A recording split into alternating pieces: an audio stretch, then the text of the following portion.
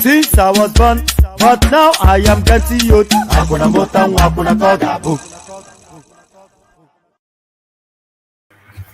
And there it is right there. There it is right there. Here I am. Here I am right here. And there you are right there. So here we are. Here we go again. Have you missed me? I couldn't come on yesterday just for reasons of, for reasons of sleep, really. I just had to, I had to cut it short, just take a break from it just for a day. But here we are, back together again. So did you miss me? So, Yendeba. So, Yendeba. So now, a lot has happened, of course, since we last convened, and plenty to go through. A lot of this session is going to be wrapped around a video, a clip that was put out there by Governor Yagu, the former governor of Bauchi State, who opens up the underbelly of the fuel subsidy narrative. Because you see, the fuel subsidy is the #1 central thing that has gotten us to where we are now. Nigeria is a wealthy country, as you know, an extremely rich country. And the pork belly fat of the country's wealth is that petroleum. It is. But then, of course, that's been stolen just in an ungodly manner. So Governor Yagudu, he unbuckles that space. So we found out exactly what he had to say and what has led us here. So he did a really expose interview with Channels TV. So we will be reacting to that quite heavily. So that's going to form the body of this session. So that's going to form the body of this session, but that's not going to be the only thing we're going to be talking about. We're certainly going to be talking about this. It strikes again. Don't degrade the prophet. Sokoto is Muslim dominated. Governor Aliyu tells Nigerians. So we have to navigate this particular storyline with some delicateness. So, I was going to say with some delicacy, of course, that's not the word. So we have to navigate this particular storyline with some delicateness. So what happened to Deborah Samuel has happened to another man now in Sokoto State, all for the same reason still. And rather than call it back and pull it back and assert the rule of law, this is what the governor had to say. Do not degrade the prophet. Sokoto is Muslim dominated.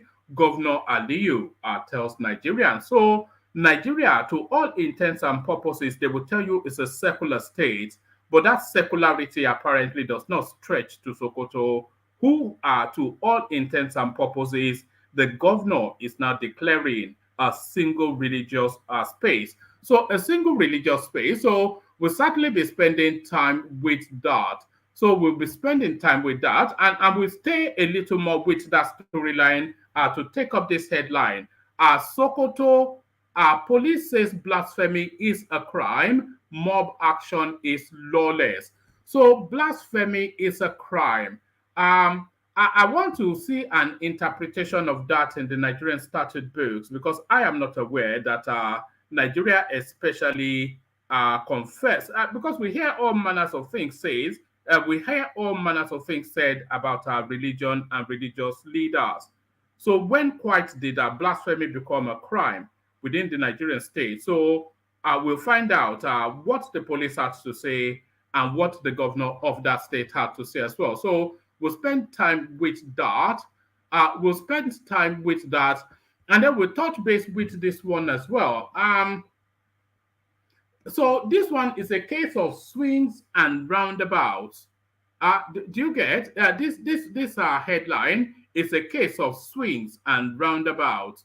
Obi article in sharp plummet as Tinubu gallops on Google rating. See facts.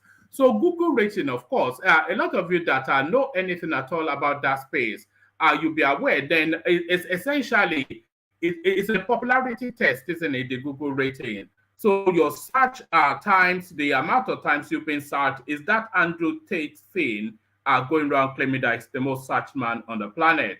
So Tinubu now more searched, I suspect, than Peter Obi and Atiku Abubakar.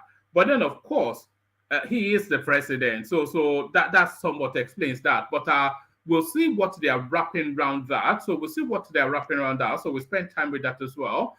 And then we'll spend time with this one as well. We may well just spend that time with this one now, actually. So let's just get through this one and get this one out of the way.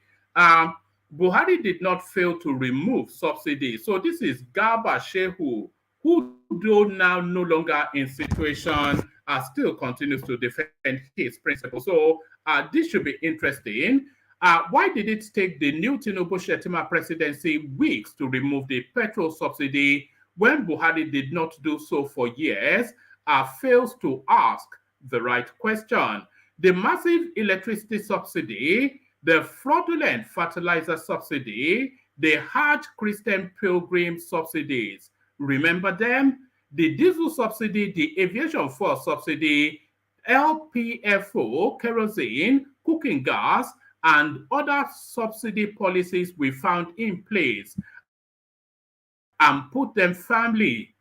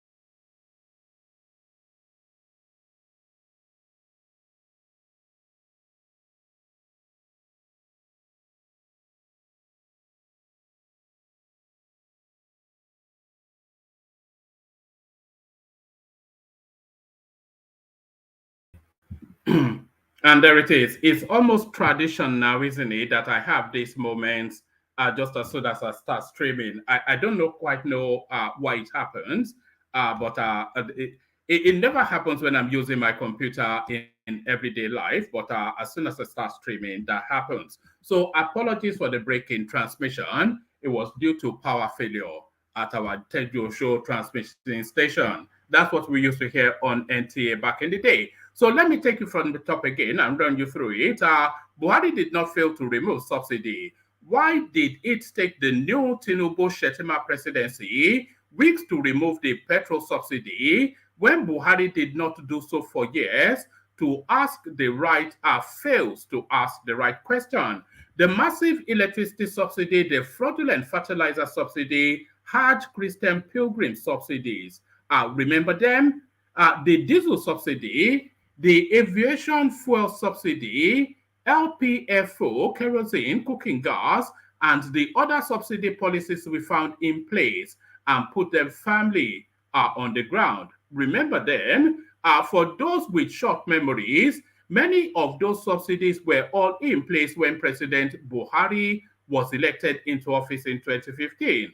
All those in place were gone by May 2023, including the annual fertilizer subsidy that weighed 60 to 100 billion naira, which amounts to about 10 trillion naira a year, heavy on the federal budget each year.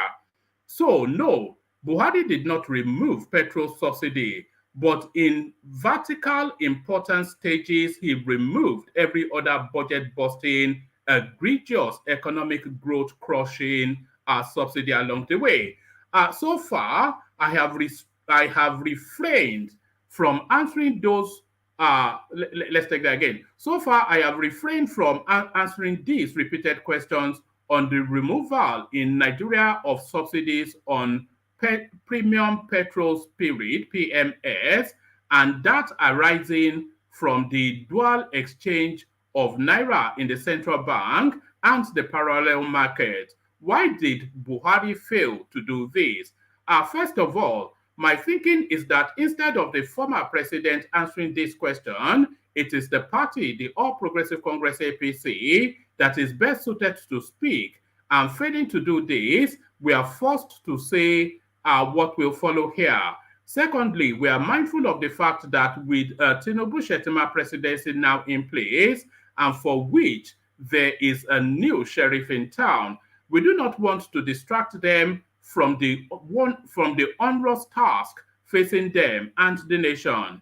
Neither is it our wish to take the spotlight away from them anyway. In terms of the timings of the decision to remove the fuel subsidy and unify the currency, the Tinubu Shetima administration has done overwhelmingly well.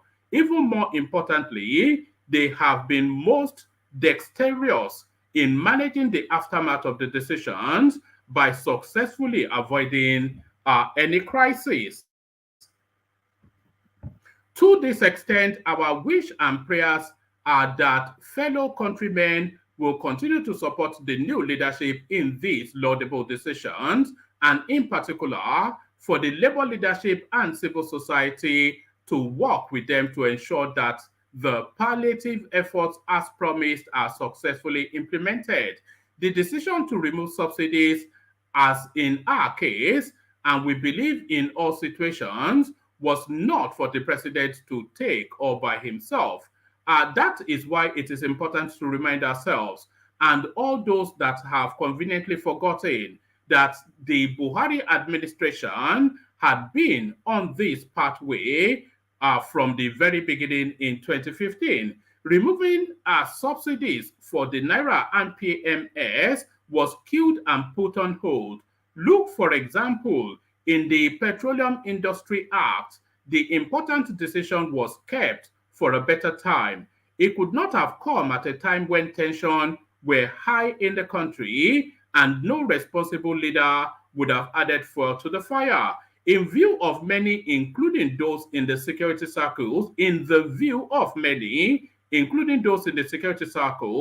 only a new administration with a goodwill that fills a warehouse can attempt this. And here now comes in the wit and grit of the Tinubu government. Finally, we must be politically honest with ourselves. So this is the part I really want you to pay attention to. Finally, we must be politically honest with ourselves. The Buhari administration in its last days could not have gone the whole way because the APC had an election to win, and this is really the meat of it. And that would have been the case with any political party that was seeking election for another term with a new principle as at its head. Polls after polls showed that the party would have been thrown out of office if the decision as envisaged by the new Petroleum Industry Act was made. So that's Garba Shehu then telling us then that they did not remove the fuel subsidy essentially to do Tinubu a favor. So they did not remove the subsidy essentially to do Tinubu a favor, but we'll be coming to this clip in the course of this session because within this clip now is a different narrative on that fuel subsidy space. Yagudu reviews subsidy removal, says Nigeria's financial system deeply rotten. So this is a senior from the Buhari administration. So we see what he has to say. So plenty to go through. When is there never not plenty to go through? So lean back, kick back, take it easy, relax into it. The usual protocol, click on the like button just as soon as you're coming in. Click on subscribe if you haven't done that already. Hyperlink that says StreamYard, your invitation to join us, and your invitation to buy your host cups of coffee.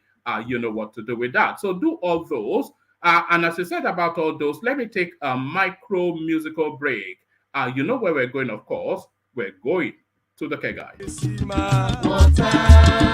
Only water, where they see ma.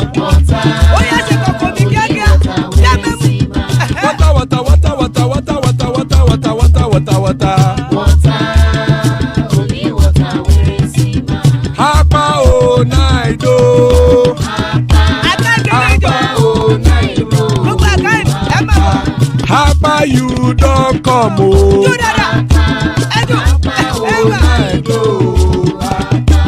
Hapa oh night oh.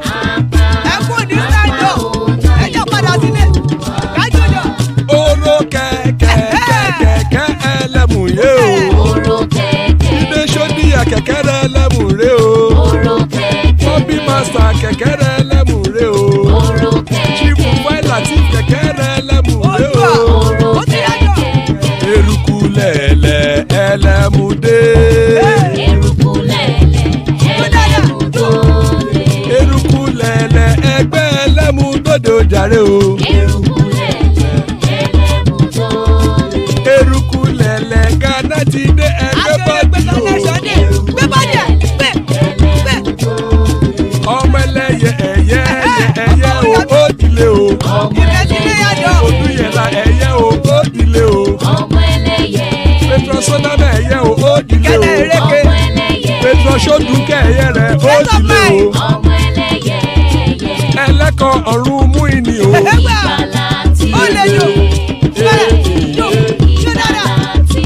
Àkùkọ ọ̀run mẹ́kọ̀.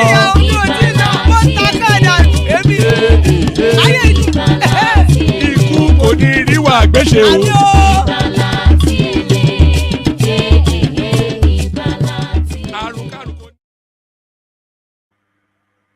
And there it is right there. Eku koniriwa gbeshe, may death have nothing to do with us. So there it is. Eku koniriwa gbeshe. So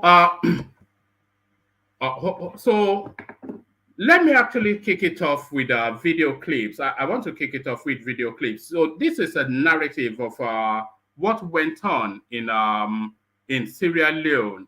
Just to tell you that how expansive and extensive the Nigerian reach is, the Nigerian political space. What this? I have always referred to Peter Obi. When he lost the election, we all know the promise he held when the elections were being conducted, and almost everybody who is anything in Nigeria drew their support. But when the results came out otherwise, he didn't call his supporters to the street to wreak havoc. he took the legal path, and then by that way he was able to save his country from chaos.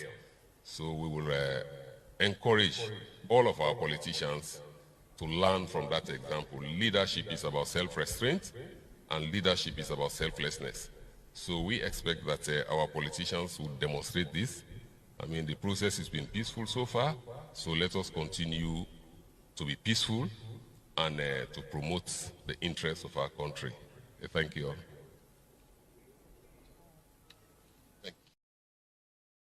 all. All right, so that was a clip that one of the subscribers sent in, just to tell you the reach and followership of Nigerian politics. So that was a Sierra Leonean politician speaking to how, using the example of Peter Obi to try and orchestrate the politics of their space.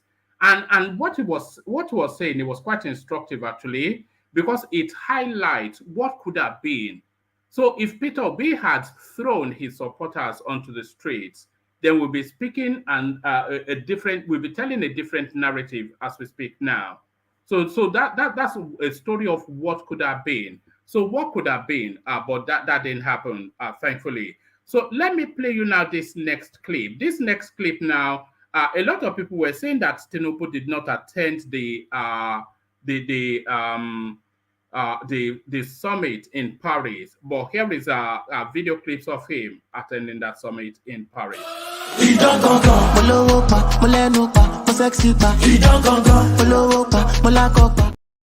So let me stop that. I didn't know that music was there. That's a copyright waiting to happen right there. But let me take you to this space instead. So it was the interaction between not governor, but President Ruto of Kenya and the French president. So what this? By the way, France has been phenomenal. When it comes to SDR, they were right at the front, and we appreciate that. What we are saying is different. Is not what you're saying. You're saying is good, but it's not what you're saying. We are not saying that we continue to have what the taxes France is paying, the taxes Kenya is paying in the current setup. Those are national issues. We need a financial transaction tax at a global level where even countries like Kenya pay. We do not want anything for free. You will pay more eventually because you have a bigger economy. We will pay commensurate to our economy. And we want those resources controlled not by IMF and World Bank. Because IMF and World Bank, you have the final say. We don't have no say. We want another organization of equals, where you have as much say because you pay as much as we do because we also pay. That's the organization we are looking for. And that is why we are saying we need a new financial architecture where governance, where power is not on the hands of a few people. We can agree on the governance of the institution. We can agree on the sharing of power so that all of us have access to resources that go to making sure, number one, renewable energy. We invest in decarbonization. Number two, adaptation, mitigation, smart agriculture. Number three, restoring our planet, restoring our biodiversity, and making sure our carbon sinks work. This is what we are saying, and we would appreciate a little understanding. We want to be, we are talking the normal.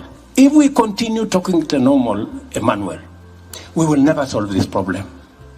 Things are not going forward, they're going backwards. Tokenism, installment will not solve this problem. We have a much bigger problem than the installment we are discussing here will solve. You're not hearing us. I will, if I may, I will answer you in 2 words to conclude. No, but and let me just finish one more. When Ajay was saying 1 to 5 or 1 to 1, who is 1 and who is 5? Private sector versus who is 1 and who is 5? $5 private sector mobilization for every dollar of money that comes in. 5 from private. Surely, Ajay. how do you persuade the private sector to bring their money for public good? Private sector is driven by profit, my friend. I mean, unless you persuade me otherwise.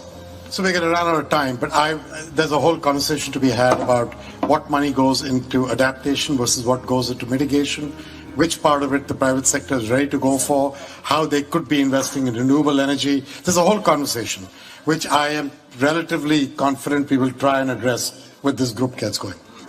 At least my objective was 1 for 1. But it's feasible because I think the whole point is if you take the first loss. I agree with you if that is the case. But I mean, I love having bold people and. All right, so that's the Kenyan president. What we are hearing, what we are hearing now in the international space is that Africa is no longer accepting of just this bottom of the barrel sort of treatment that traditionally is being dished out to us. And leading that charge seems to be the Kenyan president and the Rwandan president as well. So those were detailed sort of demands. And what he was saying, which you heard, was that the international community, they need a different architecture, especially around the finances, outside and separate from IMF and World Bank and those sort of spaces. Because those sort of spaces, the liver of those sort of spaces is held by this traditional traditional countries, the Western countries. So essentially, there's no equal footing in all of those spaces. And if you are already with your hands tied, then really you are in perpetual disadvantage. So he's asking for a different and a new architecture for the global financial space. So that was quite striking, because that's the second time now that he's pushing at that space. So how will that space respond? Because they're here, and by the way, everybody is making hue and cry about the fact that Tinubu did not make a speech in that space. We'll get to that, what that means and what that does not mean. And that was his first outing. But a lot of people are saying that was also President Ruto's first outing. But we'll get into a lot of that. But it was quite, because that's the second time now that President Ruto, at least to my knowledge, I'm sure he's done it more. That was the second time now that President Ruto is pushing back against that space. So it's quite instructive to note that. Quite instructive to note that. All right, let me give you a couple of readouts. There's still the video of Governor Yagu to come, but let me give you a couple of readouts and then we get into it. Don't degrade the prophet. Sokoto is a Muslim-dominated state. Governor Aliyu tells Nigerians. So I thought Nigeria was a secular country. Governor Ahmed Aliyu has warned Sokoto residents to desist from any acts capable of degrading the personality of the prophet. Sokoto mob did away with, so we have to be careful with the wording so we don't trigger YouTube. Sokoto mob did away with Usman Buddha, a trader, on Sunday for blasphemy. The governor said efforts were ongoing to nab the mob that lynched Mr. Buddha. The governor cautioned the people against any act capable of degrading the personality of the prophet, especially in a state like Sokoto, which is predominantly a Muslim-dominated community. The governor said in a statement by his spokesperson, Abubakar Bawa, on Sunday, Sokoto people have so much respect and regard for the prophet.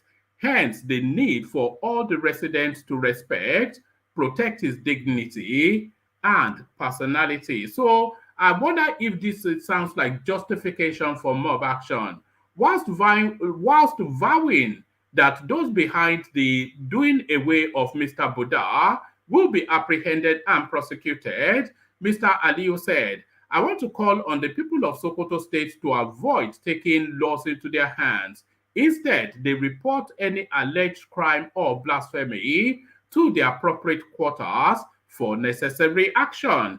Our religion does not encourage taking laws into one's hand. Let us try to be good followers of our religion. So I'll leave that there. Let me bring the police response to this. Let me bring the police response to this. Police says blasphemy is a crime, mob action lawless. So the police have reiterated that blasphemy is a criminal act in Nigeria and that lynching is also a crime. Religious crises over blasphemy is rife in Africa's most populous country, as is the public lynching of perceived blasphemers. Mob action is common amongst adherents who take the law into their hands by lynching anyone believed to have insulted or spoken disparagingly about the Prophet or the Quran. Olumuyiwa Adejobi, the spokesperson for the police, disclosed this in a tweet on Sunday when a Twitter user tagged him to a viral video of Usman Buddha, who being brutally dealt with, let's say it that way, in Sokoto earlier today. Blasphemy, though an offense recognized by Nigerian law, is not subject to the whims of members of the public for enforcement, Mr. Adejobi said. The police officer explained, enforcement of all laws is by constituted authority through a laid down procedure in the criminal justice system for possible punishment, not jungle justice. So it's somewhat the tepid response to this that I feel encourages that space. It's somewhat the tepid response to this, because of course we still have the case of Deborah still hanging out there somewhere. Onto this, Obi article in sharp plummet as Tinubu gallops on Google ratings. See facts. President Bola Tinubu has taken a galloping lead over Labour Party and PDP presidential candidates in the last election, Peter Obi and Atiku Abubakar, respectively, on Google search interest. While Obi and Atiku's rating plummeted sharply, Tinubu's ranking on Google has continued to soar. The latest ranking released on Google Trends shows that Tinubu polled 82% ahead of three others who contested the last election with him, Obi, Atiku, and Rabiu Kwakwanso of the NNPP. While Obi polled 82%, whilst Tinubu polled 82%, Obi polled 12%, Atiku 4%, and Kwakwanso 2%. So what this is telling us is just how frequently people are looking up these people, searching their names, etc. So it's quite it's essentially a popularity contest. So it's essentially a popularity contest. And if you look at this line right here, it's not a paragraph but a line. It says while Tinubu polled 82%, Obi polled 12%, Atiku 4%, Kwakwanso 2%. So that is to tell you then, just from this little piece of data, that is to tell you then that the sympathy for other contestants is starting to wane. In fact, it's dissipated. It's not starting to wane. Because if he's polling 82% and the nearest closest person to him is polling at 12%, that is to tell you that the support for other contestants in that election has, to all intents and purposes, totally dissipated. And Tinubu now, the bell of the ball, 82% he polled on Google Trends, as opposed to Obi, who polled 12%. So that's to tell you then that the world has moved on from the Tinubu narrative. The latest Google search interest was captured between May the 22nd and June the 16th, period of 28 days. So that's essentially the build-up to his inauguration, pretty much up to date. So that is to tell you then that it's an upward trajectory. Is that an endorsement? You have to tell me. The ranking is a sharp contrast from the ranking before the last presidential elections. 3 days to the February 25th presidential election, Tinubu led with 44, so he's always had the lead on Google Trends. Tinubu led with 45% search interest on Google, with Obi 29%, Article 26, and Kwakwanso 3. A month after the presidential election, Tinubu's popularity soared, polling 54%, despite his absence from public glare. He was still the most searched candidate based on Google search interest. Obi came a distant second with 36% search interest. Despite Obidien's rave on social media, his ranking had improved after the elections. Atiku dropped drastically because nobody is interested in Atiku anymore. When have we really mentioned Atiku in the course of this course? We really just mentioned Obi, just really waiting for him to clear out of the way with the noise making. However, the latest ranking captured 6 days to swearing in and post-inauguration of the president. His popularity galloped over Obi, Atiku, and Kwakwanso to 82%. His highest search was on the 29th of May during his inauguration as president, where he delivered his inaugural speech when he said, "For subsidy is done." Tinubu was being searched most in so this tells you where the interest is. Tinubu was being searched most in Benue, Sokoto, Gombe, Kano, Yobe, Republic of Niger, Bauchi, Kogi, Kaduna, Kebbi, Adamawa, Plateau, Akwa Ibom, Ondo. Look at that. Even his own stock, they are not interested in him. It's the northerners that are keeping a beady eye on the man from Lagos. Tinubu dropped drastically from 36% he garnered in April to Obi dropped drastically from the 36% he garnered in April to 12%, representing his all-time low. This stems from the fact that he lost the presidential election, and the voice of his vociferous followers seems to have been swallowed. Those who searched for him in the latest ranking are from states. Okay, this tells us everything now that we need to know. So we know the states that were searching for Tinubu, but who were searching for Peter Obi? Those who searched for him in the latest ranking are from states such as Benue, Anambra, Enugu, Cross River, Abia, Nasarawa, Bauchi, Ebonyi, Plateau, Imo, amongst others. So as is everything with Peter Obi is essentially home stock. So and this is why everybody, so this adds veracity now to what everybody has always presumed to be the case. Tinubu is essentially, not Tinubu, Peter Obi is essentially a Southeastern project. And the evidence shows that.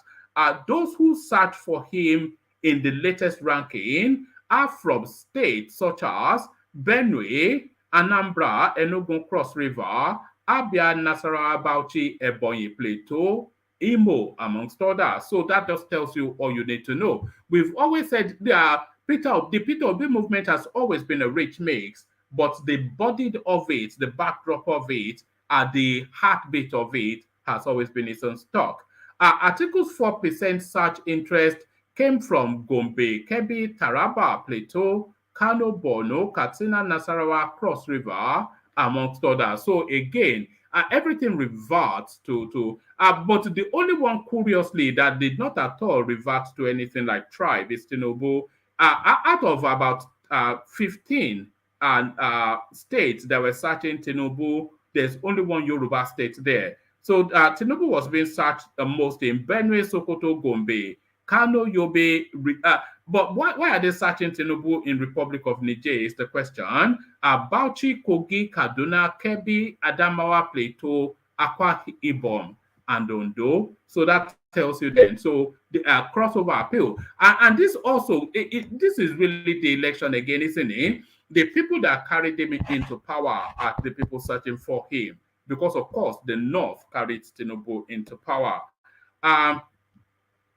Article's 4% search interest came from Gombe, Kebbi, Taraba, Plateau, Kano, Borno, Katsina, Nasarawa, Cross River.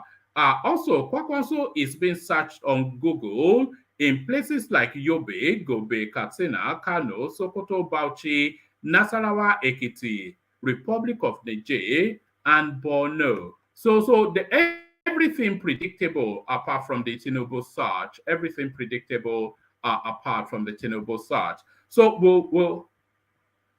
we'll get into it in a moment. I thought I had a panel assembled, but we only now have we only have Thomas here. So Thomas, are you there, or should we go to the clip? All right. Let me play you this. Maybe we'll go to the clip.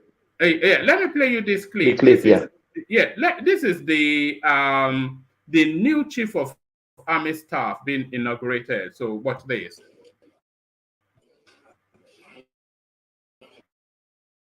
Sorry, sir.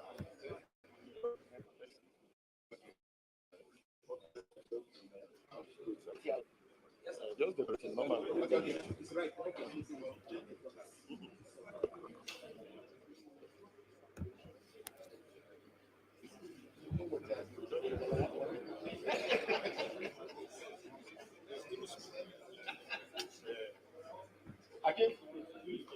I was saying you are going with my hand of body so that it will be different. So that will be fascinating.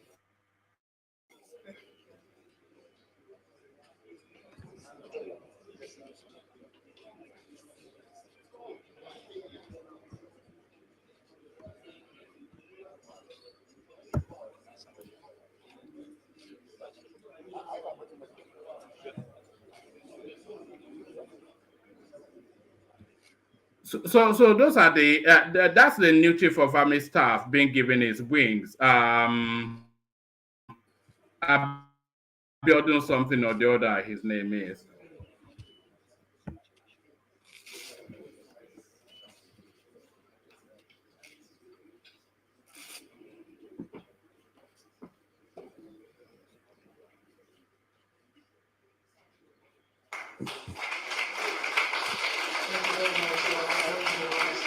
Sit down.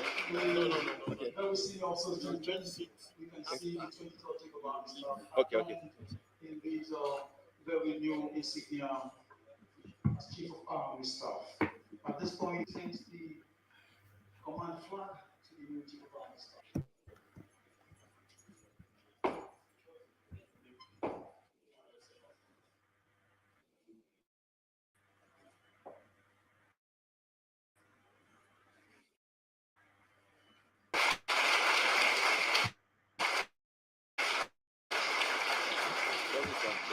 You have to change. Okay.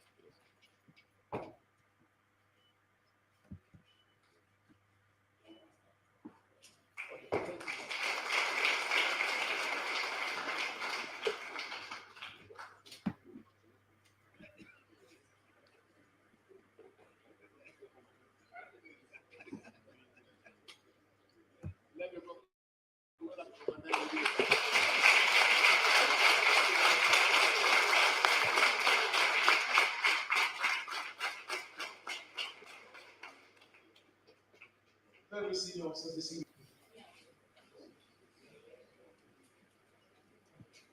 I'm a good student, so I learn a lot from my leader. And I'm also an ardent observer of General Obasanjo. While he held sway as the President Commander-in-Chief between 1999 and 2007, he was awarded an honorary doctorate by the Binegon University. And some media practitioners went to the presidential villa to felicitate with him. And one of them asked him, the president, sir, you have so many titles, honors, and awards that we even find it very difficult on how to address you now. Should we address you as General? And General Obasanjo responded, for General, that one I am. Or should we address you as Chief? He said, for Chief, that one I am. And they also said, should we address you as a doctor? And General Obasanjo responded, for doctor, that one, na dash.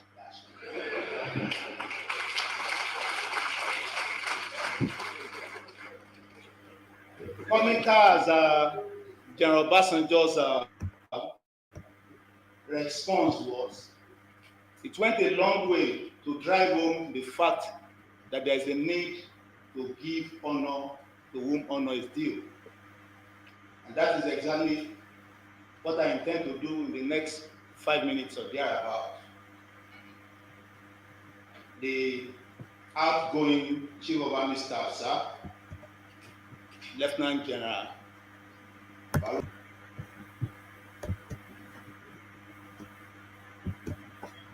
All right. So that's the new Chief of Army Staff taking his spurs, being instituted into position. So, but I'm hopeful that we have conversations around this clip that is on the screen now. But before we get into conversations around this clip, let's have conversations first around the readouts, and let's kick it off with Hassan, who joins us. So Hassan, are you ready, Hassan? Hassan, look at this guy. All right. Let's kick it off then. Let's kick it off with Bishop then. Who's with us? Bishop, are you there? Hello. Good evening, gentlemen. Good evening. Good to have you, Bishop. So good to have you, Bishop. Let's kick it off with this rather curious piece of statistics that is coming out of Google Trend. As I'm sure you are aware, Google Trend, what it essentially does is it does a search through of names being searched with what frequency, etc. Then to do a hierarchy of which names are being searched by whom. And the most searched name, by the way, is Andrew Tate, as you know. But within the Nigerian space, amongst the political space, the name that is trending the most by 82% is Tinubu. Does that surprise you? Well, let me start by saying good evening, fellow Nigerians and compatriots, wherever you may be listening from. Welcome to another scintillating session. Please do the needful, click on the like button, share, and if you have not subscribed, please kindly do so. I would say, honestly speaking, it's not a fair contest. It's not a fair comparison.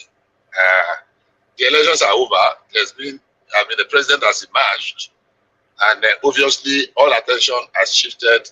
It's just in Nigeria at the circus or the comedy that is going on in the court. Ordinarily, people are not interested in who are the other contestants. They are interested in who is the new president of Nigeria. So whether it is locally or globally, the attention has shifted from the election itself to governance. So I don't think it's a fair contest. We are beginning to compare who is it that is being more searched on the Google search engine. I think naturally it's the president of, he is the president of Nigeria, and as such, it puts him on the spot and in the limelight. I don't think comparing 82 plus 12% is a fair comparison on the other contestants. They've contested, the elections are over, and now he's governor. So I don't know how they arrived, how they are making that comparison, but I don't want to see it as anything. All right, and I'll take that because, of course, he's the president, so there is no surprises that he will be the most searched. But before the election, he was also the most searched.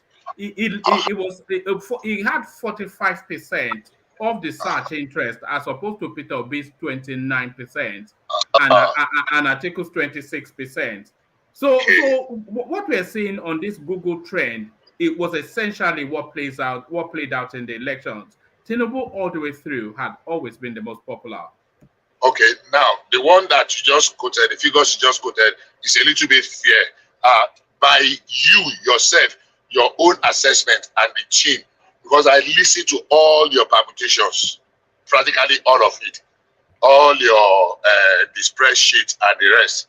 By your own permutation and the conclusion, the consensus on the platform, on this very platform, it's not far this figure you just ruled out is not far from your own. In fact, it's almost as accurate because practically everybody gave it to Tinubu. Forget the playing around we are playing now. Practically everybody that I listened to then months ago before the election gave the election to Tinubu. So that rating is not out of place, but that's a little bit more fair than now saying somebody is rated 82% by the way, because people that were very analytical knew that, especially because of the division and the within the ranks of the PDP, then Peter will be pulling out that they technically gave the election away by themselves, and that's one of the more reasons I'm always very surprised with all this cry of rigging when you yourself gave away the election. Yeah, that's by the way. We've gone past that stage now. But this figure is more, looks more likely. That's what it was before the elections. So I'll go with this.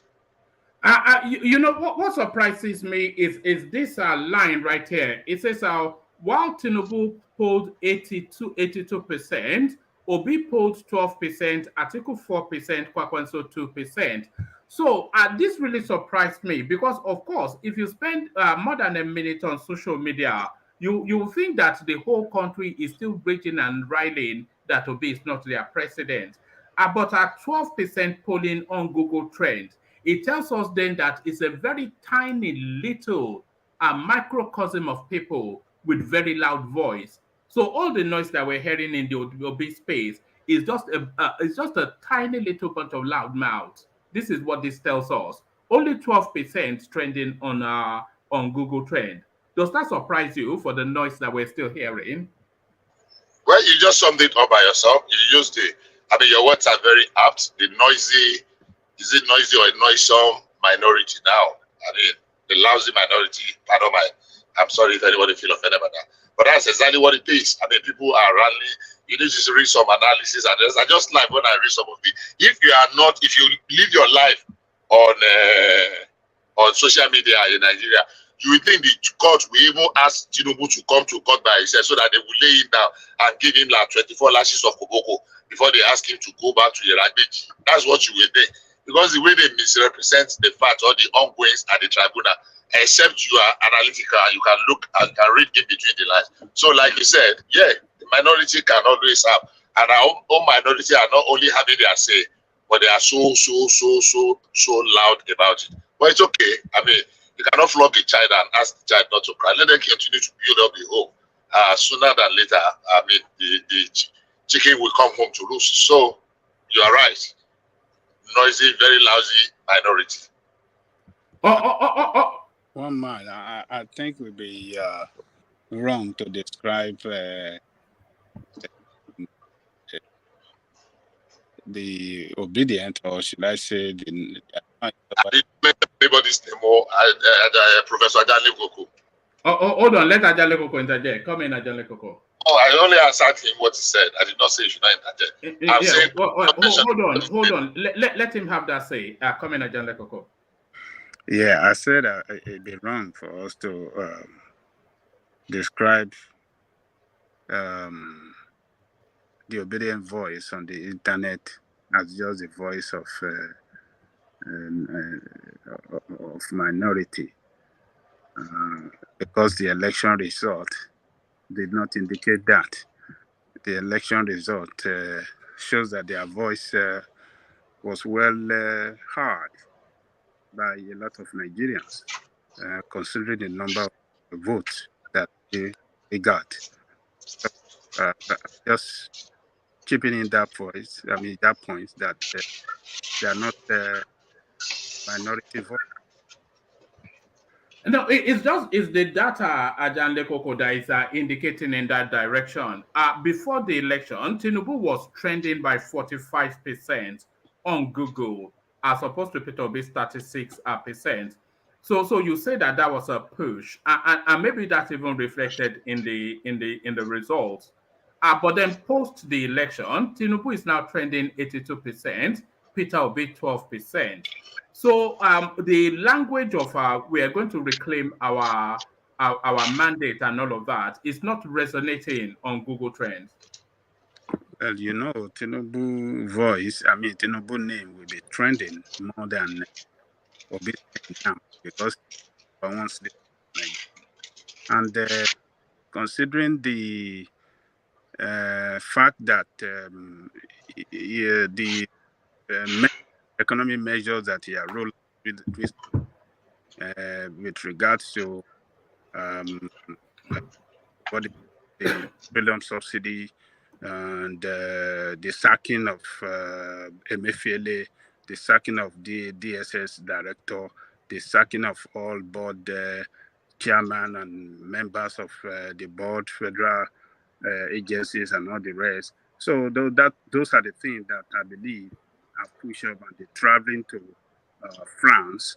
Those are the things that are responsible for the push of his name on the internet now. So the facts are clear. The factors that are responsible to why his name is trending higher than other names are very clear. He's number one, and he's pushing out some controversial measures that are making people search for his name and making loud voice around his name. So we should use that to want to rubbish Obi as if it's not rubbishing Obi. We're just going with the figures. If you look at the 12% that Peter Obi is trending on Google, and that tells you how often his name is being, because Google, as you know, is the #1 most preeminent search engine in the world. So if only 12% are people are searching for Peter Obi's name, that is to tell you then the level of interest that space still sustains. But then, of course, if you go on places like YouTube, the sort of vociferous energy that you see there, it belies the statistics. It belies the interest that people still have in Obi. So what Google is telling us is that people are no longer interested in Peter Obi. That is what Google is telling us. No, I think that is wrong judgment by Google to say people are not interested in Obi. He is pursuing an election matter in the court right now, and for the fact that he still have 12%, I mean, he's not the president. He's not making any news are not coming around his name like Tinubu, who is the president. So Google judgment, I think, is wrong as far as I'm concerned. I can't say people are not interested in him anymore. That is totally wrong. Tinubu's name is ringing bell because news coming out from Nigeria are wrapped around Tinubu's name because he's the president, making taking a lot of steps, reversing a lot of economic policy that the previous administration have done. So that is making the news. That's why his name is ringing bell. So we can. Google is wrong as far as I'm concerned. I'm not. They have to back it with factors that are responsible for Tinubu's name being #1 name that is trending in Nigeria. They have to give us the factor. They can't just give us a blanket statement. Oh, his name is ringing more than any other person. The rest, people are no more interested. I think it's wrong judgment as far as I'm concerned, one man. But Adanle Koko, Atiku was also polling 4%. Would you say that roughly represents the level of interest that people still have in Atiku Abubakar? No. You don't think so? Look, let me tell you this. Like I said, every 95%, or let me say 90% of the news coming from Nigeria are wrapped around Tinubu's name, being the president. So that is what is responsible. So Google have to tell us factors. Maybe they mention it, I don't know, in your readout, maybe in that article you read or whatsoever. Maybe No, they just presented the raw data. They just presented the raw data. They can. That is wrong. If they are not backing it up as to why Tinubu's name is number one name coming out from Nigeria, that means they didn't do their job. They didn't do their job well. They need to let us know what was responsible for it. They just gave us a data based on the, I don't know what you people call it, from their, it's not anybody that's familiar. How many searches? If there are 1,000 searches, 840 people are, they are not looking at why are they looking for Tinubu, what is doing, whether it's doing A or B. Of 1,000 searches, 840 people are looking at making search about Tinubu. 40 people are making search, or 800 people are making search about Peter Obi. 200 people are making search about Atiku. 10 people are making search about Kwakwaso. Irrespective of what they are searching them for, they are not saying for A or for B. They are just telling us these are the number, and that is the data they have given. It is us now that cannot attack or adduce reason for the search. It's not. I mean, I don't think it belittles anybody. That's what I said in my initial response. That it's not a fair comparison because it's the president that is adducing a reason to it. So it's not like a popularity contest. They are giving us raw data. So for you saying they are wrong to present what the search people have searched and the result they are giving to us because of your own sentiment now. I mean, I don't think you can say they are wrong. I don't think that is correct to say they are wrong because it did not suit what you expected it to be. They are not. Bishop, what I think Najanle Koko is saying is that the data it doesn't tell the full story. That's what he's saying. Yeah. That is wrong, and I said I don't agree with that. That data is wrong. They are not giving us any. I think they are talking about Google Analytics. I think it's Analytics. I did a moment, don't you think? Yeah, Google Trends. Google Trends, yeah. Yeah. You can even do it on your own Facebook page. If you want to look at how people are, how you are trending, and on YouTube also. The people normally call for it. You can call for it even on your page and other pages. Probably that was what they did actually. If they are making it a subject,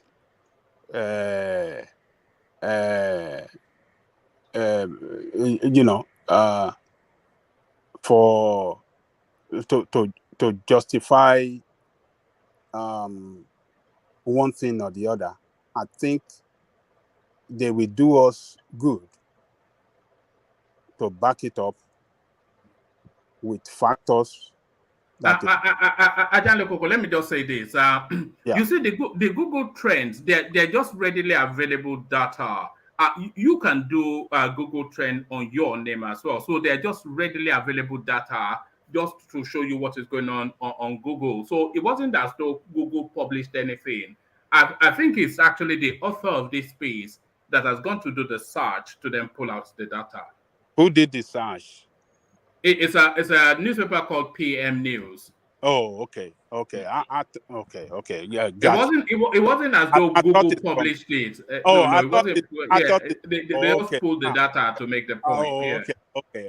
Okay. I thought it's Google that that did it, and that's why I was trying to fire. Yeah, but you are still right though, because the data in itself, they say statistics and damned lies. The data in itself, it doesn't tell the full picture, as you've just said. Tinubu is the president, so who would people be looking for? But you know what really surprised me in that data though is actually where he's being searched. That really surprised me. So they were looking up his name in Benue, Sokoto, Gombe, Kano, Yobe, and this really surprised me. Republic of Niger, Bauchi, Kogi, Kaduna, Kebbi, Adamawa Plateau, Akwa Ibom, and Ondo. So the people that brought him into power are the people that are showing the most interest in him, Bishop. Okay, you're back to me. Yeah, I mean, it's just he's been in the news. Maybe some people just want to find out what is new, what is the latest. There's always, I mean, it's always exciting if you are, you are anxious, looking up forward to something. Okay, there must be some news today. If that we can maintain that trend, then it will be a shift from the lethargic kind of thing that we experience most of the. So if people are, that's a certain, the places that the search is coming from, all the searches are coming from, is also relevant. Now maybe, okay, we have voted. What is coming? What is in? What's happening today? Does it surprise you? 95% of the search is in the north. Nobody is interested in Tinubu in the south. I don't think so. I think the reason is that most of the South are sufficiently aware of Tinubu. I don't need to search. If you ask me 10 questions today, I probably need to search him because of what Tinubu did in the past 12 hours. I don't need to search Google to tell you a notebook full about Tinubu. I mean, from beginning. So probably because people in the South are a little bit more informed about the personality and the whatever surrounding the person of Tinubu. So they don't need to go Google search him to be able to answer basic questions about him. I think maybe people from the north that it was marketed to them and they voted for him and they are now curious in knowing, okay, who exactly is this person? What has he done before? What is he bringing to do you think the trend, do you think it's indicative of concerns about that the North is a bit concerned about Tinubu's governance? I don't think so. You don't think so? I rather think that it shows maybe expectation. Maybe he's done some things and it's exciting. Like you put some you give some people something to taste and they are not looking for more. You have if you say, oh, this one can do this. Oh, he can do this. He can do this. So they are not expectant. Because quite a number of things we have been dilly-dallying about. And I did say, if you remember, we had conversations over it, that look, we don't need a president that is going to be a nice person. We need a president that will be bold enough to take difficult, painful, but necessary decisions. Except we want to deceive ourselves. So maybe he's done one or two things that excite them and they are looking out for more and they want to know, oh, it's like this thing they talk about this man. It be like saying not true. So they are curious. They are curious, they are anxious to see more. But basically people in the South, I mean, how many people will be searching about Tinubu in Lagos? How many people will be searching about Tinubu in Oyo? How many people will be searching about Tinubu in Ondo? How many people will be searching about Tinubu in Ekiti and Kwara? If they are not searching for him, then what are they searching? Is the new president is making some seismic moves, which is shaking up the country. So okay, go ahead, please. Sorry, I thought you finished. No. Yeah, no. That's what I'm saying. That it's a new exciting time. It's a confusing time. People are somewhat they are flummoxed and somewhat in anticipation of the direction of travel. So all of that should lead to. So if they are not searching for Tinubu, then what are they searching? No. You are missing it all. In give me a minute, please. You are missing it all. In Lagos, if you are discussing in a group of persons, people will be able to give you sufficient information about Tinubu. That's how much is well known. So the chances it's not well known now. We're not talking about well known. We're talking about his new incarnation as the president. That's what's leading to the search. Everybody knows Tinubu, even in the north. No. One man, excuse me, one man. Can I say something about why Tinubu is being searched in the north? Yes, and Niger Republic as well. Yeah, come in, Hassan. So, sorry, one moment, Bishop. Hello, everyone. Bishop, good evening. Ajanli Koko, Darati, one man, Ekene, and all the people that are listening. So essentially what I think is happening with the search of Tinubu in the north is two things. You will recall that Kwankwaso is now a full-blooded Baptist, and Kwankwaso has significant following in the north. And these people are kind of new. It's not even the traditional people that even voted for Tinubu in the north. Those ones, at least they know him quite a bit. And then those all who also voted for Atiku have made the switch already, and are already supporting Tinubu. Nobody is, expecting that Atiku would win any case, any court case or anything like that. So those that voted for Atiku are searching for Tinubu and are trying to, look at him and see and understand how he works, what are his priorities, and what to be expected, and especially the way he started, just like Bishop had said. So those things, that is from those that voted for Atiku. And on the other hand, those that follow the Kwankwaso space too are kind of trying to understand the new president and his legacy, what he has done in the past and things like that. And for the people of Niger, we've already been talking about why they are concerned, and their own is coming from Niger is so much affected by all the policies that Tinubu has taken recently with I know that there is this currency that they use. I think it's the CFA or something like that. Since the naira adjustment with the dollar, there were some issues, and then there were issues too with the petroleum and things like that. So people in Niger have legitimate concerns to search for Tinubu because they are anxious and they don't know what to expect going forward. The free food is over, Abi. The free Yeah. It's obvious. It's going to be over very soon, even if it's not now. So I think that is what is responsible for the searches, really. And there is a lot of internal behind the scenes politics that is being done right now. People are jostling for positions. Those are trying to be ministers and things like that. So people are trying to see, who are Tinubu's allies in the north, and how engaged, how close were they to him, and who would, be favored when it comes to this, the ministerial position and all the important juicy positions. So all that, they coalesce and, form the mix of the searches that will make so and then it's true what Bishop said, that just by the fact of him being president, that will also add up to why he will take over that space. What about Peter Obi showing 12%? How does that tally with what we are seeing on social media? You cannot switch on your computer without being warped. Two different mentalities. One manner in the approach of politics of people in the north is completely different from the approach of politics of people in the south. Power is quite well understood around here. So it's not a zero-sum game. When it is done, it is done. People understand. What they need to do, and they don't waste emotional energy.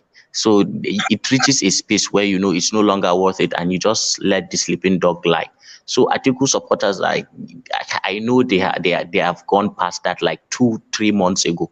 They are not expecting anything, no miracle, no. They understand what is happening, and isn't that what a human being is supposed to do? Use his brain to analyze his reality, and then so that he can be able to predict quite accurately in a rational way what is going to happen, and then he can prioritize and structure his behavior in a way that is going to suit him in the long run. That is just what the Northerners are doing. I don't think it's anything like different, but of course in the Southeast, it's different. So different approaches, really. That's just what I think. All right, brilliant. Bishop, back to you. Yes, sir. So basically, that's what I was trying to explain. That it's not, thank you for shedding more light to it. It's added flesh to what I was saying. That there's more curiosity coming out of but it does not mean that the South are, but it's just that the information is readily available. You might not need to go to Google. So we are on the same page. Thank you.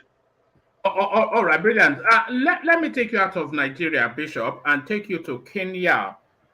So hopefully you would have already seen that, because it's all over the place, the exchange between Emmanuel Macron and the president of Kenya, Ruto.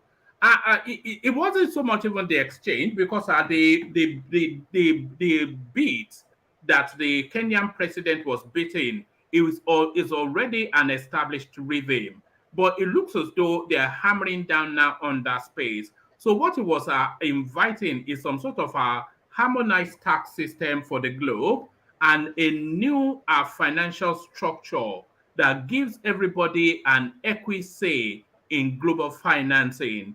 A condemnation of IMF and World Bank, because of course, everybody knows it's a portal for colonialism.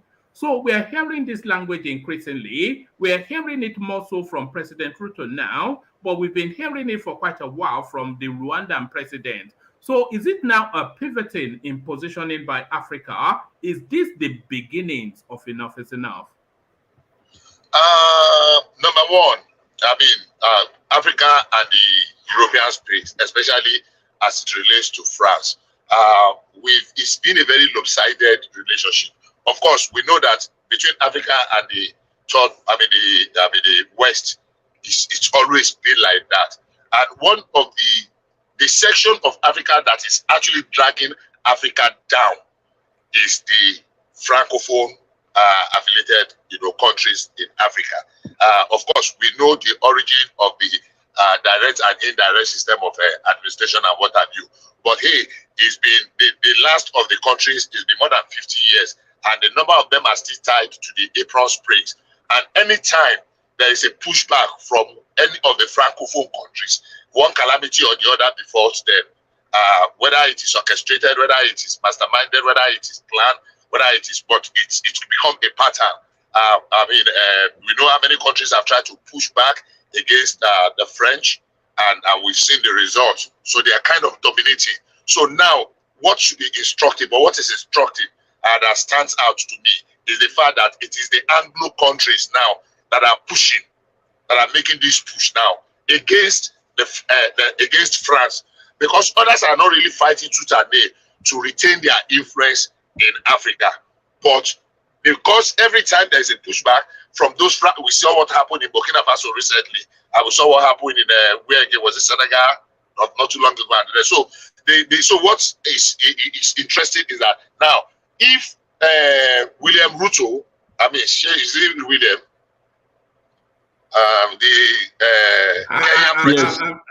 Yes, I'm not sure what his first name is. Yeah, William Ruto and the other guy, the only three of them that have spoken so far. The other time too, Ghanaian president was pushing very hard. Same thing for Uganda. They are pushing. Their voice is becoming loud now. That means they are. It's like saying, look, somebody must of necessity be able to speak up so that we can reduce the influence of the Francophone country, because like with style and some manipulation, France seems to be wanting to expand their hold beyond Francophone countries in Africa. They've tried that before a few times. Unfortunately, they failed. But now the fact that some Anglophone countries are speaking up for their Francophone sister, that is African countries, it's very instructive. Now, Bishop, I'm not sure that they're necessarily speaking up for the Francophone countries. I think what they're speaking to is the lopsided relationship between Africa and the Western world, how everything is leveraged against Africa.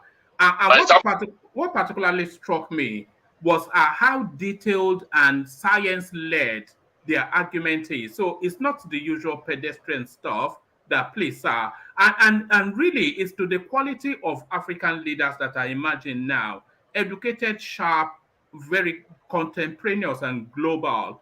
So the language has changed because the quality of leadership has changed.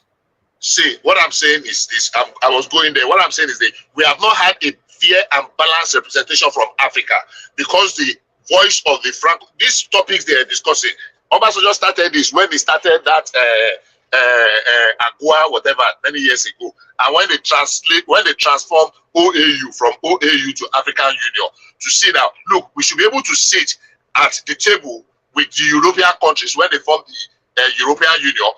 African Union sits on one side and the European, and we negotiate as equals. Those were the things there, but unfortunately we cannot, because the Francophone countries, especially the Francophone countries, were majorly subdued. I am not a diplomat and I'm not into international relations, but these things have been playing out over time. So the voice up now is ultimately to be able to put Africa on a table. That look, you guys are the one that are subject. So let's be on the table. You negotiate for your own continent. Let us negotiate for our own continent as equals. Not as somebody you are doing, how do you call it now? You are dishing handouts to, or you are just doing favor. No, let's negotiate as equals globally. Whatever belongs to us, I mean to everybody. Let us be able to have a say.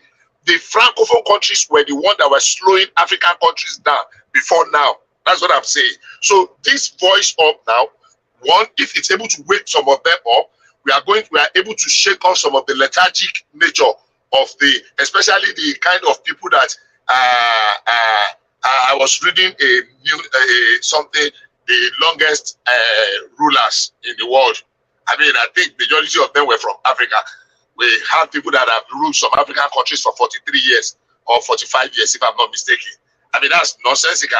And they are old, they are senile, they are not even, they are not in tune with the happiness of the day. And unfortunately, more than 60 or 70% of them are from these same so-called Francophone countries. They are the most unstable state. So what we are saying here, exactly those words are perfect, but it's going to boil the interest or the confidence of some of our African brothers. And if you can speak with the same voice and the same push, I think with time, somebody will have no option but to grant Africa their right place. We're not competing to say that, we are saying, look, give us the same opportunity so that we can negotiate our rights and get at it. All right. Bishop, I think Ribadu wants to come in. Ribadu, good to see you. Ribadu. Hello, good evening, all. Good evening, Ribadu. Yeah, I hope I'm very clear today. Yes, you're clear. You're clear. Carry on. Yes, I would only be brief because in my area we are battling with electricity crisis. I think till after Salah they will fix it. So I just came in, though I have heard the previous speakers. I think Mala Hassan too is here today. So what I want to really talk today is about the subsidy review by Malan Yuguda. I think you have played the clip. Yeah, we've not played it yet. I was just saving that for the latter half. Yeah, but coming, it was quite. I sent it to you, didn't I? It was quite explosive stuff. Okay, I wish that. Okay, let me see if I can get energy source somewhere. I will still try to, because I would love to hear the take from Ajali, Koko, and Bishop and the rest. You see, what's happening in the global stage, especially from the Kenyan president and the South African president, is quite commendable. But I don't know if we all realize that we have a very serious issue in the country here in Nigeria. And what Malan Yuguda talked about today about this, the oil subsidy removal and the finding, it was quite shocking. Even though most of us, I believe, we expected something like that to come to light. But I would like to take us back immediately during Sunusi, former emir of Kano, during his governorship of CBN. There is one particular moment that he said, any government that will come after Goodluck Jonathan administration, he said he is pitying that government because he did not see how they can run the country because there was absolutely no finance for it. So all throughout today, my thought was on that angle actually, because you see, Tinubu as he proved to, or as he's begin to prove to Nigerians that he really mean business. But the question is, this new administration really have funds on the ground to finance the government? How broke are we? Well, we're not as broke as you think. You know, Nigeria is under borrowed. That's what the international community tells us. We're actually under borrowed.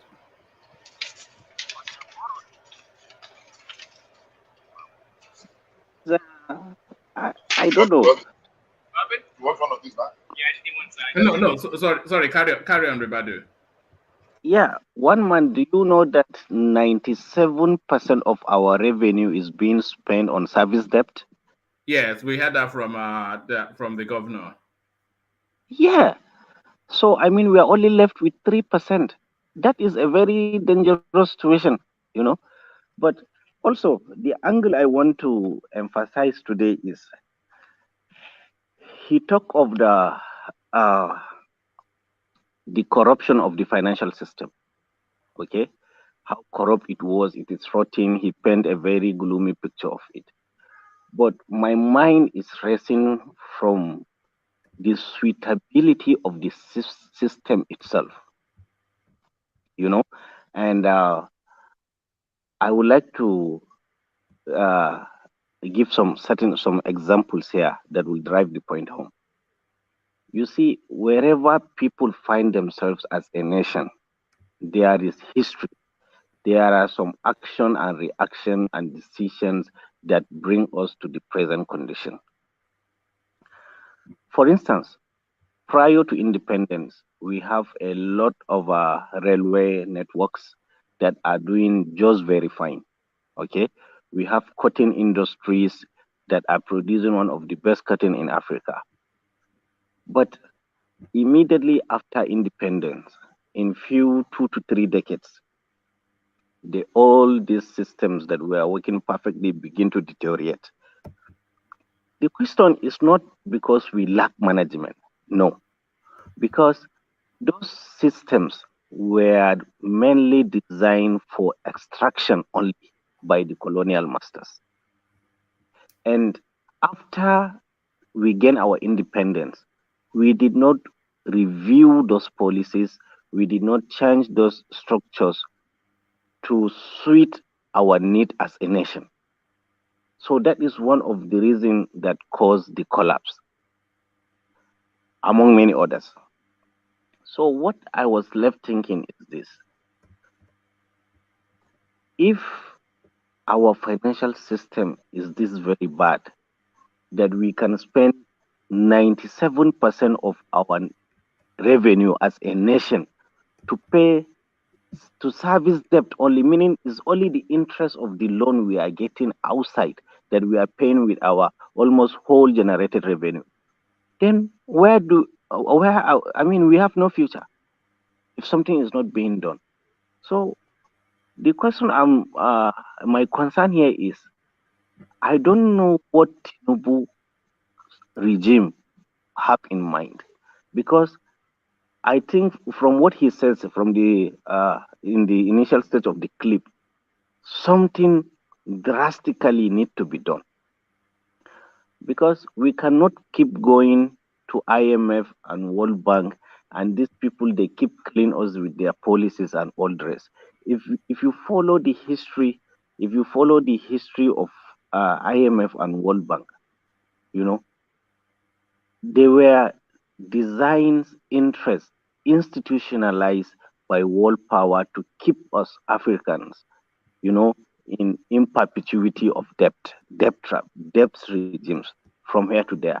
They force down on African throats their structural adjustment programs and all that. So if you take all these points into consideration, you will find that up to date, we as a nation, did we ever sat down and said, okay, this system that we are running is not suitable for us? How many administrations come with its own new initiative or try to gather the country from angle to angle, north to south, east to west, to say, okay, come, If this formula, if this system that we have been working since 1960 is not working for us, what are we supposed to do? What is going wrong? Just like the way he said, I think almost most of the previous administration, they lack the political will, they lack that willingness to fix the problem. So where are we heading from now? Are we really aware of the seriousness, the gravity of this problem? Because to me, I think it's one of the most major thing that will take us in depth of chaos. Even these are subsidy removal, you know, because if he did not remove that subsidy, where will he get the money to run the government? So mostly when something, I'm not saying he because he doesn't have option, because even before he come into power, he has been saying it, he has been singing it, and glory be to God, he did it because he come from a different mind perspective, the rest of the leaders, But most of the changes that administration are doing that are acceptable by the population, you'll find out they only do it when they have no way to go. There is no option. Is the last thing to do. Everybody it has become a general knowledge to people that this is a problem, this needs to be taken out before the government will initiate a change of that. It's a very rare thing in Nigeria that you will see a government will come its own policy willingly without any pressure from the finance system or the well-being of the society or a protest or something, that they will come on their own. They say, okay, this is good for the country, this is what we are going to do. Most of our excuse me, one man, can I just say one or two things to Ribado? Yeah, come in. Ribado, ajamuna. Wala kod me. Paisare.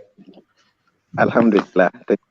Okay. Ribado, I quite like the fact that what you are bringing into the discussion today is about something that you've been reflecting on, and because you are a family man, you have 5 kids, you are in the trenches of what is happening in Nigeria. For the most time that I've been on this platform, I have noticed something, and one man, please take note. On this platform, it seems to me that apart from Ajali Koko and some few people that come and go most of the time, there is, the assumption that the pure capitalist model is the only solution for, development and progress. I mean, we have to understand that you also have to understand that Nigeria is structured in such a way that there are 2 classes of Nigerians. There are elites and, there are the commoners. And within elite cycles, when you go and you hear them discussing Nigeria's past, its present, and its future, you can't help but to take, this, that they are operating from a position, of some form of, how do I do this to Renchi? They just believe that they don't just take the commoner into the equation. If you look at Nigeria, say in the past 24, 25 years before the coming of our democracy, you see that Nigeria has some socialist policies inbuilt. Now, since we came back to democracy, and when they created this BPE, Bidu of Public Enterprise, and they sold off NEPA, they sold Nitel, they sold Nigerian Airways. Anything that was giving the common man respite in this country, has been sold off, and it's been sold to capitalists who have nothing else to think of apart from making money. And on who are they going to make this money? It's on the commoner. You see, so these kinds of things, have been happening, and the common man on the street, has no respite. He has no, wiggle room. Nobody considers him. Hassan, the best form of welfareism is capitalism. That's just No, it. no one man. And You cannot sit down in Kent in the UK, having access to the NHS and on the ground, train stations at a subsidized rate.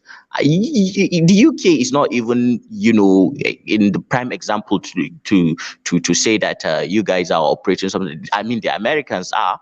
And go and look at the level of homelessness in America, and their drug problem. They have a lot of problem in America. So I don't even think that that is the right model, for Africa. We as Africans, we have our own economic philosophy, that is drawn out of thousands and thousands of decades of continuous living in harmony, with our people in a social communal setting, that everybody's problem is being taken care of.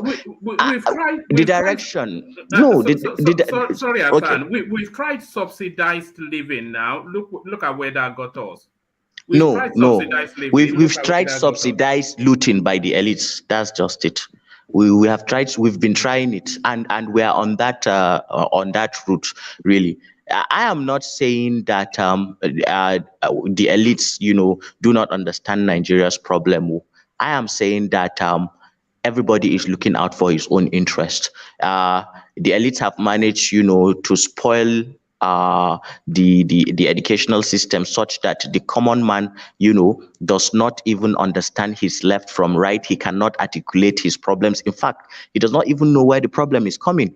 And they have, planted the seed of hatred and, mutual hate between tribes and religion within the society, and the oga patapata of them all, poverty, so that people are confused. So while we tend to speak big grammar on this platform, the biggest problem that the common people in Nigeria has is they do not have a common ground. They cannot congregate, articulate what they want.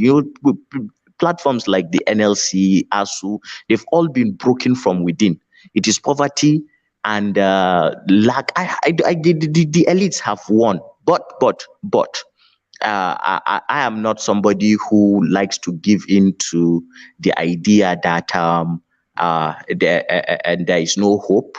I am a hopeful person. So anytime there is a new dispensation, I believe that something may be done, to correct all these things. I think it's wrong for us to just assume that importing ideologies, economic ideologies from other countries will just work for us like magic. There is no one established route to get to development. We can tweak, all those models, and then at the end of the day, we can find a formula that will work for us. However, we must have class consciousness in this country. The common man must have class consciousness. And Dito, Ajali Koko, the best thing that can be done, to ensure that the interest of the common man, is for us to get good education down to the grassroots. I think that will stabilize this country. And I know it's not an immediate an immediate thing. It's going to take like 10, 20 years, like 2 decades at the minimum. Let me not over talk. Sometimes I tend to lose my patience on these issues. I don't agree with you, but let Kenneth come in and then we get back to Ribadu. Okay. Yeah, Hassan, I love your last point. I love your last point.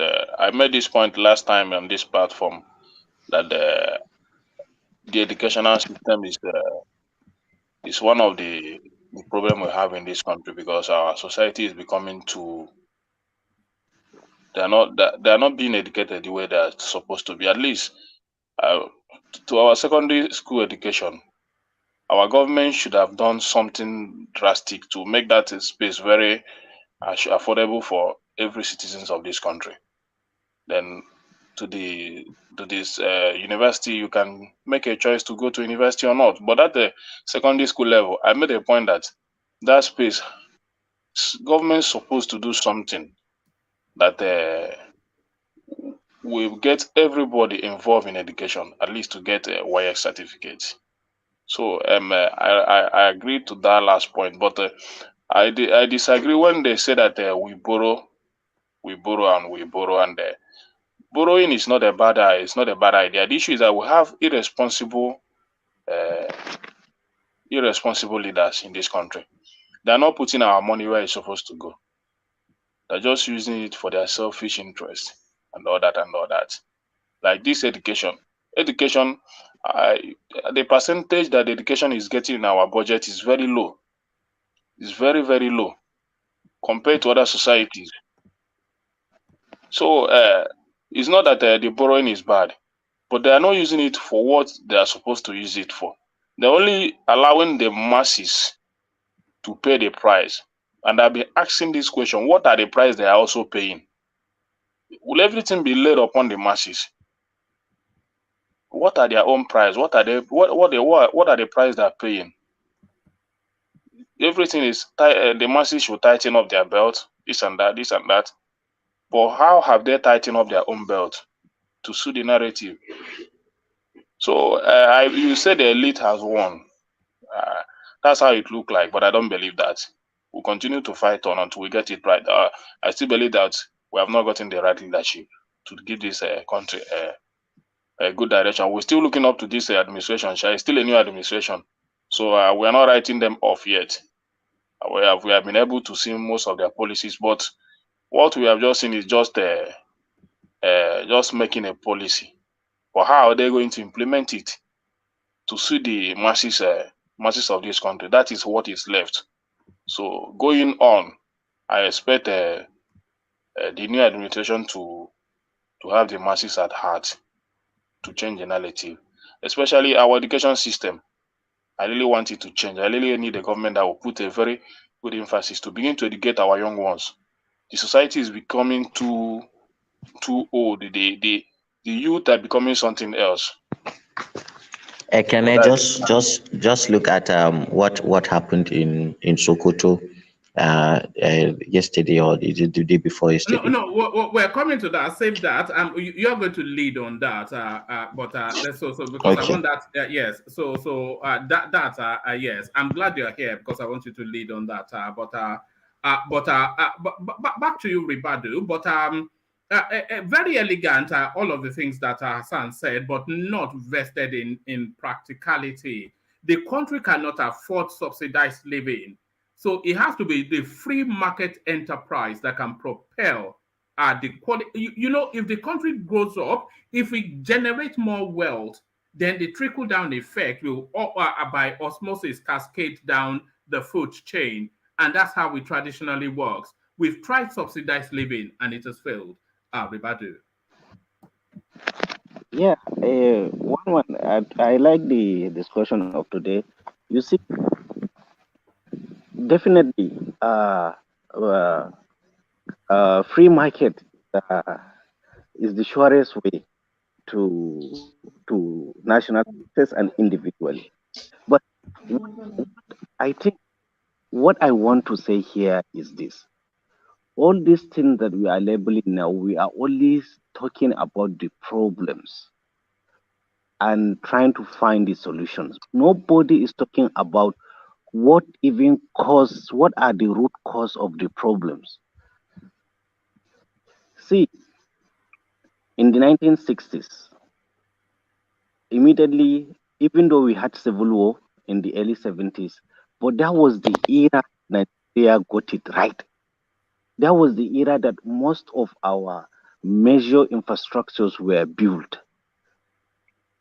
The dam, the hydropower, the national. That was it was late 60s, 70s. Things begin to go bad in Nigeria, early 80s to date. The job of a government is to provide the enabling environment and the strong institutions for the private sector to thrive. That is the job of a government, of any country. Either they are democracy or dictatorship. When the government did not provide enabling environment, strong institution to police the activity of the country, we will never get it right. See, from 2000, I think from 2009 to, was it 2009 if I can recall very well? Yeah, from 2009 to 2020, NIFDA, they said we lost $46 billion to oil theft. That is, we are losing 619 million barrels of crude oil every day. Can you imagine that? Well, how can we allow something like that to happen in a sane country with sane people, for heaven's sakes? 40-something billion dollars. I mean, from 2009 to 2020, 9 to 10 years. And Obasanjo, during Obasanjo, you know, you have to look at the value cost of that as well. So that money, that's hospitals, schools, roads, everything is, you know. So that's the value cost of that money. That is what I'm saying. Understand? And Obasanjo left this country debt free. We all know that. But now, how much? How much are we owing? How much are we owing? If Obasanjo 2007 will leave this country debt free, how did we allow that to go wrong? Technically, that is not correct. Okay. Yeah, technically, I mean, I'm not going into the details. We got debt pardon from the European Union of Borrowers and the Paris Club. It's not all our debt, but let's leave it. It does substantially well. But say debt free is not correct. That's what I'm saying. Yeah, no, that's a relative term now. It's not absolutely completely debt free, but the books were certainly What I mean, when 90%, when you're 90% debt free, you are. What is the 10% with the capacity of Nigeria? 90% is not correct. 90% is not correct. All right. Carry on, Ribadu. I don't want to go into details, okay? But what I'm trying to say is this: the way and manner we are managing ourselves, we are not going anywhere. We are heading to to our doom. And also, the best strategy or the best policy is often the simplest one. You see, the incumbency of government structure, the way the government is structured in Nigeria, if not a president that have acumen in leadership and politics, a lot of things will be going under your nose you don't even know. You understand? A lot of our system need to, our ministries, our staff, I think I've been saying all this. It need to be simplified. It need to be centralized so that at least transparency can come to bear. It's all these loopholes, all these agencies and parastatals that they are so cumbersome that they are building that is bringing about all this corruption. And for heaven's sake, I think by now I can say with certain confidentiality that it's a common knowledge in Nigeria that most of this oil theft that is going through in this country is being perpetuated mostly by the military brats. So imagine if we can say, okay, Nigerian army, stay away from all oil installation. Take an agency like civil defense. Make their primary responsibility just guiding the oil installation in Nigeria. We have Nigerian Navy for heaven's sake. They can patrol our coastal lines. Make 1 or 2 ports. Designate 1 or 2 ports in Nigeria that are purely meant for shipping out crude oil. How much money we can make? We can make a lot of money. It's a human problem. It is people that created that problem. So it can be solved. It's not rocket science. We can still get it right.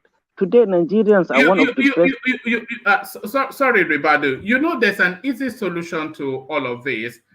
Just sell it off. Sell all of the oil stock off and get royalty. A lot of people have felt that because of course then it's down to private enterprise to protect and you one man. It's not all the time that trickle economics work. I don't fully believe in trickle economics, man. It's not all the time that it works. If there was one thing that Atiku has ever said that I've ever agreed with, all the way through from 2015, he has been saying it that we have to sell the oil industry off and collect royalty. We clearly cannot manage it. One man. Why is it that others are doing it, we cannot do it? What is wrong with us? Hold on for Ajale Koko, and that's a point, by the way. The Saudis manage it, but we cannot. Yeah, Ajale Koko, yeah. Obasanjo actually sold those refineries to Dangote and Otedola. It was Yaradua that came in and reversed that that license that he gave them. He revoked it, and then he took it back from them. So Obasanjo already took in a permanent solution to it by selling those refineries to Dangote. If Yaradua did not revoke that license and took it back, Dangote will have owned that, what do you call that reverse refinery, and he will have been making that oil since for several years now. He wouldn't have built the one that he built in Lagos. But you see where we are today. But it's not just the refineries though. The whole stock of the oil industry should be privatized, to be sold off. Let the Saudis come and manage it for us, since we cannot manage it for ourselves. But at the same time, I remember the UR when that the thing was sold by labor, civil society organization. It was the cry, oh, he sold it to his cronies, he sold it to his friend, that made them Yaradua to bow to the pressure then to reverse that sale. You remember they sold Nitel too, and they reversed Nitel. And eventually, instead of 750 million, they now sold Nitel at 242 million after they paid back the people that bought it before. So it was the pressure and the noise from, I remember Labour then as civil society organization took the front and said, no, he sold it to his friends and the rest. So it was the pressure that made him to bow to the pressure and reverse those sales. Sadly so. All right, back to you, Ribadu. Bring up your thoughts, and then I want to go to Hassan for the Sokoto goings on. Ribadu, back to you. I think the point is the situation. Our current condition is we lack the technical capacity to do anything meaningful in that aspect, in that industry. That's just the fact. And we already have, if not 30, at least 20 years gap of technical deficiency. Technical know-how, technical knowledge, we already have that on the ground now, okay? Look at common Ajakuta. Ajakuta alone has the potential to give at least 10 to 15% revenue to Nigeria. Look at Ajakuta is there rotting away. All the appointed sets there, they are busy dismantling the generators and parts of the plant and selling it off. So really selling it to the private individuals is not a bad decision. As far as we will do it in a manner that it will benefit the country. Okay, what I really come here purposefully today to talk about is I am so scared that we don't have funds to run the government. That is my greatest fear now. No. I think the fund might be available from the subsidy removal, but carry on. Well, only God knows for how long it's going to sustain us. I just hope the guy will have a very good team that will come and turn things around. The former government is still owing for subsidy removal. They're still owing the. Where is the fund? It's just very unfortunate. It's just very unfortunate what is happening, man. We did not have heavy investment in education. We don't have heavy investment in health. All these development indices are neglected. it would take us more than 8 years to put them into a place that we will start seeing the fruit. You understand what I'm saying? So if we continue to go as confused as we are going as a nation, I really don't know where in next 10, 15 years where we're going to end up. So this is Ribadu, you know that the government can borrow against that subsidy removal because the international financiers, they are now aware that the country now has about 10 to 15 billion dollars, which is available for them to as a surety for loan repayments, etc. So they can actually leverage that fuel subsidy removal to borrow maybe 100 billion or something. One man, that is what we are trying to get away from. Huh? One man, do you know? I don't know when last you were in Nigeria. Do you know that the middle class is no longer? We don't have middle class in Nigeria now. Do you know that? Yeah, that happened. That happened a long time ago. But carry on. Okay, yeah, I mean, for how long are we going to live? Can't you see what is happening to Pakistan? I don't want us to go to state of Pakistan, even though we have more resources buoyancy than Pakistan. But look at it, Pakistan is a nuclear power, but they are in bloody mess. The issue is every government, when a government come, they rule out a new policy, and after the administration, it will be truncated. There is no continuity in government policy. This one will come and hit direct, go to left. The other one will come and go to right. The other one will come and reverse the whole thing. I say no, that is not good for us. This. I mean, we cannot continue at this pace.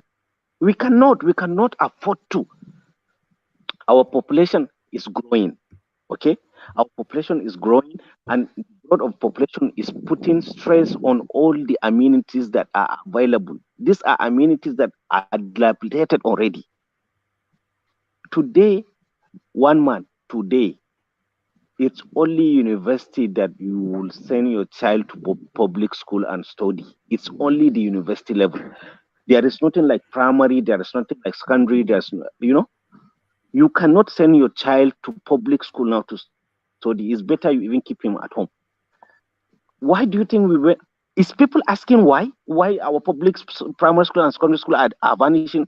They are not functional. It's just building, just obsolete building. I mean, this is places I go. Ask Mala Hassan, he knows. You go, you find a teacher in secondary school, he cannot speak good 5 sentences. What is he going to teach that student that is going to sit for WAEC? For heaven's sake, West African certificate WAEC is the requirement for running for presidency in Nigeria, to tell you how the value of that certificate. But we are bringing public schools is producing children from secondary school that they cannot even write one full scap. What are they going to study in university? How will they even start? How will they cope? And how many of Nigerians can afford? Hello, Ribadu, sorry, good morning, woman. Good morning, everybody on the platform. Good morning, Simba. Is that? Yeah, okay, Simba. Yeah, go on, Simba. Yeah, you've been talking since, and I've been listening to you. And in fact, that was why I'm trying to join. You made mention of something, but you're also going the same direction. You said we have just been mentioning problems. We are not providing solution. But everything that you have been doing since you start talking, it's just problem. You are not also telling us the solution. So no, I did. We know the problem. Let me tell you one thing that struck me yesterday. I was in the market yesterday with my sister-in-law, and I saw a group of people. They were running. I thought, what is happening? So she was laughing, and I was scared. So she now said, do I know why they were rushing? I said, no, I don't know. He said they were rushing for tomato, ordinary tomato. You understand what I'm saying? And Yeah. I asked her, I said, why are they rushing for tomato? She said that's the way they always rush for tomato. Sometimes they also rush for vegetables like that. I said, why? We're in the rainy season. And it's rainy. It's not as if God did not give us rain. Why are our people not productive? Why are they always looking? And what I'm saying now, some people will come out and just come from my head now. I say, why am I always talking about the people? You know, Simba, if you have, yes. I so much appreciate this example. Malan Hassan will bear me witness. This year, I pilot study onion farming. Okay, it's just a small pilot study. I invested just 55,000 naira. Hmm? At the end of after everything, I got 16,000 out of the and it's not like the farm did not produce. No, what happened is the price of the fertilizer, the price of the parcel of the land we rented, and the cost of watering it because it's a dry season onion. The cost of watering it and then waiting it out and paying for the labor.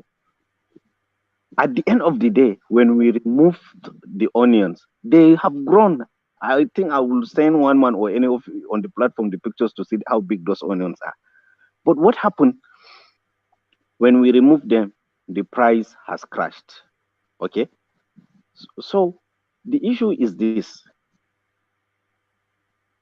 uh, the price of farming in Nigeria, if you are not wealthy to do it in large scale, it's not sustainable. The fertilizer is one bag. I bought one bag around 41,000. I have to share it with one of my friends. He's also Dr. Raymond. We did it together. 41,000 per bag of fertilizer. It is called Golden. Okay, so imagine just fertilizer 41,000. It's gone. And this is a piece of land that is just 120 feet by 40 feet. I end up getting, how much was it? I think is 7 bags of onions. So that is it. So if you see them rushing, is the scarcity of the goods. Okay, that cause all this and the high demand. That is very, so. Now can we now look at the solution? What are the solutions to this Yes, problem? we will look at the solution in a moment, but I want to pivot the conversation to the goings on in Sokoto. But land your thoughts, Ribadu, and then I want to take Hassan to Sokoto. I think, in my humble opinion, the solution to this serious problem we are facing is this: is for our own government to start using our own institutionalized think tank to provide concrete solutions to our problem. For instance, we have to look inwards. We have to design our own systems of administration in governments, especially in federal government. Okay, we have to simplify the department and agencies. You understand? We have to give them specific functions and make sure that such functions are not being duplicated by another state agency. That is one. Then two, we have to look inward in a sense of developing our own technical capacity like the way India did. Okay, we have to do that. And then three, we have to, the most important thing is we, the people, need to talk serious talk between ourselves, just like the way we are doing now, and try to put in power people that we know they have the will, the political will to take on the serious challenges that in this country. Thank you. Oh, all right, brilliant. Ricardo, I wanted to try and see if you can charge your phone because because we still get to the Governor Yagudo's expose, and then I also want your commentaries on the Sokoto space. But I want Hassan to lead that space for the Sokoto narrative. So, Hassan, so Hassan, you're up next. Don't degrade the prophet. Sokoto is Muslim dominated. Governor Aliyu tells Nigerians. So, is that Deborah Samuel sort of narrative that we're back with Sokoto again? Another unfortunate feels the brunt of it. But the response of the governor, a lot of people feel is somewhat tepid. It wasn't sort of the fire and brimstone that you expect to hear from him. And of course, we have the banner that Nigeria is a secular country, but the tone that the governor is adopting now does not recognize that. So, what are you making then of the goings on in Sokoto, which seems to be a recurring decimal, and how the authorities are handling it there, which is not to the satisfaction of Nigerians, Hassan? Mm. Yeah, one man, this is a very sensitive topic. But nevertheless, this is a topic that needs to be discussed. Um, you will find politicians, it's like trying to walk around eggshells with this topic. If you are in the north, you understand how sensitive it is, to discuss these things.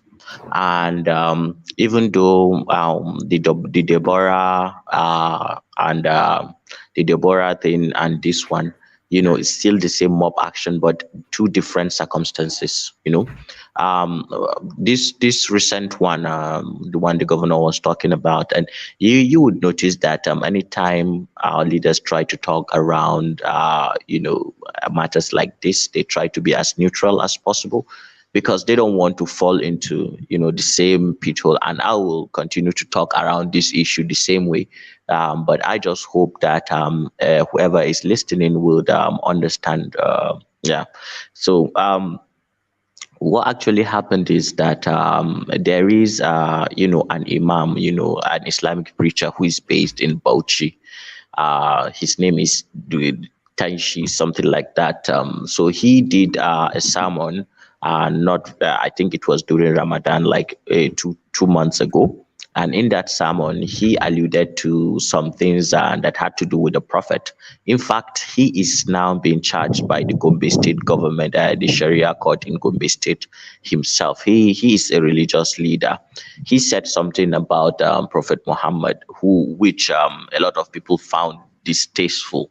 And among the cycles of preachers, his head was being, everybody was calling for his head. Not everybody completely, but people who are from the opposite, Islamic sect, because we have two major, the main ones, Tariqa and Izala. So that imam is actually Izala, and he said something that that people felt was too sensitive and was kind of almost insulting to the prophet. You see, and that sparked up the hornet's nest. So while some preachers came to his defense, others did not. So, but what actually inflamed everything was the fact that the the other rival sect, the Arika, saw an opportunity, because usually they throw blows at each other during their sermons, because there are two competing narratives and they are trying to get people to convert into their own sect. Even though you are a Muslim, all of them will want you to join their sect before they feel so. There is this internal competition within the Islamic space in northern Nigeria between and the Tariqa and the Izala. So while this was happening, he had a devout a student who was based in Sokoto. Now, that devout student made the mistake of, I think, defending his preacher, his imam, and with. So, if I were that student, I would have not done that. I would have been, conscious of my environment, especially because what has happened to Deborah and things like that. But he decided he felt safe enough to, chorus and repeat what his preacher said. And seeing that uh, the Tariqa people saying that he said it, and of course, they have the bad blood between them and the Izala, and then him standing by that, and then they descended upon him and jungle justice, and they killed him. But the problem with this jungle justice is that nobody can even prove that the guy said anything wrong. People can, accuse you wrongly and say you said something that you did not even say. And that would be all. It's too barbaric. Professor Mansour Sokoto, a very respected Islamic cleric and an academician, wrote a post early yesterday about it, and he was saying that it is unfortunate that northern Nigeria has been left in the darkness, because in Arabic there is this common word that will say al jahil al muraqab. What that means, al jahil al muraqab, is when you have people who are ignorant. Too much ignorance it permeates a society or a community, then ignorance can be a threat to social order, and it can be a threat to harmonious living in such space. So Professor Mansour Sokoto said that that there needs to be a total reorientation of the way Islam is being preached in northern Nigeria, and that people need to educate their children, and that he also cautioned the preachers themselves that they should find a way to preach in such a way that they are not encouraging jungle justice and things like that. So that is for Professor Mansour Sokoto. Another person who actually defended that preacher was Dr. Mahmoud Gumi, Dr. Gumi, the popular Dr. Gumi. What Dr. Gumi said in his own submission is that because he is from the same sect with Tenshi, is that he sees nothing wrong with what the preacher said, that the preacher is only being persecuted because he's from the other sect, he's from Izala, and that he brought some examples and talked about why what the preacher said is not it's not anything for people to be to be riled up about. And he said during the time of the prophet, okay, this is what he said. He in Islam, the whole Sharia that people hear about is gotten from three sources: the Quran, the Sunnah of the Prophet, and Ijtihad. Okay, so the Quran, the book, the traditions of the Prophet, and Ijtihad. Ijtihad is a method of reaching to creating an Islamic law, which the imams come and stay, and then they reach a decision. Sorry, Hassan. Let me ask you a question. Okay. Do you think states like Sokoto State, and especially Sokoto State, do you think they recognize the secularity of the Nigerian state, or do they see themselves as a single religion state? And also, what is their concept of freedom of speech and all of that? Do they have any grasp or any time for all those libertarian sort of underbelly of the constitution? Do they recognize the secularity of the Nigerian state? I don't think you can detach Sokoto from their history, that is the seat of the Islamic Caliphate, right? So even though, and when the white man came and established this country, they did the indirect, rule in northern Nigeria, completely different from what they did in some part of the south. So, the local, the emirs were still allowed to continue. And so even though the country has changed and on paper it's supposed to be secular, what was happening at the grassroots was not totally secular. I would say that, the elites of Sokoto understand perfectly what secularism means, but The problem, I would say, is just as I said, if there was enough Islamic education, good Islamic education, that would not happen because people will understand that what they are doing is not Islam. There are moderate interpretations of Islam that will not allow you to take laws into your hands. It's anti-Islam. No, That is, should I tell you where the fear is of a lot of people, Hassan? go ahead. The fear that a lot of people have is that there's excuse the language, but there's a monstrous going on within that Sokoto space, especially that will be near on impossible to tackle. Because if you go on head on with the authority of the state, then they will use religion to rally people, and then you don't want to take on that fight. But then, of course, you cannot let this continue to be a recurring decimal because it's just happening with too much increasing frequency. And because there are no repercussions, it happens, and then the authorities cannot take a stance because that would be like taking a stance against religion.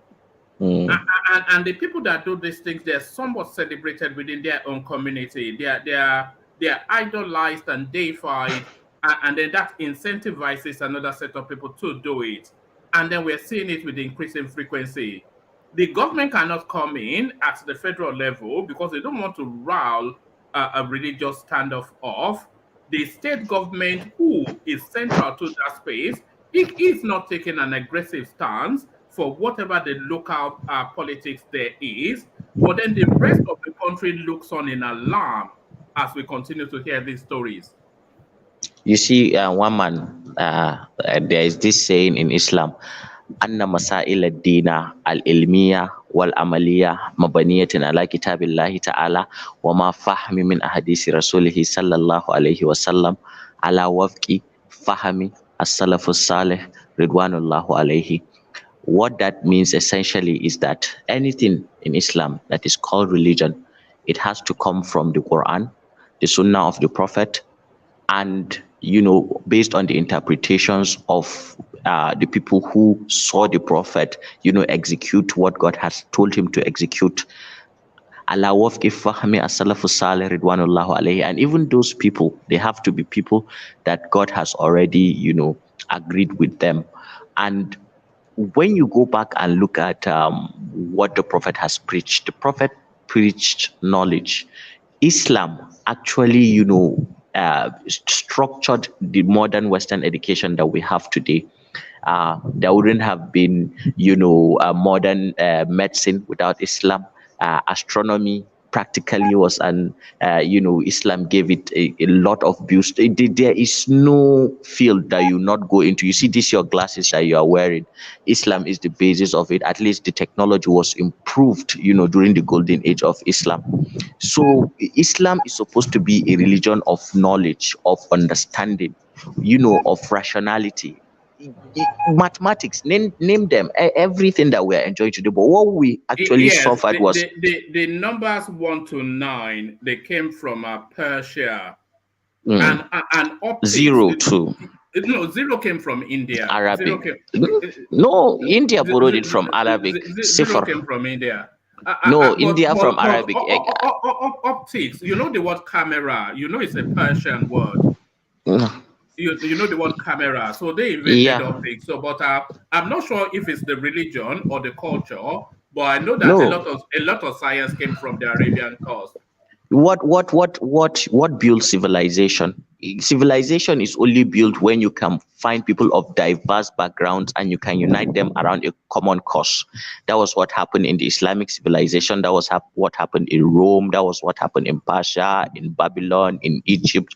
It's not a homogeneous society. Wherever civilization rise, you have to see that people from all different backgrounds, they come and then they rally around a common idea. That is where the human genius, meets, and creativity will get into a melting point. And from the top down, knowledge can be controlled, policies can be formulated. Even bureaucracy is somewhat of an Islamic, invention. This one that we are using today. That was One man, go and do your homework. Go and do your homework. No, go and do your homework. Or you are laughing. I'm not in jest, but carry on. All right. Okay. Anyway. But see, the solution. Yes, solution. Yes, that's what I wanted to, yeah. The solution, I think, is still knowledge. One man. We cannot escape educating our people. Though. You don't find people who are sufficiently educated, engaging in those things. We have over 18 million people that are out of school in northern Nigeria. 18 million children out of school with no future. No future. They are just like time bombs. Sorry, because I may soon go any moment, so I will still leave you in the platform. Okay. And come back. Carry on. Come back. Charge your phone and come back. But carry on, yeah. See, I don't have a deep standing in Islam or religion knowledge like Mala Hassan does, because I'm a Fulani man and westernized one for that matter. But I think in our previous we won't discuss something like this, especially about this Al-Majri issue. So what I want to say about this, you see, when the Deborah case started, it was quite unfortunate, and it was really, really horrible. And now it has happened to a Muslim, fellow Muslim. You understand? So you see how the dimension of the issue is. And I think if we know the history of Sokoto or northern Nigeria in general, even when Benifodio came with his jihad, there were Islam existing in the Hausa land. But it's because of this fusion of culture and religion that is creating hybrid Islam, that he decided to wage that jihad upon the Hausa land. So I think we have to, especially we, the Muslims, I think number one, it's our own responsibility to try as much as possible to divorce religion from culture. Because if we cannot do that, a lot of things like that will keep repeating itself. Okay. One thing, we have to have the buoyancy or the courage to screen the imams that are going to preach. They have to be screened by the state. We have to know where they went and get their education. If it's in Nigeria, who were their tutors? If it is outside, we have to know what type of ideology they are coming back into Nigeria with. Because, yeah, he went out and studied abroad, but who knows what ideology is coming in? And for heaven's sake, he's going to come and gather innocent young boys, preach to their virgin mind, and put all sorts of things in the name of religion. And these are children that they don't have the black and white understanding of if this man is misleading us or not. So I think our previous thing, I'm telling you that the religion is gradually being hijacked by some actors. When we were discussing Kashim Shettima issue, I think I made a point like that. So you see, even the elite, as you can see, it is obvious that even the elite are kind of afraid to view opposition or condemn it, or it's only the few of the Islamic clerics that are condemning what has happened. And though I don't have deep knowledge of Sharia like Mala Hassan does, but you see, it is very clear. They said, if somebody commit a crime in Islamic perspective. For him to be judged according to Islamic law, the state that he resides must be a state that is governed by Sharia. So today, by extension, what that means is, today if you catch a thief in Saudi Arabia that he is supposed to get his hand cut off, in Nigeria, you cannot do that. You know, unless if that state is being wholesomely practicing Sharia law, which I think we were not, if not of our Zamfara. Sorry, I don't have a knowledge of all these things here, as I told you.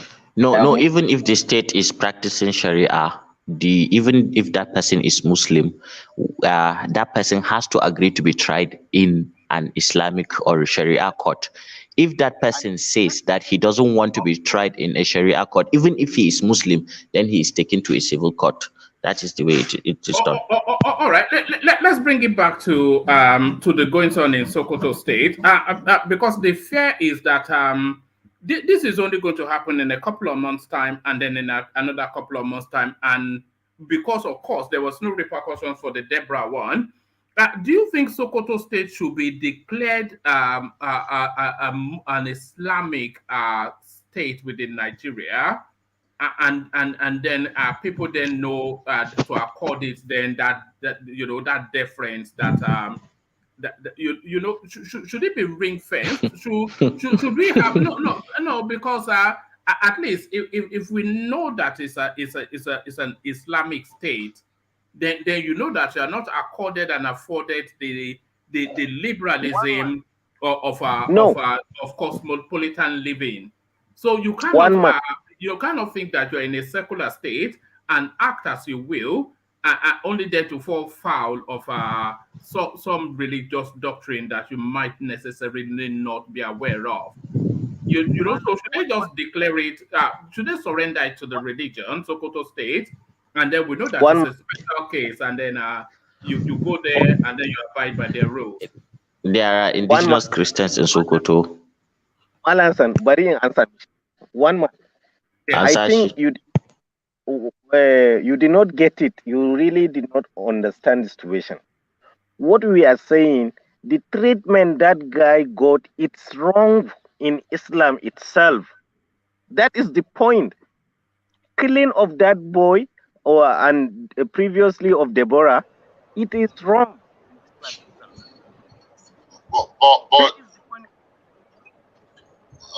You understand? It is wrong. Islamically, it is wrong. But what one man is pointing at, sorry if I'm butting into your thoughts, is that when it happened before, there were no consequences, there were no repercussions. Everybody is afraid to call them out or to met out adequate punishment to the perpetrators. So it's happened again, and it's still going to happen again. I don't know if that represents what one man is saying. So what do we do? Broadly, yeah. So if we then say that one man, I get you now. Okay, so you see, I don't think we should, just because it is something that has got to do with Islam, all of us should just wear our tough faces and begin to say two-country solution, whatever. Jungle justice is not just uniquely a northern Nigerian thing or a Sokoto thing. It happens more in Lagos than it does. Just because this one has religious connotation, that should not make everybody just bring out his arsenal and start to shoot left and right. The law can respond. Sokoto is a secular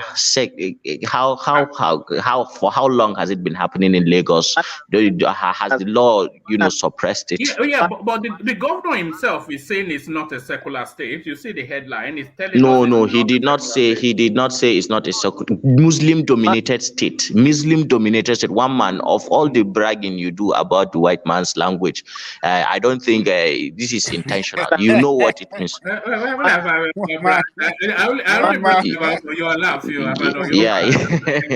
White man in black skin. Well, you one man, don't twist. I know you have a journalist in you, but these things you don't need to brush them. Hassan, Yeah. the concerns that I'm expressing, Mm. they are the concerns that are widely held by a lot of people. I'm sure you're aware of that. Yeah, I Yes. do, and that is why I'm trying to treat it okay, as the best way I think the problem can be solved. You see, even that of Lagos, do you think brutal punishment? Because at the end of the day, you don't even know who actually did it. If 100 people kill one person, wait, and what actually should be the solution? Because sometimes all you need to do is reorientate people. Like what is happening in Lagos, if you do your homework and give people the orientation that they need, better policing and things like that, maybe you can solve it. It's no different from, and that is why I'm saying education in the north. Hassan, let me say this. Okay, Ajani Koko. I think in the case of Deborah, there was. Let me make. There Okay. was, The issue is this. Okay. Okay. The people that were supposed to enforce that law are politicians. That's the truth. Okay. And no politician will go against the masses' emotion. Because tomorrow, who is going to vote for him? Is it me or one man that is in UK? Or me that I'm here in Maiduguri? Who is going to vote for him? You cannot. Okay. So if that is the masses' emotion, Ribadu, there is actually nothing wrong in recognizing that that Sokoto State, especially, that it functions under religious rules. So if that is I don't know what type of English I will use to explain to you. What I'm trying to tell you is, I know. You are saying what they did is actually even against the religion, but they are doing it under the banner of the religion, and the authorities are not able to respond, really, for reasons of religion as well. it's not really for religion. They are not responding not because of religion. No, they are not responding because they have their own interests. That's just the truth. Let's call a spade a spade. If because of religion, Azan, you can't say it's not because of religions. They did it because of religion, based. Okay, it is based on their own understanding. You started very well by saying that because of lack of education, but they were convinced that what they are doing is right because of religion. Yes, but that is ignorance now in itself, isn't it? It's only you that knows that what they are doing is against the Islamic religion. But what they did, they think that they are doing the right thing. They are doing it for Allah, and that is, and they have reward for whatever they are doing. Which is unfortunate. Let me ask you a question, Hassan. Is it time for the Sultan to define the doctrinal line that he once preached in Sokoto and then in Nigeria, and then find a mechanism to ensure that all of the imams, it is imams that preaches in the mosque, correct me if I, but that all of the imams, they adhere to that doctrinal line, so that somebody cannot then come with some rogue radicalized teaching that turns people's heads. So is it time for us to define the strand of Islam that we're practicing in Nigeria? Yeah, let Ribado talk, then I'll come after him. All right. 1 month. Okay, let me speak to you the way you will understand. Okay. Do you remember what happened in 1400s in England during the Protestants and the Roman Catholics? During was the father of Queen Elizabeth? Okay. Well, as old as I am, I wasn't born there, but carry on. I don't remember. I know you know the history. I know. I'm only joking. Carry on. Okay, imagine, it wasn't a doctrinal issue that make Protestants separate from and make England separate themselves from the Roman Catholic. It's because of the tough war the king was having with the Pope at that time because of his marriage. Okay. he was eventually excommunicated by the Pope, because I think I know more of a Catholic religion than Islam itself. But you see, when you have Izala sect in Sokoto and you have the what they call the Malans and Jania sect, okay, you as the what they call the emir of Sokoto, my God, you Sarkin Muslim. yeah, you as the Sultan.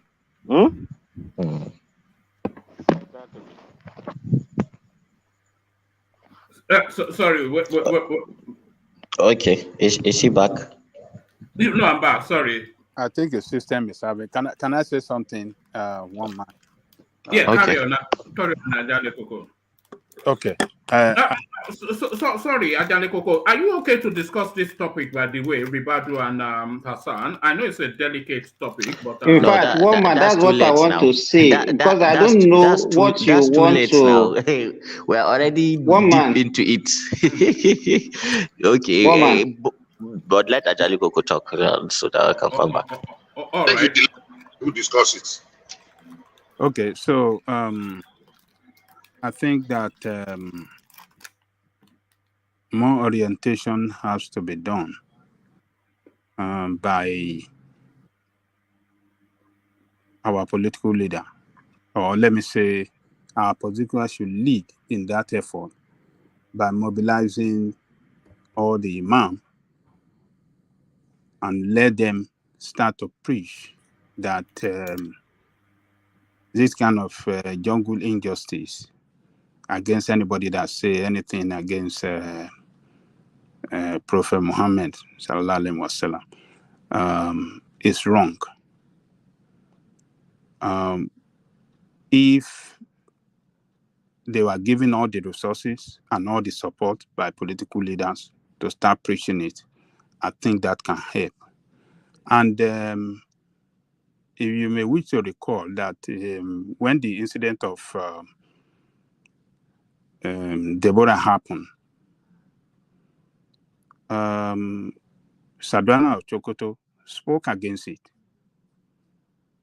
And one person that I did not even expect that will speak against it, Gumi, he came out openly and spoke against it. I don't know if you remember one man. We treated it here. Gumi spoke in length against it. He spoke in length. strongly, Yes. and never expected him to even say such thing. I thought he would keep quiet, but he came out strongly. He condemned it, and he said it's not in line with Islam. It's un-Islamic to take human life like that. And he stated clearly what the scripture said, in the Holy Quran. So, and to say that maybe there has not been repercussion for this kind of treatment. The last time, the case of that young lady, Deborah. Some people were arrested. They were charged to court, and we don't know the outcome of the case. And we had some lawyer that stood up for them to go and defend them at the court. So some arrests were made that time, and So I want to agree with Hassan that more orientation has to be done for our people to know that this is not the right way. They shouldn't, treat their fellow citizens for just making a blasphemy statement against holy prophet. So what do you call him? Sadwana Sokoto, he came out strongly the last time. And I believe this time that it happened in his own domain. I want to hear from him once again to condemn it. And maybe he will start doing something to correct. Ajali Koko, one thing that surprises me during military regime, people don't behave this way, because the military are not waiting for you to elect them. They will shoot Azan, you guys. Azan, Nothing more like this Azan. was happening. Yeah.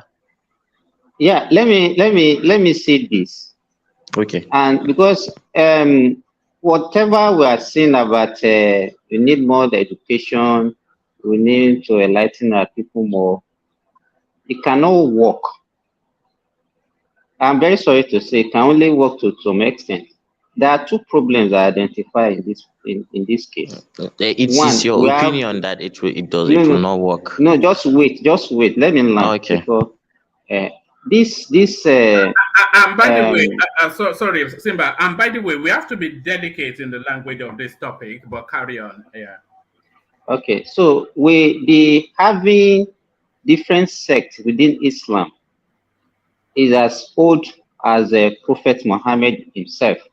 Immediately the Prophet Muhammad left, that was when this sectationalism started in Islam, Then it's and not it has as been old there. as the prophet himself now. If after he left that it started. Okay. Just because what I'm just trying to be mindful of what I'm saying, because what I'm trying to say, the origin of the Sunnis and the what's it called now? This The other Shiite. That one is the the Shiite. Shiite. It's a Yes, completely yes. even different thing that is No, happening in I Nigeria. know, I But know, go on. those are the major ones, and we know the problem that even these ones are causing in the world today, and there is no solution to it. It even brings war between countries, talk less of even within people. So, and the way they curb this kind of problem, even in the Middle East, because they have strong institutions, they have strong government, their citizens they cannot dare to take law into their hands. Even if anybody make any blasphemy, the person will be arrested and the person will be taken to court. But in Nigeria, one, we don't have strong institution like government that can take this, because you see the kind of government, I mean, that we are practicing this democracy actually weaken our politicians, because they prioritize their electionary process above every other thing. They can trade anything for them to be elected. And that is one of the major problems. So we cannot actually say that because even these people that we are talking about, even the so-called religion, all of them, they have where they belong to. They also belong to different sects. So I don't know how these two problems we can solve it, because we have weak institution that's supposed to actually be firm and make people to pay dearly for whatever offense they have committed. We don't have that. Then even the so-called leaders, even the governors, even the leaders within even the religious itself, they belong to different sects. So how do you think we can tackle this?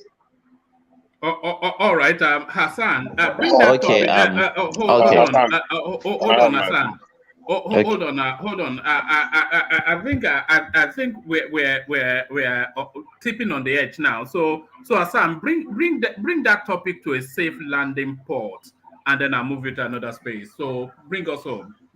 Okay, so let me just say this. What has happened in Borno State is a testament that radicalism of any sort, can be dealt with deliberate action and policies from the government. But it took us to a horrible experience before, Borno did its homework. Now in Borno, you hardly hear of any religious preacher, trying to even be controversial in any sense here in Borno, because it will not be tolerated. You know yourself that it will not be tolerated. Everything, you have to go through the Ministry of Religious Affairs to be cleared before you are even allowed, to step on a stage and say you are preaching to anybody within Borno State. But that is only within Borno State. I believe that what will happen in the future is that people will begin to copy from the model of Borno, and then implementing it in other parts of Nigeria. If Borno, which is, the first place that Islam came to, as far as Nigeria is concerned, can adopt a system like this, then I don't think even Sokoto has any excuse, because Sokoto are babies in Islam compared to Borno. There is a significant 800-year difference from when Borno took up Islam and when Sokoto did. So that said, and another thing, because Simba talked of Saudi Arabia and Shia and all that, and he's saying that I didn't mention Saudi Arabia. I said Middle East. I'm not specific. Okay, no problem. All right, carry on. Yeah. Okay, so it's not an inherently Islamic thing. Any belief system, anything, any religion that is faith, because anything that is faith based, because if you believe, to have faith is to believe something without evidence, and if you believe something without evidence, you're no longer liable for somebody to come back at you and say, hang on a minute, let me argue the case. You say, no, it's private, it's my religion, you just have to accept it. That is the way of the world. That is the freedom that everybody is given if he believes in a religion. So I don't think that just looking at it from a narrow view will solve the problem, or if we just keep sending accusations. I am more aligned to what Ajanli Koko said, and I believe reorientation and people having good education, and moderate Islamic education really can help, from the preachers' place, and then the down to the people who listen and the students too. I think that will help us because we are now practicing democracy. During military regimes, these things do not really happen the way they do now. So let's leave that space. All right, brilliant. Let me take you then to the Google Trends, which you gave us a snippet earlier on. But to that space, there's been a consistency in Tinubu's popularity from the data that is coming out of Google. Even before the elections, Tinubu was a good 45% surged, as opposed to Peter Obi, the mid 30% surge. But now that it's in situation and is administering the country, Tinubu now, in terms of Google trending, is 82%, Peter Obi 12%, Article 4, Kwakwanso 2. Just from this little data, it is consistent with how people permutated the election, how the election played out, and what happened subsequently. So this data is really yet another validation that the will of the people is what is in situation. Because from all of the pushbacks that we're hearing, okay, you say Tinubu is president, so of course his name will resonate a lot more because people want to find out what he's doing. But if you look at the margins, and if you look at the antecedents of him constantly being more popular than the rest of the field, then and also if you look at the 12% surge for B, so that's just to tell you that's a story of one, validation, and two, abandonment. Hassan. One man, you really like political discussions. But yes, I think apart from just like what Bishop has said, and what Ajali Kuku was saying earlier, and what I had said earlier about this space, yes, it is true. But I would say that a lot of people who, even in the North, did not vote for Tinubu, we are seeing crossover. People are beginning to, like his policies. There are people who are liking his policies. There are people who are giving him grace, buying into his policies and keying into them, because we have seen different leadership styles. This is something different, and it's giving people hope. So I am also hopeful that this is, what will take us to the promised land. So a lot of Atiku supporters, of course, would naturally want to. A lot of them have switched. I know a lot of people on Facebook who actually voted for Atiku, campaign for him, and now are hailing Tinubu. And I know almost everybody that was in the Concourse spaces now with Tinubu. So this is only natural. One man, Tinubu seems to have solidified his base, his stance in the north, if not anything. Because most of the data I see is coming and the trend is coming from a lot of northern states. So it is expected. It reflects the reality on ground. Hassan, as yes, hold on, Pansat.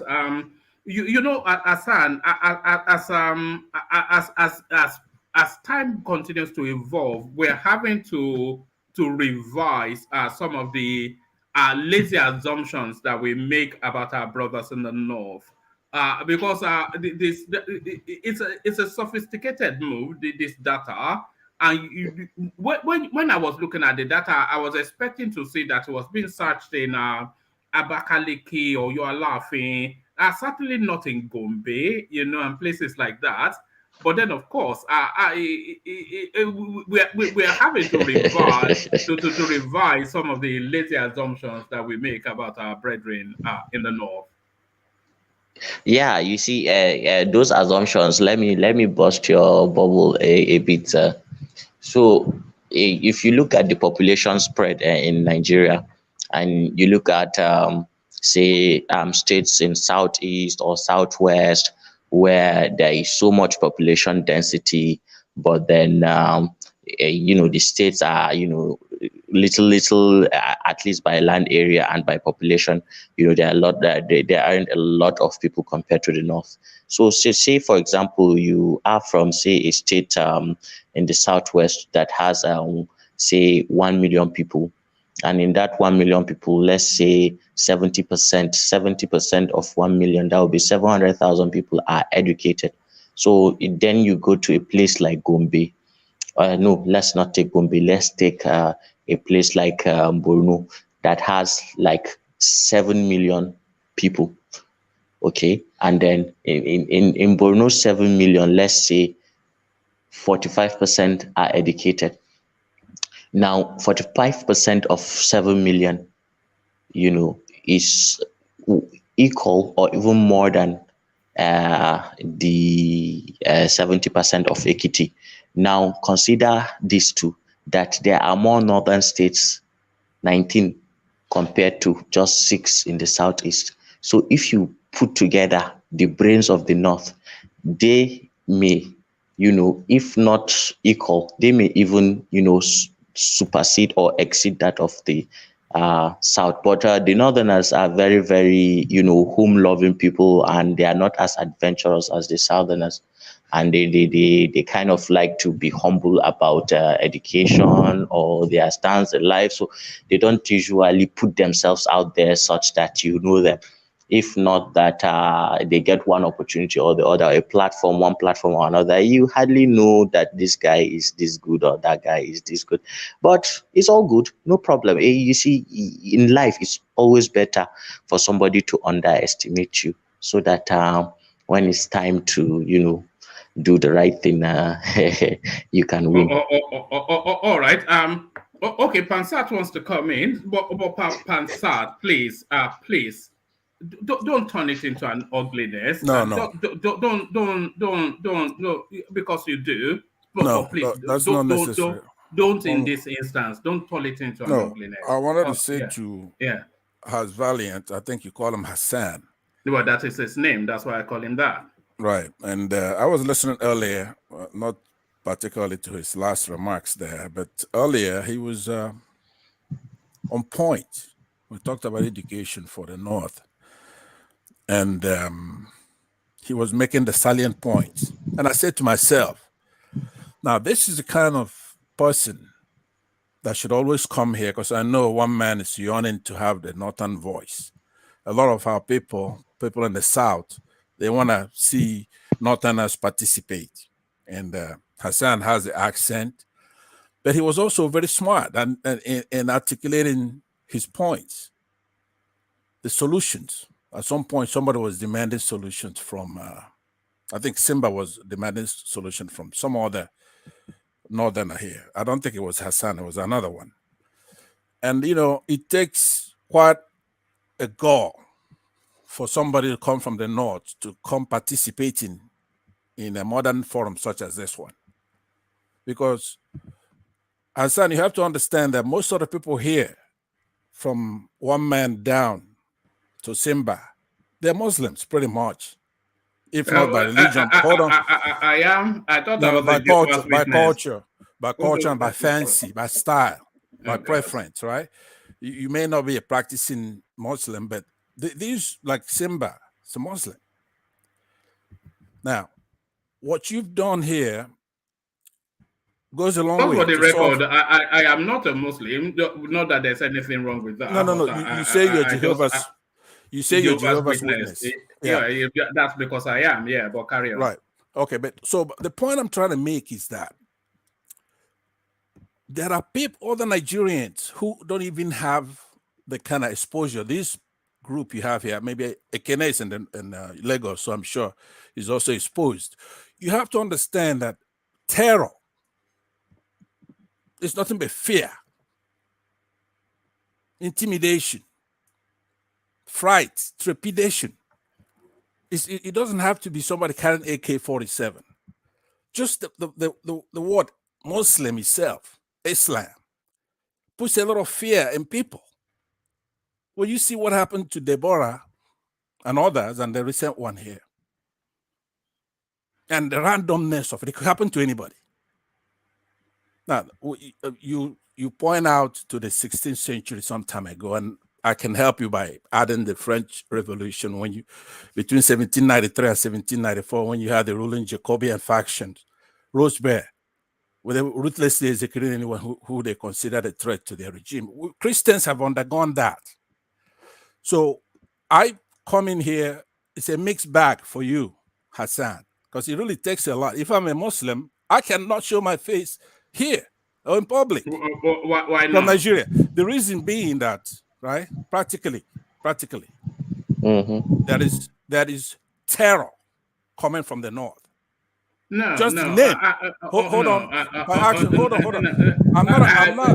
I'm not trying to start anything. I'm trying to give him credit where credit is due, and for him to show. No. You can't say that though, can you? Really? That's your subjective view. That's not one man. Let him land. I understand the context. That's not a universal statement. So yes, I will respond.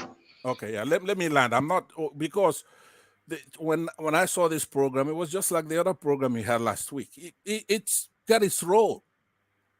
We need this kind of discussion. We need this kind of person here. Hassan is not a Muslim. He's a human being. He's a Nigerian. He's an African. He's smart. Hassan, can you confirm that you are a human being? No, if you can, please, one man. I enjoy your humor. I am Abiku. Look at that, Yagu. So what I'm saying basically is that if you look at Ministable, that kind of person on the comment section, he doesn't want to show his face here and make the kind of defenses you're making. And if he does, he doesn't want to live with the reality.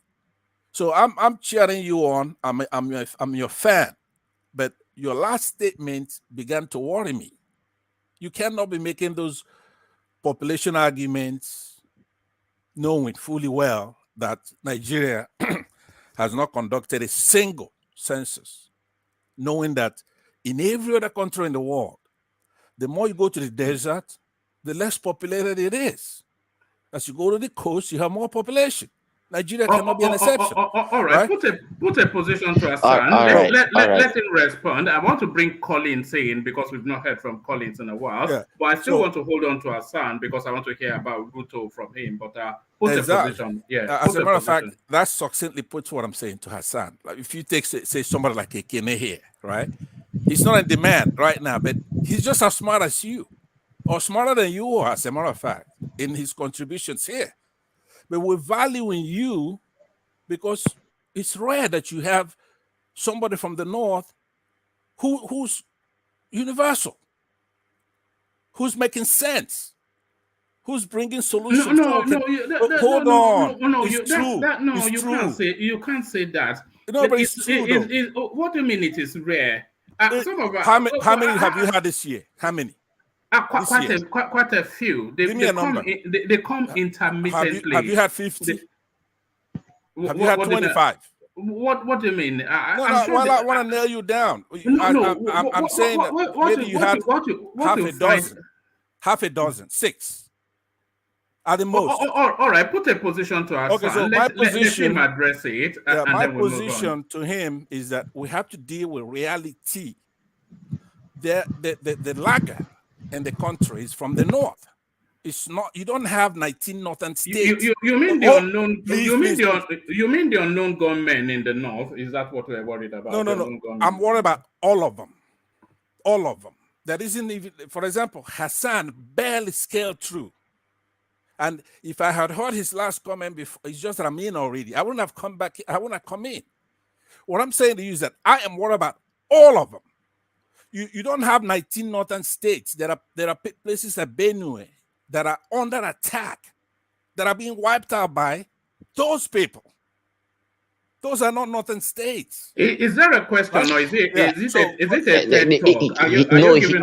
It is his position. It's what he thinks, But I hope you are familiar with Pansat, by the way, Hassan.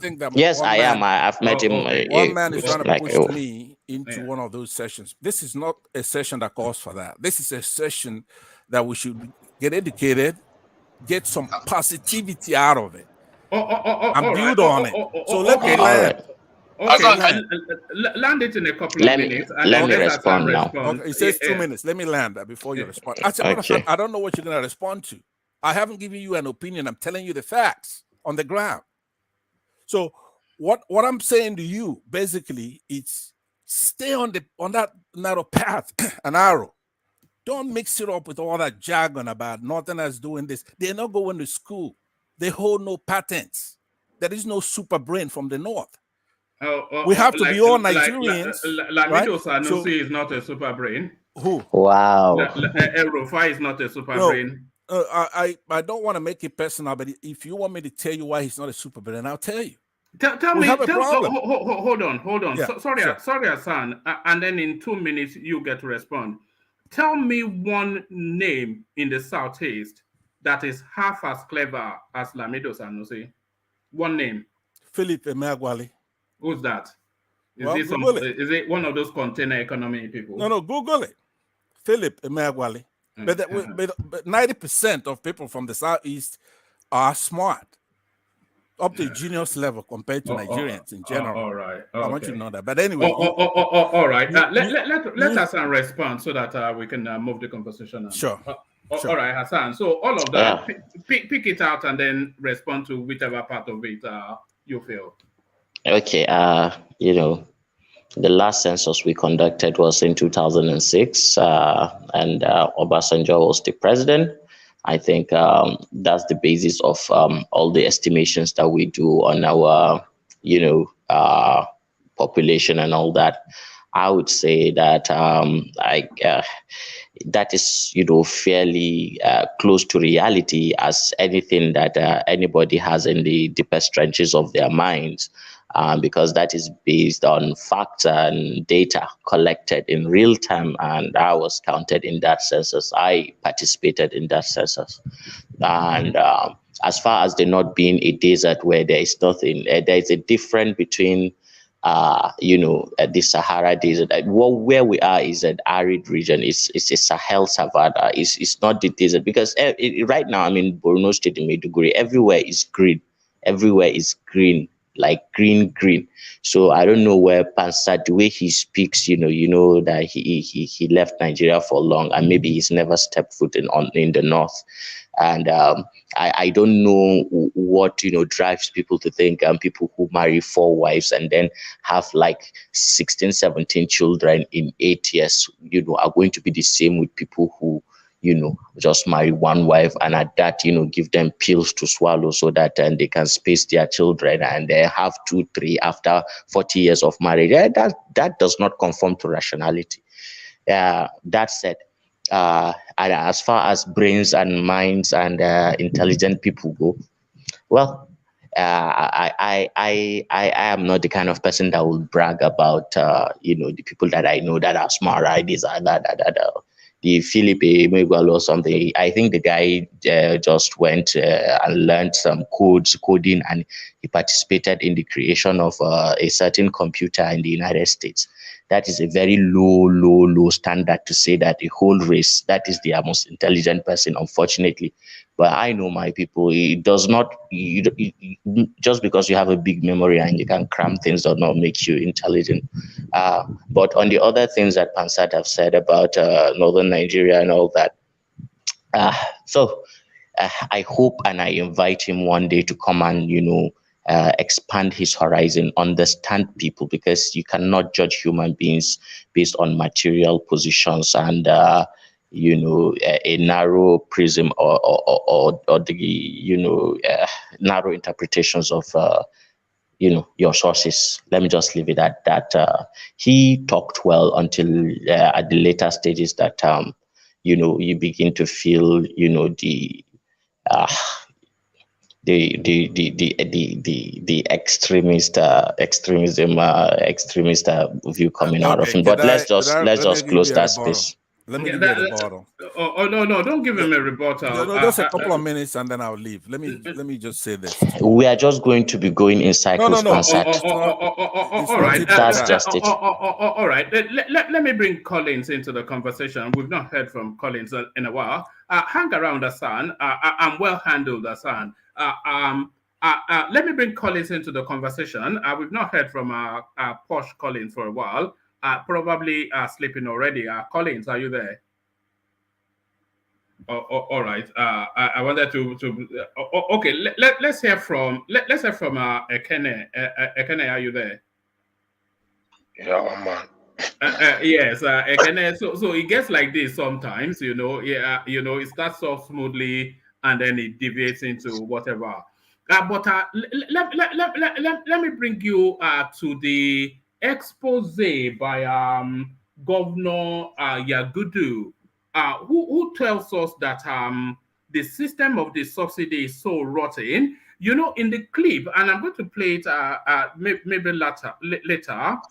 He told us that the subsidy system was so rotten that people were claiming subsidies on well pipes that did not even exist. And he's told us that the system is so rotten that if Tinubu does not actually, rather than just stop it, if it doesn't attack it frontally, then it will struggle to govern. So what are you then making them? We're back at the fuel subsidy scam again. Well, man, this is what we know for a very long time. Subsidies, that oil sector is one of the most corrupt sector we have in this country, because that's where a lot of big men in this country put their interest, and that's where they get their resources to suppress the common man on the street. So what their liberation is not new to me. It's not a new thing to me. It's just what I want is a government that will definitely deal with it and put other ideas that work for the country. It's not only oil. We're talking about oil. It's just like people are talking about oil because our government, I don't know to say they are lazy to think or to know how to put other resources together and make a revenue for the country. They're just focusing on the oil. So if I were Tinubu, I would like to go into a much fight with them, because the cabal in that environment is a very big one, which I don't think a single person can deal with it. So people like me will support him to deal with it. But if he can't, I wish he can have the capacity to think on other areas and garner our resources more. We have more resources than oil and make our revenue from it. So even though it will take him some time, but I just think he will have the capacity to do that, so that this country can move forward. That environment has been bought over by a lot of evil politicians. So I'm not. It's not a new thing to me. Not a new thing to me. I know that oil environment is not it's no gay area, unless Tinubu has the capacity. If he can fight, if he can fight, because we are talking about resources. This country, I used to say it. There is no money to govern this country. There is no money. The corruption is too much. They have stolen many things, and the only focus where they are stealing that money is from oil. So Tinubu needs to change strategy and find other ways to raise revenues to be able to govern. So it's a very difficult task for him. I know that, and that is why people like me is giving him that kudos of removing the fuel subsidy. So if you see, a lot of Nigerians are not complaining, even though we are finding it very difficult, but we are just believing that he will do the right thing for the common man on the street. Because my only concern is the common man on the street. I don't care about them. What they need to do is to do the right thing for the common man from every part of this country. So so our educational system is very bad. Everything is very bad in this country. So when we are talking about all this issue we are having both in the south and in the north and in everywhere, it's all about education. It's all about education, and nobody can tell me that it's not about education. It's all about putting a good standard of education and educate our young ones. None of our young ones are ready to go to school. One man in this country. It's a fact. They don't want to go to school anymore because they are seeing our politicians making money just within few days. And they see Yahoo guys making money just within few days. The corruption is eating up not only on the politicians, but even in the life of the citizens. People find it so they now choose the illegal way of making wealth than following the legal way. But if government can put a good policy, make out a good environment, very conducive for the young ones, give them education, make them understand the need for this education, I think we will still get it right. But for now, when people find it difficult to feed, when people find it difficult to, they will find other options, because you cannot die of hunger just because of the government, or you are waiting for the government.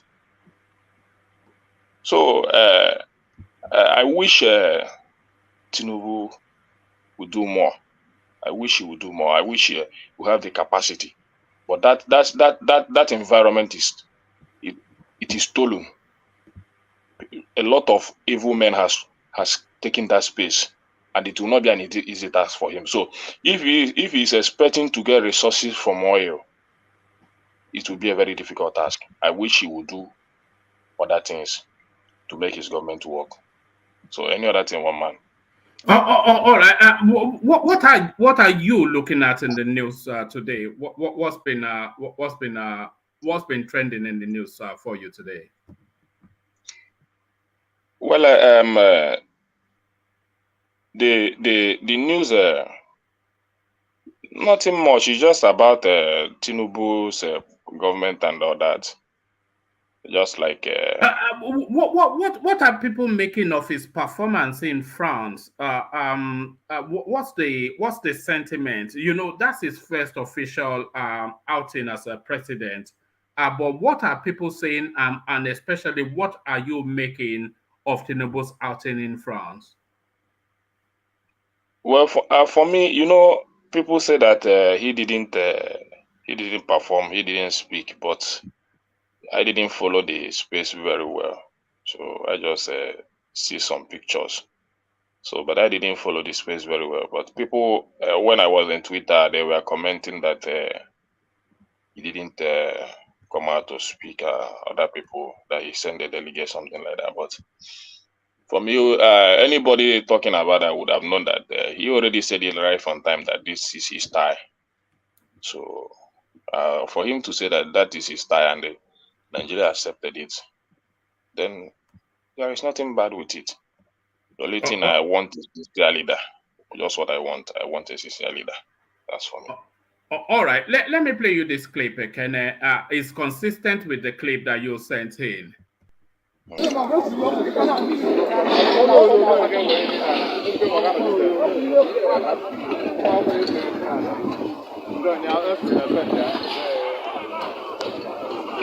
see the foundation. Yeah, foundation. Yeah, pass swamp. They move good feeling with the swamp. No child. You see the foundation. Look at the foundation. The way Henry move good. Me right back. Which channel has swamp? Where the foundation? Look at the foundation. Yeah, swamp. Far around your foundation. You feel there.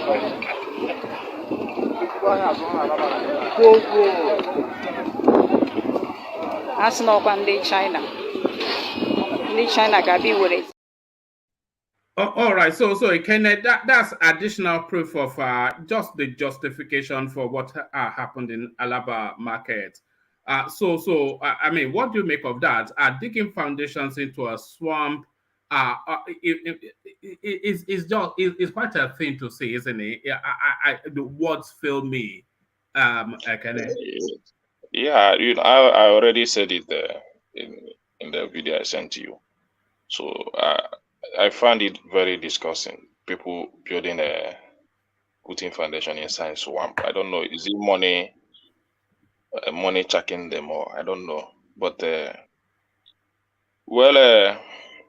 issue is this.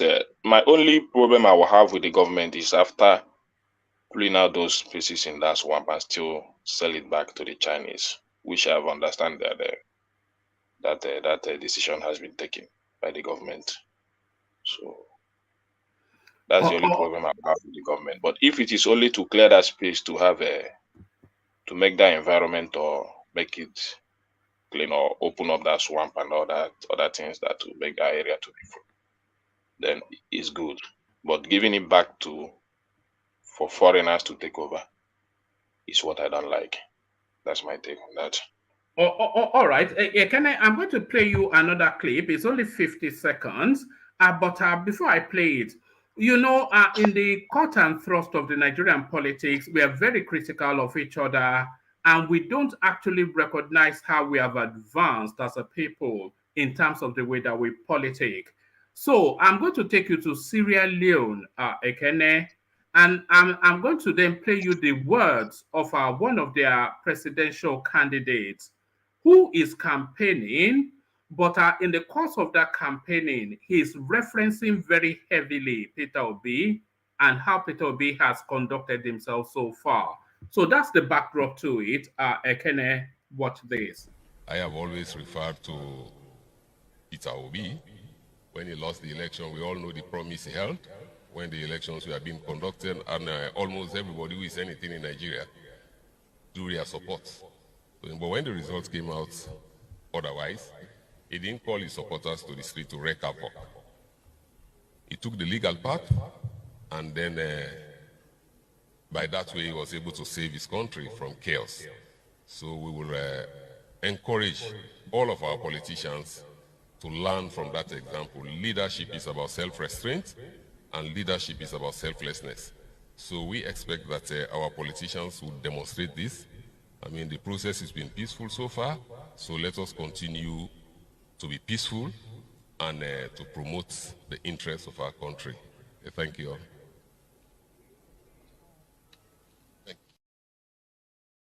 Also, Ekene, that was Abdullahi Bangura, a leading politician in Sierra Leone. What are you making of his words? Pick it up from there, and then we'll carry on. Yeah, Ekene.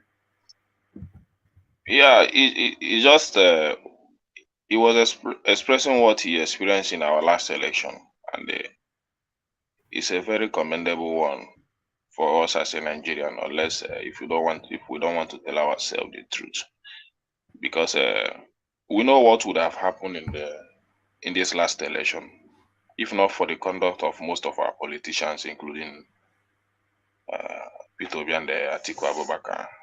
So if they have not conducted themselves very well, you know what would have happened. We will not deny the fact. Especially, when Obasanjo came to read out his letter, and the people's mind were already puffed up to go to the street. It's a fact. So I read it those days. Those time I read an article from Charlie Boy, was shouting on P2P why he didn't allow them to go on the street. So, but I know P2P very well. I know him very well. I know he's not a troublemaker. I know he will not fancy that, and that's the only thing I like about him. Most of those are the characters I love about him. So it's good to promote peace in our country, especially our politicians. So it's good that other countries are referring to Nigerians as an example.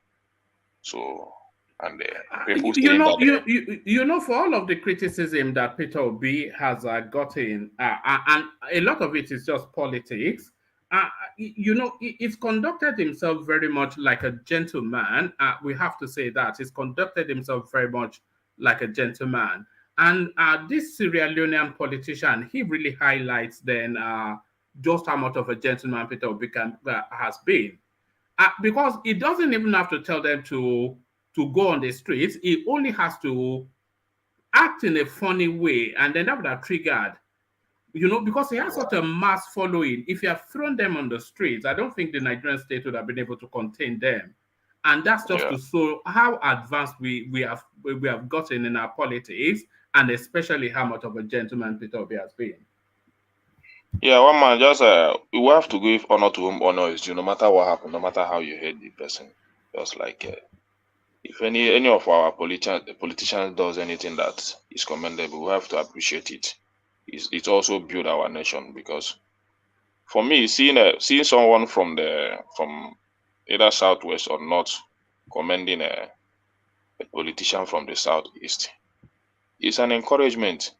And I don't think anybody from southwest or north would not like a southeasterner commending a politician from any of their region.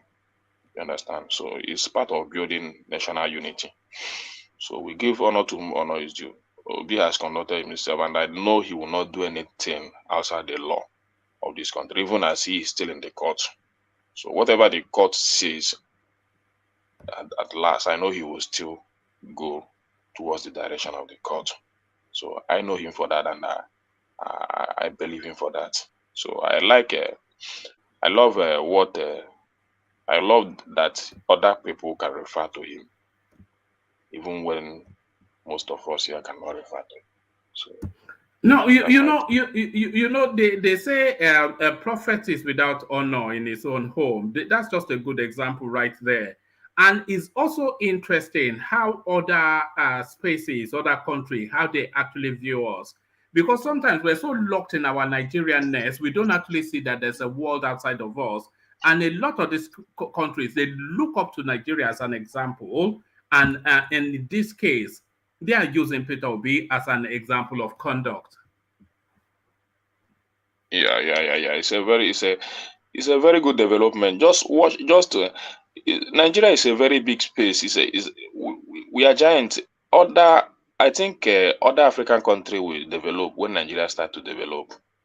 You see, we look down on our nation very well. But I know me living in this country, I know what we will achieve being a good model to other nations. I know what we are going to achieve. We are the largest in this continent, and we have one of the most brightest people all over the world.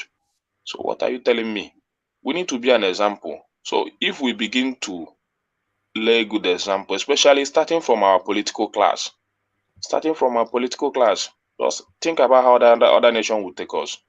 I pray for every administration to represent us well, to have good conduct, to have good manners, to always take this nation at heart, build a very good and united nation. That's the only thing I desire. So if our politicians can understand that and play within the rule, not disorganizing us, not putting disunity among us and all that, using other religion and ethnicity to disorganize our dear country. Who will achieve? They just check the time of when we are the fastest growing economy in this continent in Africa. Just check that how Nigeria was. I wish we have maintained that standard, but quite unfortunate we couldn't. So we are still hoping that maybe this administration will do better. So this country is one of the best. It's one of the best. When we do well, other people recognize us. Even people from Europe, not only Africans, they recognize that they know when we are doing well, and they are pointing at it. So thank you, one man. All right, brilliant. Excellently put by Ekene. So thank you, Ekene. So let's take the conversation to Ajanle Koko, who are hopefully still there. Ajanle Koko, all right. I think Ajanle Koko may not be at his computer at the moment. So, space before Ajanle Koko. What's up, one man? Oh, okay. Yes, yes. I was coming to you, but I think Bishop wanted to come in. Bishop. I just wanted to chip in one or two days before, but now that he's back, they said no, chip it in, and then we go to Ajanle Koko. I actually made an attempt when you were talking about the unfortunate Sokoto incidents before. I think the incidents in Sokoto is a tragedy that is a common tragedy with every part of Nigeria. A few of those mob action, the one they call jungle justice, came to my mind very quickly. One that stood out was the Alu-4. That was a university community, very educated, the Christian community, yet they dealt with those 4 boys openly in such a despicable and abominable manner like they did. There was a young boy that was accused of stealing a phone somewhere in Ibadan, and the same thing, the same fate befell him. I mentioned someone that Showore will know very well. I don't want to mention his name here.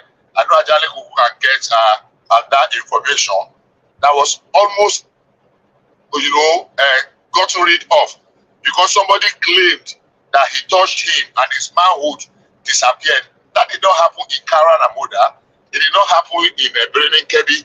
It did not happen in Geshua or Zungeru. It happened right there in Lagos.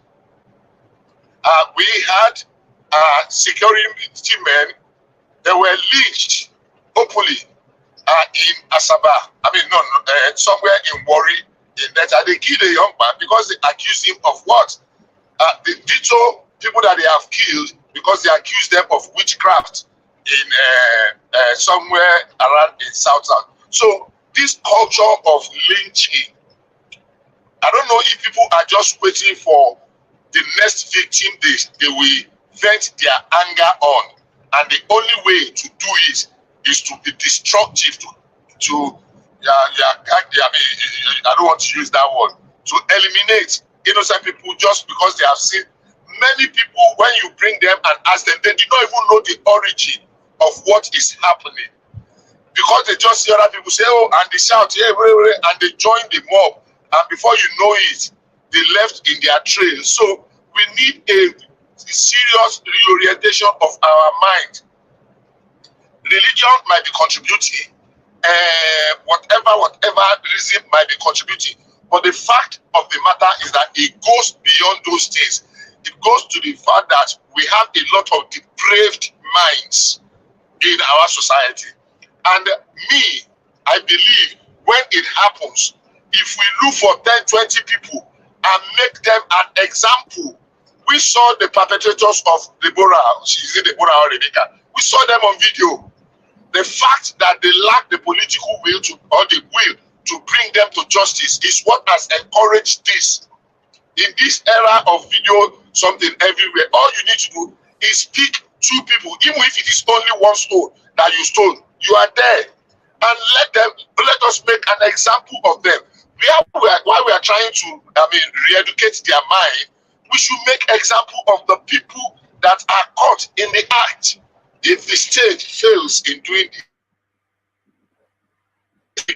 It's just a matter of time. Because before we come here and discuss this again and say, and express regret. But oh, look, another soul has just been lost to this mindless and senseless mob action. And I think that is what we need to begin to really re-examine. How do we want to go? So it's not just about religion, it's about the kind of young people that we have now. God will help us. All right, thank you, Bishop. So thank you, Bishop. So let's come to Ajande Koko. Ajande Koko, I don't want to over-labor that Sokoto space because it's such a delicate topic, so that we don't spill over. But let me take you to where Ikene left off, the commentaries by the Sierra Leonean senior politician using Peter Obi's conduct as an example of the direction that his country should follow. Do we have a full enough appreciation of Peter Obi? We often mock him, but he has been exemplary. It's within his right to do everything that he's doing. But the one thing that he gets bringing endorsement for is not throwing his followers on the streets. That's been acknowledged in Sierra Leone. Do we appreciate this man enough, Peter Obi, Adanle Koko? Thank you, Woman, and greetings to our listeners around the world. Please click on the like button, share, and subscribe if you haven't done so. You see that statement made by that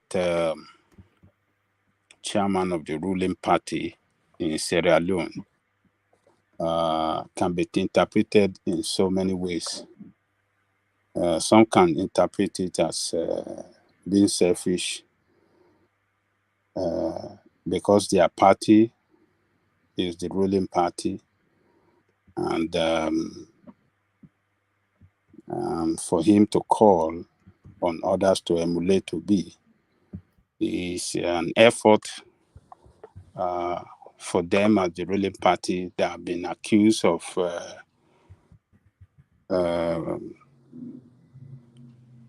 perpetrating electoral malpractices. Do you follow the politics of that space? Oh, yes. So there have been a lot of... All right, carry on. Yeah. So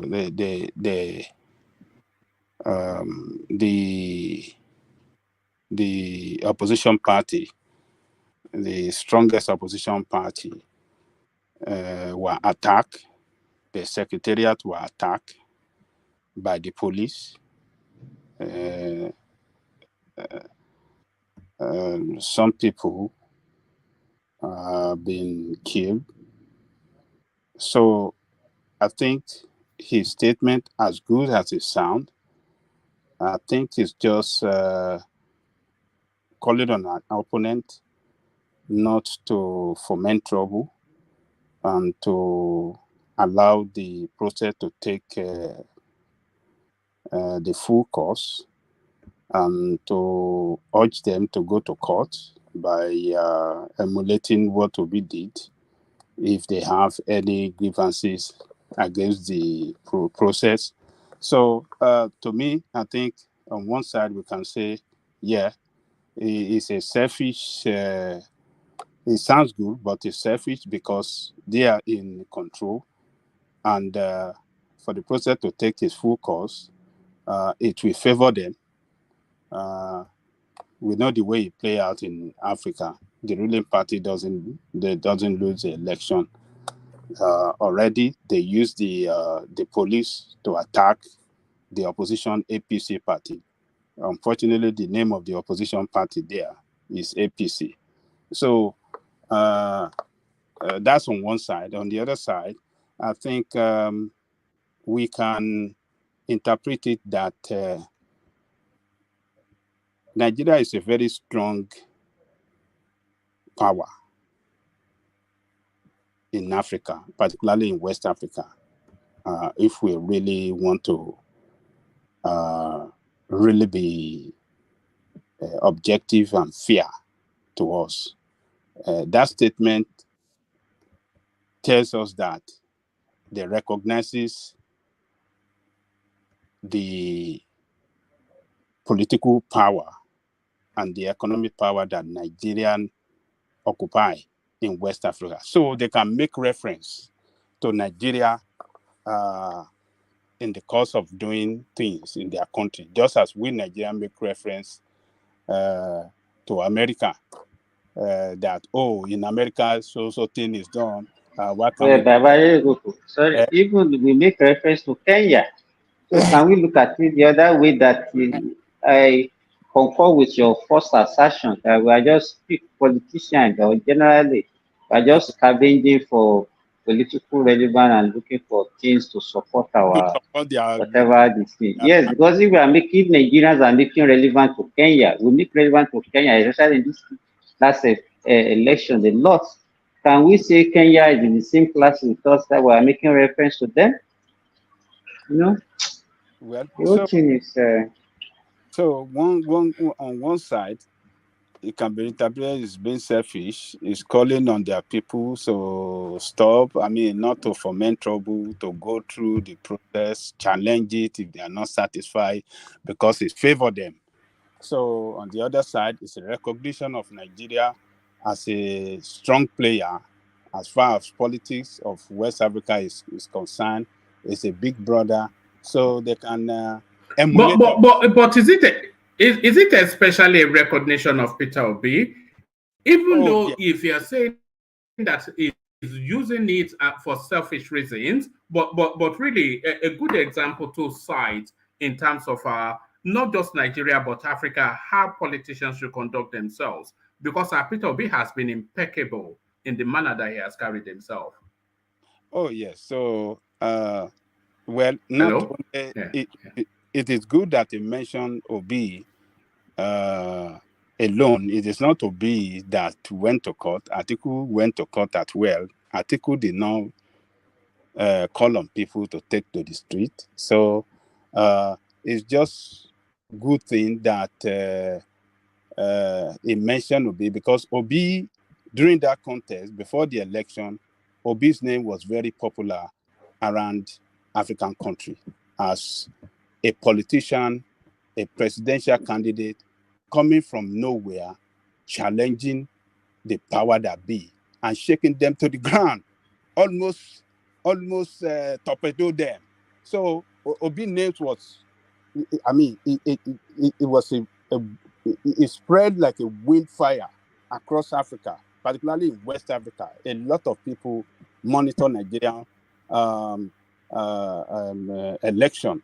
I mean, they monitored that politics before the election, and Obi names was the top among them all online.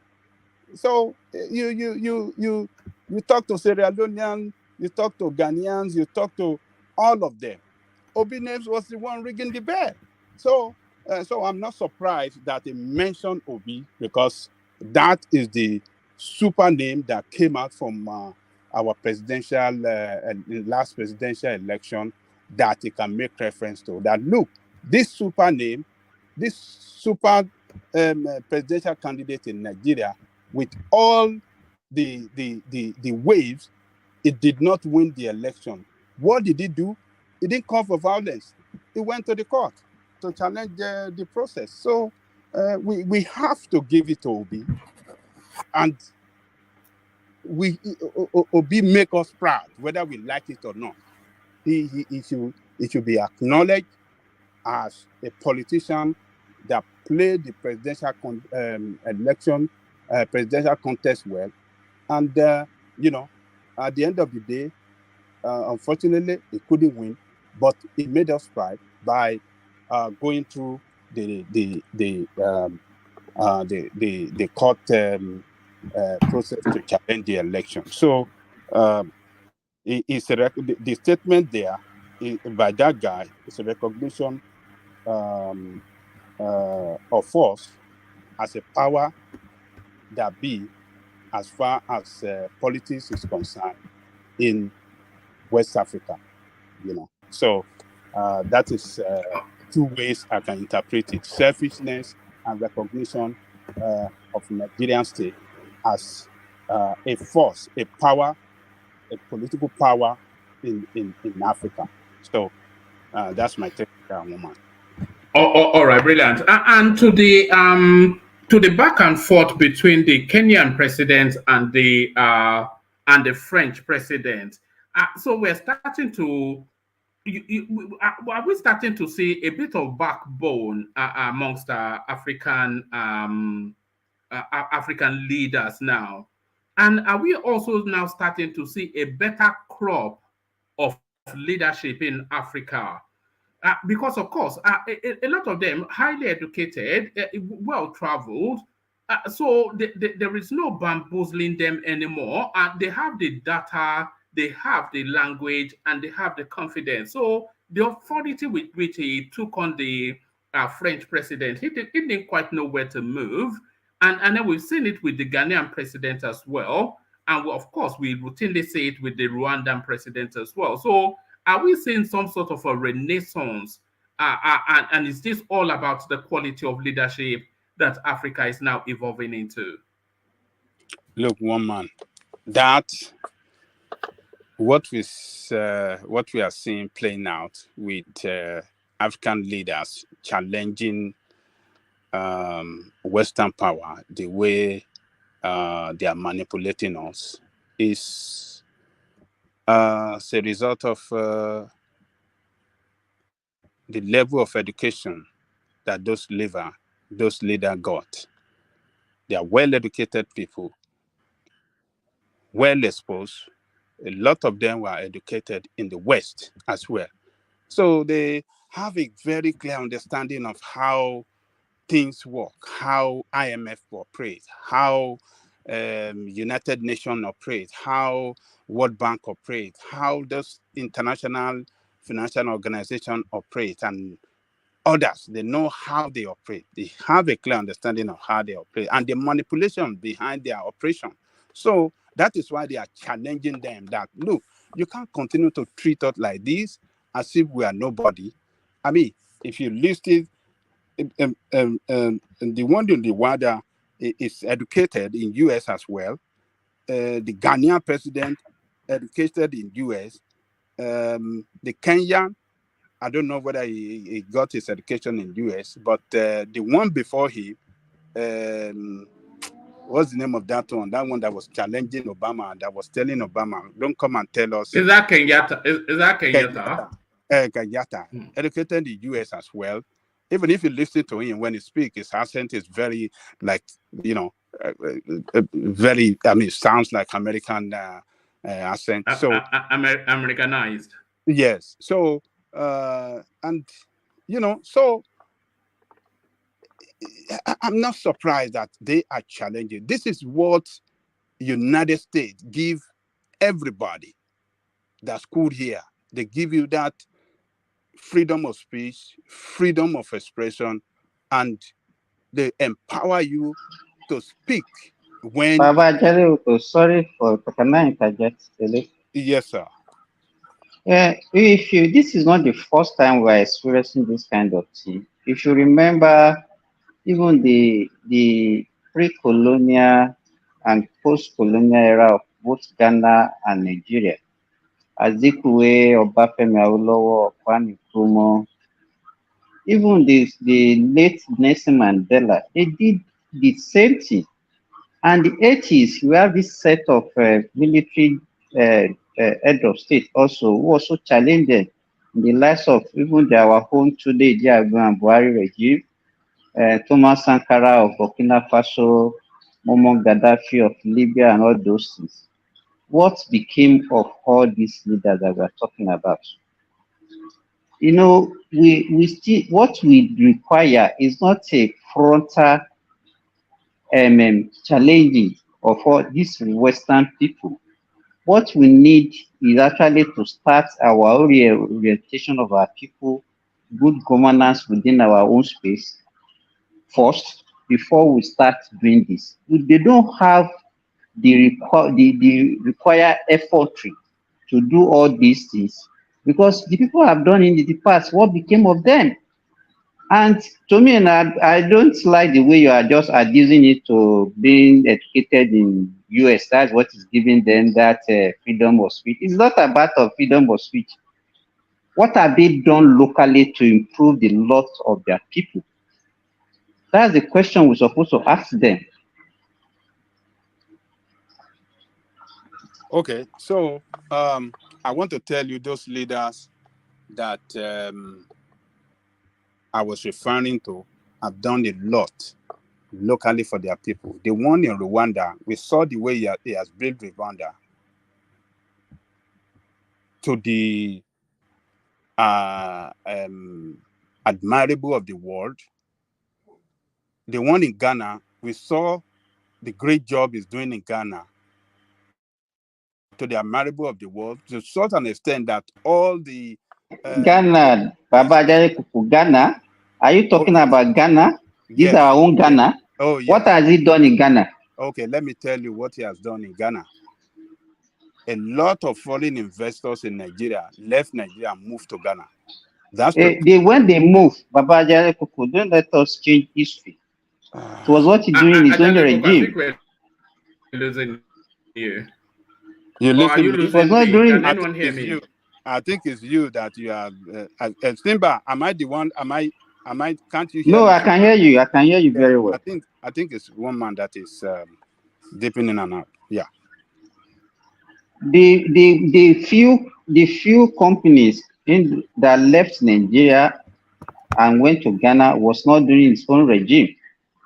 Go and look at the debt burden of Ghana presently, and go and look at the economic crisis that is also going on in Ghana presently. It doesn't. I don't think you have a full grip of what is happening in Ghana, and that's why you are saying this. Ghana, its economy is as worse, if not more worse than Nigerian economy. I'm telling you, I'm giving you that one for facts. So to me, apart even the Rwanda of a thing, the kind of this freedom of speech that you are telling that maybe that is why he went to school in America. Did he even allow freedom of speech in his own country? He doesn't allow that. He's a dictator. This Rwanda guy is a dictator in Rwanda. And he's just like a military junta that has been ruling them, want to rule them forever. It doesn't allow for democracy. So to me, these are your arguments. I don't understand where it's coming from.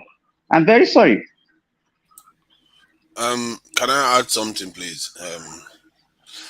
This is one man. Greetings, one man, and greetings to everyone on the panel, the chat, and to the viewers. I think Simba has a point. I would like to add that there are other geopolitical reasons why African leaders seems to be emerging right now. And this can be accounted for by the emergence of the Chinese and the Russians, and let's put it this way, the BRICS nations. And if you look at what is going on, even Americans are doing everything they can to buy India over to their side. If Nigeria had just obtained, or Africa, any African country, got what India, just one of the items India got from America this week, Africa would have been a different continent. But yet, India got multiple different agreements with the US, from space technology exchange, building the jet fighters in India, servicing their warships, just name it, quantum technology exchange. They've signed agreement with this in India.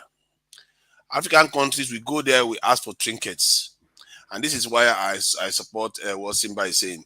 Because what we do is, we go there like people with low self-esteem and ask them to remove debt. We dance this stupid dance that they dance, and we still lose out again. This lack of boldness in our leaders, we think that this is boldness, just going to talk smack to people's faces. That's not bold. Ask them for something that you've never asked before. When Mao Zedong walked into Russia, Soviet Union then, and met Stalin, the first thing he asked Stalin was, we need your nuclear technology. This is the most advanced technology the superpower of the world had. And he's asking them for it. He didn't wait for, let me take the missile first. No, he wanted the real deal. Otherwise, there's no point. Stalin refused. Khrushchev came in. It's like Khrushchev knew that he cannot get past the Chinese without giving them something like this. He had to concede. And even then, the Chinese didn't relent when the Russians told them, don't worry, slow down. No, they didn't relent. They went ahead and built it. Within 10 years after testing their own nuclear thing, America is going there again to offer them goodies again. And look at where China is today. That's what they are doing with India now again. Because we as Africans, what we do is we go there, argue for trinkets, like our forefathers used to do.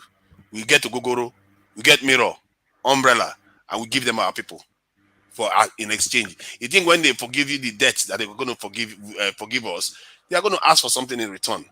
What is it? Something in return? Something that is going to tie our hands for the future. No, there's no free lunch in this world. And these are our leaders. They talk smack right now. In reality, they have not elevated themselves to the level where they are going to actually change things. To change things, they are not going to like you. This one, we are trying to do it like they're going to like us. They didn't like India when India was emerging. They didn't like India. They didn't like China. It's just the name of the game. If you want to take money from some other person's mouth, if you want to take power, they are not going to like you. This thing, our leaders think that there's a sweet way to do it. Maybe there is. I don't know. I've never seen it happen in the world before. But these are tactics I don't think it's going to work. It's not going to work until they start demanding some real stuff. Debt forgiveness is like poverty from one poverty measure to another poverty measure. We've done it all before. They've forgiven Obasanjo debt. What did he do for us? Sorry, to Niger. What would be the leverage for Africa making a demand? Because you can only make demands from a position of strength. So what would be the leverage? What would you lever to embolden the demand? Long-term strategic relationship alliance. If you want to build an alliance with them, that's what the Chinese offered to the Russians. It's not like China had any way to defeat Russia then, and the Soviet Union then, I mean. So they offered them, okay, you do this, we are going to be your partners, and we are neighbors anyway, so you can see that. And Africa is right next door to Europe. These people already own Africa, so you're not in a position of strength. China is in a position of strength. China is an ancient, advanced country. But so is Africa, though. Let's not sell Africa down. Africa was where all this emerged from. No, it's not advanced, though, is it? That is our mistake now. We've never. No. To be fair, we were the most advanced ones. We were so advanced, we conquered nature and spread humanity all over the world. So let's not this thing. And if you look at the emerging this in evidence, that's a function of biology, though. Spreading humanity is a function of biology. We invented the technologies that led them to survive everywhere else, spears and all those things. So those technologies we conquered. The conquest we had. Don't you agree with one man? What one man is saying? One man is right. Even this India that I said they are now bargaining and requesting for something from America, they are requesting based on their strength. I think India now, I think they are the third or fourth largest economy in the world, and America cannot just abandon them or say they don't. So they are requesting from the position of strength. They develop to a certain extent that they have to make a request and they have to listen to them. But in Africa, we have been colonized in everything, and we don't have that strength. So, in what way? How do you negotiate when you don't even have anything to offer? That's what I'm trying to say. If they don't give you what you want, you go into the wilderness and develop yourself. That's what happens. That's what the Chinese did. That's what the Indians did. And that's what I'm saying. That we have to go to that first. We have to develop ourselves first before we start making all these things. Just talking in a gathering does not make any sense as far as I'm concerned. When you say they're just making noise. When you say develop yourself, what you are talking about is security development. Because if you don't have that, that's what the others did. You have to go into the wilderness to do that. Are African people ready to do that? When they are ready to do that, you will see that the change will happen. And besides, you don't even have to do that to get there, to be fair. Because after all, the Japanese were defeated. Then look at Japan today. You could create a situation whereby you say, okay, you know what? If you don't do with us right now, I will throw the lot in. As a matter of fact, African Union, they are quite organized right now. And we will throw our lot in with China. And the reason why America is going for India is not necessarily because India is too powerful, because India is very, very important in terms of tipping the scale in the world. If India decides to go full on with China and Russia, It's over for the West. It's just over, period.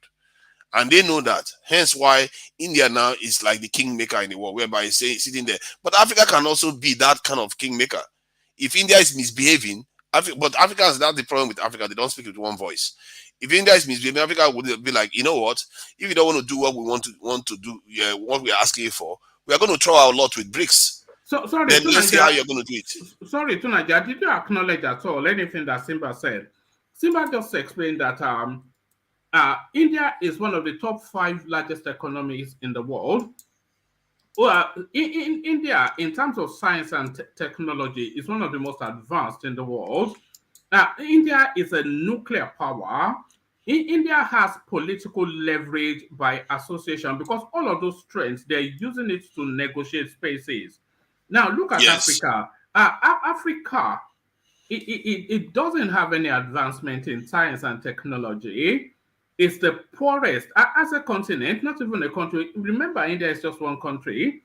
It's one of the poorest countries in the world. We have resources and all that, so I'm not talking about that. It's in perpetual flux, always on a tribal fight or the other. You know, it's always dependent on aid and all of that. So what strength are you taking to go and make demands? What strength? One, the strength is the power, the potential, not necessarily this. It's like when you have the potential, they credit. own you. Do you realize that Africa is owned by Europeans? Do you realize Yes, that? right now. No, I think every day their power is winning. Their control over Africa is winning. This is why you are seeing the leaders emerging right now, because the Chinese and the Russians, they are weakening, including the Indians. To be fair, Indians are also causing trouble because they are playing both sides.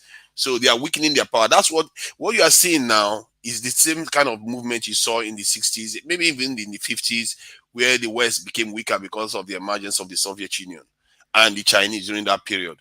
So now the cycle is repeating itself again. Remember, during when the Soviet Union fell, you look at what was happening in Africa. That was when it decimated us to this point, because the West was extremely powerful during that time. They were the ones controlling everything. But now the environment has changed again. The West is not as powerful. They are desperate. I saw the way Macron was speaking to African leaders. He was there, oh, we are putting billions on the table. He's just printed that money. What is that billion going to do for? They are not willing to exchange real stuff that is going to change our strategic relationship with them. They are not offering us anything tangible. They're just offering us money. Trinkets. This is the trinkets they gave to our forefathers, and on these are our leaders. They come and sell it to us. And sometimes I fear that some of all the things they are doing is just theatrics.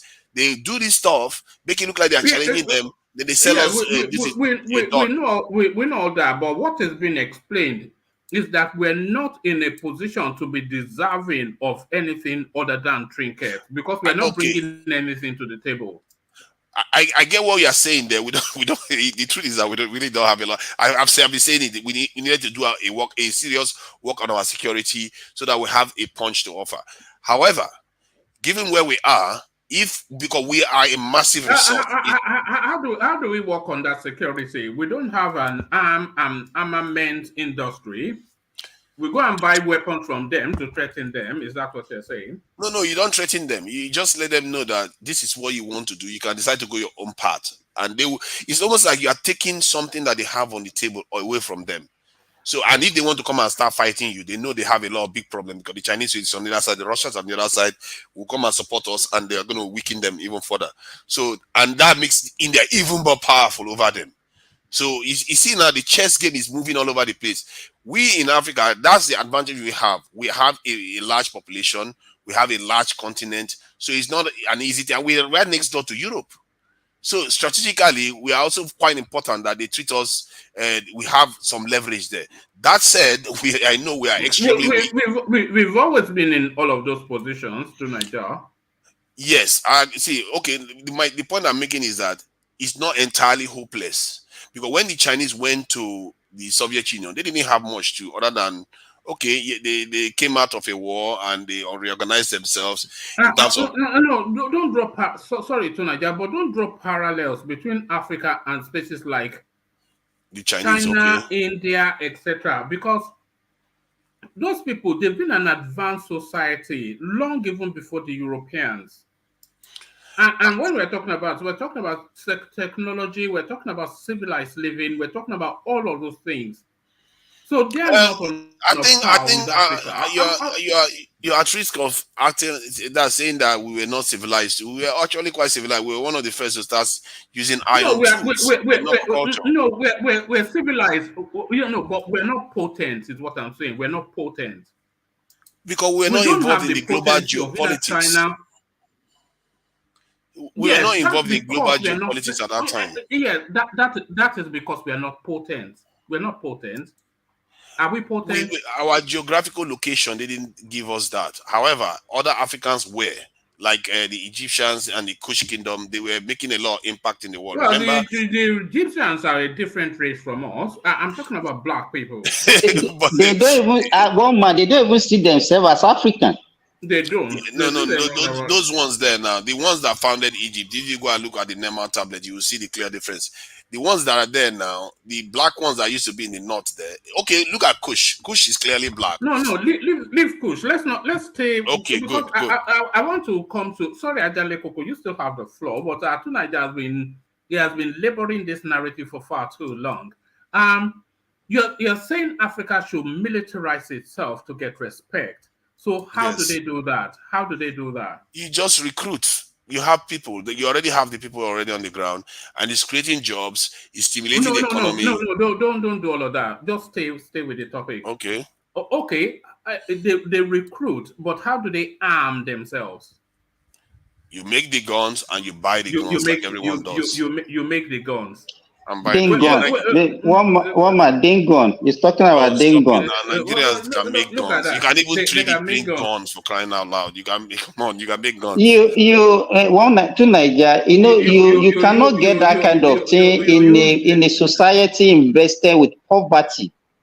It's a society invested with poverty can easily be divided. With little money, they are going to look at what is happening in Russia now. Even Russia, as powerful as they are, look at the effect that the Western world is having on them. Putin is about to be overthrown. Who told you that? This kind of stuff you say. No, let's not go to Putin. I want you to stay with because people are now mocking. They say we have witchcraft. So that is to tell you, this because I'm a huge fan of yours, and anytime you speak, I listen. And it's only really the things that you say, it makes my eyebrows, it makes them rise up a bit. You're saying Africa. Tell me how the Chinese did it now. How did the other people do it? No, but you cannot. That's a false equivalency, isn't it? That's a false equivalency, is it not? It's not, because they are human beings like us. I don't know why we also think that other people are some kind of some kind of superhumans. We are even more capable than they are. We advanced differently. We did not advance technologically, did we? Did we advance technologically? Not because. Did we advance technologically? No. Why do you think I'm here? But that's the Achilles heel, isn't it? And that is where it all vests on. Is that not the Achilles heel? Hold on. You see, this point is very, very important that you just you know what, an import-dependent continent for virtually everything, especially technology. Yeah, and armament. So you are saying you militarize yourself, you go and buy. Let me explain before we make the mistakes of our own forefathers. Carry on. So this is the single most grievous mistakes our forefathers made. Not to industrialize or this leverage technology. They didn't do that. We have the capacity to do that. We don't want to make that mistake again. When you want to militarize, there's no reason why making a gun is not sophisticated technology. You can make bullets easy. In terms of this thing, the manpower, we already have them. And Africa has the youngest population in the world, a large one that is still growing. So that is a big asset. And if they want to mess with such a population, they are going to have a big problem on their hand. And secondly, they don't have a problem with genocide. I'm not sure how much of history you know. I know they don't have a problem with genocide. Yeah, that's true. No. They don't have a problem with genocide. But you know what I'm saying. We are still here. They are still there. The reason why one man, you're right. You know, the Americans, they don't have to leave White House to wipe They, out the they whole of did that to the Africa. See. Hold Let on, me. they don't have to leave White to House to Niger, wipe to out the Niger. whole of Africa. You are saying Are you're you going to be buying aware? guns and you recruit 1 million. Even the Come people on. that Niger, lost war to are them you are doing better aware than that the us. United States has missiles? For example, there's one that's nicknamed Dark Eagle that can strike from 1,725 miles away. The distance, like from Washington D.C. to Salt Lake City, right? So you say you're gonna make guns. Now listen to what one man is telling you. Let me hold on now. Let me say something. Let me say something now. Let me say. Hold on now. Let me say something. If they are so powerful and they have everything, do they own the ground? Is America not on the ground? You are connected to that same ground. If you have capacity, you could cause serious problems. So that's how I'm going to leave it. Point is that if you keep thinking that you don't have capacity, you're not going to have capacity. Remember, there are 5 foot men out there that fought them to a standstill. They needed nuclear weapons to stop the Japanese. And look at the Japanese today. All the people they fought, even if those people lost, are doing better than us. Hold on. When they needed, and by the way, again, force equivalency, Japan. Japan was in the position to take on the world in war, so they're an advanced society. We're not. But then you said they needed nuclear weapon to stop the Japanese. So what did they do? They used it. So there it is. So but they didn't use it. But they didn't use it against it. You don't get it, do you? One man, you No, I get it. One big blow. I don't know why you are using fear. You can't run your life with fear because you know why. Leave all that. Stay okay, with the logic. let me stay with the logic now. Let me talk, yeah. please. Yeah, go on. If you run your life like that based on fear, then you're already dead. Because what you are saying is that when you act, you'll be dead. When you don't act, guess what is going to happen? You are still gone.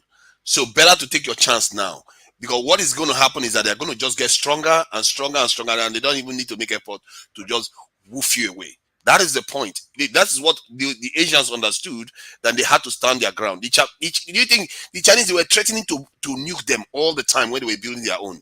They told them, can you imagine? America just used the nuke barely 10 years, and they were threatening the Chinese to use it again.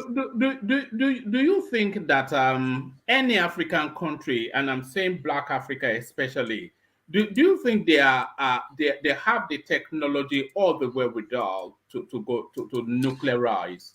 Yes, Nigeria already had it once, and we gave it away, the small plant. And secondly, we did not. Are you talking about Bolaji Akiyemi, the former? No. I'm talking about the one that they had in Kaduna that they gave away to the Americans. They had nuclear weapons in Kaduna. No, not weapons. Not weapon. Nuclear. This reactor, a mini reactor. But my point is that we have more technology at our.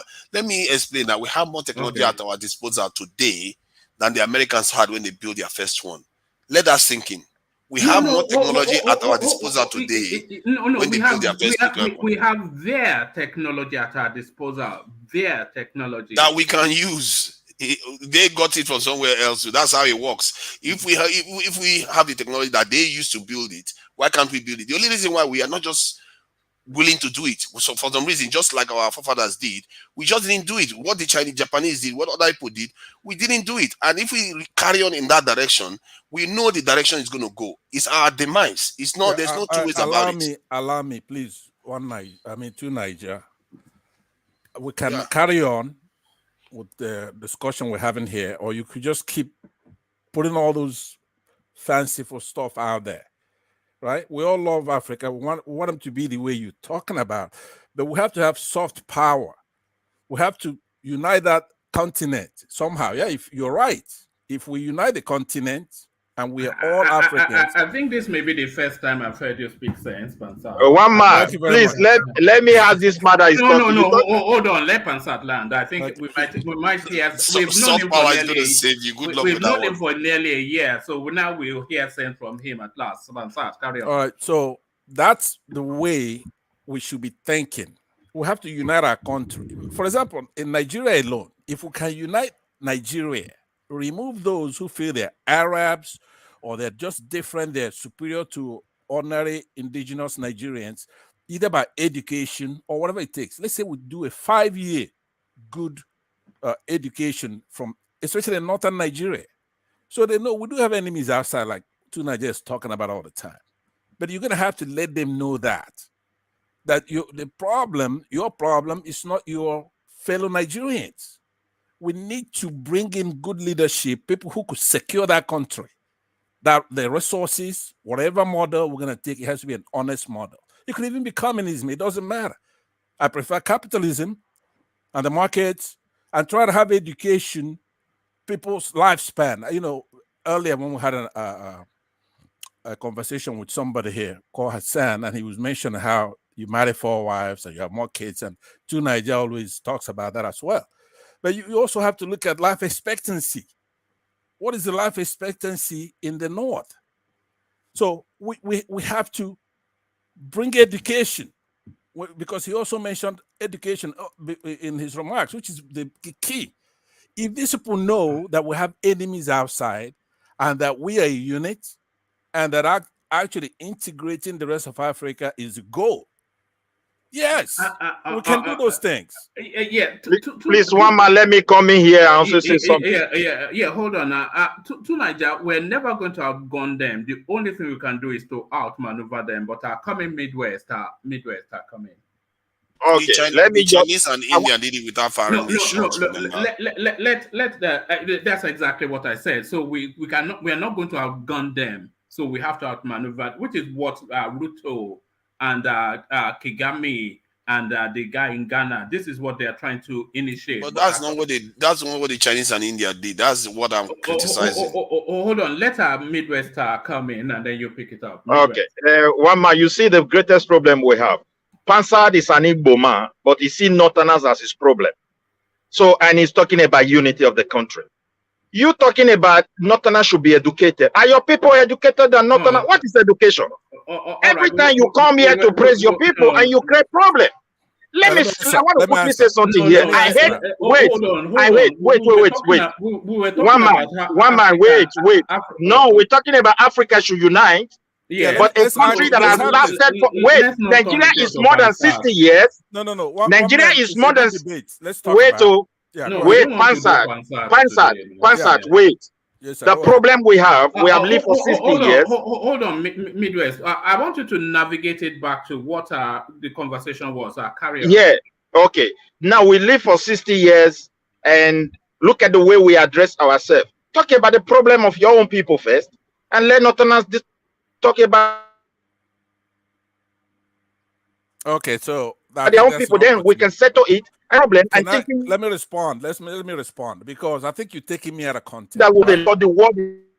Hold on, Midwest. I did not come here to promote any particular. Changing, and the Europeans are losing, and they need the continent of. You're breaking off, Midwest. Yeah, he's coming in and out. Okay, can I respond now? Go on, but don't turn it into. No. Actually, I'm gonna. Okay, sorry, he's trying to cut me. So the thing, Mama, what I want to say here is this, we. Oh yeah, Pastor. Midwest. Continue. You're breaking off. You're breaking off. Okay. In order to make this job easier for one man, and also. Yeah, but I don't want it to go Igbo though. Don't take it Igbo. That's why what I'm gonna do is I'm not even gonna take a bite at all now. What I'll do in order to have this conversation, because it's a very important conversation. So I'll go ahead and I'll let him continue. I'll come in on a more substantive issue. Okay, we'll leave that alone for now, because I didn't promote any tribe. I'm saying that in order for us to have unity in Nigeria, there has to be that. What would I use there? There has to be people coming together. We belong to the same country. First, not religion. You don't see anybody from the Southeast rubbing their Christianity on anybody's nose. You don't see that, right? Or lynching people or just cheating because of their religion. There's nothing like that. And the Midwest, you have this thing against if somebody does well in the Southeast and somebody talks about it, that person is being tribal. No, it's not. You have, even if somebody's doing well, even if they're from the Southeast, a Southeasterner can talk about it. Oh, So all right, brilliant. The bigger conversation we have to have, which I really am interested in it tonight, because how do we unify Nigerians under one umbrella? How do we do that? All right, we get to that in a moment. One man, please. So sorry, thank you. Let's get back to Niger. I don't want to go ethnic because the conversation that Niger was having, Niger, what Pansat was saying was that a soft power, which is somewhat of a negotiation into a position of strength rather than this military option. I think that's a more plausible pathway. I would suggest. Sansu. I mean, the art of war, this in technique that I think the Chinese employed, and the Indians technically used to. They accomplished what they did without firing a shot. So what they did was you prepare for war and hope for peace, plan for peace. When you militarize, what you are doing is that you're giving yourself room now to think clearly and negotiate cleanly, letting them know that, okay, this is what we want. If you don't want it, we'll go on our way. We start doing our own thing. We don't use your dollars anymore. You can't force us. We can't subscribe to your patents anymore. You can't force us. We can't subscribe to your monetary system anymore. You can't force us. We might decide to pull out of ICC. You can't force us. You see what I mean? That gives you freedom in this world. But if you do that now, penalties all over the place, you are not able to own your own thing. We don't necessarily need them. The Chinese will trade with us. The Chinese don't care about any of these things. The Indians will trade with us. They don't care. They want to make money. And if we decide to go and join BRICS, that's even more dangerous for them. If Nigeria joins BRICS, Kenya is in BRICS, all the major nations are in BRICS, that is a big problem. Even India will start thinking twice that maybe this is over for the West. So this type of negotiation, if you want to start using your own brain, because there's always a way if you think about it. It's just if you are not looking for it, you're not going to see it. You don't need to fight them. I think some people think that there's going to be a war. No, it doesn't have to be a war. You have your soft power. I can assure you, soft power has never saved any nation before. The only thing that stops them is when they know there's real power behind that soft power. Because then when they test it, they know that it's going to bite them and it's going to cause problem for them. They're going to stop. And that's why I say we should militarize, and our security forces and this intelligence, all of them should be more than what is the upgraded. GDP of the United States? What's the GDP of the United States? Trillions at least. No, you have to know what it is. What is it? I'm not in an exam. This thing it's here. Not an exam, but in essence, the point I'm trying to make. Okay, United States, like the BRICS, all that shenanigans that do, they're wasting their time. Sometimes you see China threatening the United States with the money they hold in their treasury. The US can print one coin, give it to Germany to pay China any day, right? So the might of the United States dwarfs all these people put together.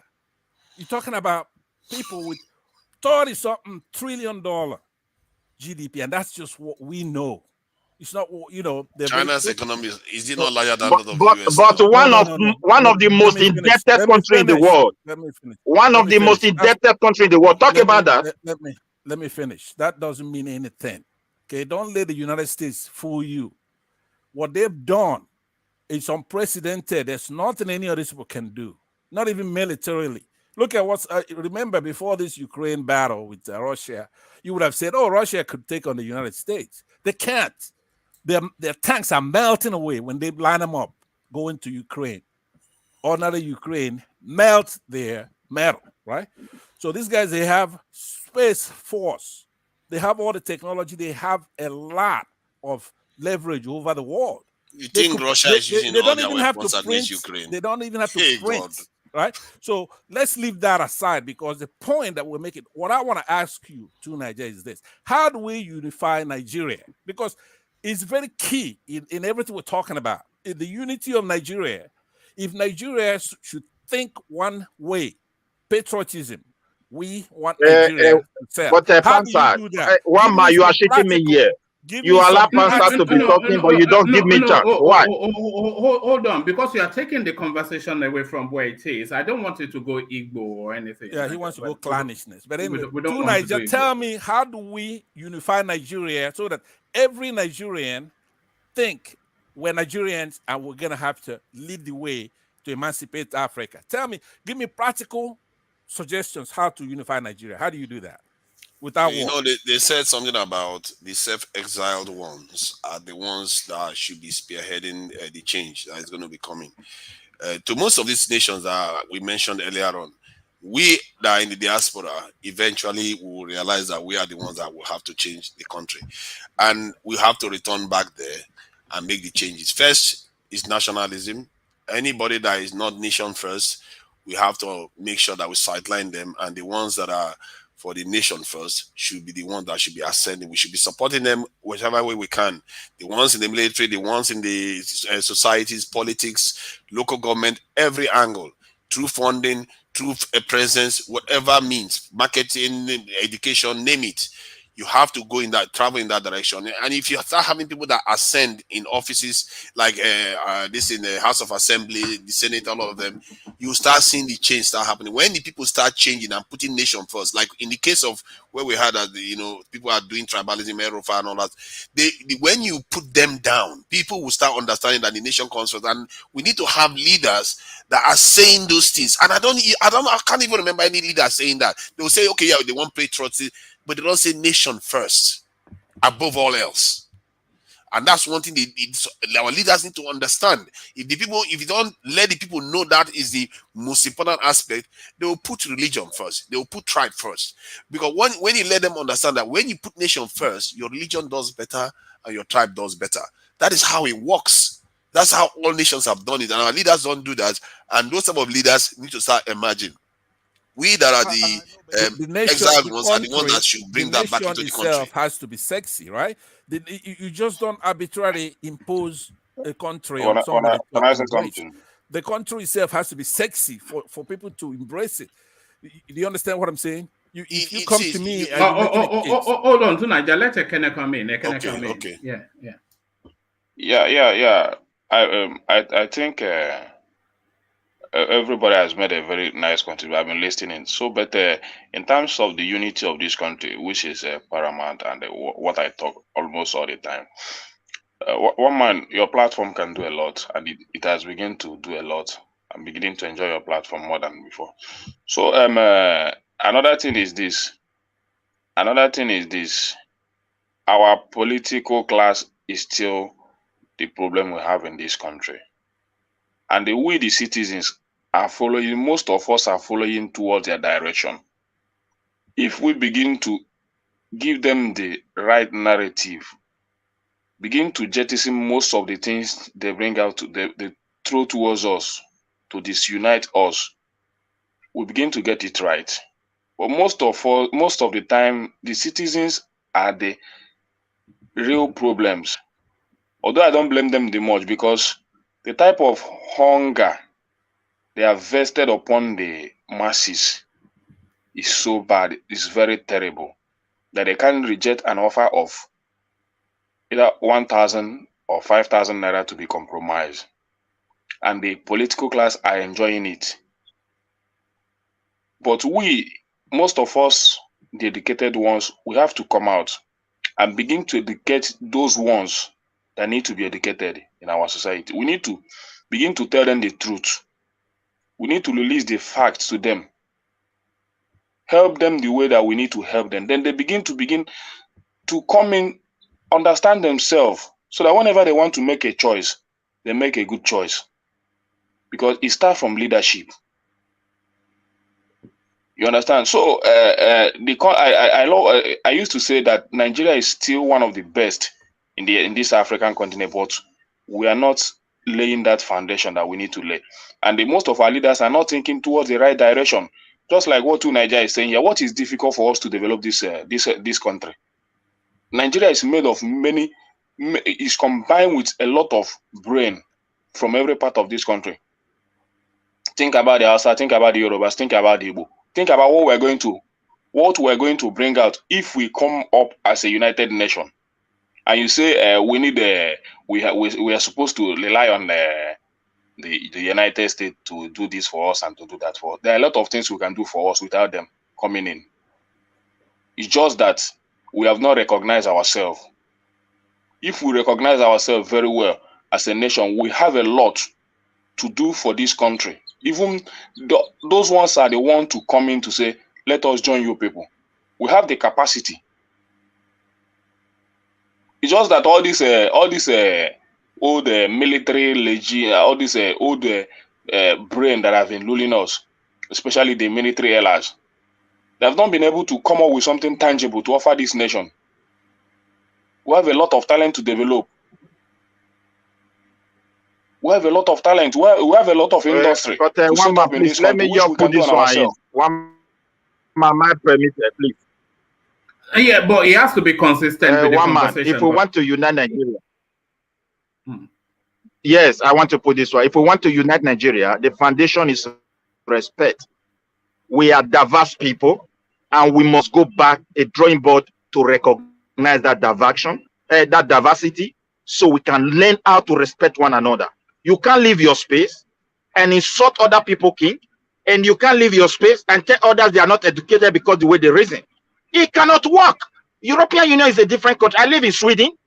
I see a place where in southern Sweden have a way of calling northern Sweden a certain name, but they still work together. Because why?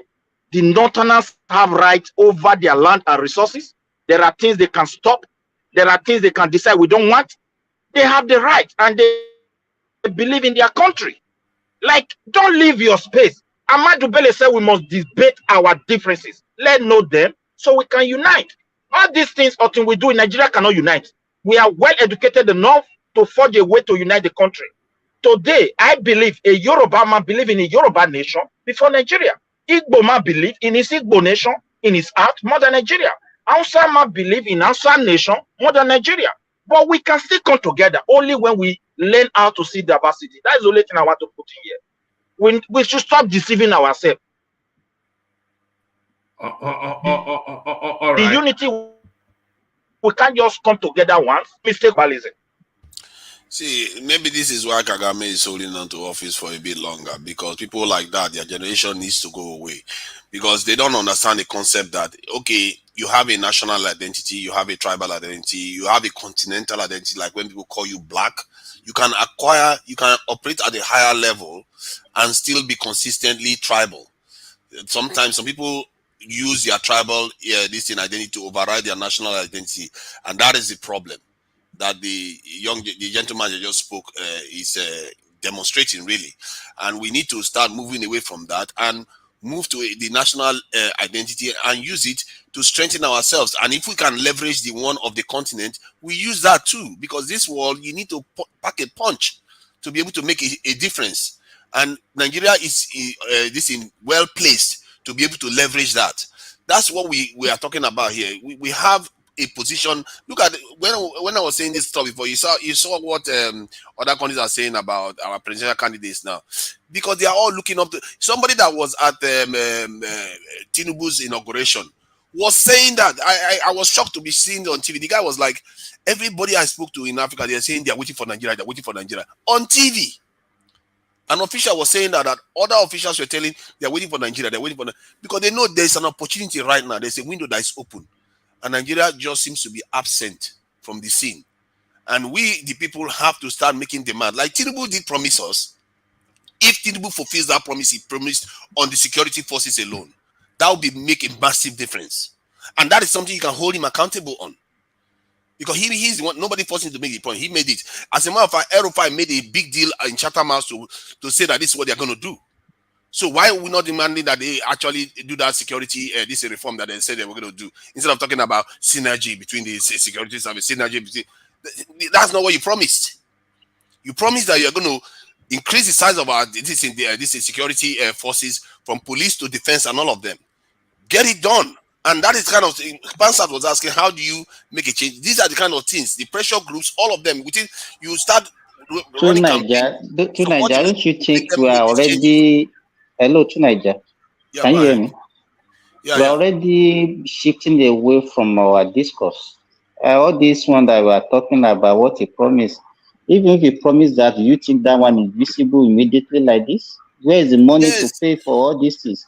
So don't let us go to what Tinubu can do. We are not talking about Tinubu here now. We are talking about Africa.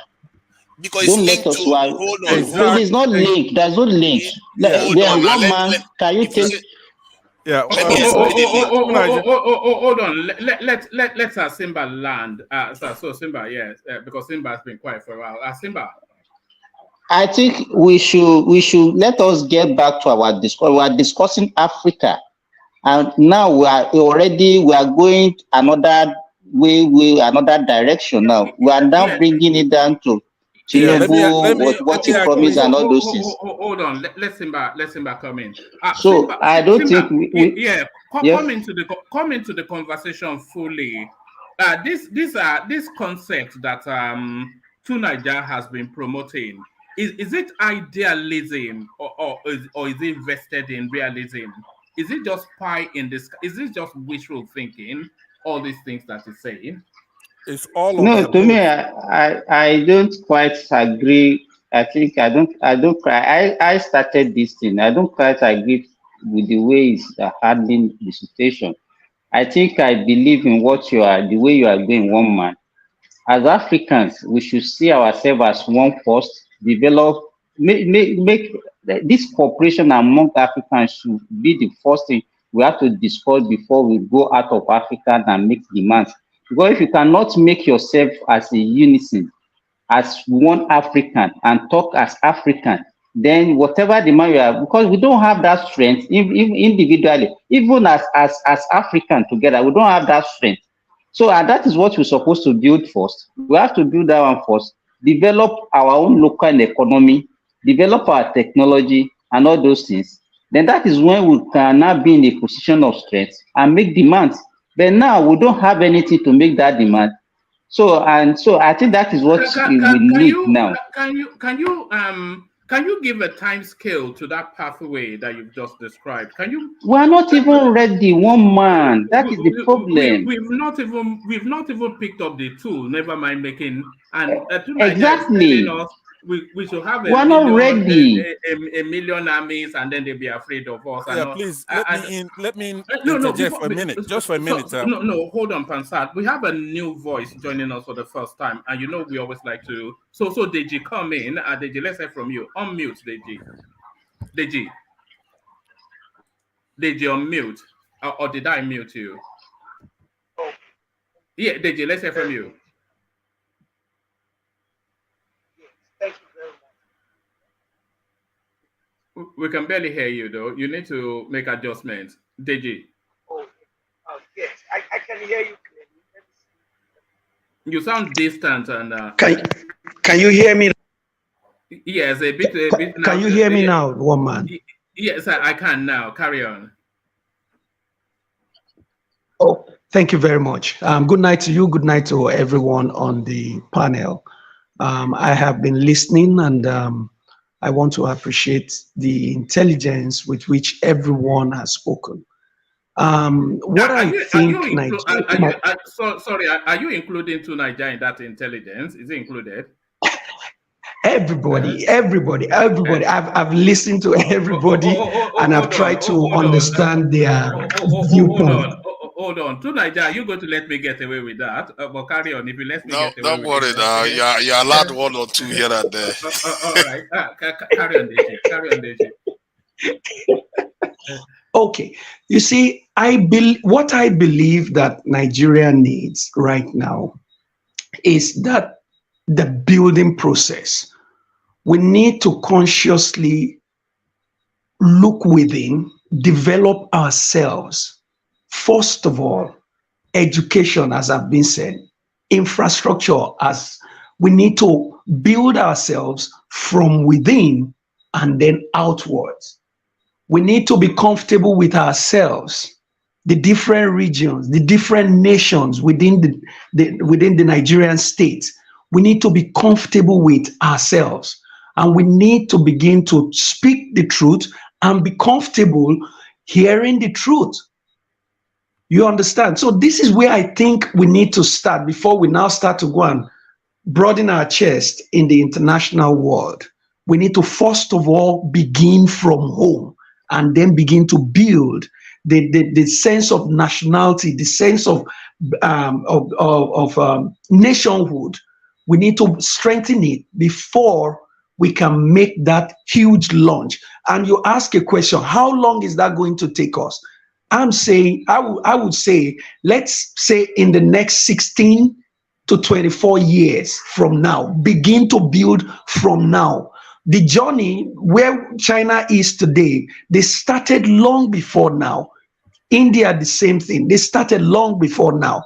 So we too need to take that baby step from within and then build and grow to the point that we will now have a voice at the international stage, at the world stage. And then anything we want to achieve will be possible at that time. But without doing that from within, settling our educational sector, our health sector, doing all of these necessary things, put them in place, strengthen our ethnic relations, our embrace our diversity as a nation. Until we do that, we cannot, our voice will not be, we can't really make that impact at the international level. This is just my view based on the contributions from the gentlemen so far, sir. All right, brilliant. Brilliant output. So let's bring Prince Dad into the conversation. So let's bring. If you don't mind. Oh, Dewale, we've been waiting for you to come in. But before you come in, can I ask that people push up the like button? So just to help us out. So please click on like. Yeah, come in, Dewale. Thank you very much. Simba, thank you for tonight. I think the other day, like 2 days ago, was it day before yesterday, one month, if you can remind me, when we discussed this issue about it was the Paris summit that we discussed that snowballed into the role of Africa and how Africa can liberate itself, from the grip of the Western countries. Everybody have spoken. We talked about it and we flogged it, the issue 2 days ago. But my own point is this: we can talk about the economic liberation from now to tomorrow. It goes beyond economic liberation. It goes beyond economic freedom. If you look around the entire continent, this is a country. I mean, this is a continent that has been ravaged by the political instability for years. I mean, most of the countries that came into being, uh, perhaps their beginning started from coup plotting. I mean, somebody referenced, I think it was Simba that referenced this guy from Rwanda. What is his name? The big-headed guy. Kigami. Kigami. This is a dictator. And we've talked about somebody spoke about the theory of when you put a bandit, but you're also giving incentive to your people. You're a dictator, but at the same time, you're trying to do good by your people. You impose yourself on them. So I believe Africa needs to look inward and find a system that works for them. Even the government system that we're using was sold to them, they bought it. But we all knew that democracy and most of the Africa culture doesn't really go 5 and 6 because that's why we have all these differences. Yes, we may say democracy is still the best, but is it in true form? Is it truly? But until we have political stability where each country in Africa can speak in one voice, but we just talked about the election in Sierra Leone. Everything that is happening in Sierra Leone is very similar to the one that happened in Nigeria in February. So I believe that the political stability in Africa will guarantee this long way to freedom. Um, never any time, especially in the south, the western part of the continent. Most of their head of state were actually being imposed by these western uh, countries. They always have a say in who becomes our leaders. I mean, if you come to think of it, where is Tinubu today? Is Tinubu in Nigeria? Well, that speaks about the long journey that the entire continent is going to embark on. Forget about the rhetorics, what the Ruto was saying, and all those was just showboating, playing to the gallery. And I told you guys, the francophone countries will go behind and start talking to their paymasters because they know what is coming to them. So Africa need to speak in one voice. I think it was one Nigeria that talked about building weapons and all that. Look, weapon is for destruction. I think the biggest weapon any reasonable countries in Africa can build is to empower the people economically. When people are well fed, there's no amount of enticement that the Western world can bring that you cannot control because they are well fed, they are well taken care of. You have good health system and all that. So the journey to freedom is still long, and the Western countries, because whether we like it or not, Africa is their cash cow, and they hold Africa by the balls, and they will not let go until they're able to find alternative. And it doesn't seem there's an alternative. It's not gloom and doom like Babangale could make me feel the last day I was, he was like he wasn't having my own submission. But that is just the reality. It's gonna take a long one. I don't think the generations upon generations to come. I mean, look at it. What everything they've been doing, even right from the day of slavery up to this moment, was a systemic way of controlling. First and foremost, they invaded the land, they took the resources, they control your economy, and then they said, you know what, you can have your freedom. But guess what? They planted those seeds that makes them to control the continent. They have their companies, subsidiaries here in Africa, right? And with that, if today they take all their companies away from Africa, I don't think Africa can survive the economic collapse that will happen. But that is the way they control. So once we have stability in terms of our uh, uh, uh, government, with sound policy, with economic, and the entire Africa see themselves as one, speaking one voice. Somebody, I think it was Panzer that talks about patriotism. We're able to, you know, look inward and understand that this is who we are and embrace it and give it all to it. Maybe Africa can eventually set itself free. But for now, nothing. What if I told you that the Chinese, when they were building the nation that you saw today, they were living on rations? What would you say to that?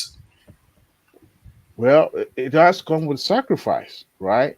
They did it So what is wrong with us? We can't make the sacrifice that is required. because the Asian countries you just mentioned have a very, very good culture that today their system of government is more or less like a dictatorship, even though they practice communism, but it's about one person control everything, Then right? isn't that what you should be trying But to no, inspire the people to do instead of telling well, them that? if that what works for them, fine, but not necessarily that is what is going to work for Africa until Africa is able to define their If you own can name self. one nation or one region that that method you described worked for, I will Okay, consider it. what to Niger? Here's the point, right? You see, what you're just saying there doesn't follow what Adewale stated. You notice that you make that mistake all the time.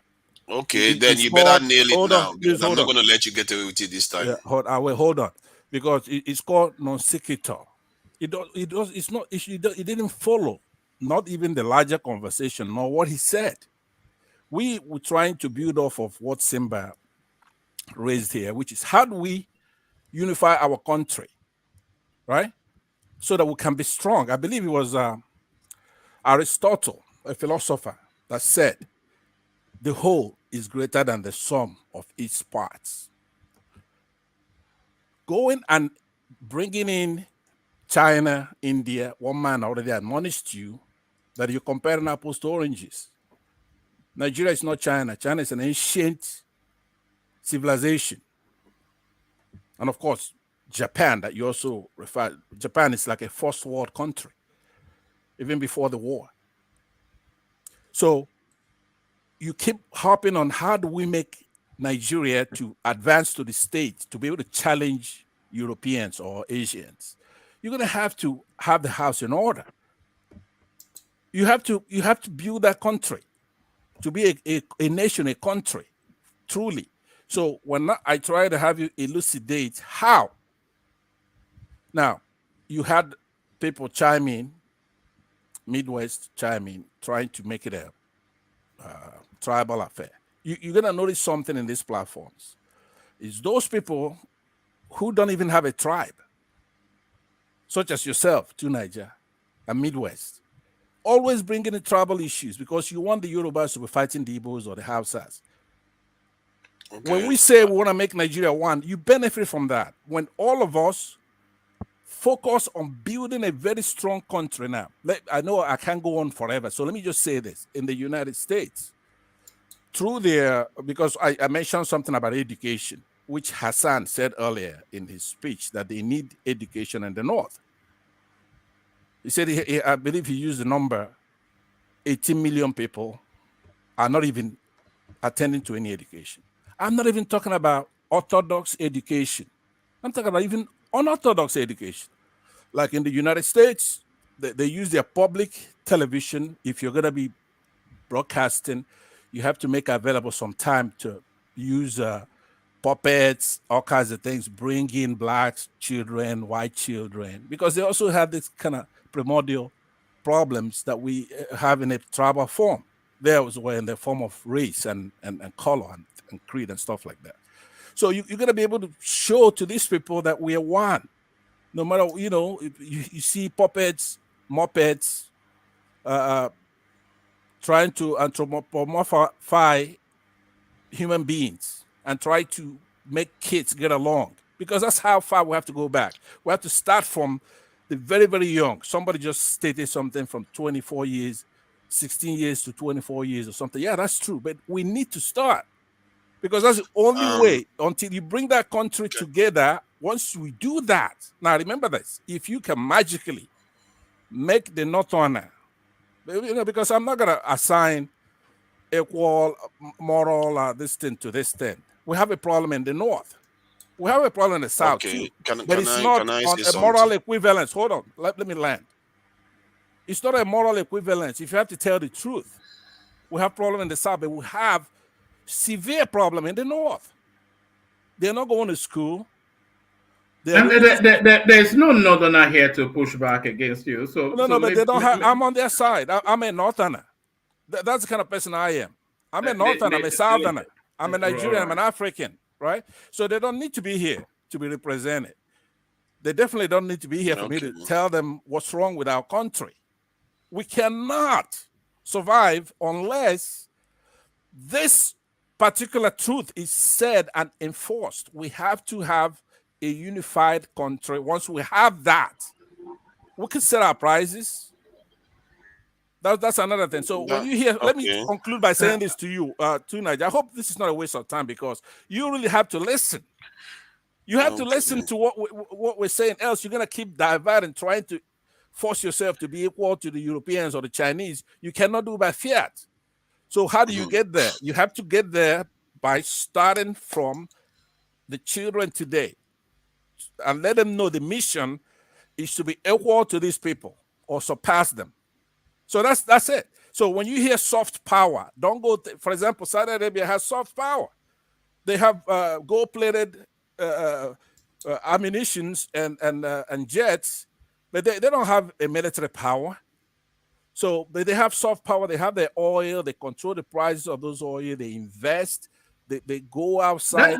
That's a good example of what we're talking about, by exactly. the way, to Niger. But okay, I'll end it right there, since you seldom agree with me. You respond to Niger, but before you respond, I'm just conscious of voices that have not been heard. So let's bring Prince in, and then you wrap up what Prince has to say with what Pansat just said. Prince, good to have you. Yeah, thanks, Roman. Hello, everyone. Yeah, I kind of joined later, but let me just chime in a little bit. I think we guys are talking about our Africans' unity somewhat, and I'd like to submit also that a group is only as viable as each member state. It's always nice to bring say the group to sing kumbaya, but the reality is that everyone has to have something to contribute to the group. Quite frankly, competition is always good. Fair competition in good spirit. See, at the beginning of Nigeria's inception, the system of government that we had, the original form of government that we had was actually the best because it separated the country into different regions and brought about ingenuity from different parts of the country, and that spurs competition. Um, Even the European, it's always nice to reference the European Union as a model for unity, which is true. But you have to look at the history of the Europeans. They're nothing more than warmongers killing each other and ravaged by diseases and all kind of stuff in their past. But they've come a long way. Africa too can come a long way. In the European Union, not all member states are equal, just like you guys probably know. The Scandinavian countries and the British, they occupy, maybe the British not anymore, but they occupy a special position. The Slavic nations, they're not equal as the Scandinavian nations because they don't have as much to contribute to the pot, so to speak. So in Africa case, it's too complex. A country like Nigeria itself, we can't bring it together. How much more joining, Ghana, Togo, and these other nations, and divided by our official languages, English or French, or even Spanish in some countries or one country. It's very complex. It's very complex. As far as I'm concerned, I think we need a model country, and a lot of countries do look up to Nigeria. Sometimes if you can have a model country like Nigeria, the best way we can put it together, and other countries can emulate or copy from us. But Nigeria does have a special position, a special place in Africa and in the world for that matter. What we can do would definitely be a plus to Africa in general, I would say. Do you have a question, Woman? No. I was only really going to agree with a lot of what you said. And that model country, it has to be Nigeria. It's the only one positioned. They've often said that if Nigeria gets it right, Africa gets it right, and then the black race gets it right. So it's still that. Yeah, I believe that absolutely. See, someone was saying earlier, all these small French-speaking countries, talking to their master. I mean, I think I listen to Adewale a lot, and I always like Adewale's approach because his approach is always more like practical. It tries to interpret things in the real sense of how the world works, not just flimsy things, kumbaya, let's come together, we can do this and that. No. There's always resistance, even just like, in electricity, there's a natural resistance, just like gravity in everything we do. There's always going to be opposition in whatever we do. We can't say, well, let's break away from the European masters or whatever and go do our own. Well, he said, weapon is for war, destruction, just like he said. And also, if you try to beat yourself militarily, if you're not as strong as you should be, you will be overwhelmed. Your economy can be turned inside out. There's so much opposition all the time. How are we going to play the game? How are we all going to come together and do it? It's not a mystery because it's been done before, but it's something we have. See, commitment and sacrifice, those are the two attributes or characters for any strong nation. We Africans, I said it before, we die a lot from all kind of crazy stuff. Like malaria has been eradicated pretty much over 100 years ago. We still dying from it. Simple stuff like that. So coming together it's going to be really tough. It's not we're still dying from malaria, and Nigeria is asking us to go and take up people who are trying to colonize Mars. Look at that. It's unbelievable. Well, see, I like optimism. I like people being bold. It may sound kind of funny, but hey, I believe it's doable. Absolutely, anything is possible. But again, it's going to take a lot of sacrifice from us, and we Africans. I mean, I have a frame of reference in a sense of looking at how to do it in China or Asia or in the West. these people, they do sacrifice. I don't think we know that. These people, they sacrifice a lot. They do sacrifice. We always see the nice, beautiful, shining glitters about these nations. But if you want to go in depth into these nations, they do sacrifice. We've talked about China and when they closed their doors and what Mao did, and all kind of stuff. They sacrifice a lot. Are we Africans? We suffer a lot as Africans, but do we sacrifice? I don't think we sacrifice as Africans. We don't. We just suffer a lot. We don't sacrifice. Well said. I didn't need to repeat that. I think you couldn't have made a better point. This is the problem. You notice that whatever solution they often advocate is the one that doesn't require sacrifice, but they want to suffer for nothing.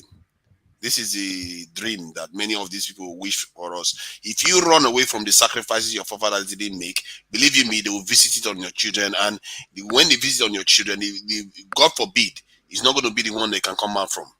Because not everybody comes out of this type of problems. And this is what I'm trying to highlight, that running away from a fight doesn't mean the fight is not going to come to you anyway. It will come. No matter where you hide, you are just going to be weaker when it comes. True. That's true. Yeah. And I've never seen a waffle as much as Panzers has waffled this today. Went on from we need to unite the country. As if I didn't know that. What do you think I've been talking about? When I talk about being nationalist, that's what I've been talking about, that we need to unite the country, put the nation first. And you have to put your defenses up. No matter, they may not like you, no matter what. If you don't do it, it's going to come back to haunt you. And I'm saying it because if I'm the one sitting on the other side, the only thing a bully understands is if you are able to hit back. If you don't hit back, you're just going to... Saudi Arabia that he's using as an example doesn't hold water. Saudi Arabia is a very, very strong country. Compared to Nigeria, one Saudi Arabian soldier... Is it strong militarily? Yes. One Saudi Arabian soldier is required to defend about 110 or so Saudi citizens. Guess how many people a Nigerian soldier has to defend? 1,000 and plus. That is the kind of security infrastructure we have. I don't even know what our DSS and secret services are doing, or the police. Those ones are just all over the place too. I'm not even asking for something exceptional. We just need to get to maybe where Brazil is. Brazil is commanding over millions of these soldiers. We just need to get, and we are practically the same size as Brazil. Hold on. You say I'm waffling, right? You waffle a lot. You talk about unity, then from there talk about education and all the stuff that doesn't require you to do anything. You want to pass this weakness like venereal disease to our children. Okay, hold on. You are like I said, you're taking us back, right? I told you what the topic is, what we're discussing. I asked you what is the GDP of the United States. You didn't know. Let's use 23 trillion. You and the United Kingdom, what is the GDP of United Kingdom? Do you know? Do you know that one? Where you are? See, some things are more than money. Answer me, I yes don't or need no. to know. Do you You know? don't need to know. Okay. Because you just go and check. You just go and do a Google check now. What is the big deal about that? No, I'm going to tell you what I know it's bigger than ours. What is the point? It's 3.1 compared to 23 trillion, right? I don't know what point you're making. The point I'm making is that these are what you have to fight in order for you to go out there in the world and start making trouble. What is the GDP of Nigeria? You are fighting it because you are fighting them in their currency. Billion, hold on, please.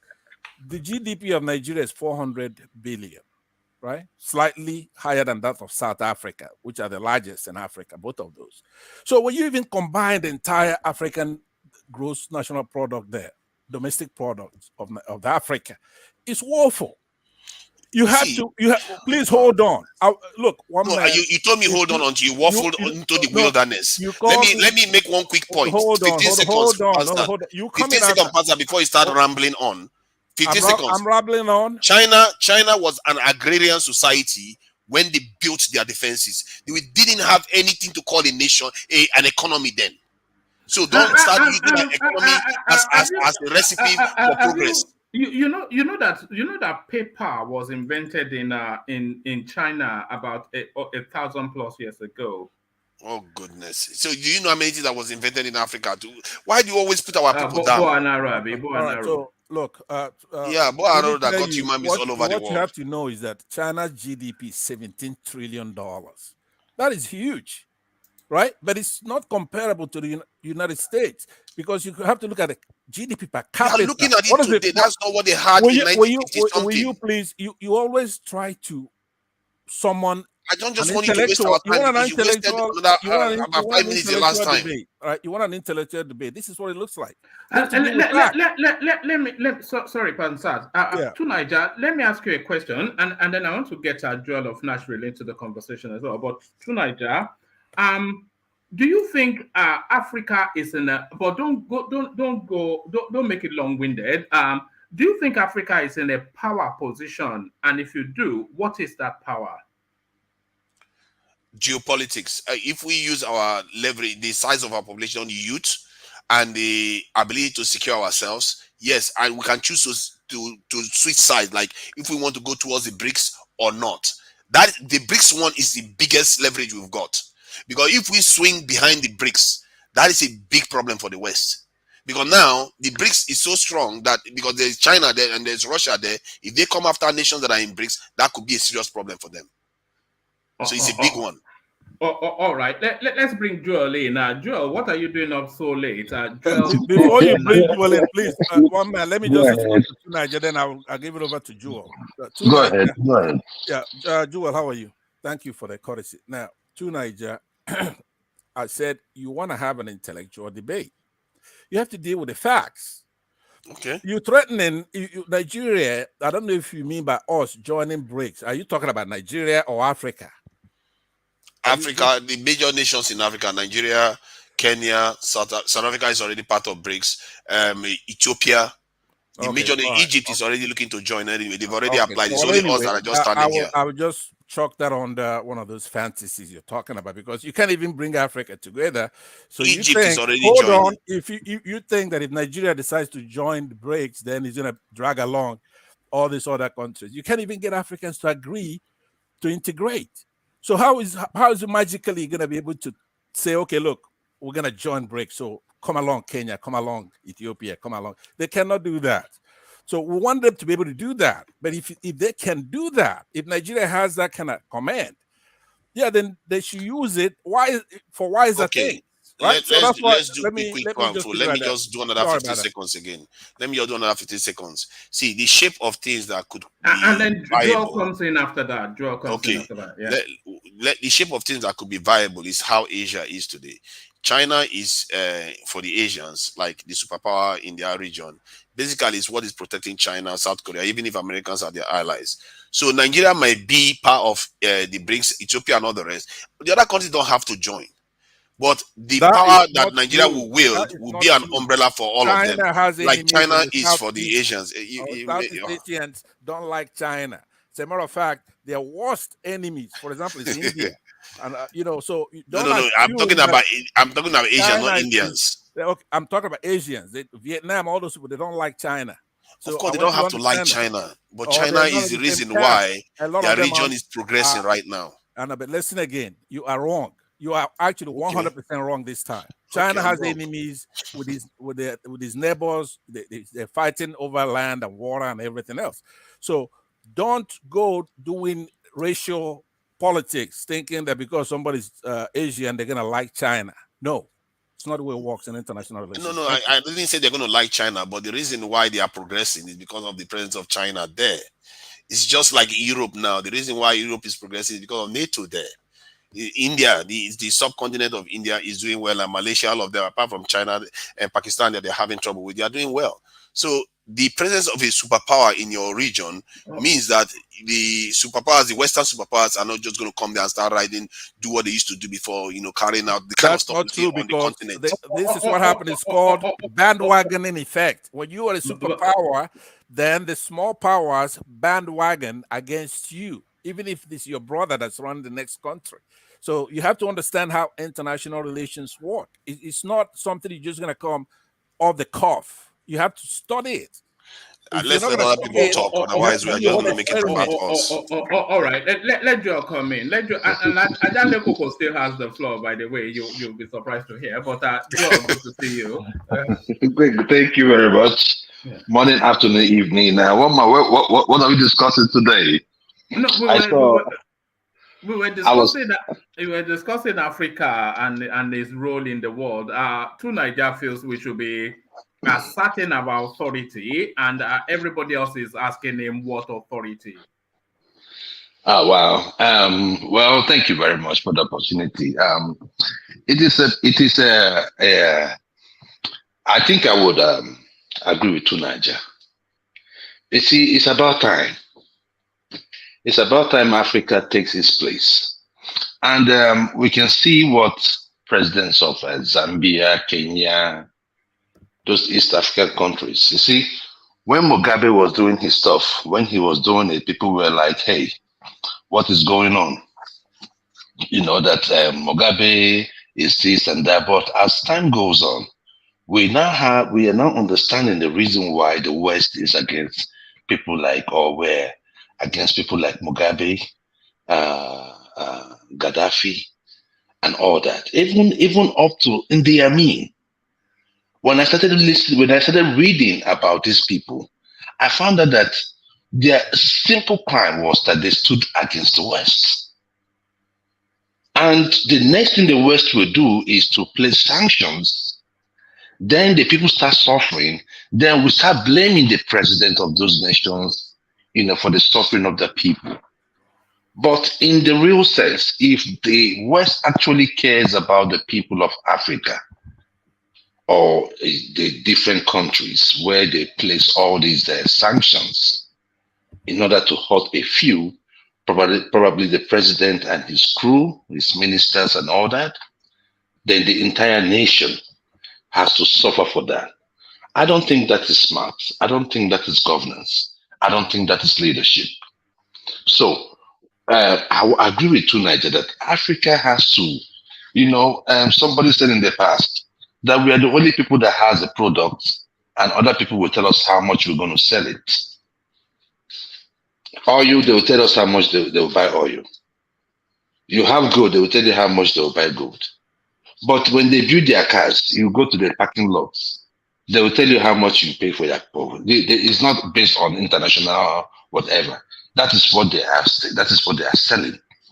Why is it that we have this wholesale sense of selling things in Africa? Africa got to do better, and we have power. Any person saying that which power are we going to swing? No, we do have our own power, self-preservation.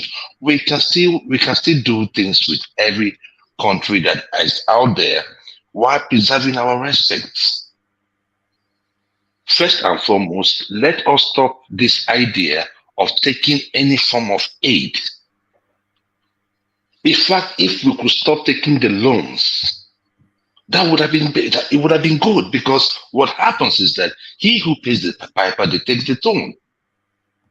So what is happening in Africa today is a question of greedy leaders going out there, so changing the future of the people and maintain their relevance in power.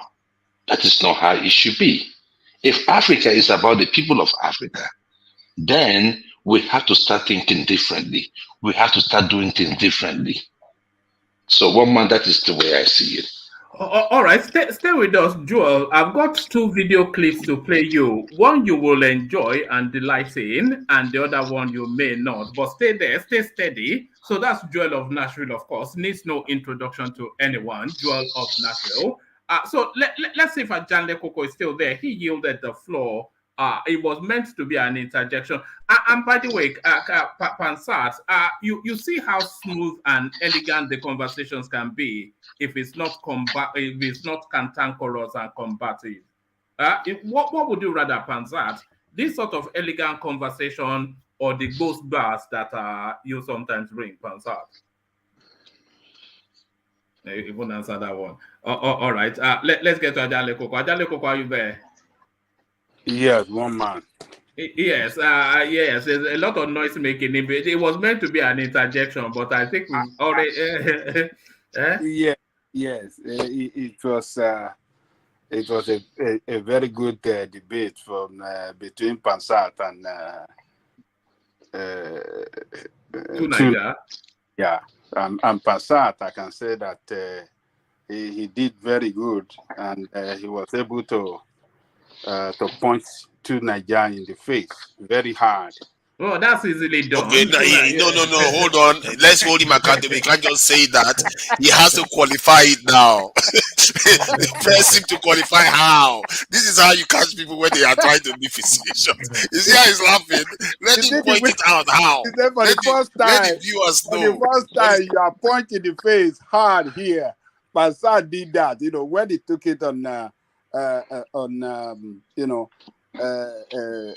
economic perspective of it, when he was talking about GDP, to support his position that look at the GDP of the United States compared to the whole of Africa, that is nothing to that of the United States. Look at GDP of China. Look at the GDP of Europe. You see, he was able to make the case to tell you that, look, when you don't have the economic power, you don't have the military power, you don't have the financial power, how do you want to confront those that Yet I repeated have several those times, things? China did not have economic power when they built their defenses. I told you that China was an agrarian society. How can you run away from that? They had zero GDP. They were a communist nation. But let me tell you this: China did not face the kind of problem and challenges that we African nations experience. They were not colonized. They were invaded and decimated by Japan. Yeah, Japan is the only, and they have similar culture. I'm sorry, Angelica, what about the British? What about the British? What do you mean? They did not colonize Japan, China. They took Hong Kong, though. They took Hong Kong. They were into mainland China also. They pretty much colonized them for a while. Actually, they did. Well, I thought what they were doing was to try and use opium to break down the country, which they did not succeed in, unless I misread my history. Yes, and they were not able to take away from them their culture, their tradition, their religion. But in our own case, they took away everything that we had: culture, tradition, religion, and our brain, thousands of years. That's not the reason why we never recovered. I can give you the reason why we never recovered. So what we went through, they never experienced this. They had time to develop at their own pace. We were never left alone. How did they take away our culture? Angelica, you're making excuses. Yeah, it's just look,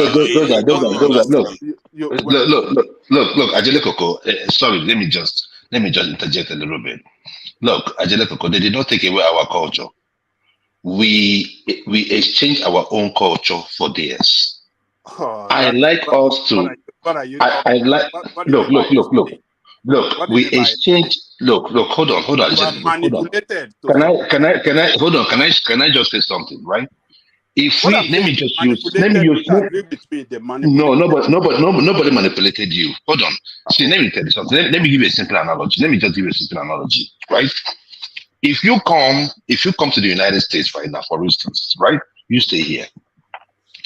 When we come here, we tend to, push our culture and imbibe most of the culture of our of our hosts.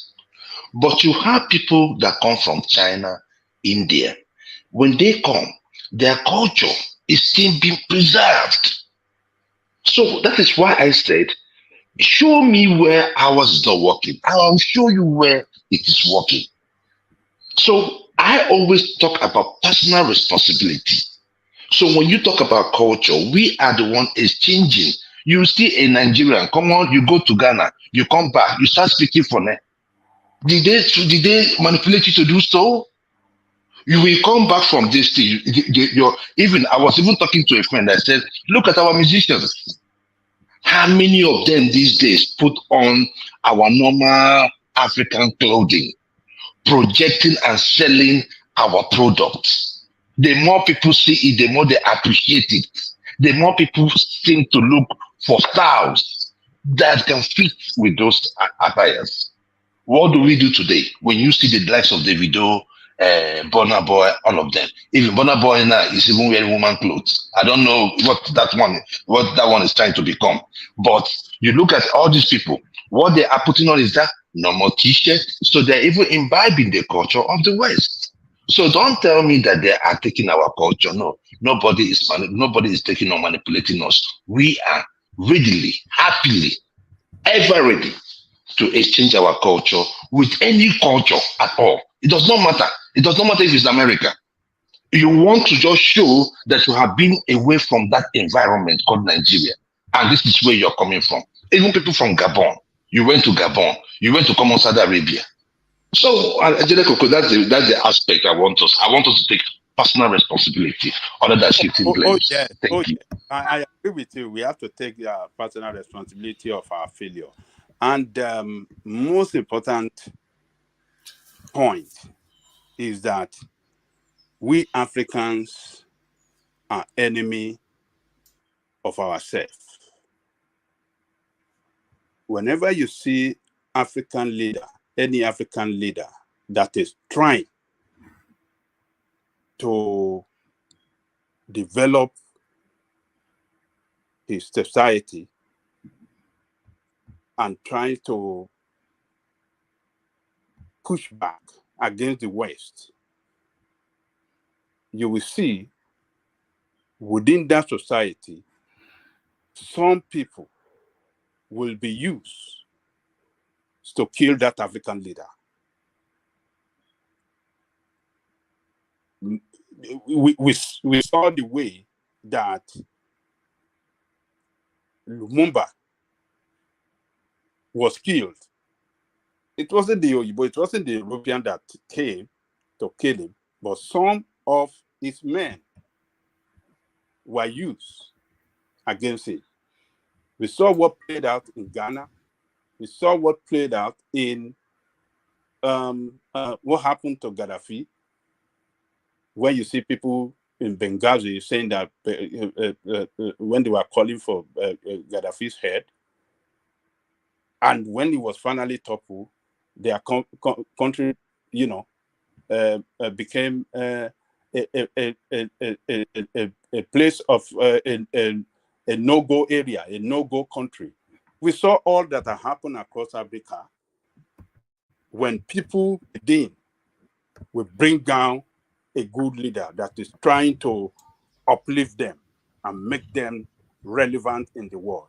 So in the case of these people that we saw in France, that the president of Kenya, president of South Africa, I think they make us proud. We should be proud of them. We should not condemn them that, they are toothless dogs. They cannot do anything. Look, for you to fight for your freedom, the number one strategy is talk. You have to talk. You have to confront your enemy first with talk, with your mouth, and then action will follow it. We saw the way we got our independence from them, even though we are not totally sovereign, but some people fought hard, they lost life, they started with talk, they demonstrated on the street, and they pushed them out of their homeland. So now that they are talking, I think that talk can spread around African country. Other African country leaders can buy into what they are saying, and they can then come together as a common, as one continent to now push back. And when the West sees something like that, they will start to adjust. Obasanjo did that in the 70s when he was fighting for the freedom of South Africa and Rhodesia, Zimbabwe today. He led African country as a military leader, and he took a lot of action against them in Nigeria to tell them that, look, we want freedom for our fellow African countries. That was when Nigeria was the leader of African countries around the world and Caribbean. Every day, all of them saw Nigeria as their leader. They took Nigeria as their leader back then.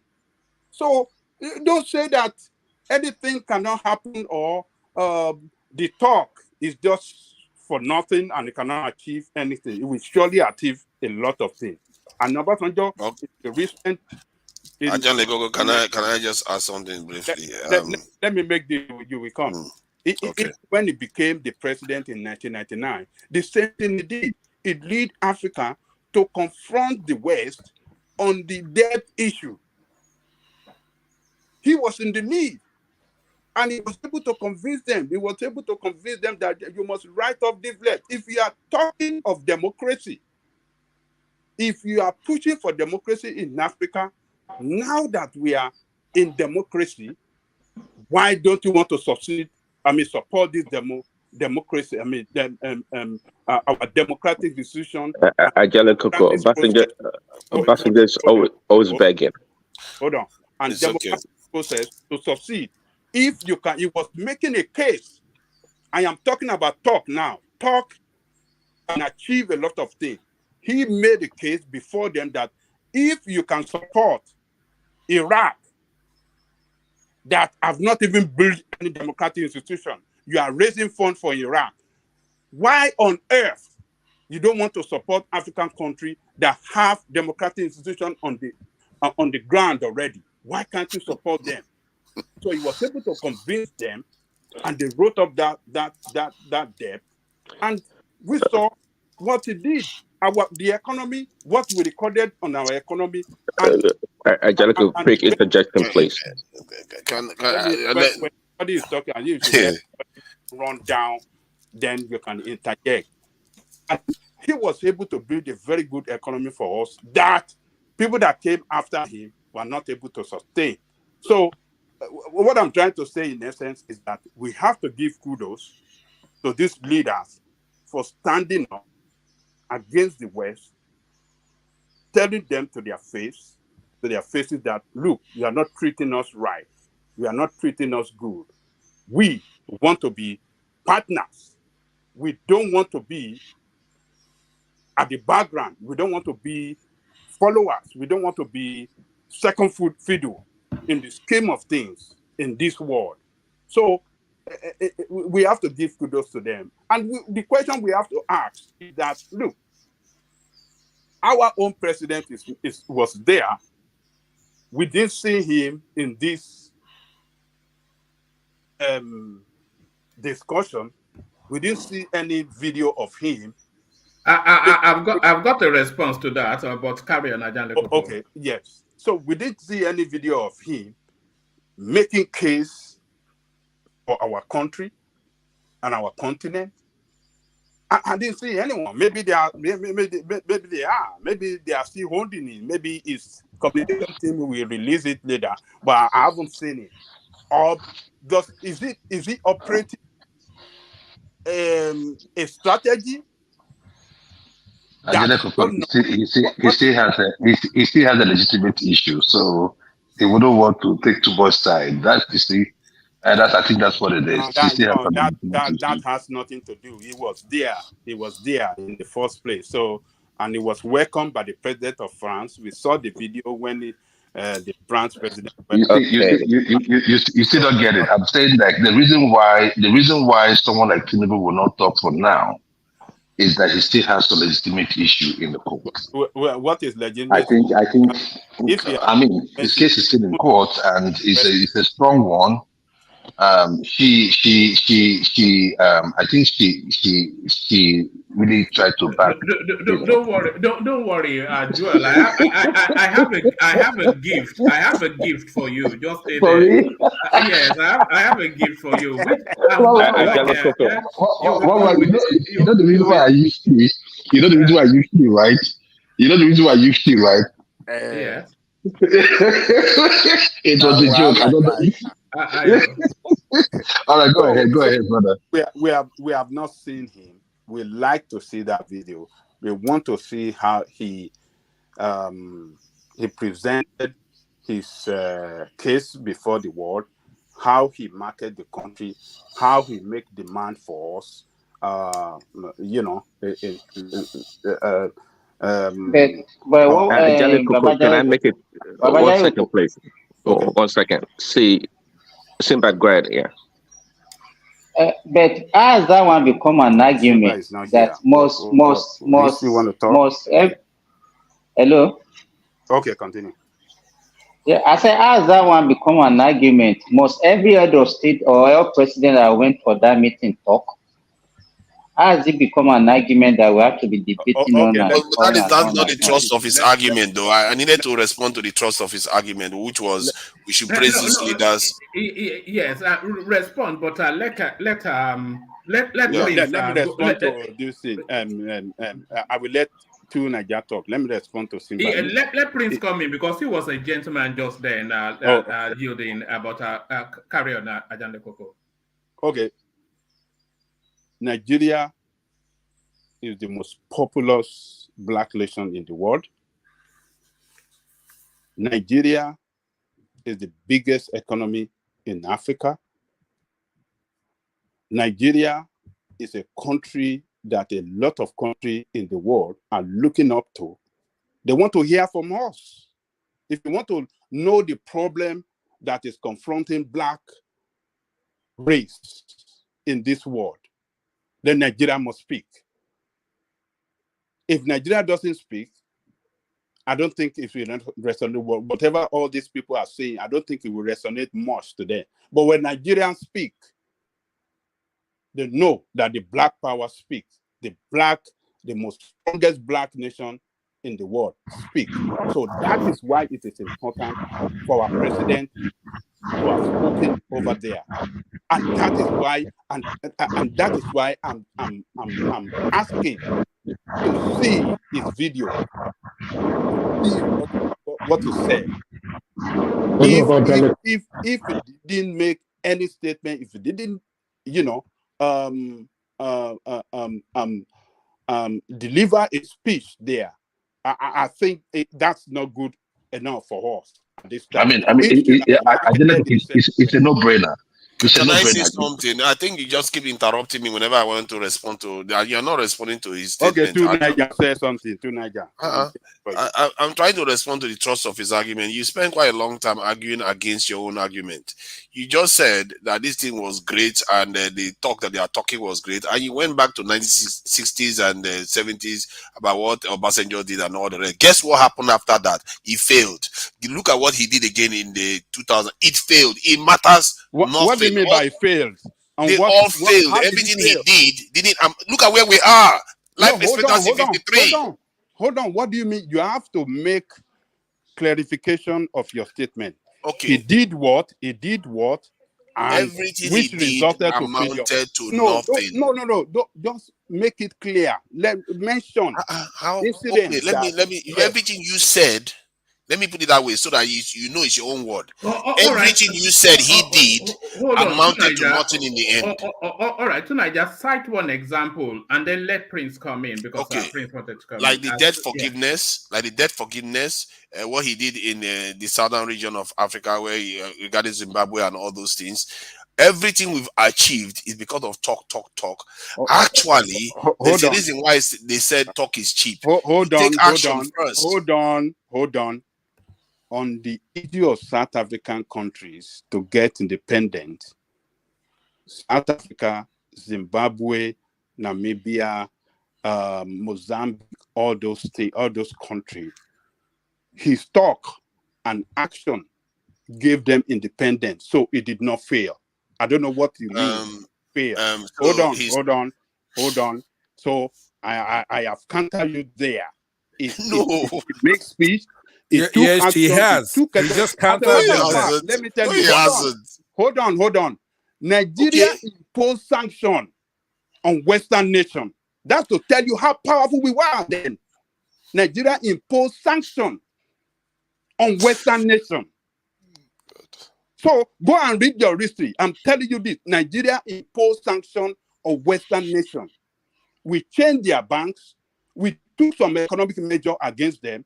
And there's a lot of things that Obasanjo did that they responded by, relaxing their effort. In nationalized Shell, didn't it? Remember, In nationalized Shell, you know the petrol station national. It was Shell, yes.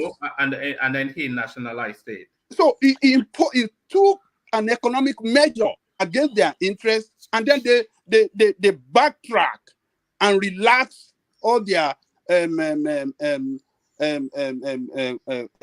how do I say it? Their colonization of those South African country, which resulted into those people getting their independence. So I and regret hold to on, bring that is it. number one. Why did you think he was able to do that then? Why did you think he was able to do that then? Because he was a leader that it's not because he was a leader, because of the economy of Nigeria then. Yeah, that is number one. He was a leader that he speaks and then backs his talk with action.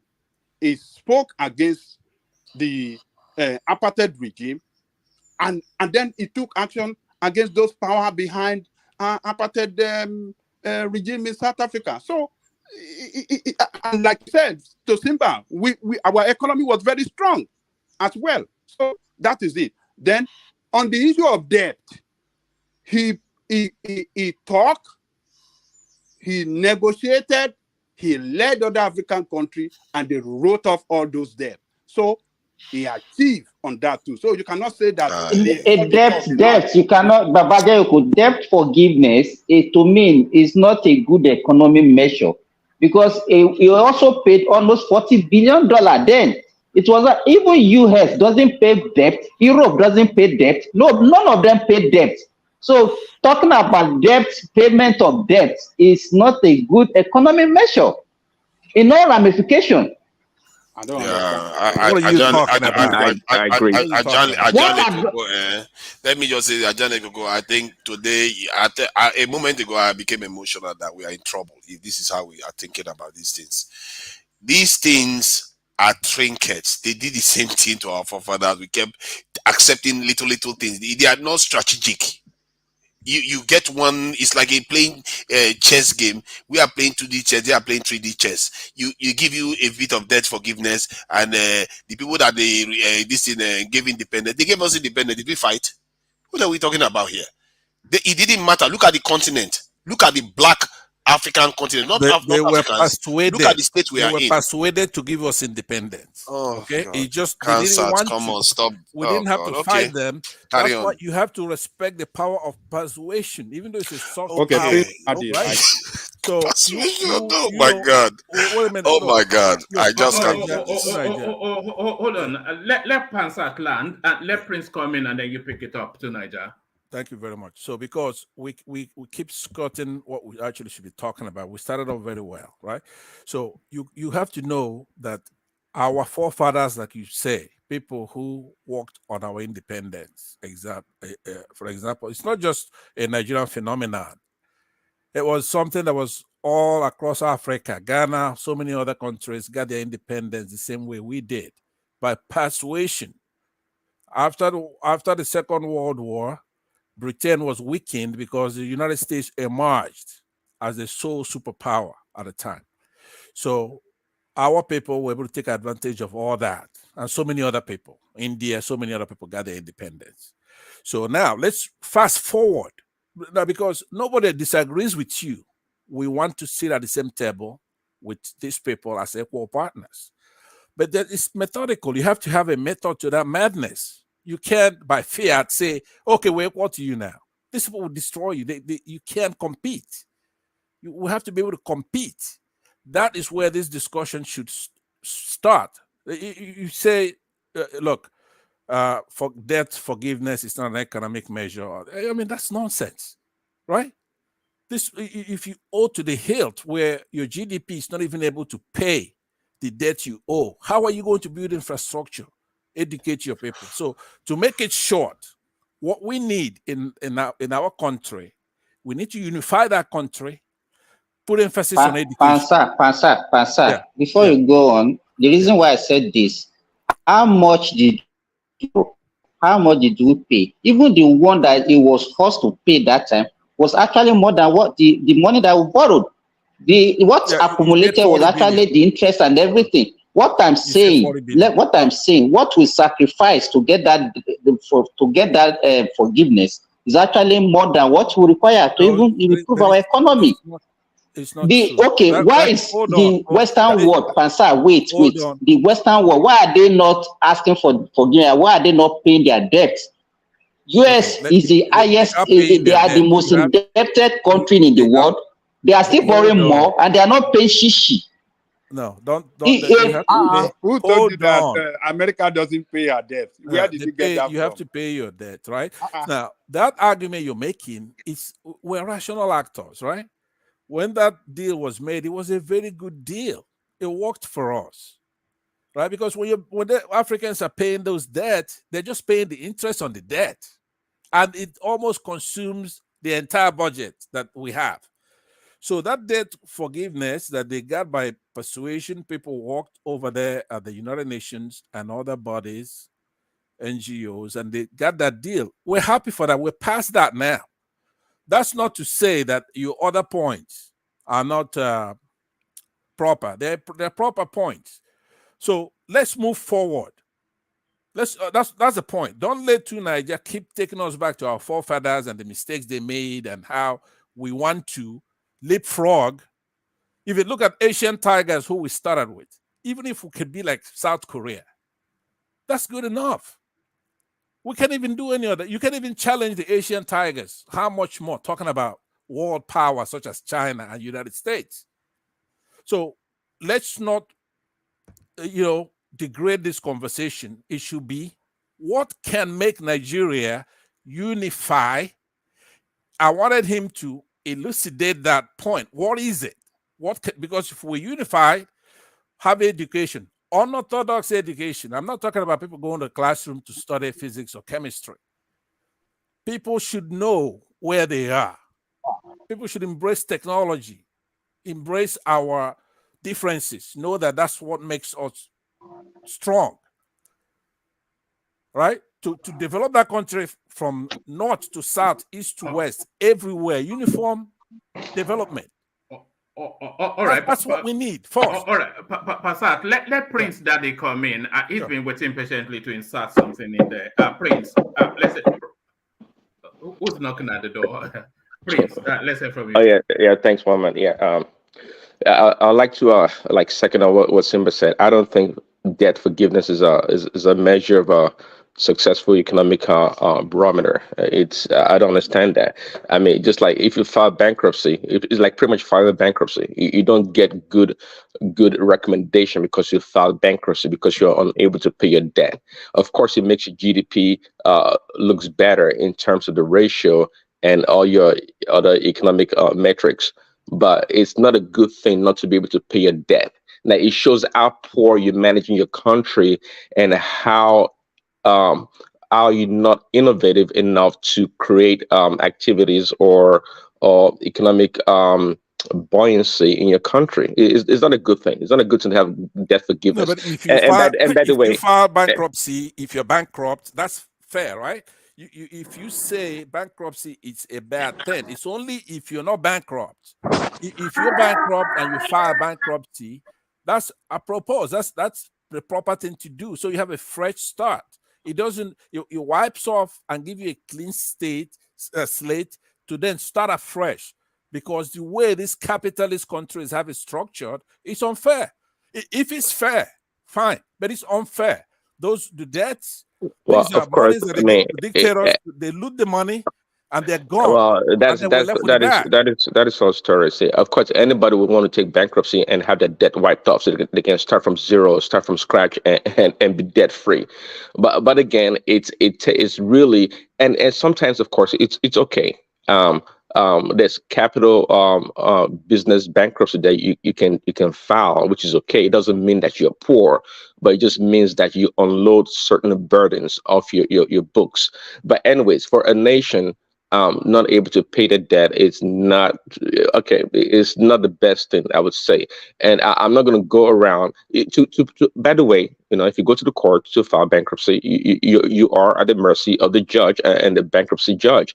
So Obasanjo was going around begging, not like he was going there telling them what to do. So I'm not sure exactly where Angelica was coming with that.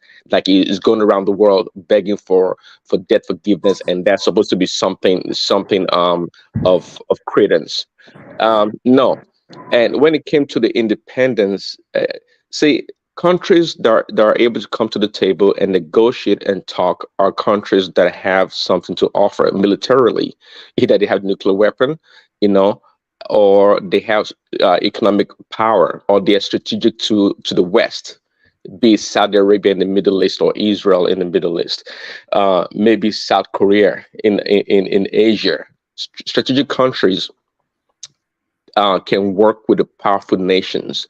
Nigeria has a lot of benefits for its size and for other reasons as well, maybe natural resources or human capital. It does. But so far, we've not been able to showcase what we have as a nation. And that's why we can always be sidelined and be told what to do like little boys.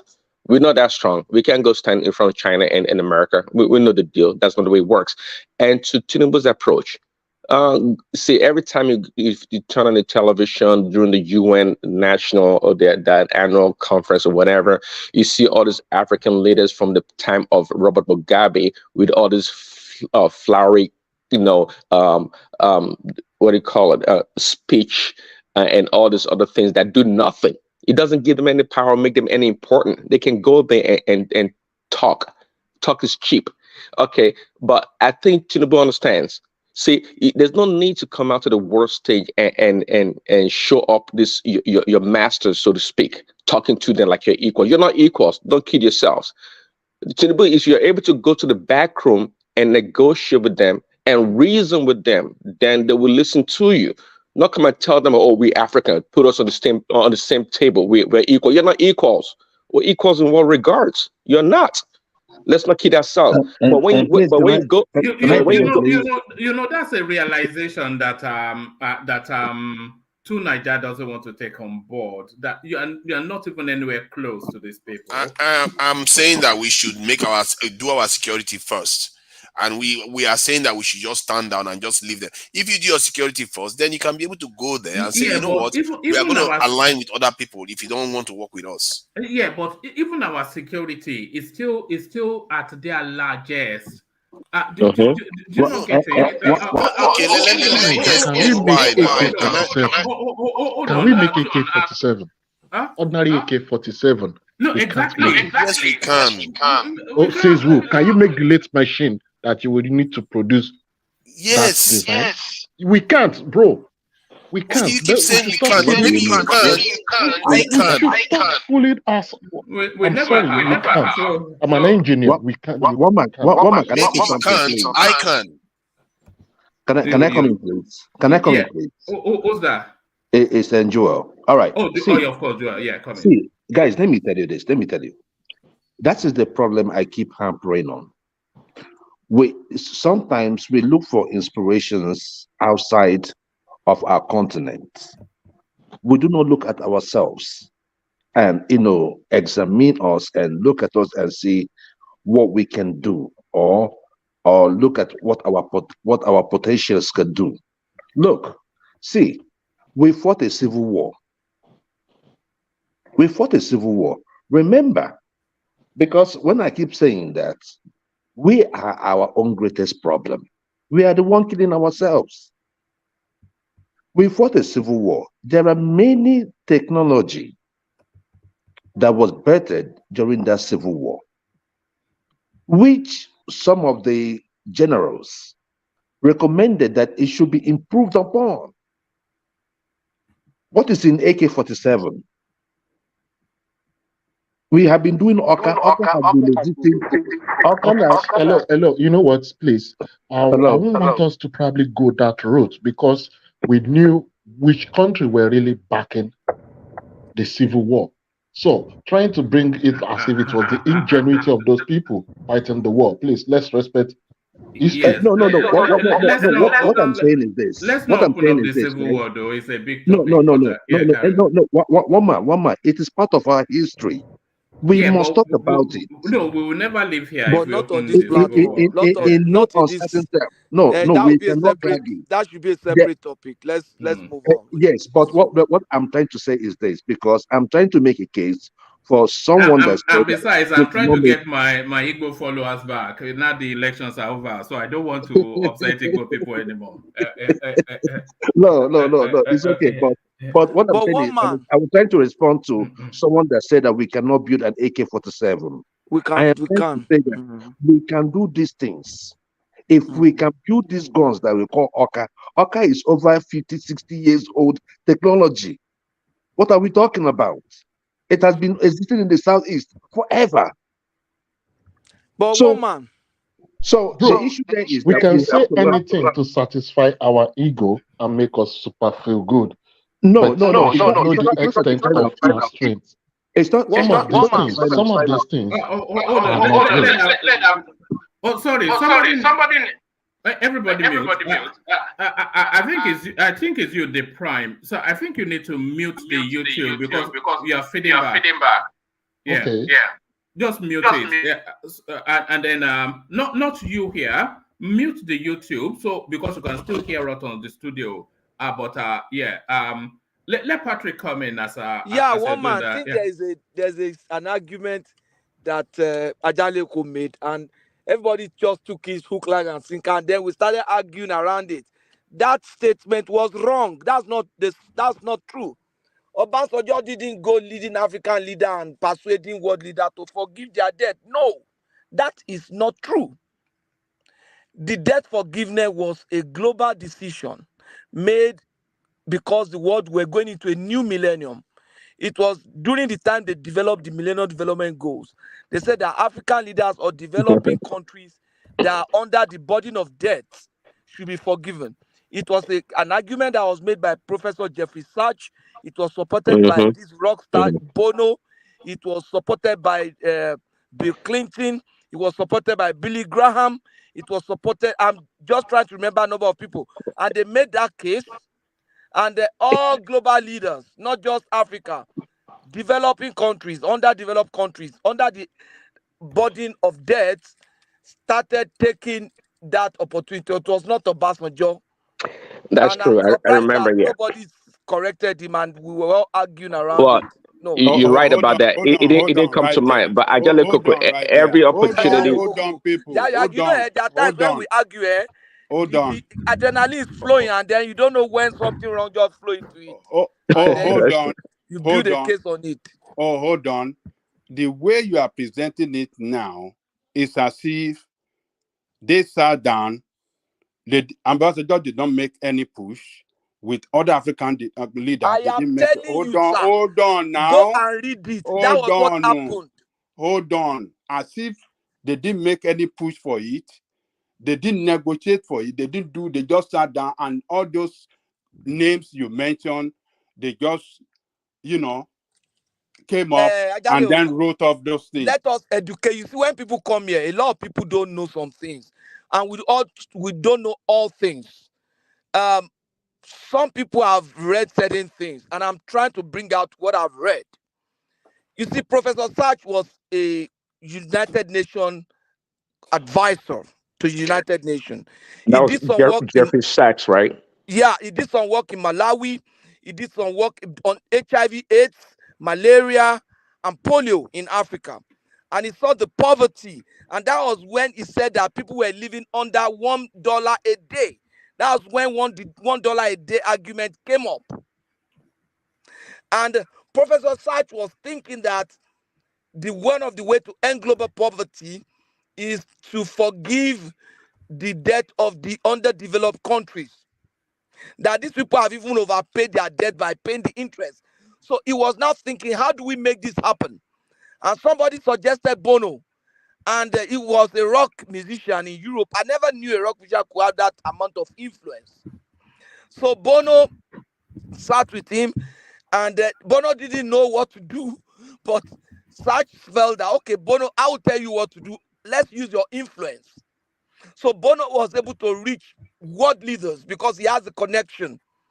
Talk to Clinton, talk to people in IMF, talk to people in World Bank. And then when they made all these arguments, it was going to be difficult to push it through Congress.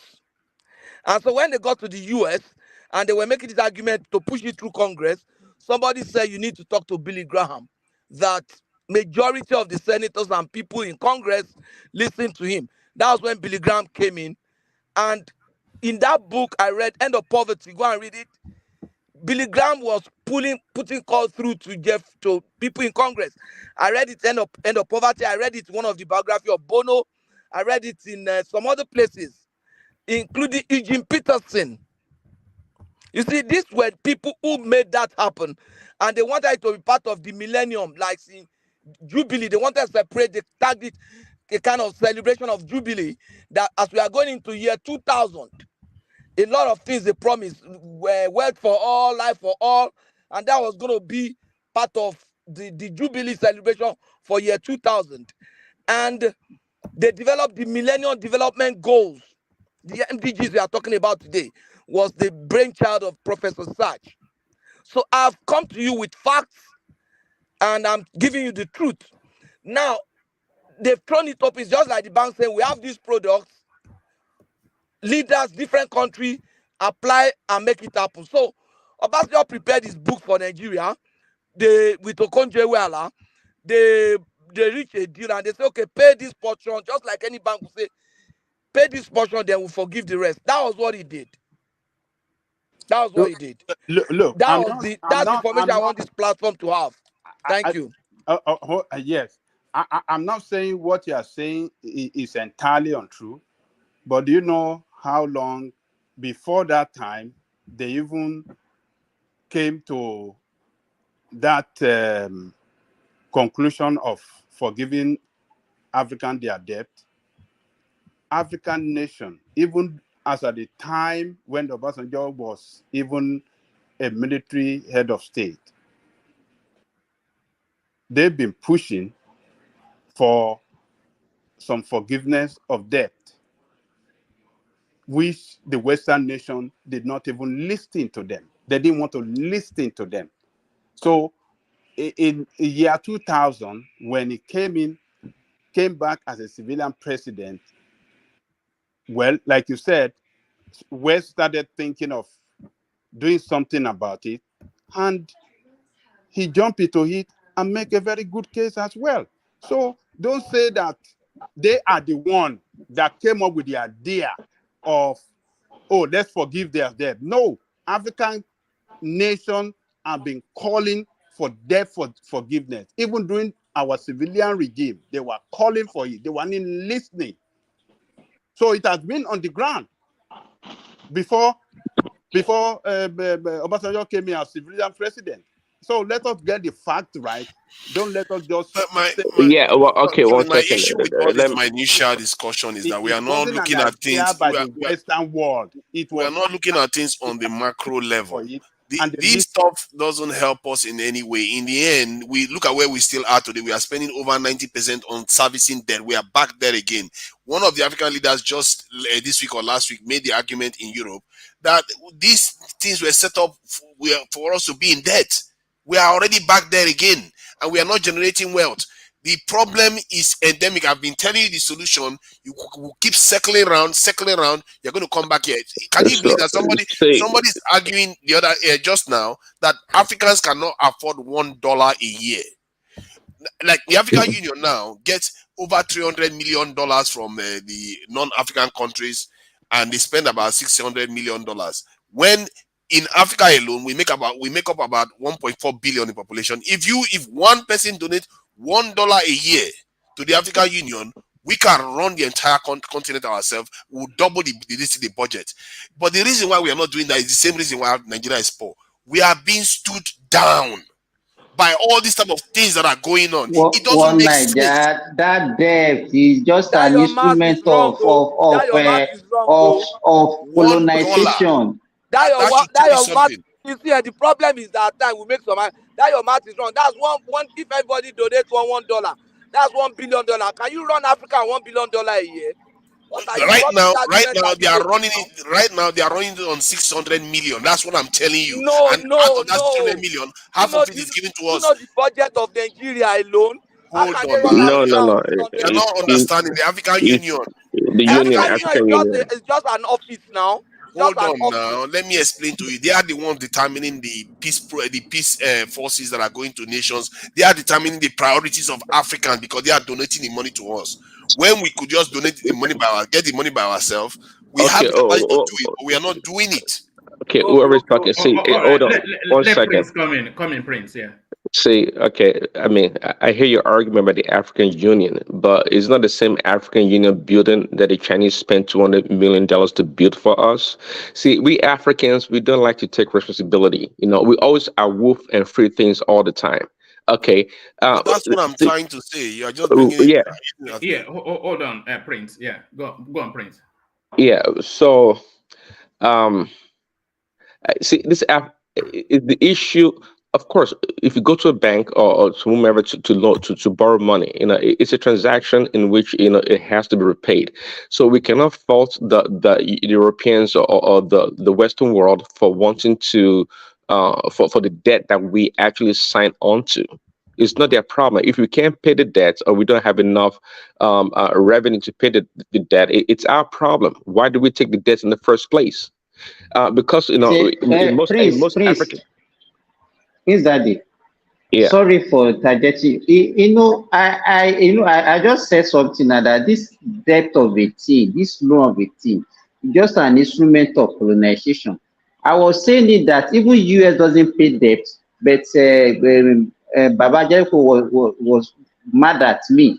You know presently how much US is owing. Even an average US citizen is owing $100,000. And I can't remember when US is paying those debts. Where are they getting those money? You know, it's very easy for all those countries like UK, US to just print money, get money from anywhere to push into their economy, which we Africa cannot do. There are so many things that Why do you think they are able?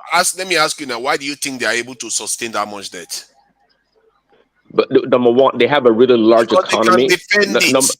Well, they have a large economy, and also they are the one controlling the financial system, not because they have large economy. They collect that debt to build the economy, and that's why those leaders well, are saying they sell the debt instrument to China and the rest of the world because they have a strong currency also, which backs. which currency? Fiat currency. That's why Well, but the Kenya president is saying we want an institution where we will be equal partners. You are shareholders in the institutions. We should be shareholders, and they will control it. But why? currently, All right. Hold Hold on. Let's hear that Kenya president, and then you pick it up from there, Prince Daddy. But because that was where the conversation actually started, however many hours ago. But Prince Daddy, listen to the Kenyan man. By the way, France has been phenomenal. When it comes to SDR, they were right at the front, and we appreciate that. What we are saying is different. Is not what you're saying. You're saying is good, but it's not what you're saying. We are not saying that we continue to have what the taxes France is paying, the taxes Kenya is paying in the current setup. Those are national issues. We need a financial transaction tax at a global level where even countries like Kenya pay. We do not want anything for free. You will pay more eventually because you have a bigger economy. We will pay commensurate to our economy.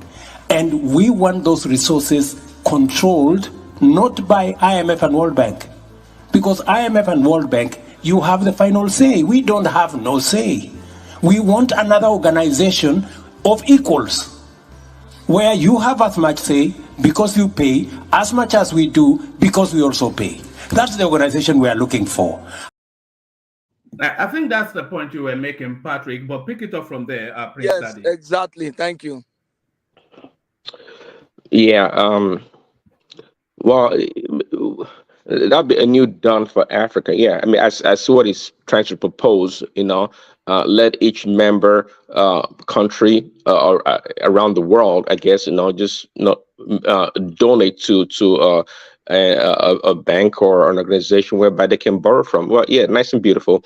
But see. Maybe Adewale can speak to this also. According to Noam Chomsky, it said, look, say Africa and the rest of the developing world, they are supposed to be a source of raw material to the rest of the world. Okay, so as nice as sometimes these African leaders, they talk in a naive way, like that, like the West don't know what is going on. And I mean, they orchestrate these things, and the people that work with them also are their fellow Africans. I mean, it's the interest of the West for the African nations to be in debt. It is in their interest, because when they are in debt and they spend most of their revenue to pay off the interest, well, they can't develop the economy. So they can always go around in circles to always want to borrow money from the West. They can't invest in simple things like vaccines or develop the agricultural sector and all these things. This thing is a part of a game. It's nothing. There's nothing new here. I mean, what the Kenyan Ruto is saying, the Kenyan president sounds almost simplistic. Look at Macron's face. Look at the rest of the guys just looking at him It's like, like an dude, adult stop. listening to a child. This is what our people don't Exactly. understand. Like dude, stop. Like we don't know what is going on. See again. I don't know what to say. When these people talk, they talk very nice. It makes a lot of sense. But then we beg the question: how come nothing ever works? How come we don't know these things in Africa? See, Africa by itself, just like somebody said earlier, 1.4 billion in population. We have diverse economy. We have almost everything we need. Africa, unlike China, quite frankly, can be independent if they want to. So, but this tells us at the end of the day that it's not about how much or how many different natural resources that you have. Is the one that's able to organize its people. Okay, the one that's able to strategize wins at the end of the day. Many of these countries, and they always talk about Japan as a good example, that Japan does not really have a really known natural resource, because Japan is built on strictly on innovation and creativity. It's not about having all these natural resources. If we can get a leader, I talk about maybe Nigeria or one African country being a model country that the rest of African nation can emulate. It's all about having a model for the rest of Africa to emulate, to copy. Yeah, I wanted to address Simba for a minute here, if it's Pansa, allowed. before you go, I just want to corroborate what my brother just said, Prince Daddy. I want to take it maybe a different direction. What if Ruto was trying to play to the domestic politics, trying to sound tough at the international arena so that he would look good domestically? Remember when the news broke that Tinubu did not participate in that section, um, some criticized him for not showing up, but at the same time, you want to be, saying the global stage that yes, you have interest of your country. So I'm also thinking from that prism, what he is trying to, use that as a, for domestic purpose. Yeah, But but knowing, what actually, is happening, but just want to play to the gallery and use that for political advantage. well, So, it sounds Simba, good, and once it sounds good, and that may work in Kenya, but again, I'm not sure exactly what Tinubu's approach is, but I think he knows better. So he knows that when you deal with these people, like the Chinese, you have to go behind closed doors and negotiate. You don't show up your leaders. Don't be telling your see, it says in the Bible, the servant cannot be greater than the master. If you want to take it or not, that's what it is. So don't go to their face and tell them what they should be doing or what they shouldn't be doing. Go behind the doors and Please, negotiate please, and talk. can I come in, please? Can I come in, please? Yeah, go ahead. And they are not our masters. Okay. Yeah, I will tell you that for free. They are not our masters. The only reason why I don't know. I think you were the same Says person that someone was who talking. lives someone who lives in abroad. If Hold you're on. Nigerian now, we'll say yeah, It they are doesn't. not It your doesn't matter. It doesn't. It's still the same. It's still the They are your same thing master. You live in we're trying their to talk country. about. They are not our But masters. but They, but at the, the They church are is your their masters. master. You live in their Come on. countries. oh They God. are nobody's masters except you if So they want to Then have a go master. home. Leave their so country and go so home. they are not our masters. There are still white people in our own They're your country too, landlords. right? They're your So landlords. I mean Exactly. They but host everything. They host but African balls, ho- including your ho- balls in their hold hand. on, Go please, home if you don't feel please. that way. There was something understanding that you said earlier on. You were talking about what we are going to do, which was what I was talking about personal responsibility. When Ajele Koko was trying to push the blame on the West, I said no. It is not much about what the West is doing, but it's much of what we are not doing as a people.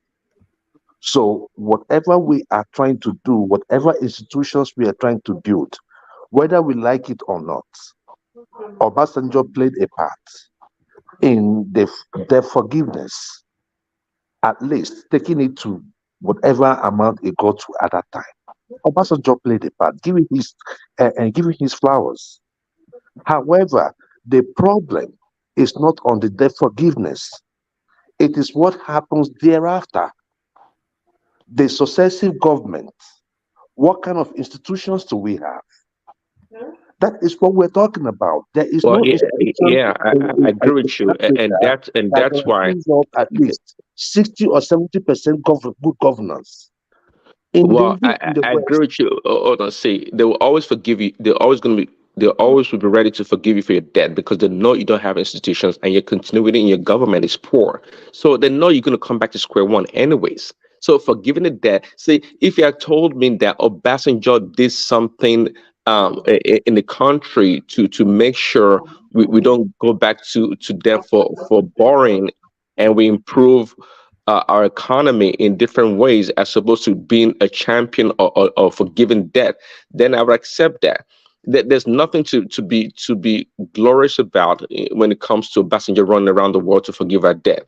Okay, Um, so it's, let's avoid a circular argument there. But the point I was trying to make to Simba, I want you to understand that, for example, a platform like this is not just a travel platform or even a Nigerian platform or even an African platform. Anybody could be listening to us all over the world. All races could be listening to this platform, especially if they just stumbled on it and it's interesting debate. So when you And make they are. statements, You'll be surprised that some Sierra Leonean came in the other day and they come. But carry on, yeah. So yeah. carry on, Pastor. So Yeah. bearing that in mind, so factual basis and talking things through. If you're not gonna take the whatever is already out there, you have to do your own research before you speak. A country like United States, if they default on their obligations, such as a loan, it's going to be catastrophic. Not only in the United States, I mean, the economy, everything is going to go haywire. Just the act or even thinking about to default. So I don't believe the United States has ever defaulted on their loan or obligations. They've never no, done it. no. Why Okay, would they one default second. when Let they me were land. paying Let the me One land. second. salary? No. One Hold second. on. Hold on. What Simba was actually saying to you was that they don't even owe the money to anybody. They just print money The, into the no, economy. yeah, Yeah. the issue additional debt instrument. That's what they do. They sell more debts and people buy them. That's what No, Simba was alluding to. no, I'm sure Simba is very eloquent. He knows how to express himself. All those terms mean something. When you say the United States does not pay its Well, it doesn't mean the obligation. default. It doesn't mean the default if they don't pay. It's trying to explain, unlike we Africans, all our pennies, all our little naira we make, we turn around to pay debt with those Okay, monies. it's Okay. it's it's half a dozen on the one hand and six on the other. It's the same thing. What I'm saying is that even the concept itself is just a wrong thing to say. Now, arguing about debt forgiveness and how we're back to square one, are you saying that if somebody is owing, let's try to make it personify it. You're owing debt, and then you ask for But it wasn't Obasanjo alone. It was like people like Ngozi Okonjo-Iweala and people like that that took advantage of that program. Somebody talked about the Millennium Development Goal stuff. And those, if you're given a clean slate, but you incur more debt and then you continue to have problems, it could have been cumulative. You have to then add what your position, what it would have been. If you were owing $1 billion, it was forgiven, then you borrowed another 2 billion. You would have then had a debt cumulatively of 3 billion, right? So we know those loans are given as a way to hold us down. A country like Nigeria, let's say I'm in charge, I'm the president of Nigeria, I'm able to solve all those problems in weeks, because the problem is that they're setting our prices. In order for you to get a lick of that oil, you know, Brent crude, sweet Brent crude, is a totally different animal. We have leverage there. I will nationalize the whole oil. Now, economic systems and philosophy has its place. But also, before you set all that mechanism in place, you do have to get full control. I may not be the president that's gonna, I may be president for a year. But within that 1 year, I will set our country on the path that it can be democratized. I will seize that entire oil, every square inch of that land and the oil. I will seize it and jail everybody who owns any part of it right now. I would take care of Dangote. I will remove him from our country, be on exile. So you want to you're trying to acknowledge yourself. Hold on. You're trying to acknowledge yourself from the world economy. Is that what you're trying to do? What I'm trying to do is to set the bottom and the platform for us to spring and go forward. Because in every country, if you take politics 101 or if you teach it, you're gonna what you're gonna find out is this a common thing that is known. It's a known phenomenon. In every country, you have these people who come and seize all the processes that the country needs to move forward. Mode of production and everything is seized by cabal, by a few people. We have to get, if you don't produce anything else, you don't manufacture anything, the little resources we have, you have a few people controlling it. Where are you going to get the money?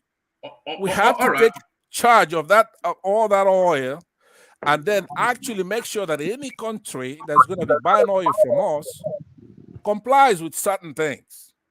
That, you see, that's what it is. We have that leverage, but it's given away by a few bribes here and there to a military dictator thugs that rule the country, and they have that stuff given away all over the place. The leverage you're talking about, I don't think is that apparent. I should make it sound to be. Trust me. No, but ask me, then I'll tell you. What do you mean?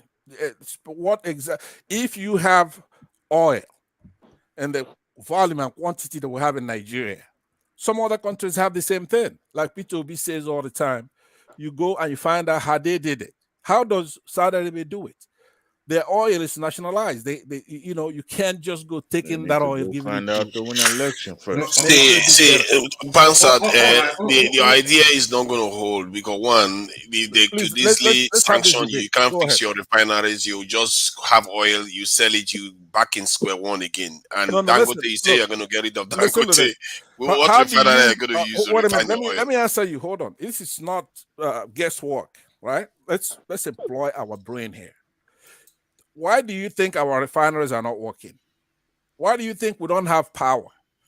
It's a few people who don't want us to have it. It's not because of the kind of argument you are making. Hold on, tonight. Pay attention to what Pansat. It's almost. I have to look outside if it's a full moon because Pansat is making sense for the second time. Thank you very much. You know, it's an act of. It's a You can poke back at me now. You're in my universe. It's more an act of sabotage than that's what Pansat is saying, isn't it? There's a few people one man, I agree, and I said the same thing before, and other people see it's Why is it happening? Is it It's a the question. interest? Let me Is it tell the you. interest? Hold I on. Is want it to the respond. interest of certain people or groups to make sure that is such institutions do not function at optimal level? So the notion about the refinery is not working, electricity. See, is the interest of those people that have contract with German companies, for example, to import this industrial size generators and these other generators into the country, for them to be profitable. See, everything is every nook and cranny of Nigeria's economy is circumvented for the interest of a handful of people. We all know that. And it's Hold not on. something to be So cavalier about. when we Hold on, call hold just on hold when on. we call our It's politicians stupid or silly or they dumb, I just crack up and just laugh because they're not. They right. It's doing not everything they're doing is cavalier. It's nothing you say and You move say on to the next thing because it's so sorry, wicked. sorry, Yeah. Pansat. There is absolutely categorically no reason. We have four refineries in Nigeria. There's absolutely categorically no reason why not one, but all four should not be working at optimal level, except of course, except it's sabotage. Exactly. And What will stop How it? do you prevent it? that's why I wanted to say, well, It's obviously, sabotage now. most of That's us why I here, say we can circle 99%. round and round and round until No, you no, come back but to the solution I yeah, talked but about. I'm gonna give you How the do you solution. think four refineries are not working? Hold on. It's Look, sabotage because vested interest, the Uh-huh. oil I want importers, to. Why is sabotage able to happen? Let me tell you. That's what I'm saying to you. First of all, next door, Ghana used to have the same problem we had. So what did Jerry Rawlings do? He had to retire all those old politicians and the cabal that were dealing with them in their case. Now he went too far. I don't subscribe to that kind of method, right? But it should be the same goal. We have a problem where they're being very wicked because they don't have to be that greedy about the whole thing. But they're dealing with us where our kids are infant mortality, we have no power, we have no light, we're backwards, and we're going back at a faster rate than almost anybody else in history. So we I'm have to sorry, they are solve that not being problem. wicked, The Pansa. They are not way being wicked. They are just being good people to their no, they're people. being Your wicked problem is that because you are the one being wicked to your people because listen, you are not willing to do what it takes to no, fix that for listen. them, but they are willing to do what it Let All takes you him have to to finish, maintain for their man. Let him people. you finish. start by listening, Okay. right? 1, 2 Niger. It goes on for quite a long time. That's the The problem. first thing you have to do is to listen. Yeah, That's the point. but condense it a little bit. Yeah, let me condense it by Yeah. I just say it because 99% of us agree on this. To generate electricity is not rocket science. Now we had an election where we had a candidate who went around, find out how it's done, how is Egypt doing, getting their power doubled in a short period of time, how South Africa doing it, and he came home and he told us, look, we need to go from consumption to production, and we need power. Told us the quantity, magnitude, whatever we need, and we had an election where the old cabal that's holding us down continue to do so. So the first thing we have to do is to make sure that the result of this election is sustained and obtained, no matter what it takes. We have to start that revolution by going to work. We have One man, see yourself. We have to get Peter Obi How What much I do? is one be man? the president of the country. What's that? What did I Because do? he has the mandate. He went it See from where your man is going. Hold on. He went out from to the nothing. south He side. asked for the solution. I'm trying to tell you, the fastest way for us to Sorry, begin. hold on, Yeah. Pasat. What did I do? You didn't get my gist. I said, listen to Pastor. See where Pastor is going. No, but Pasat is going to take us into a cul-de-sac. That's what he usually does. Just goes on and on, arguing against himself and pro and Tell me against how long for I how should many take. minutes? Let me just condense it to that time. All right, you have 2 2 minutes, and then after that 2 minutes, Prince Daddy comments. Ajande Koko runs off. I'm keen to play a clip for Joel because I think he will delight in it. But to you, Pansat. Okay, that will take us to the top of the hour. It's exactly 9 o'clock over here right now. So by 9:02, I should be done. So what I'm saying is that we are now talking on the national stage, even international stage, which is quite, invigorating for me on this platform. We're talking on the international stage, and then how do we come up to go and confront our true enemies, or at least our rival? So what we should do, we know who Peter Obi is. We know who Atiku is. We know who, we should know. I guess some people do. I don't know who Bulaba is, right? So we've had an election. The courts are looking at it. They should make a determination who won this election. And once we find out that the courts are corrupt, we should go into a revolutionary stance. We have to take our country back. You have to take our continent back. You just can't help it. So can you? it's a must that the court must award the judgment to Obi. All right. Unfortunately, the solution goes to politics. Pansa, I don't agree with you with everything on everything. But if the court decided to, uphold the status quo by making saying that Tinubu wins the election, that means the judiciary is corrupt.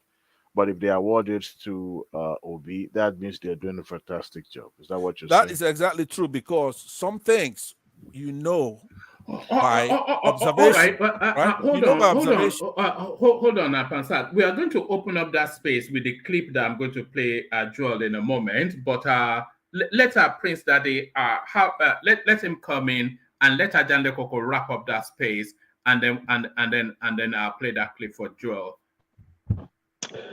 Yeah, thanks, man. I'm not sure how we ended up with Peter B again, but nonetheless, I don't know, man. But nonetheless, because we're not like what you call it, we're not, I guess, prophets. We can only go by people's antecedents, and production to corruption or corruption to production that you're talking about. Peter B has not shown Nigerians. Did you say corruption to production? I don't know, whatever it is. Whatever it is. Was that a Freudian slip, or was that deliberate? No, that was deliberate. That was deliberate. That was deliberate. So, if Peter B has shown us a model of production as supposed to be the chief importer of Nigeria, then we're like, hey, this guy, if he became president, absolutely, you can show us how to get it done. But this is not the case. Now, people can always go around and talk about what they would do. Well, but we rather go. Can I just come in? Can I just cut you a little bit on this one? You see, many times we are too fast, to knock on people and say they didn't do this, they didn't do that. Look, if you were in that business of production in the past, during the 80s, during the 90s, you would have realized that we didn't have the infrastructure to sustain. Look at to sustain most of those production centers. How many companies have we lost? Why would you wish him to invest in a sector? Yes, you're right. And that's what it's called. Hold on. It's called taking risk. It's called taking risk. No. Look. He was a state governor for 8 years. Did he build the infrastructure? He wasn't the state governor, anyways. But the issue is this. How would you? My own mom did what they call it, did importation of shoes. Where was it be made? She wanted to trade in Aba. If she goes to Aba, they will be able to give her the quality that she needed at that time. So how would you want her to succeed? So it's so easy to just sit down there and say, oh, P2B was doing importation. If he does not do importation, what will he do? What were you producing as a nation? Do you have power? Do you have roads? Excuse me. As at the time he was importing goods, so sometimes there were a lot of industry, manufacturing industry in Nigeria. So that's not an excuse. You said what now? As at the time you're talking about in the 80s and early 90s, there were manufacturing companies in Nigeria. They were flourishing. So that was don't mind you. Even now, people are still. Let me tell you Manufacturing. something. People are doing manufacturing, so why can't we they do like to it? lie. We like to lie to ourselves. How many If you companies have consider we his lost? proximity to Hold the on, power please. that be How there, many companies have we lost in the past, even the past 2 years? we We keep started lying to having. ourselves. Hey, We keep lying hey, to ourselves. That's the problem. Joy. Let's tell ourselves the truth. The issue here is that we do not have the infrastructure to keep these companies afloat for a long time. See, We have I lost many see. companies in the past. I agree with you that a lot of our manufacturers in Nigeria have a lot of challenges. There's no doubt about that. But the notion that and just like Simba alluded to, there are still manufacturers in small scale in Nigeria, and they still continue to manufacture. And See, they manufacture for how long? And the company dies. They manufacture for how long? And the company sometimes when you do so, if you start a business and fail, we can learn a lot from the business that failed than the business that never started. Now, if Italy had done it and shown us that, hey, this is what I did, and these were the challenges, and this is what I'm going to do to make the country better, to be a great manufacturing hub, then we're going to listen to Pitobi, but we don't have that. He's just a talker. He talks a lot. He talks about all the Please good things keep he's going your to do. psyche in the realm of international and national politics like we're doing before. Don't let the mention of P2B invoke tribalism in your thoughts. Where did that bring come it up from? to that. Where did tribalism come from? The tribalism comes from somebody Because I'm criticizing a hold on. fellow Nigerian. No, That's hold on, tribalism. hold on. Let's listen to what I'm saying. You have been very reasonable so far. So, but once that name was mentioned, then you start making improper argument, right? Are you saying that production is not better than non-productive economy? Of Production course, is good. that's not the argument. Production is better, of course, is better. Sir, listen to what I'm saying, because we don't have a disagreement here when we're talking on the international and national level. We don't. It's a matter of choice, right? Do you want a productive economy or you don't? Simple. So whether P2B used to be a banker or he was distributing beer or whatever, that doesn't mean, let's say, when Ronald Reagan was president of United States, that he wants to he should be an actor. That an actor, because he was an actor, he cannot be a real president. That logic just doesn't make any sense. No. Even the president that we have The today, even basis the of president P2B's production, he's talking about there's a lot of land in the north that's lying there dormant, that they could feed themselves by using those land. Only the government could make a policy that's going to bring the people in to buy into those kind of things. So what he I accept that argument. Hold on, I accept that argument, but the problem is that relax for now. Let me just land, because once we have our psyche on the national level that we want to build our country and that we want to build our continent, and as a matter of fact, all Black people at large have to get some respect from these Europeans, then and a good idea could come from anybody. You don't try to look at P2B to invoke anything. I mean, when you put P2B side to side with Tinubu, let's say in the conference that we just concluded right there, we know who's going to be able to talk to Macron face to face. Do you think Macron could come to P2B with a ridiculous proposal? No, he can't. He's not going to let it. Right, so that's okay. Let's not get too deeply into that. Okay. No, I'm just saying. Hold on. No, he's saying the truth. But if Macron had approached Peter Obi, this is how Peter Obi would have responded. By the time you start this production I'm talking, you start managing the quality.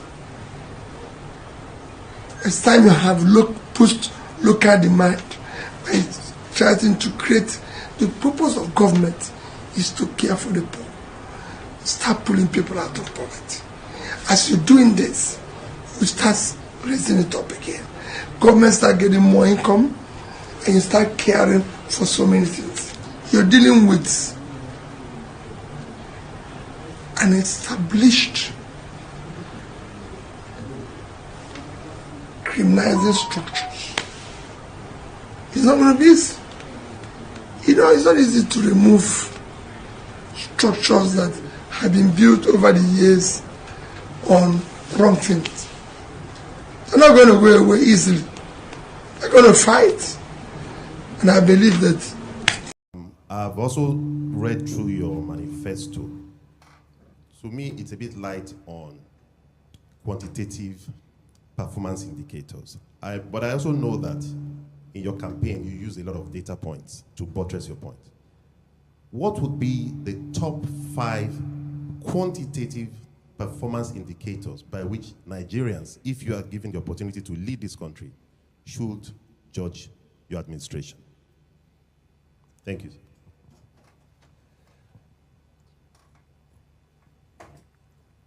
Thank you very much.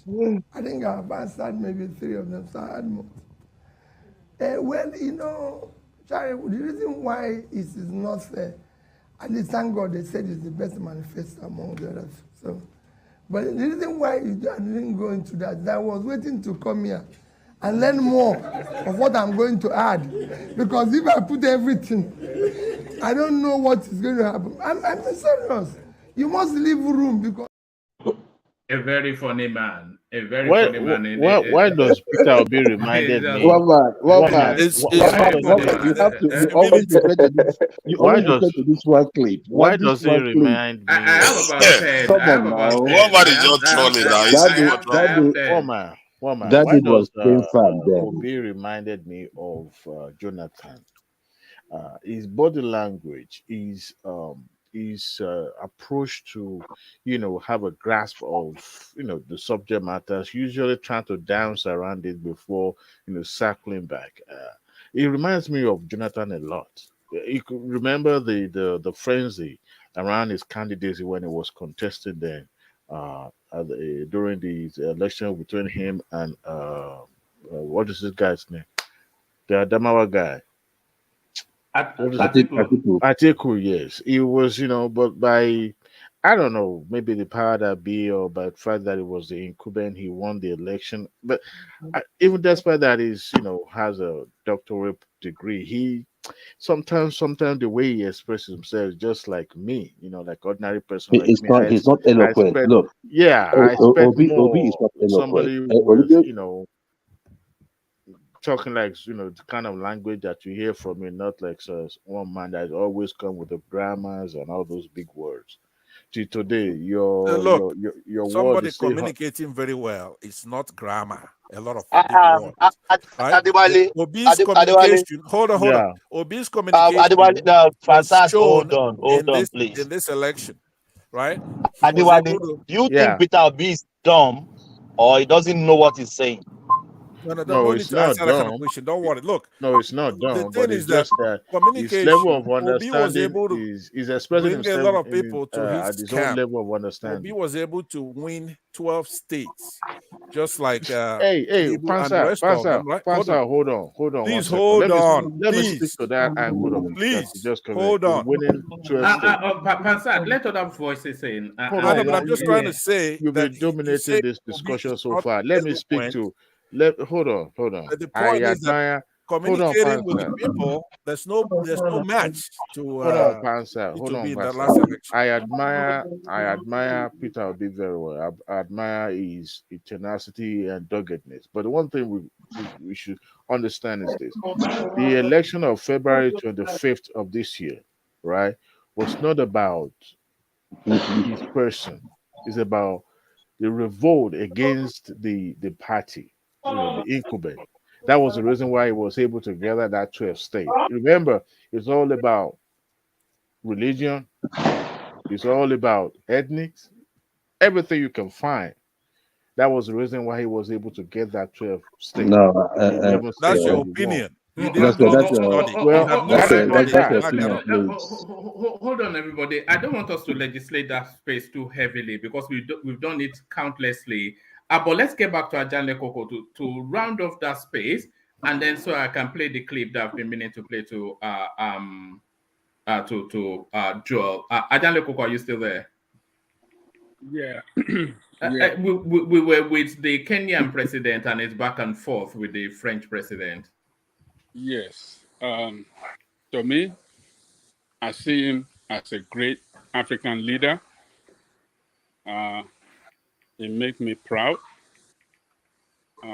as a black man that once again, an African leader at international stage is pushing for the interests of Africa. It's not speaking for Kenya alone. It's speaking for the interests of Africa. Why we must be taken as partner in the scheme of things in this world and not as subordinate or as second class, citizen in this world. So I wish other African leaders can join this guy in this push. And let me tell you,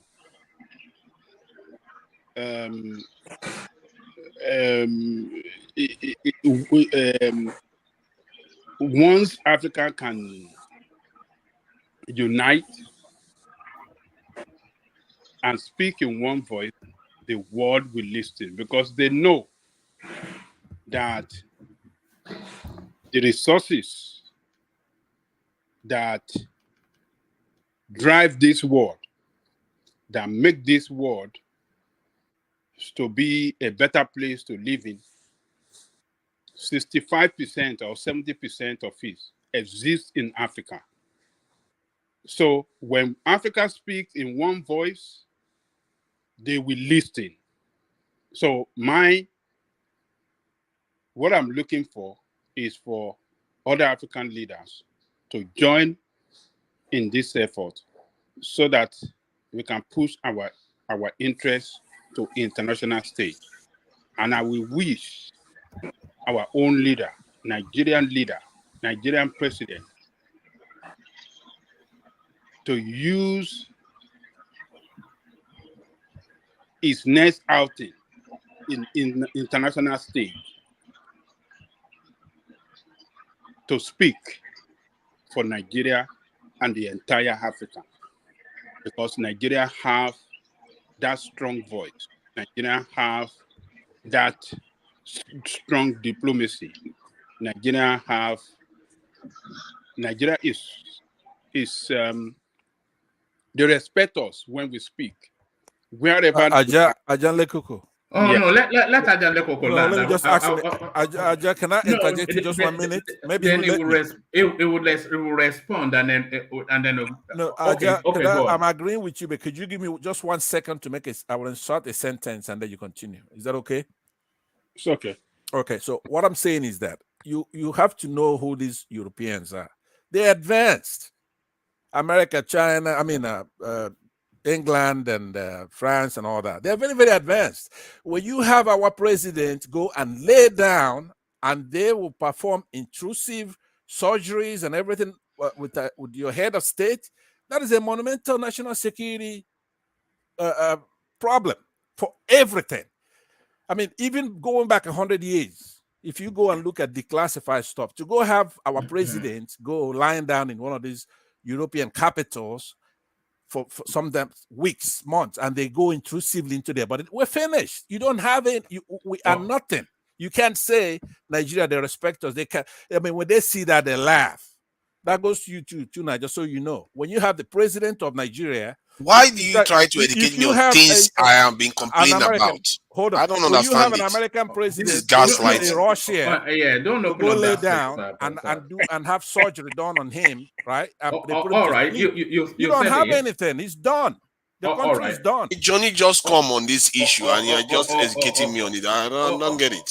All right. Incorporate that in your remarks, Ajan Lekoko, and bring it home so I can play this clip to Joel.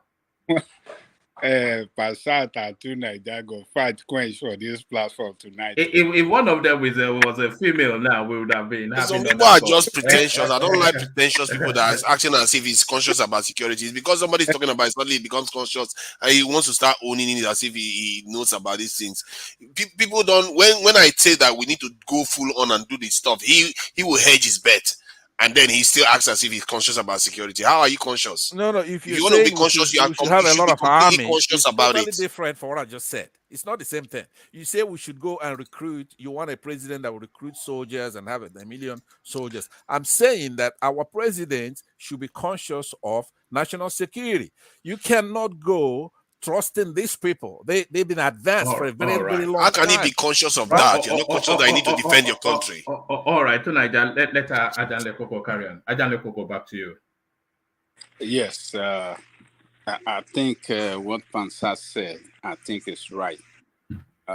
Even the health of our president can well be taken as part of our national security if our president should go out and take his medical treatment outside the country. So I agree with Pansat. But as I was saying, I wish my president, Tinubu, or whoever, that the court decide and pronounce as the president of Nigeria. I hope that person will go to international stage, present a new Nigeria, a country that is ready to lead other African countries, put the best of the best brain in its team to transform Nigeria. We can do it. We have the capacity, we have the resource, we have everything that it takes, and we can re-emerge as one of the power that be in this world. Once upon a time, before United States come to Africa to push for anything, they will consult Nigerian first, because they know that where Nigerians stand, that is where absolute majority of African countries will stand on any international issue. But are we there? Are we the same country today? I don't think so. We have lost our leadership. But can we take it back? Yes, we can. The new president, Tinubu, I don't want to underrate him because he's schooled in the United States. He worked with one of these best international firms, Mobile, and some other international accounting firm. Deloitte and Touche. Yes. So he knows how this world operates at the corporate world, in the politics of this world as well. So, and I don't think there's anything. Sorry, I will just 2 minutes. I don't think there's anything in that profession that actually prepares you. I'm telling you. All those companies, they just carry name for nothing. I'm with you, Ola. I'm with you on that one. Nothing. It's not like Patrick. There's nothing International in relation being is an different. auditor. There's nothing being an auditor in Deloitte. It's just auditing papers, reviewing financial statements, and auditing tax. That's all. And being in Mobile as a treasurer, it's just trading. It's just trading funds, hedging risk, trading forex, and making investment decisions. That's all. That's not. Well, it sounds simple the way you. I think Patrick is being sarcastic. No, I'm not being sarcastic. It doesn't prepare you. He's telling the truth. He's telling the truth. Well, you know, the diplomacy is different. I'm just telling you. Work in a corporate doesn't prepare you for diplomacy. It's different ballgame.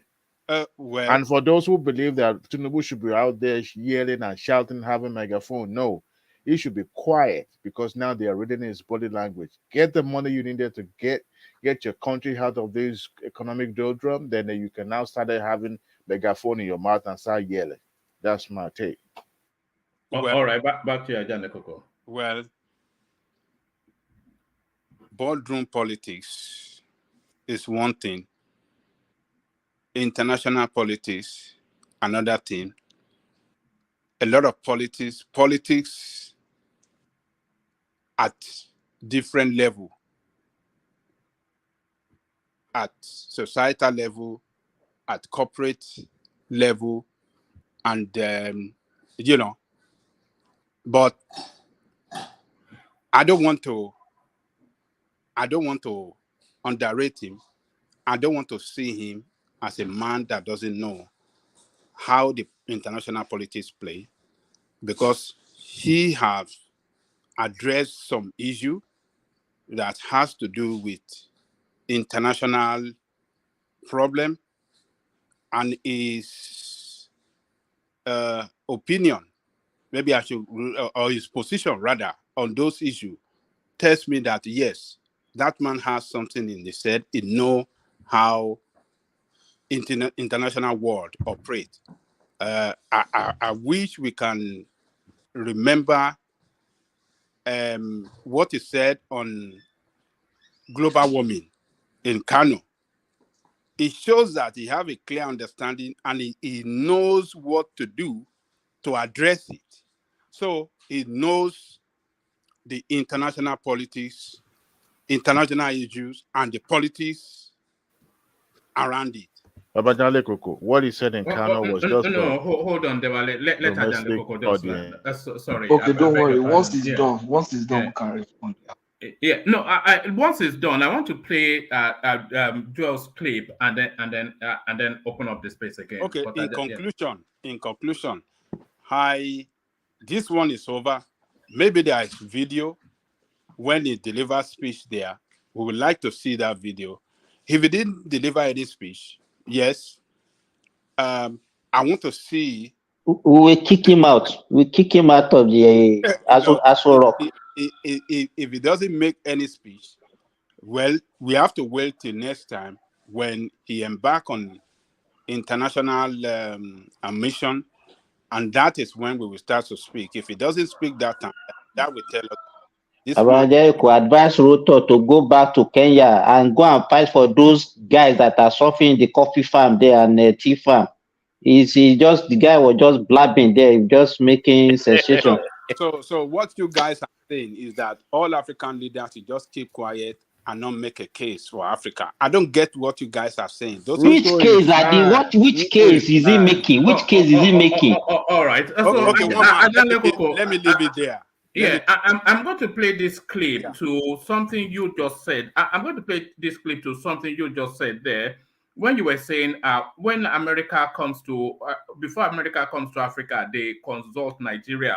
So when you said that, I immediately had in mind this clip. So let me play this. Concerns. Yes, I've known the Nigerian army for the last 25 years. They're very professional. They're very serious. And they do good work. They intervened in Liberia to settle the civil war there in 1990. They intervened in Guinea-Bissau to stop the drug trade there. They're really good people. Boko Haram is their biggest challenge because these Islamic terrorists, they mix with the population. They're in the refugee camps. They're in the villages.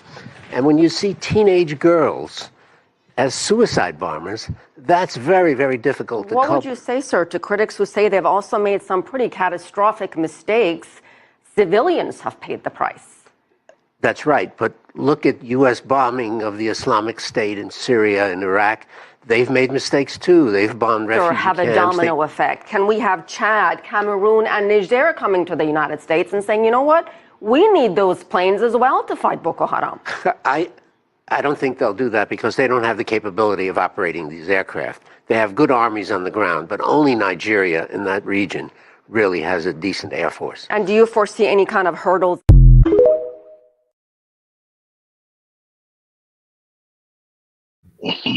How pathetic. Oh my God. All right. So when you were saying that, it put me in mind of that clip. So like you said, the only potency in Africa, especially in our sub-region, is really just Nigeria. And that's how the world sees it. So when you were saying they consult Nigeria before they come into Africa, that was once upon a time. Or I don't suppose that's still the case. One man. This is the issue. You see, when sometimes when you want to read an animal, right? You read an animal based on what that animal can do, and what is the potential that animal can even ought to in the first place. Now, if that animal has lost that physicality, of attacking you, you are still afraid of, this animal can still do something bad to you. It has the capability of doing something bad. So Nigeria might have lost their bite, but we have everything within us to switch it. And All it right. starts, so it starts with leadership. All We right. have the possibility of switching We on this haven't thing. lost our mojo at all. All right. No, we haven't lost our mojo. Let me play this next clip, which speaks to the space that Ajanle Koko was speaking to Tinubu's interaction with the Paris summit and his performance or lack thereof.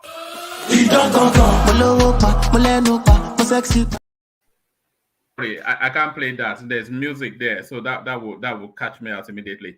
But this one now. Mute the music. Mute it. No, I can't because I've uploaded it. If I was playing it directly, then I can't mute the music. But this next one here, this is the one I've been keen to play to you, Joel, because of course, Nigerians are, they say a prophet is without honor in his own home. So Nigerians, there's nothing Nigerians love more than to point and laugh at Peter Obi. You've seen them do it endlessly. Just point and laugh at the guy. But I'm not sure that we should be pointing and laughing at Peter Obi because if you take away the politics, it's actually a very civilized gentleman, who conducts himself in a proper manner. If you take away the politics from it, you have to say that because he's never put a foot wrong, in terms of his public presentation and in terms of his public utterances, he's never put a foot wrong. I think it's just the partisanship of politics that makes people mock him. But we may mock him in Nigeria, but he commands enormous respect outside of our shores. This for you, Joel. I have always referred to Peter Obi. When he lost the election, we all know the promise he held when the elections were being conducted, and almost everybody who is anything in Nigeria drew their support. But when the results came out otherwise, he didn't call his supporters to the street to wreak havoc. He took the legal path, and then by that way, he was able to save his country from chaos. So we will encourage all of our politicians to learn from that example. Leadership is about self-restraint, and leadership is about selflessness. So we expect that our politicians will demonstrate this. I mean, the process has been peaceful so far, so let us continue to be peaceful and to promote the interests of our country. Thank you all.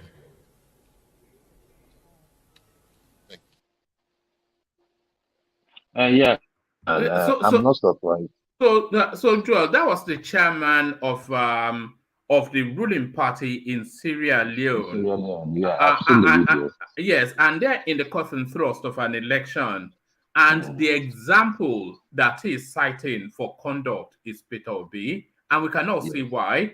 Because and it shows the advancement both of Peter Obi as a person and Nigeria as a democracy.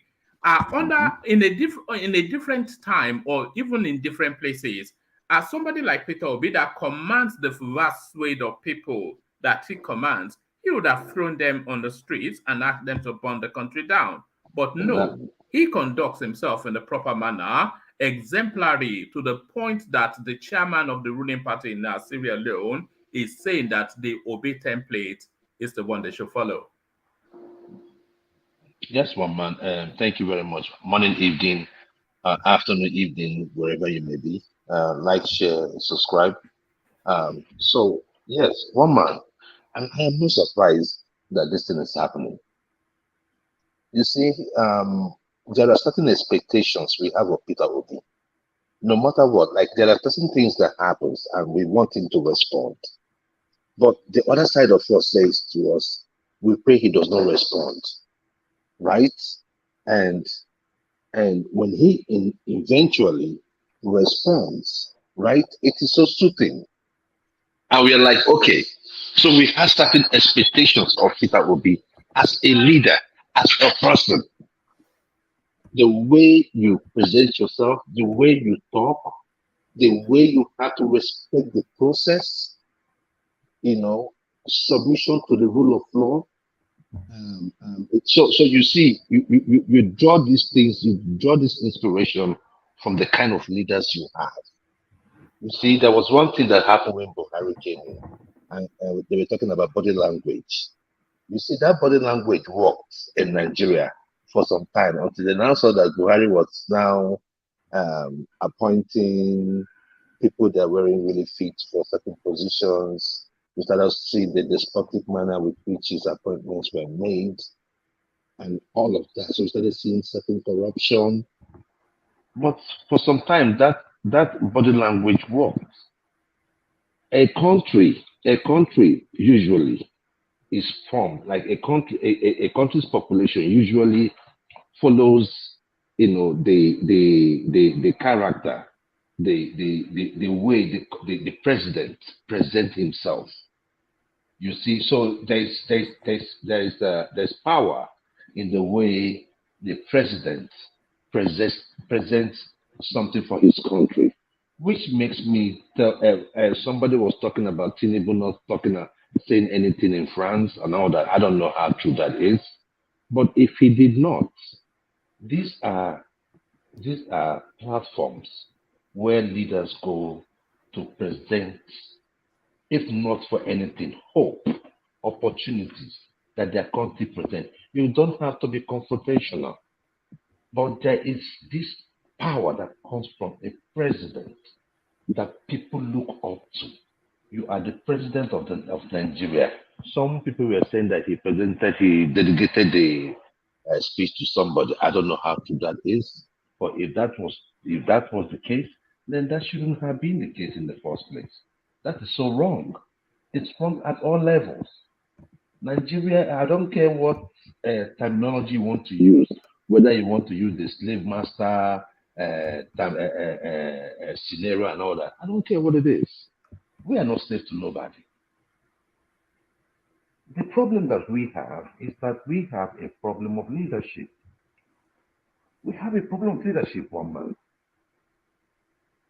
If we have our leadership right, we have the tools. What is, we are talking about gun production. What is there in gun production? Like I said, you see, we are our own biggest problem. I think as a nation, one other thing that we have to eradicate from our national life is envy. Envy. If any person from any part of Nigeria is doing something, let us support that person. We saw the issue of Hilda Baci. We saw how people were behind her. That is nationhood. We need to build nations like that. We need to build a nation like that. A nation where people are there to uplift people. Naturally, the people are happy. Even without the government, the people are happy. Because that cord has been sown among the population. So, one man, going back to the man that gave Peter B some props, it is important who becomes the leader of a nation. Very, very important. So we have a reason why today we still think that Peter B is the best. And we know the reason why we say that. It's not only us that is saying it, it's not only him. People from Ghana, other African countries, they were praying for this presidential election. They still look up to Nigeria. We never lost our mojo. Like I always tell you, at work, if you want to know people that will challenge the authority, just check them. 98% foreigners and Nigerians. Because they are not going to sit down and give them nonsense when they are offering you services. So if we are not, if you are not taking that slavery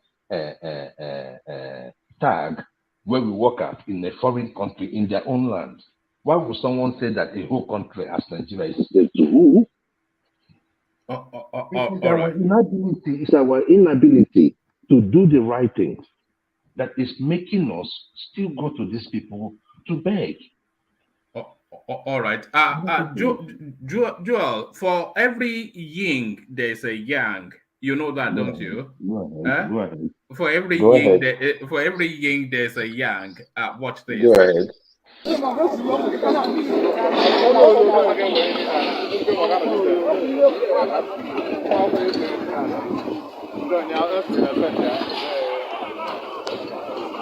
You see the foundation.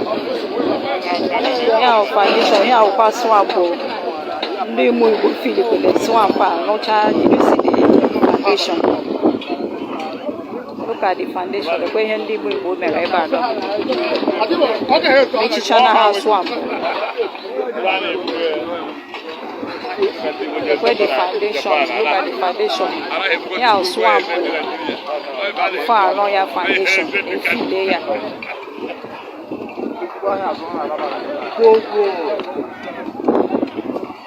Asị na ọkwa ndị China.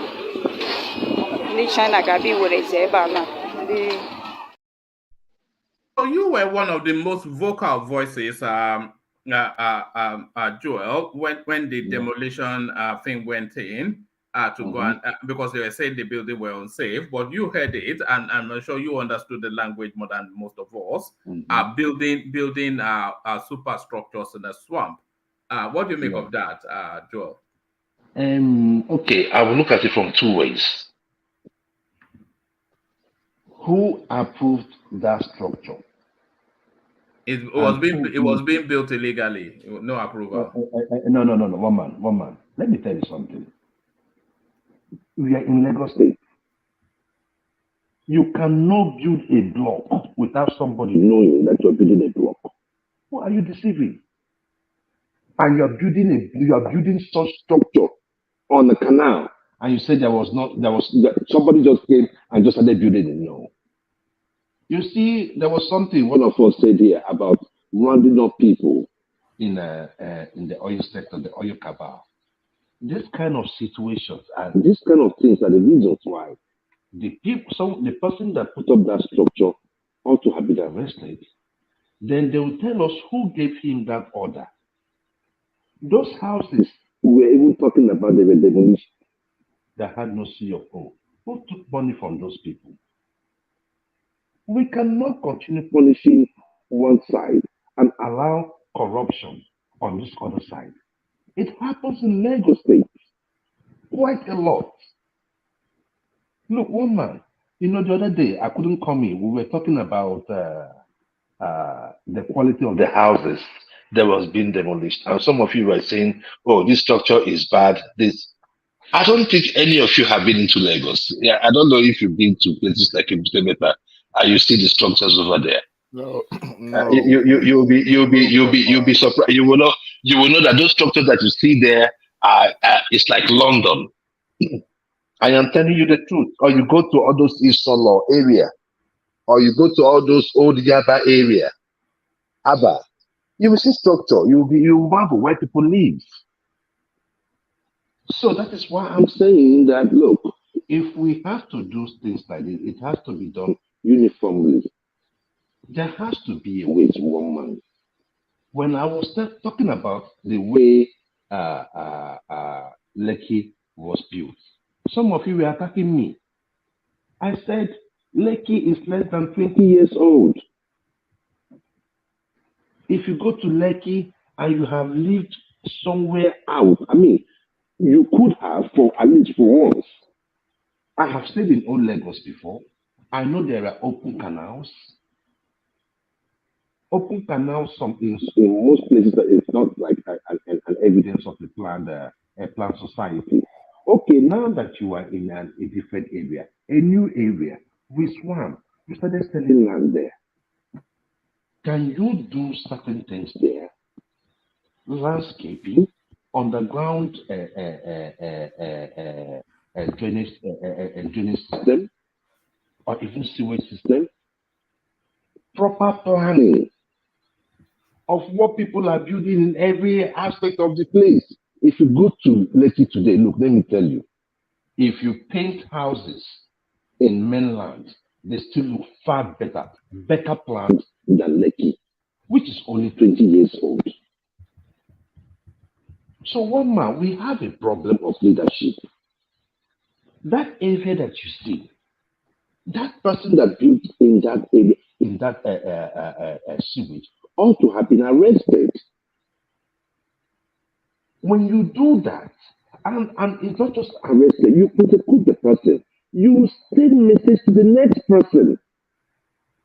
This thing happens on a steady basis. One man, you will see people build houses. This one happened in my area, where people were building, people were granted a permit to build on rail tracks. Government was collecting money from them. After Fashola came in one time and now said, you know what, everybody is going. They started demolition. Over 10,000. It was a slum, one man. It was a slum. All right. So my thing is this, right? Nigeria has to be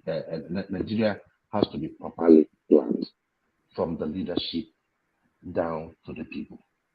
It is not just looking good. Thank you. All right, brilliant, well. So brilliant, well. Stay with us, Joel. I want to play this clip as well. So I want to use this clip to bring Dewale, Prince Daddy, and I was going to say Simba, but his system seems to have dropped. So I want to use this clip to bring Dewale, Prince Daddy, and Patrick into the conversation. So this was the clip. This was actually we won't get the fullness of it now because it's 40-something minutes long. But I just want to give you a soup song, just to give you a feel of what the man had to say. Watch this. This is quite. I will put a link to it in the comment section so that you can go and watch the fullness of it. If I'm ever going to recommend a video to watch, I will recommend this one to anyone. Mr. President wouldn't have said anything better. Which he said, look, we will cleanse this financial system. We will make sure that financial system works. So those are some of the comments of the presidents there about that system. Yes, they've gone ahead and taken some policy decisions. We'll talk about that impact. But about what you have heard him say now about the financial system, were you surprised at all? Well, thank you very much, Chamberlain. I think Mr. President wouldn't have said anything better. Maybe I will start with the issue of subsidy first. This has been a very, very serious issue, or issue that has been so much talked of. It was maybe a motion without movement. It was just a talk show, and then government didn't have the political will to address the problem.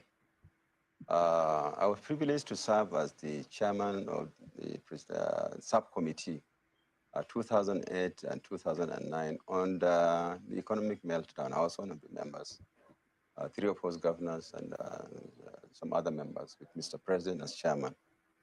So I chaired the committee on subsidy, and everything about the subsidy regime, and then the scam in the subsidy regime was discovered by my committee.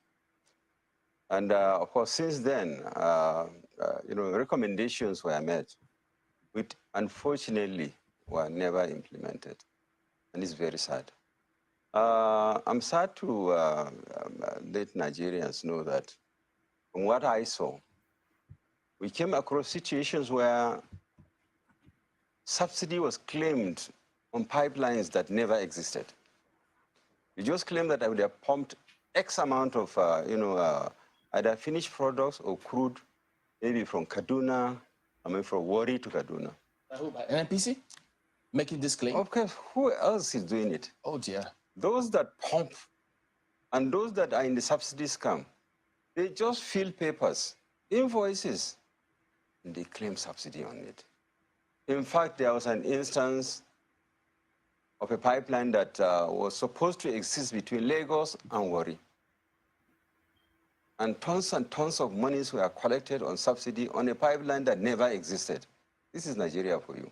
But I thought they were telling us that it is marketers and some other persons who are perpetrating the fraud. So NNPC is involved. They are all involved in these things, all of them. Oh. All of them.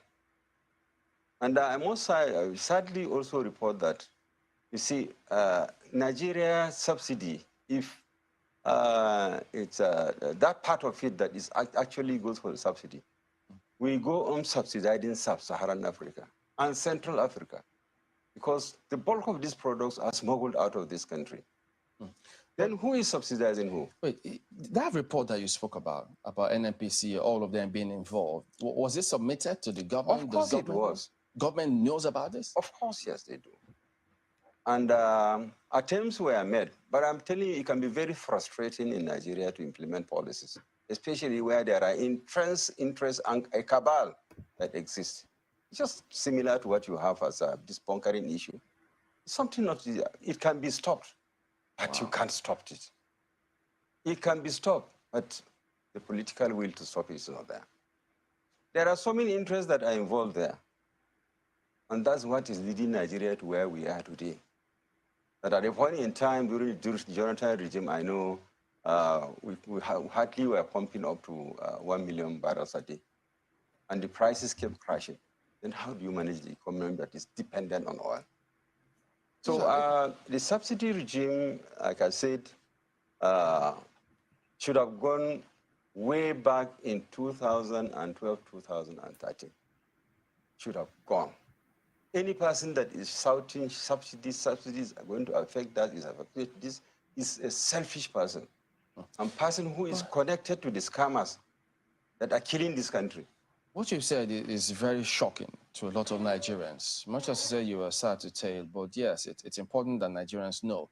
And that means that all this while, the previous government and previous governments have been lying to Nigerians about this subsidy matter. I think so. They didn't have the political will to take the decisions to remove it. All this, they say, IMF is pushing us, IMF is that, World Bank is, that is not the issue. In fact, I have one of my friends who is in the oil industry. We traveled to China with him, one of the presidents of Nigeria. He told me, my brother, because we were discussing the subsidy issue, say, I'm a member of the economic team of Mr. President. And when I went for a meeting, I told him, Mr. President, I called him by the side. I said, Mr. President, please remove this subsidy. He said, we are tired of making money. What? I'm telling you to God Almighty. He said, we are tired of making money, Mr. President. Remove this subsidy. Because he is a patriot and he's seen the scams that are going on there. Goodness. And he told me, he's alive today. You talked about the recommendations that were made. The recommendations made in that report. Mm-hmm. What were the recommendations? Well, the recommendation was to remove the subsidy and some steps to address some of the problems associated to, making the product, expensive as it even lands. At a point in time, that time, ships would line up over 60, 70 ships lining up in the high sea, trying to come into dock and then discharge in Atlas Cove the fuels. They spend an average of 2-3 months. And we pay demurrage. The country pays close to about $100 to $150 million every month. In the report, we suggested that there should be a floating barge, maybe that can carry fuel, up to maybe 4, 5, or 10, or even 20 ships. We can have a floating barge that can store that. And then we have barges coming to pick and then discharge at Atlas Cove. He said, no, because people are making money out of it.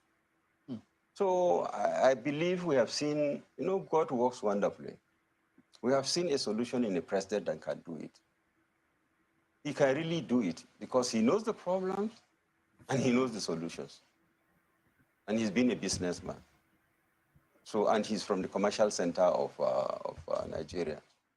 And he made Lagos what it is today as a medium-income economy. So he knows all the crooks in the country. Help us understand this a little bit more.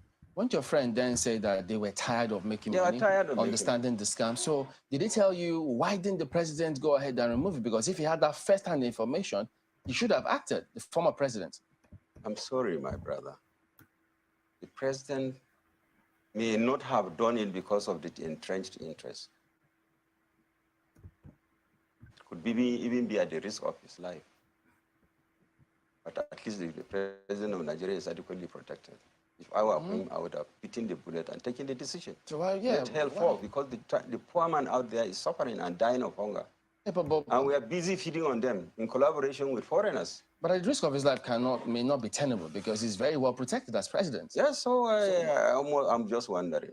Probably, I mean, the whole thing was maybe shrouded in something very cloudy that you cannot understand. Because why are you a worker? Why are you? You are there to take decisions on a daily basis. And this decision can be right or wrong. You have the right to take those decisions. And you see a good decision, you'll be afraid of it. Even the question of removing this devaluation, at the point in time when we didn't have enough, revenue coming in, we had that Paris Club, that during the Jonathan's time. We urged him to devalue so that more money can come into the system and fund, debts that we have locally, so that the economy can move. But you are owing, you have a means of payment, you are saying, no, you will not take the decision. These are the kind of traps that we find ourselves. We'll also talk about that bit, but just a little more on this subsidy, because I think my colleagues still have some questions on that subsidy before we come to the financial sector. So wouldn't it be appropriate for this president, this government, to then say, look, haven't seen the kind of mess, because if you use the word rotten for the financial sector, I wonder what he will say about the subsidy regime, because he will know a thing or two about it. Should he then say, look, it doesn't matter whether we're on the same party or not. We have to probe deep into this. And all of those who are found guilty, you have to face the music. That would have been very excellent. But I must say, with all sense of decency, those involved, I believe, should not go free. Because there is no how a country like Nigeria, over 200 million people, you have close to about 90% under the poverty line.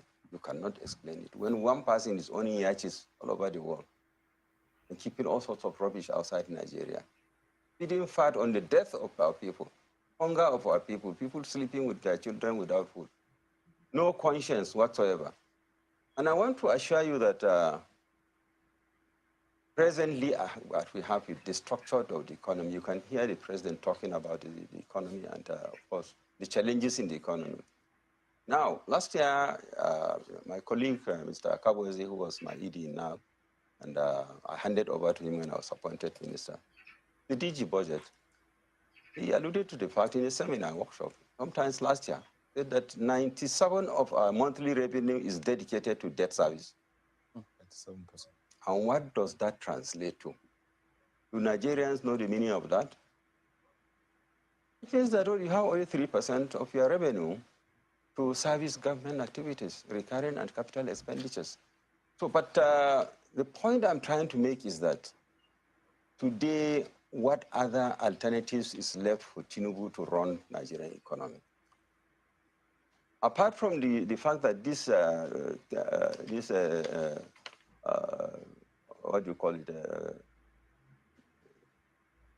the palliatives that we're talking about, and of course, the subsidy regime that we're talking about, the mere fact that it's a scam itself is enough to remove it. But then now the challenge is, where is he going to get the money Let's just to fund government? Let's go back a little bit, Yeah. still on this subsidy thing. I know that some of the recommendations that had been made were that the refineries should work. At one time, the refineries were even privatized, and that was reversed at the same time. Yet, more money is going there to, what do you call it, turnaround maintenance of the refineries. What's the situation in that angle? Now that the subsidy is even out, would that even be looked at all? Well, as far as we are concerned, we were part of the government. We saw how, contracts were awarded for turnaround of, the refineries, and all sorts of investment in pipelines. And so it's just a question of who is doing what, and where are the deliverables after having paid the monies? Where are the refineries? Nigerians are not even asking questions. And there was, to my knowledge, there is no refinery that was ever turned around and did work. Even if it did, maybe it didn't work for more than 2 or 3 months and it went down again. Even with all the billions that were put for turnaround maintenance? Yes, exactly. If you were doing that, where there are refineries today? How many times have you heard of Wari refinery turnaround? Okay. How many times have you heard of Kaduna refinery turnaround? In the first instance, why should they die? I have a Mercedes car I bought when I was a very young boy after finishing university, way back in 1982. I bought a Mercedes 200, a Kumbo. It's still there. The engine is never opened. I've just always changed engine oil and I'm still driving the car. Which means that if these refineries were maintained, nothing will stop it nothing will stop them from working up till now. But where are they today? Let's bring in our colleagues in Lagos. And that is even responsible for all these massive imports of finished products come and finish our country. And they have no heart. They have no heart. These people they are just heartless. Go ahead, guys. I've heard this that. All right. So there it is. A real bombshell by that chap. The governor Yagu. So at last they're starting to open up and tell us just what is going on, and it's a lot worse than we imagined. The guy said they were invoicing for pipelines for wellheads that don't even exist. And they're not invoicing the odd $5-10 million, endless hundreds of billions, just Carlos looting. So Carlos looting. So I'm going to bring in Prince Daddy, Patrick, and Simba on that space. Yeah. One more, please. Let me just say something on this, please. Just real quick. Yeah, I want to. Hold on. You will say it, but let me bail out to hand over to Thomas. So let me just acknowledge the people that have super chatted. Then I'll bail out, hand over to Thomas, and then Thomas will coordinate from there.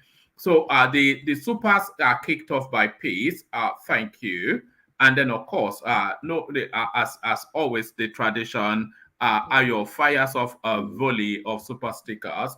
So thank you. Not once, not twice, not even 3 times. They say, and that's the 4th one. So there it is. And as ever, when Kulata is not on the screen, it communicates via super chat. So there he is, prodding at the conversation, especially at Tunaija with super chats. It goes after Tunaija again with another super chat.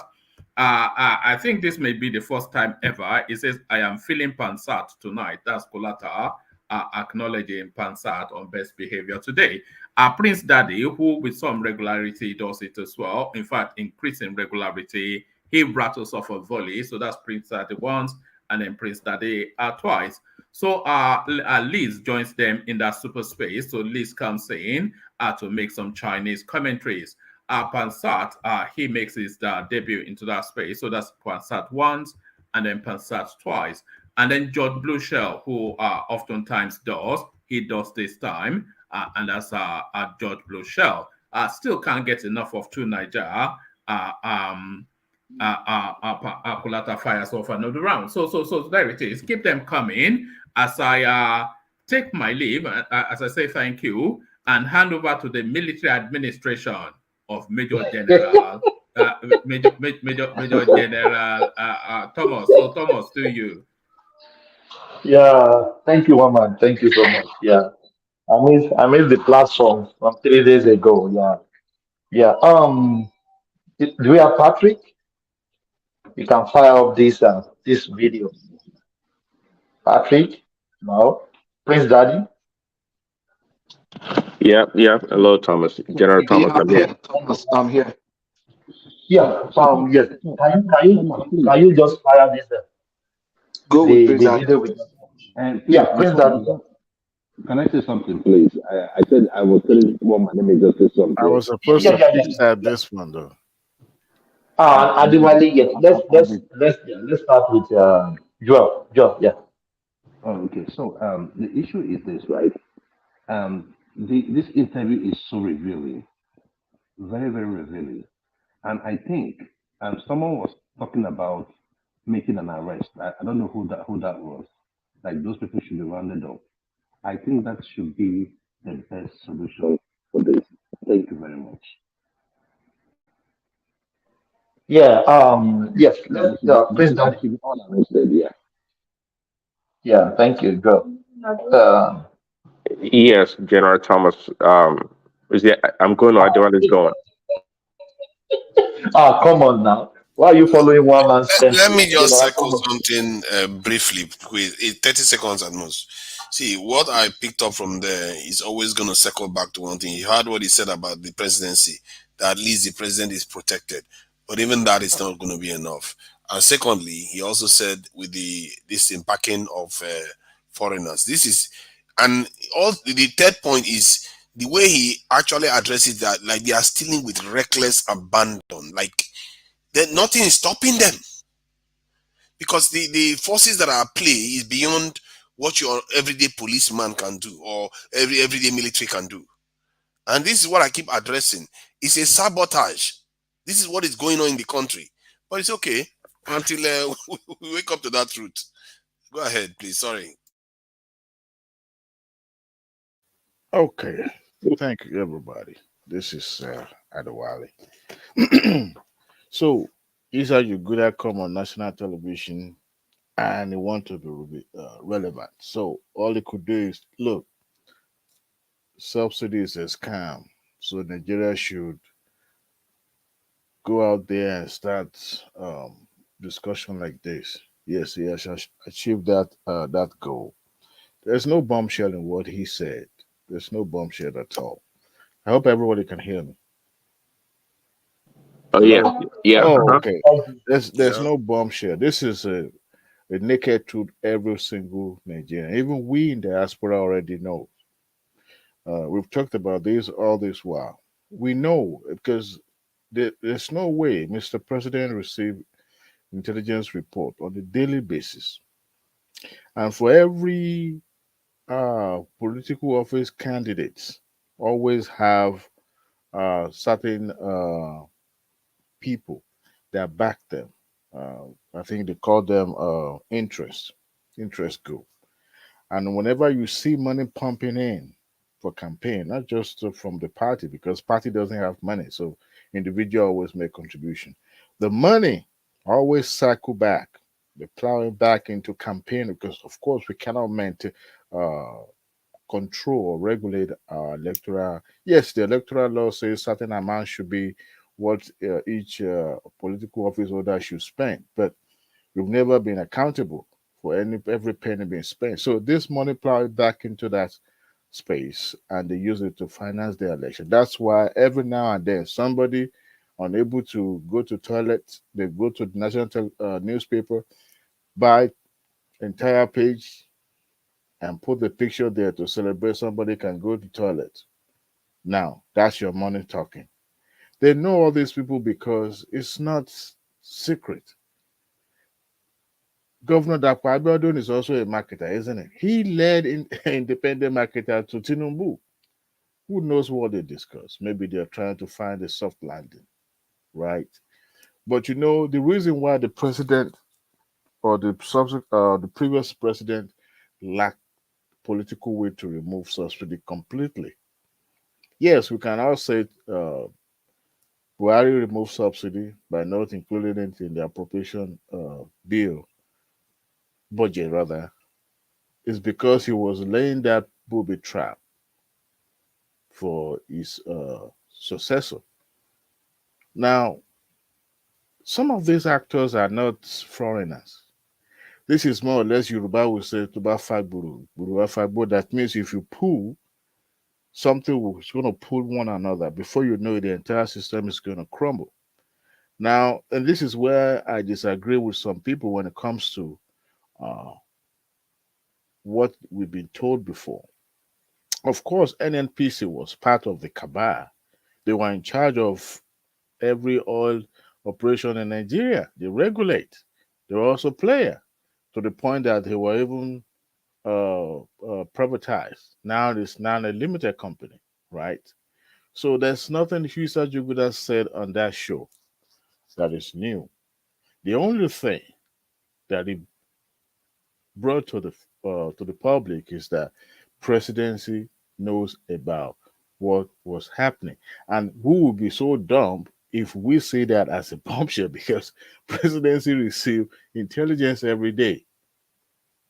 President is the minister of petroleum, so he knows every single player in that sector, both upper, downstream or upstream. So now the question now is: are these individuals going to be brought to book? My answer is, or I guess, no. There's never going to be a public prosecution. As a matter of fact, there's going to be a soft landing. Now, Tinubu as a president, is he going to prosecute? Probably not. Sometimes you want to project certain power to show that you are doing something, but at the same time, you want to reward, because you can't actually say these actors should be penalized. So, politically, what you can do for somebody who is probably going to be seeking for second term or that wouldn't want a collateral damage against his political allies who want to make sure that, those actors were taken care of, but at the same time being rewarded in some way.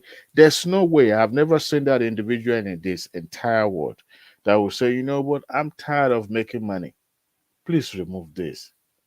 That is to tell you, a lot of things being said have been embellished, but not that they are not actually true, but it's just trying to. You could see that journalist did a good job. Guess what he was doing? It was getting under his skin. This is a professional, trained journalist. You know what? You're saying things, good things that I want to hear. Please tell me more. Oh my goodness. Not that he didn't know, but he got under a former governor, a former minister. He got under his skin and he was talking. But if he really wants the best for the country or he really wants that change that Nigeria desire, why didn't he name name? What is the name of your friend? Where we can start guessing who traveled with the president to China and in what year, this and that. But why not name names to say that your friend that was tired of making money to the point that his generations to come will say, you know what, you've made enough for us. Please take this thing away. Can I say something, please? I don't think him mentioning those names will be necessary. There's a report on that. So he is speaking to the person in government. He is talking to Tinubu. He has the report on his desk. Act on it. That's simple. Act on it. If you are found, or you were found culpable, you get arrested. It's on your table. Why would you allow the poor man to come and die for nothing by mentioning names? He has told you this is what is going on. He has given so much. He is not just making comment. He is telling you. He is putting figures. He is telling you what is going on. He chaired that committee that recommended the removal of subsidy. So at least we should cut him some slack. We should cut him some slack. He has told us what to do. He has told us where we have gone wrong. He has told us who the criminals are. He has also told us, hey, the papers are there. We can also have a paper trail up to 2022 or 2023 of those of them that have plunged us into this mess and get all of them arrested. The paper is on Tinubu's desk. So I do not think that making him to or asking him to mention names will do him any good. I mean, he has a family, he has to protect himself. He does not have the security of the president. Why would he want to do that to himself? Why not name names?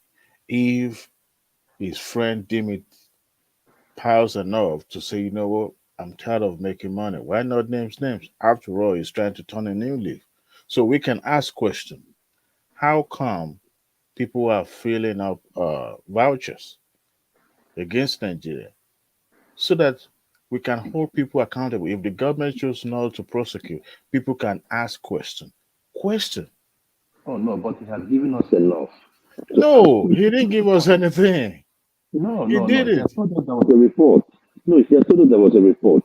See, Those kind of please. reports No, are not see, thrown any away. any any official report, you and I know it's not going to see the daylight, and we're not going to wait the government make it public.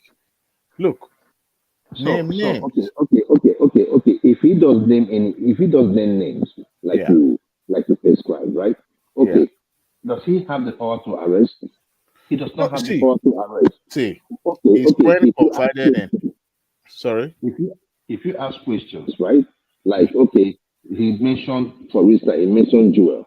I start asking Joel. If I decide not to answer any question, what are you going to do to me? Do you It's know going to there's just a way give me. you can force the hand of government to act, even if it's just for, you know, to make it look good, the optic. You can force government hands to do something. Look, with what he said here, we can force government hand. That's my point. With Okay, what he see, said if here, the we government cannot. chooses not to make it public, what can you do? So if he name names and the These government does not want to act, it's the same thing. the independent marketer, they are not a ghost. They are not ghosts. They are Nigerians. They live among us. And guess what? Those marketers, the money they are breaking in is not for them only.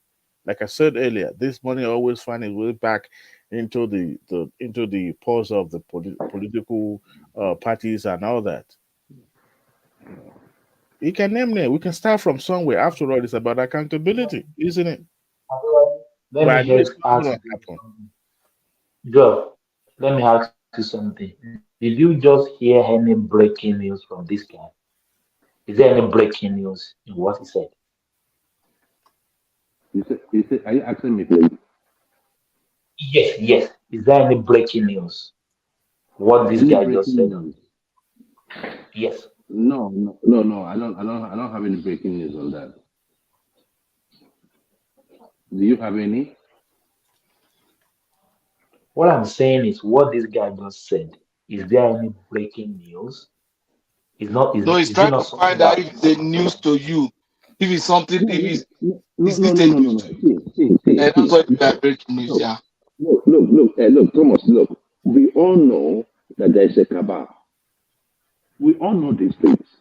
The thing is this: somebody took his time with his committee to develop a report to get facts and figures. It is not just me and you saying cabals. In that document, it was paid for by government. The government, they asked them to do a duty. They did a duty and came back and told the government, hey, we have to remove subsidy. This. Look at our document. This is our report. The government refused to act on it. And you want to blame him? You cannot blame him. What else would you want him to do? He has done his best. In fact, for him to have even said it, it's a risk to himself. So that is my point. The person that have the power to make those arrests is the government. Now he has made these claims on TV. It is now, it's like, he didn't mention you say?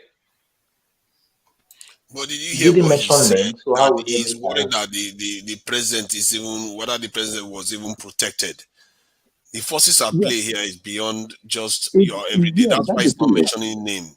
That's the thing. So he's not trying to tell you that the president is protected. But people like them, what do? They are not. So that is the point. So you cannot put him on the spot and and tell you, oh, this person, this person, this person.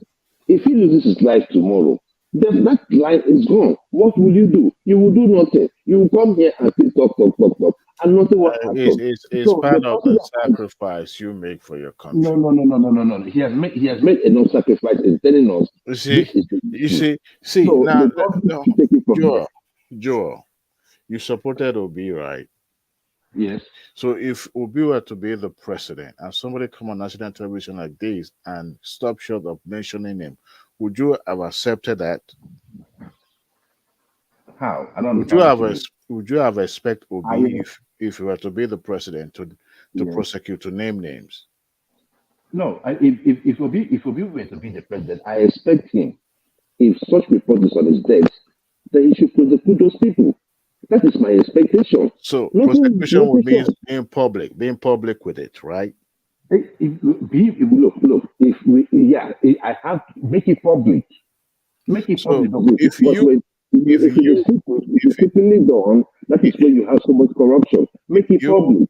if you as a patriotic Nigerian right now, you are privileged to have known the name of these perpetrators.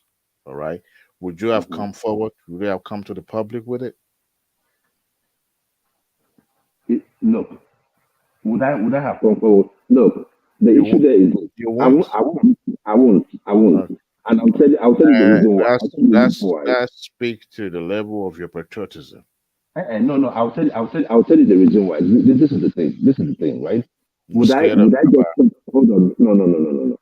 No, let me tell you something. You don't just go die over some fool's order, right? Look, you have family people, you have family that you have to take care of. You have people that depend on you. My thing is this: you can still make your point, you can still make recommendations, you can still make reports, right? And this is part of it. If I were to be in government and I was given a duty like that to do, I will go there, do a yeoman's job, come out with my report, and present it to the government. You do not expect me to now go on my own and out there saying, oh, this person did this. No, I have did my report and I presented it to the government. Let the government act. The government has the power, they have the wherewithal to make those arrests and prosecute those people. What is my thing? If I have done my job as a patriotic Nigeria by doing the job right, the Joe, government should take it Joe, on from there. That's my point. your audio is so bad. We can barely hear you. Can you Oh, for adjust real. yourself? Yeah. Then come back, please. Yeah. Please, Daddy. Yeah. Do you have Adiwali? Yeah. Adiwali has the floor. Yeah. I'm Adiwali. saying, yeah. Okay. So, Yeah. like I said, well, if fear and fear of being killed or exterminated is the reason why he would choose not to name names. I can understand. Nigerians are known to be. But the bottom line is this: the report or no report is not going to see the daylight. But it's not just the marketers only. The man said that NNPC, and we all knew when the Mele Kyari was going to the creek, um finding the tapped pipe, we all knew this was just optic. We all knew that he knew that every single one in NNPC knew that these illegal refineries and tapping of the pipe. We all remember when an entire ship was blow up when it was intercepted. So Nigeria knew. It's just that they don't have the how do I say they don't have the capacity to to go out there and but because that is the only cash cow for these politicians, and they know. You see, and everything Tinubu say now regarding all these issues, I take it with a pinch of salt. Because we won't want the country to go up in flame. These people are connected; they are powerful. Yesterday, I was just watching a video of Abuja, the the the the, the entire metropolis. I was looking at Azokoro and my time, and I was like, you see all these big buildings when you have the powerful people occupying, in this kind of a society. And I zoom my mind back into that kind of society that, everybody is all out for themselves. And I understand that the power play when it comes to the issue of making policy, governing, public policies, is going to be tough. But I think Tinubu can make this more easier by ensuring that even the money being paid to these people can be recouped back. Because, it talks about how government Tinubu is going to make money, or his administration is going to look for revenue, which is what he's trying to do, making sure that the government is not wasting money, pouring water in the empty basket. Because when money is supposed to go into the cover of the government, is going into the pockets of few individuals that tells you. And I think I also believe that the militaries were part of the subsidy cabal as well. I strongly want to believe so. I don't know. I just feel it that military also, apart from the fact that they were into oil bunkering, I want to believe they were part of those people that were taking the money into their pocket. Oil bunkering, we all knew has been existed. I even have a family member that was into it for a while. He told me what it's all about. In fact, there was a time that he was arrested for almost 6 months. They were arrested not because of what they were doing, but because the owner of that ship, they were looking for him. The navies were looking for him to pay them, and he was in hiding.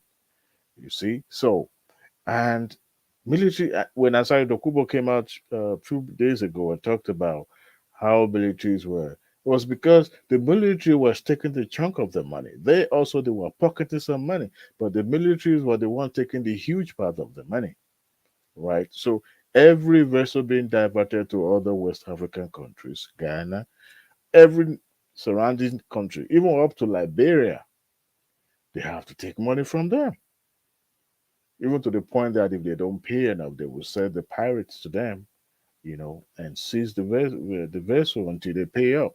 So they know what's going on.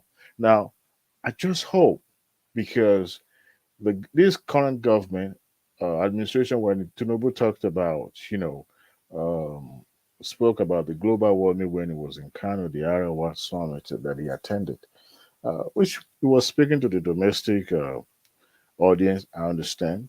But the bottom line is that need to start looking at a different perspective, because once this administration leaves, another people will come in, right? What if it goes back to the the same way of doing things? What it cleans house now, but it go back to the old ways. So I believe that he can, maybe look for different alternative energy and see if the country is natural gas and all that, instead of just depending on the oil and all that. Yes, the man mentioned about the support of the international body. I mean, when you are to sell oil or petrol to the neighboring country, you have to go through their port, right? You have to go into the to their seaports to offload the items. So that means the government knows about it, right? And it's unfortunate, but everything that man said wasn't new. He talks about the safety of the president. Of course, we knew. See, it's only if you are new to the way governance is in Africa, not just in Nigeria. It's a very dangerous terrain to find yourself. Apart from the fact that you are dealing with a spiritual aspect of it, every day there's always a threat about somebody want to take you out. It's not about guns. It's not about. Sometimes, especially the West, they know how to take people out without even firing a shot. So when they know that they are dealing with powerful people, but not necessarily have to be. Even if you are guided by thousands of vehicles, they still want to get you. They'll get you. I just hope the courage that Tinubu has summoned, to the point that because every now and then, for those who are even actually accusing him of being too vocal about removal of subsidy, I think what he's trying to do is to remind Nigeria, look, this thing has been taken out. It's not coming in, and continue to shout it out and all that, which to me is a very good strategy, because you have to keep telling people this thing has been removed. So for now, it's going to affect you. And the palliative or no palliative, remember when the marketers went to Aso Rock, they pledged to, provide some public transportations and all that. I still want to believe those are also soft landing to Adiwale, those guys. Can I say Adiwale, something? Can I say you something? will say something. Hold on, please. Let me ask Adiwale, do you respect Buhari that said he will remove subsidy is a scam and he didn't, and you respect Tinubu that said subsidy is gone and you remove it? Who will you respect? If Then, okay, what do you call it? Two Nigeria can come in. I want to believe that The reason why Tinubu kept talking about it is because there's possibility of that subsidy finding its way back into the budget. Because while he couldn't do it, he makes sure that it ends with him, of course, on his way out. I would rather respect Tinubu more by making sure that it doesn't go back to the budget than somebody who did it towards the end of his tenure. Because I strongly believe, remember, it was supposed to have ended before June. Then they shifted it forward because they didn't want to deal with the fallback, right? So they shifted it to the incoming administration. So I would rather support Tinubu for taking the bull by the horn and tackle it head on than somebody who daily about removing or not removing. But I strongly believe Yeah, that if yeah. Tinubu were to be, being in office as of right now, that subsidy will still find its way back into our budget. Yes, to Niger. Yeah. And to Niger, maybe you can have it with your question, your assertion as well. It's very interesting. Sometimes hold on, please. Sometimes I don't understand, and this is to Adewale as well. How did they always divert the fuel to other country? I'm sorry, I could be. I, I don't understand. I don't understand. Are you guys hearing me? Yeah, we can Yeah, hear yeah. you. Yeah, when the fuel gets into Nigeria, Hmm. they've already paid subsidy. Hmm. So when you get the fuel, don't you have the right to sell it to anybody you want to sell it to? Maybe outside Nigeria, maybe neighboring Nigeria, maybe in Nigeria. I Ah, still don't understand. If you guys can educate me, I don't know. ah, I still okay. don't What understand. we were made to understand that the consumption, the level, I mean, the amount of consumption in Nigeria was certain, was it 6 million? 6 million. I remember. I don't remember that the figure, exact figure.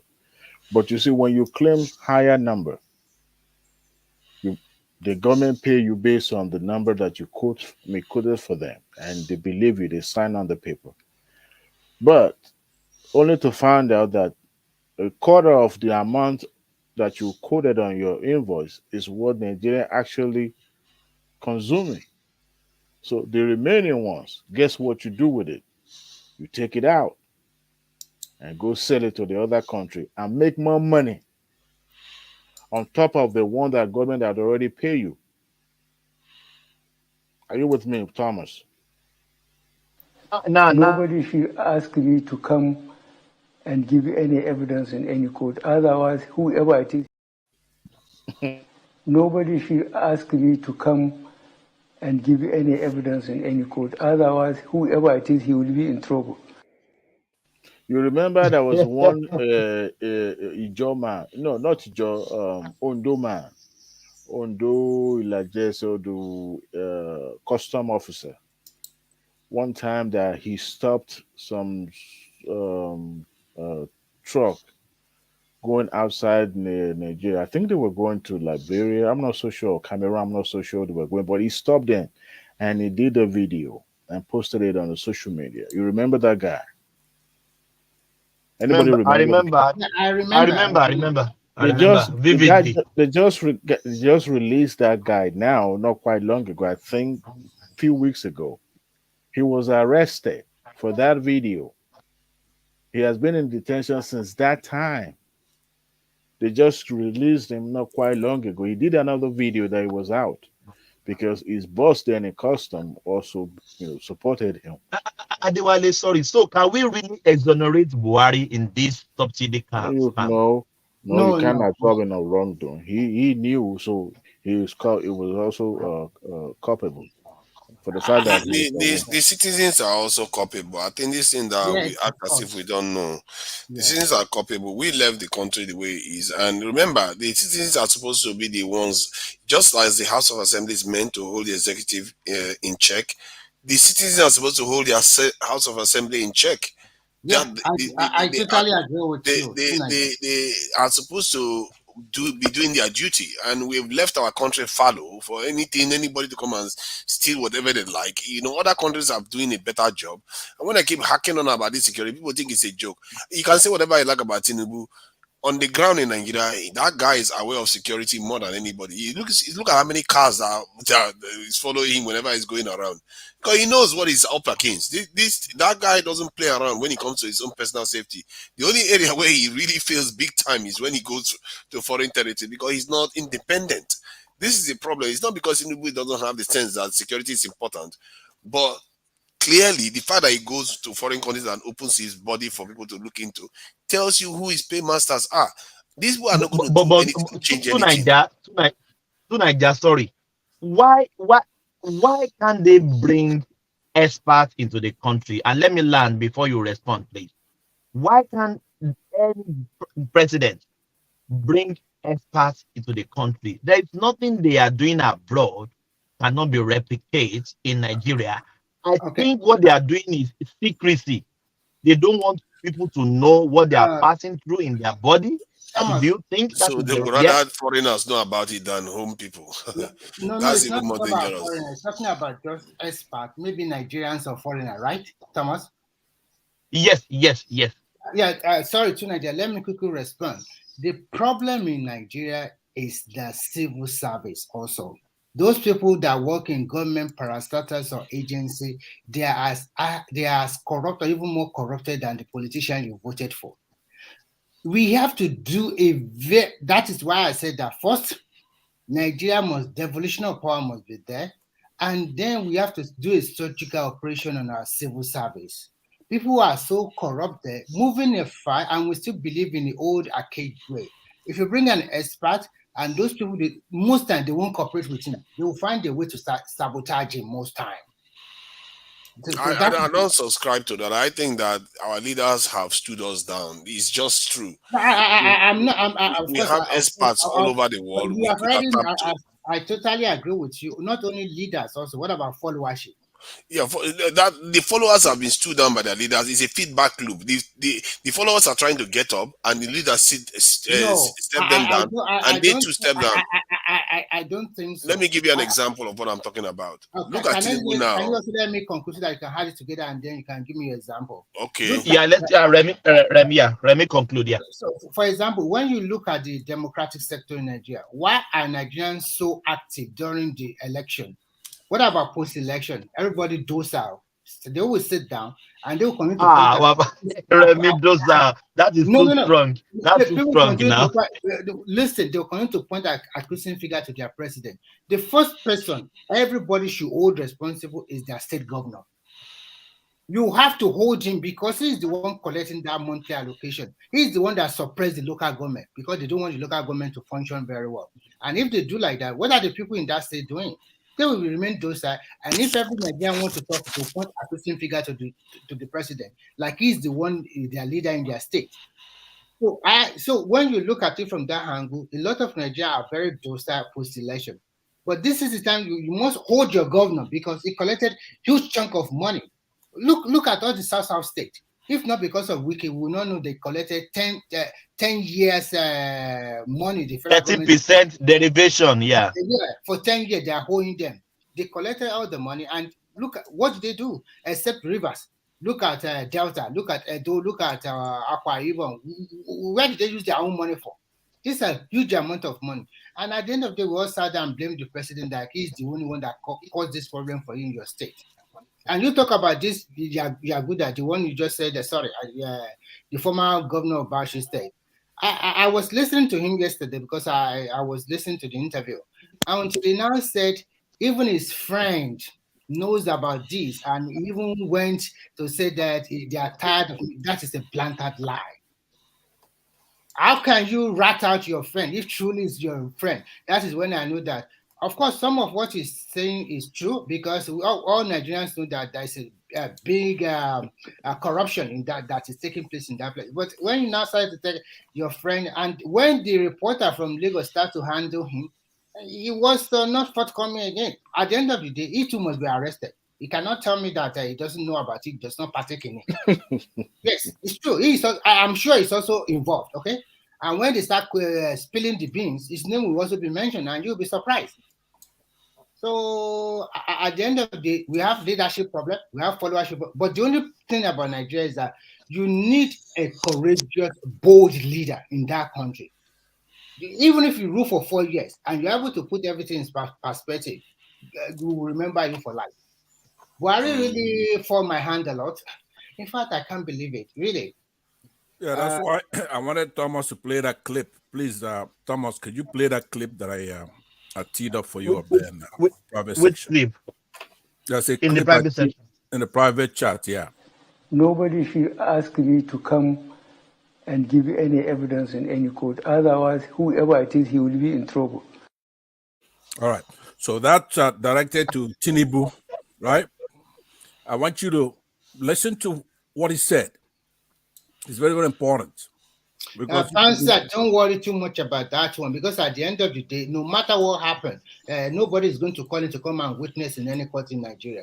This is a former president, so we should just forget about that. Yeah, one. please let me land. I've been listening to all of you talk. I didn't interrupt you, right? So what we need a new Nigeria. That new Nigeria we Please need. don't go long. I was supposed to talk, and I can't bear waiting for you to finish. That guy has gone on. Just ramble on and on. You want to go before me? Yeah. Yes. Passat, I will come to you. Yeah. Okay. No problem. Yeah. Passat, I promise I will come to you after Tunaja. No problem. Tunaja, yeah. That's okay. Yeah. Regarding this in the citizens holding government accountable, an example of it is that some of the stuff Tinubu has promised to do when he was going to office, like this in upgrading the military, that they went to Chatham House to say. Nobody is looking to hold them accountable. Even now, even the so-called diasporans that are supposed to be more enlightened about these things, they are not looking to hold them accountable on it. While Americans, if the American government promise increased defense spending, they go ahead and make sure that it gets done. But we leave our governments and leave our country fallow. And sometimes we say it's the ones in Nigeria. We overseas are also doing it. To Nigeria, sorry. You know, when you mentioned it the other time, you cannot just employ like that. It has to input it in the budget. Tinubu has no budget now. It's not that is not the way they employ people. You can't just say, and the one say, okay, I have to recruit 500,000 soldiers. And then everybody should come and apply. It doesn't go like that. Which budget? When you say it doesn't have the budget, you don't start paying them from the first day. You employ them first, you train them, and then you start paying them. And also, the process of employment is not like that. That's not the way you employ people. I just started talking. You not even let me say for 15 seconds. You are mentioning this is second time you are mentioning it today. This is second time you are mentioning it today. That's why I'm saying this. There's no need for you to be jumping into what I'm saying. I've just started 15 seconds. Let me finish what I'm saying. So if I said it, so what? The fuel subsidy, was it not removed immediately? Why do you just do this nonsense that you do all the time? They are saving money already. Instead of you to be doing the right thing, and this is not a joke business. This is a very, very serious matter that has been plaguing us for centuries. You don't look for they are trying to invest. I don't understand it. It's not while I can handle to Nigeria. To Nigeria is not malignant. Is out. He took the first subsidy let me tell you one thing to Nigeria that I don't know. Fuel subsidy. Hold on. How is it that you are willing to accept fuel subsidy off, but you're not willing for him to do something that is going to actually protect your nation? No, just wait. Fuel subsidy is in the budget. It's not in the budget, and that was why if we remove it, if they put it in the budget, it's very difficult for him to say he will remove it like that. He will need National Assembly to do that. If you want to employ people, you are not employ one person. You want to employ soldiers in thousands. You cannot just come one day and say, okay, people come, I want to employ you. It doesn't go that way. Let me tell you something. You can issue an order. This is just less than a month. Executive order would not. No. You can issue the order so that the House of Assembly can start preparing. Look at this student loan. See, Hold on now. He's able to announce student loan and everything else, but not when the one that is going to protect you people. These guys arguing that there's an excuse for it. Tunaja, no, let me I don't hold understand on. this kind of mentality, man. Sorry, Tunaja, let me come in. You see, Student loan is okay. Hold on, Tunaja, let me just give you a tip. You see, one of the problem with military structure that we have in Nigeria today, and why we have it, is that there's a problem even with the recruitment process. So this man needs to appoint his own service chief. That service chief is the one that's going to put structure in place to ensure proper recruitment. He just appointed his service chief. You get what I'm saying? I'm sure that I hear what you are saying, and I like that because it's better to say that than to say what Simba was saying, like it was wrong to raise the issue. The issue is important. We, the people, have to be holding our leaders accountable so that they can do these things, because this is not a joke business. This is for our children's futures. We can't just be sitting down and just allowing them to just be sliding away and sliding away and sliding away. If Tinubu goes ahead and does what he wants to do, does his security policy, believe me, I'll forgive him all his sins. Because that's something that all the leaders before him has never done. You see, he says, which says, did you committed any sin against you? Yeah, all the money is taken from Lagos. All the money is stolen from Lagos. You think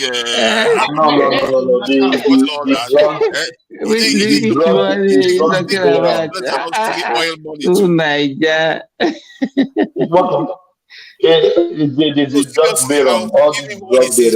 Just that one. Just that one. And it's going to change a lot of things if he just does that one. But I worry because he goes to France and treats himself there. Don't worry to Nigeria. He will do it. But that one need a lot of processing. It need a lot of process, like Patok is trying to explain to you. That's what I'm saying. I'm not saying you should know him, but it's too early for you because this kind of recruitment is not something you can come in there and say, okay, we want to recruit like that. That's what I'm trying to let you know.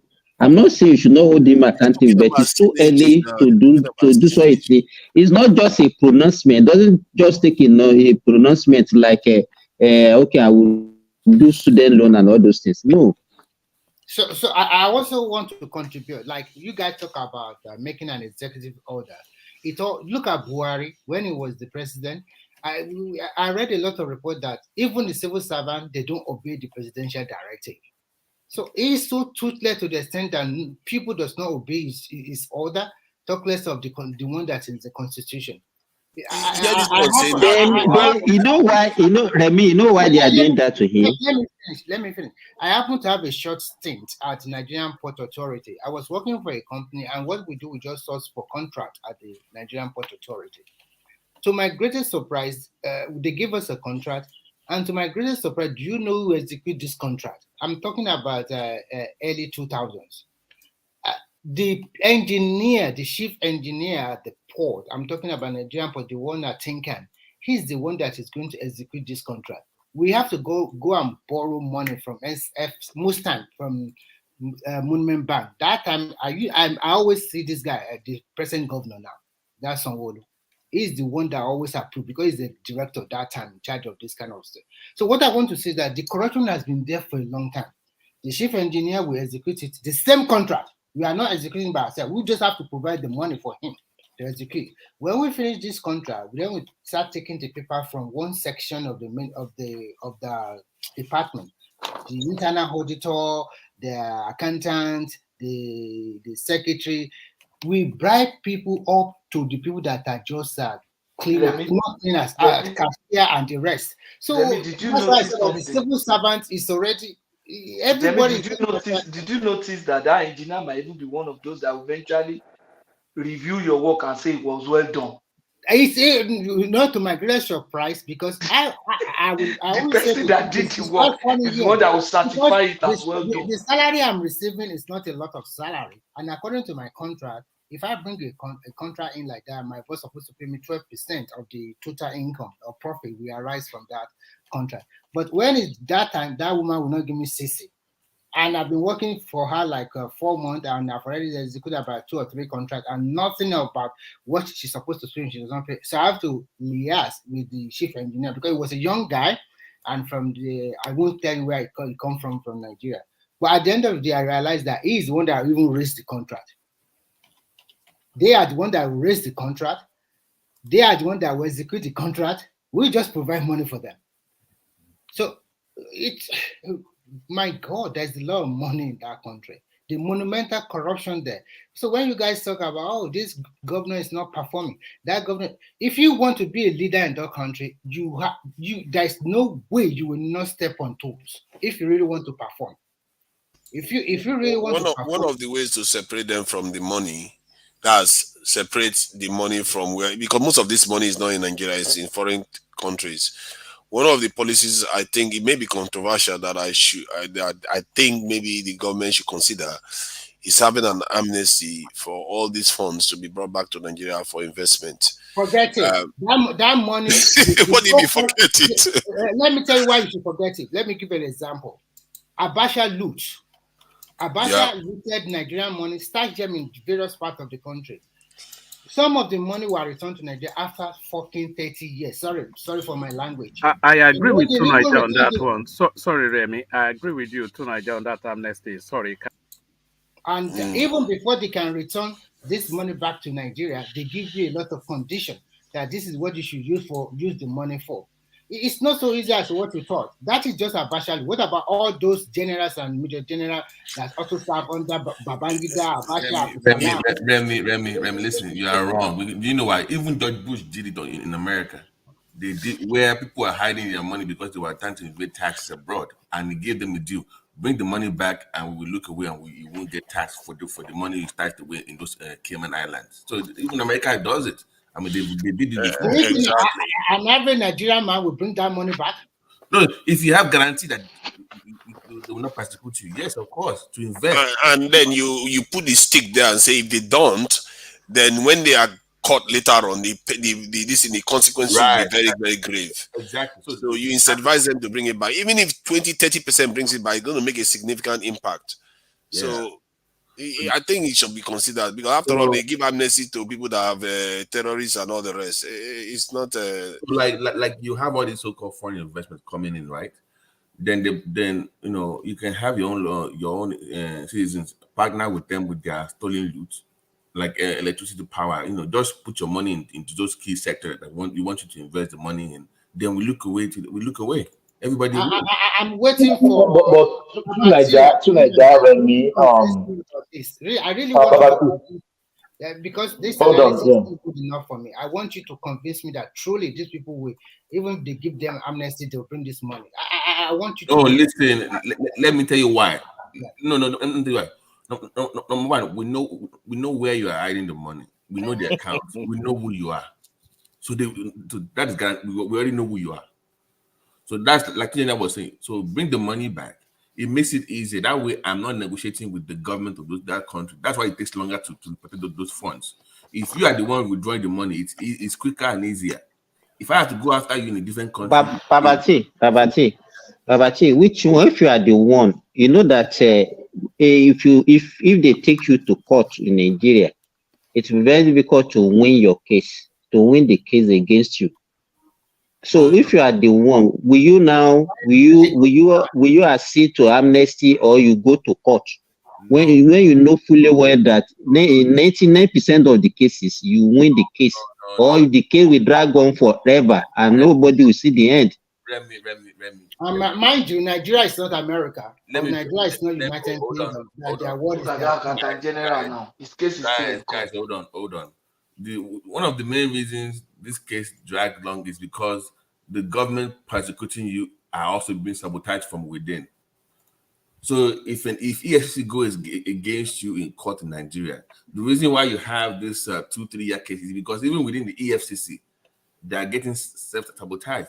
That's why it takes longer. But if you have a government that's serious about going after you, trust me, it's not going to be that long if they have evidence against you. So it depends on who is. But Peter, we said he's not going to pursue the looters. No, does that make any sense? No. You should bring the one in. President now. You can't be running. No. I'm just saying, if Tinubu is not pursuing them, you cannot be running after people with loot. It doesn't work. You guys don't even know how money. It does not work that way. Just give incentives. How does it work? the first thing you have to do is to stop the bleeding. How? If you're okay, you introduce automation. Like I've always said that in government, you must limit human to human interaction when it comes to. Let me finish. Human to human interaction. So everything has to be automated. So if you want contract, you want if you want stuff with government, it goes through a portal. This so-called, let me go to an office and see one baba there. That has to be eliminated. You make your bidding, it's open. You apply online like everybody else. They will call you into an open space where everybody. So you have to be transparent and you limit that human to human interaction as much as possible. Okay, Everything so has to be the done. people in charge of the automation, you don't believe that it can be there'll be a Because manipulation? in America, let me give you an example. Like in America, like when I was living in Texas, I used to live in Austin because my girl used to work No, for. you are talking about America. Talk about Nigeria, not America. So I'm telling us how we can improve. Corruption is Let in me our finish. DNA. They will It's circumvent that possible. automation. Can I finish? Can I finish? So you can understand what I'm talking about. Government contract in America, for instance, in Texas, it goes through many systems, many channels. So you have 10 to 20 departments looking at the same thing. Just not just one person or two people looking at it. And they have to also report and look at each other, and it goes through the justice system all the time. So if I approve something with you, I must justify the reason why I give you the contract, and the justice system in that county must verify the pricing. Everything goes through a channel that is verified in real time. So stage 1, stage 2. So Let me bust your bubble, Baba T. that is the best. So this idea of let me go and buy in one office somewhere, that has to be eliminated. Baba T, let me bust your bubble a little bit. I've told a story about we can do better. So wait now. We See, can do better. when you have crooked man behind system, no matter how you try to make it look or sanitize, the crooked man will always find a way to circumvent that You system. are discussing individual. I'm discussing. No. See, no. I'm not talking about individuals now. Have you ever seen an organized crime when you have different departments working together in a cahoot to loot, to take money out?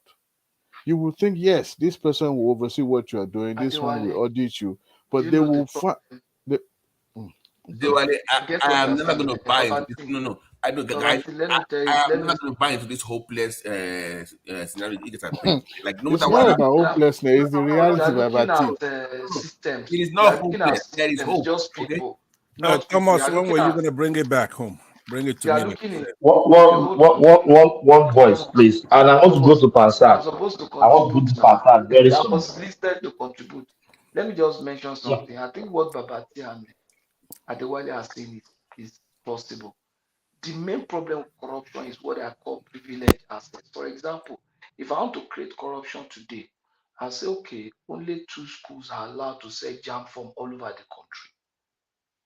I bet you the people that are working in those schools become very rich. But if you say anybody can sell jam from, you can buy from a post office recharge card, you can buy from the POS girl, you can buy from any bank. No, there's no corruption again. You liberalize the system, you remove that privileged access. But if you put power in the hands of few people in the ministry, then those people become powerful and they now milk the system. So in areas where we can remove privileged access in Nigeria, let's just make it possible. That area will be free of corruption. Sorry, Patrick. So you all boil down to the processor again. How do we liberalize? You liberalize the operations. For example, in parastatals, areas where you need to get approvals, you just don't limit the approval to one desk. Make it. Patoski, use custom, for example. Use custom. Okay, look at custom, for example. If you want to get clearing paper, you have to go through customs. Why can't banks issue clearing papers? Let courts be able to issue clearing papers. You understand? That's all.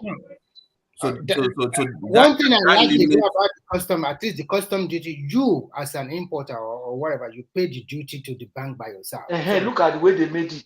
But before, when you go to pay maybe they pay to just one custom bank by or they pay to themselves. custom Oh, office. That was my point, guys. Exactly. that was So monumental because corruption.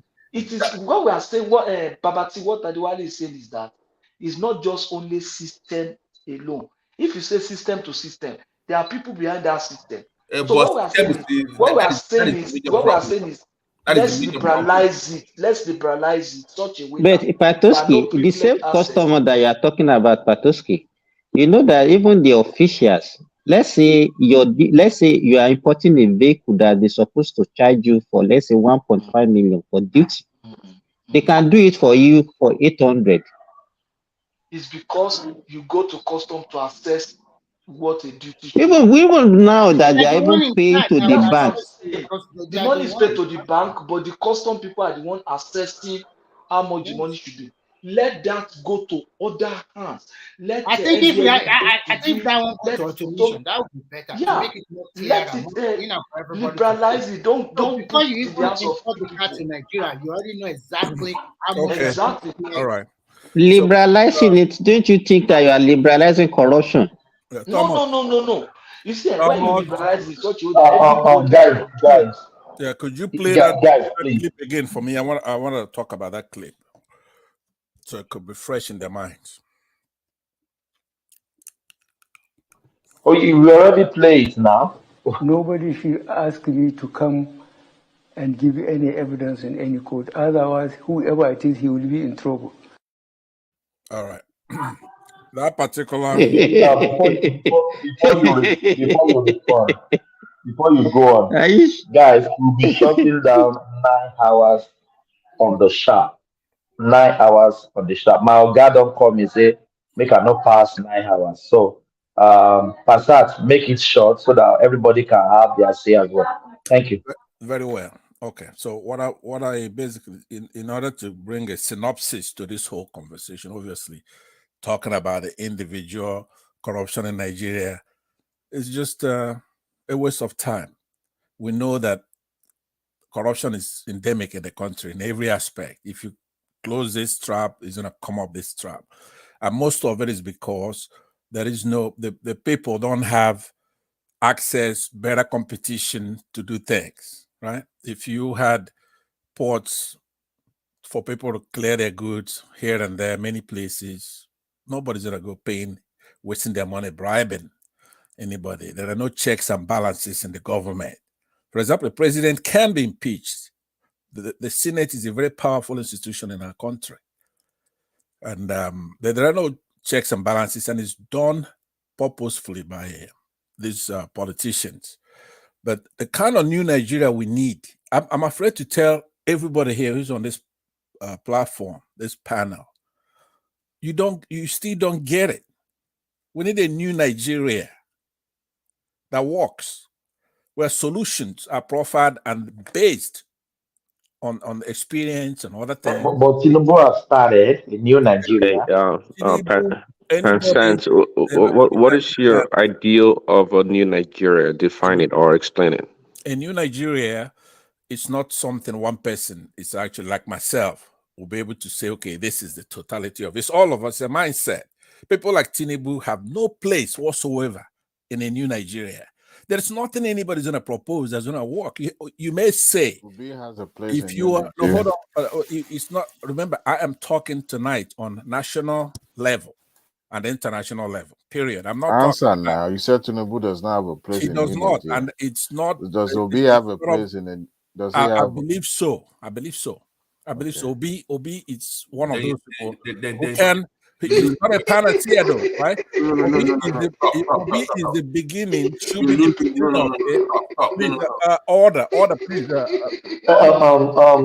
to be fair, though, Babati, come on, Tinubu barely can. He wasn't even in Paris to come and make speech cannot for be African countries. bro, Come on, man. But more than that, maybe that may be the only thing we're getting from him. He's not even there to sell Nigeria for crying out loud. one voice, please, guys, please. That he's not there Let's to hear sell from Nigeria Passat. because it would actually be in the second cell, as in sell Nigeria, not to pitch Nigeria.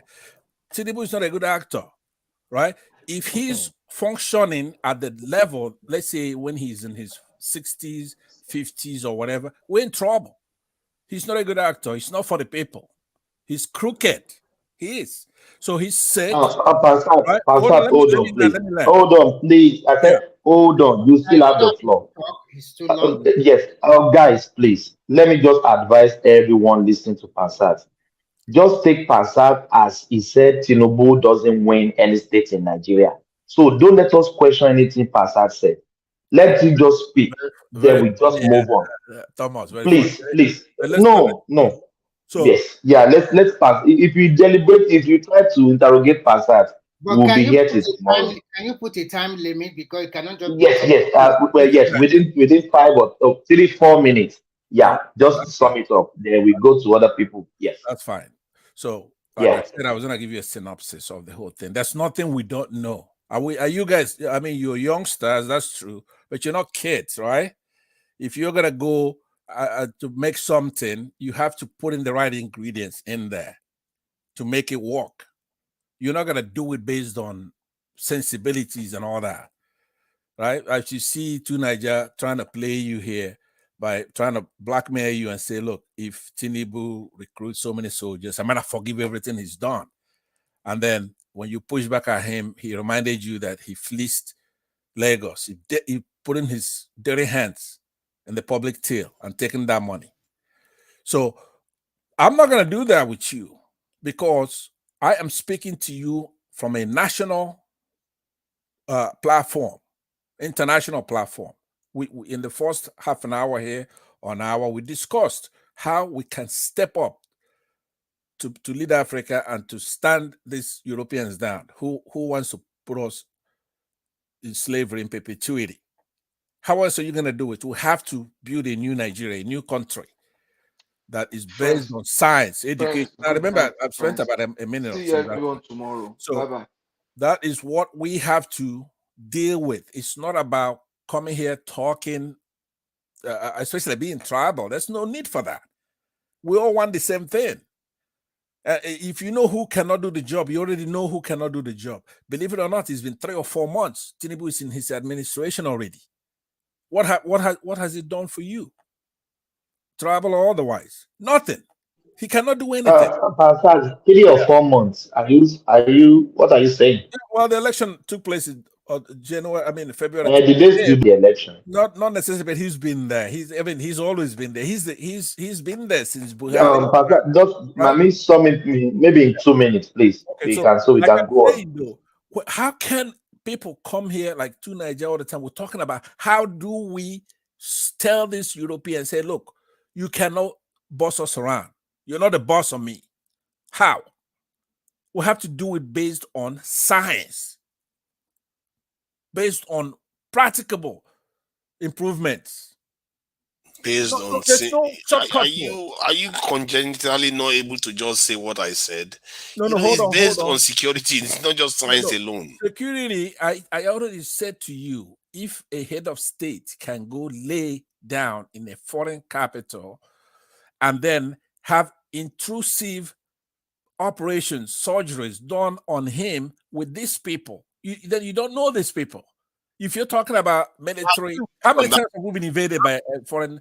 Hold on. We have never been invaded by foreign. This is health tourism. Thomas, bring this guy to order. I'm trying to make a point here.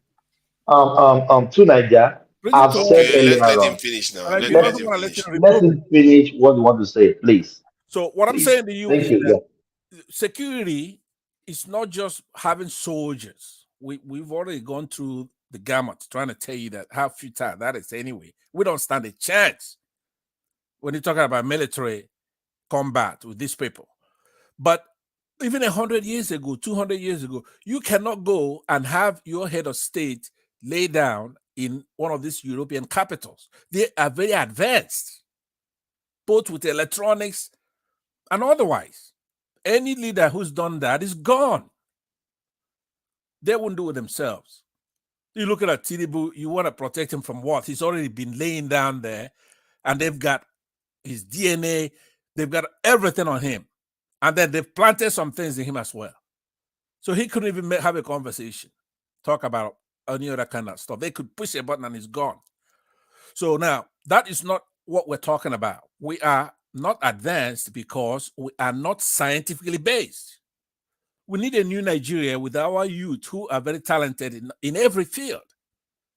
We need a country that has jobs. That's a security. Food is security. Health is security. Education is security. Not military security alone. We've never been invaded by anybody.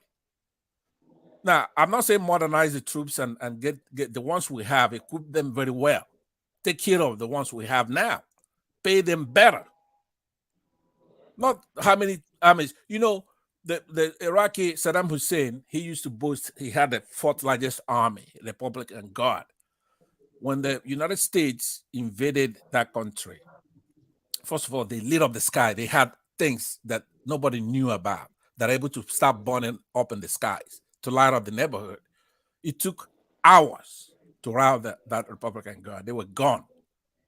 So the military might, Nigeria is going to take us 10, 20 years to reach that level that Iraqi Saddam Hussein had in 1991, or whenever that was, 2001 or something like that. I think it's 2001 with George Bush.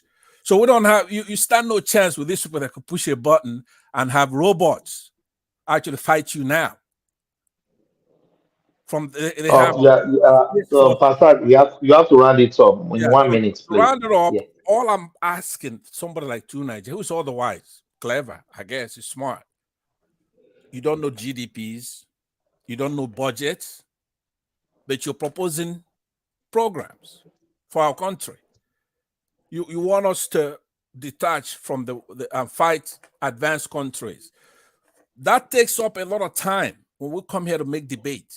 So I indulged today to say to you, and I think one man and others have admonished you, let's talk about practical things that we can do to unite Nigeria first, because in that unity, the strength we get from that unity, it's a soft power that's unrivaled, it's unmatched. If Nigerians could come together, we can place China, especially United Kingdom. That is our number one enemy right there. United Kingdom. It's nobody else.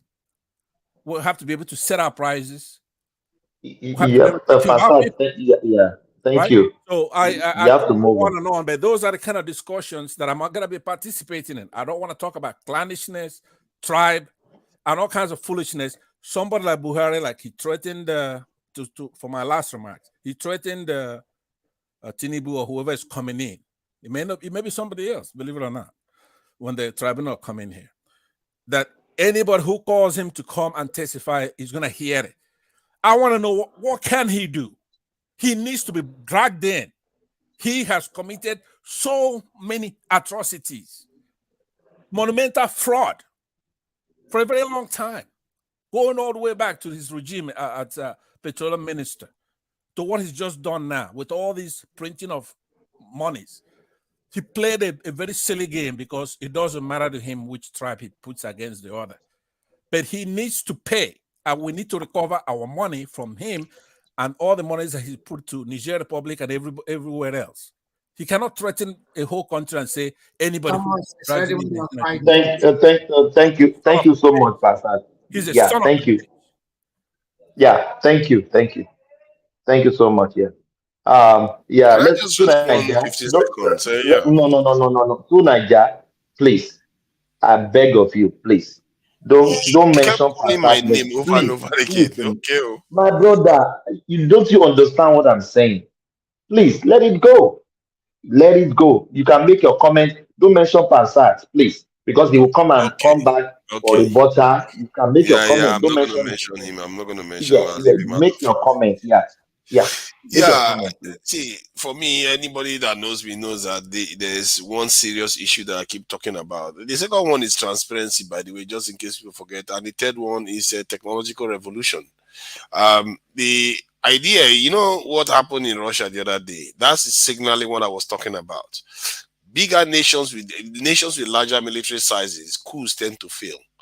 The same thing happened in this thing Turkey the other day, and I think Greece. There was a murmuring of something like it doesn't succeed if you have a sizable military. There's something about that makes it very difficult for one tiny general to just come from somewhere and just say, "I want to take over the whole country." It's almost impossible for that to happen. So that's something that people need to be paying attention to. History is going to be proving some of all these things I've been saying to be accurate over and over again. These guys Wagner tried to do what they want to do. Guess what? Within how many hours they're going the other direction very quickly.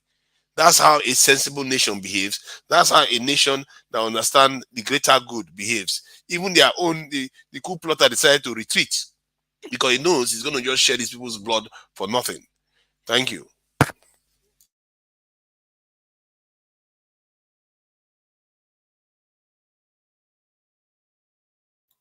Why is everybody quiet? Okay, I can carry on now since Remy, Thomas has no, gone. Remy. Thomas is gone. I was Hey. waiting. No, I'm here. I'm here. I was waiting for Remy to come in.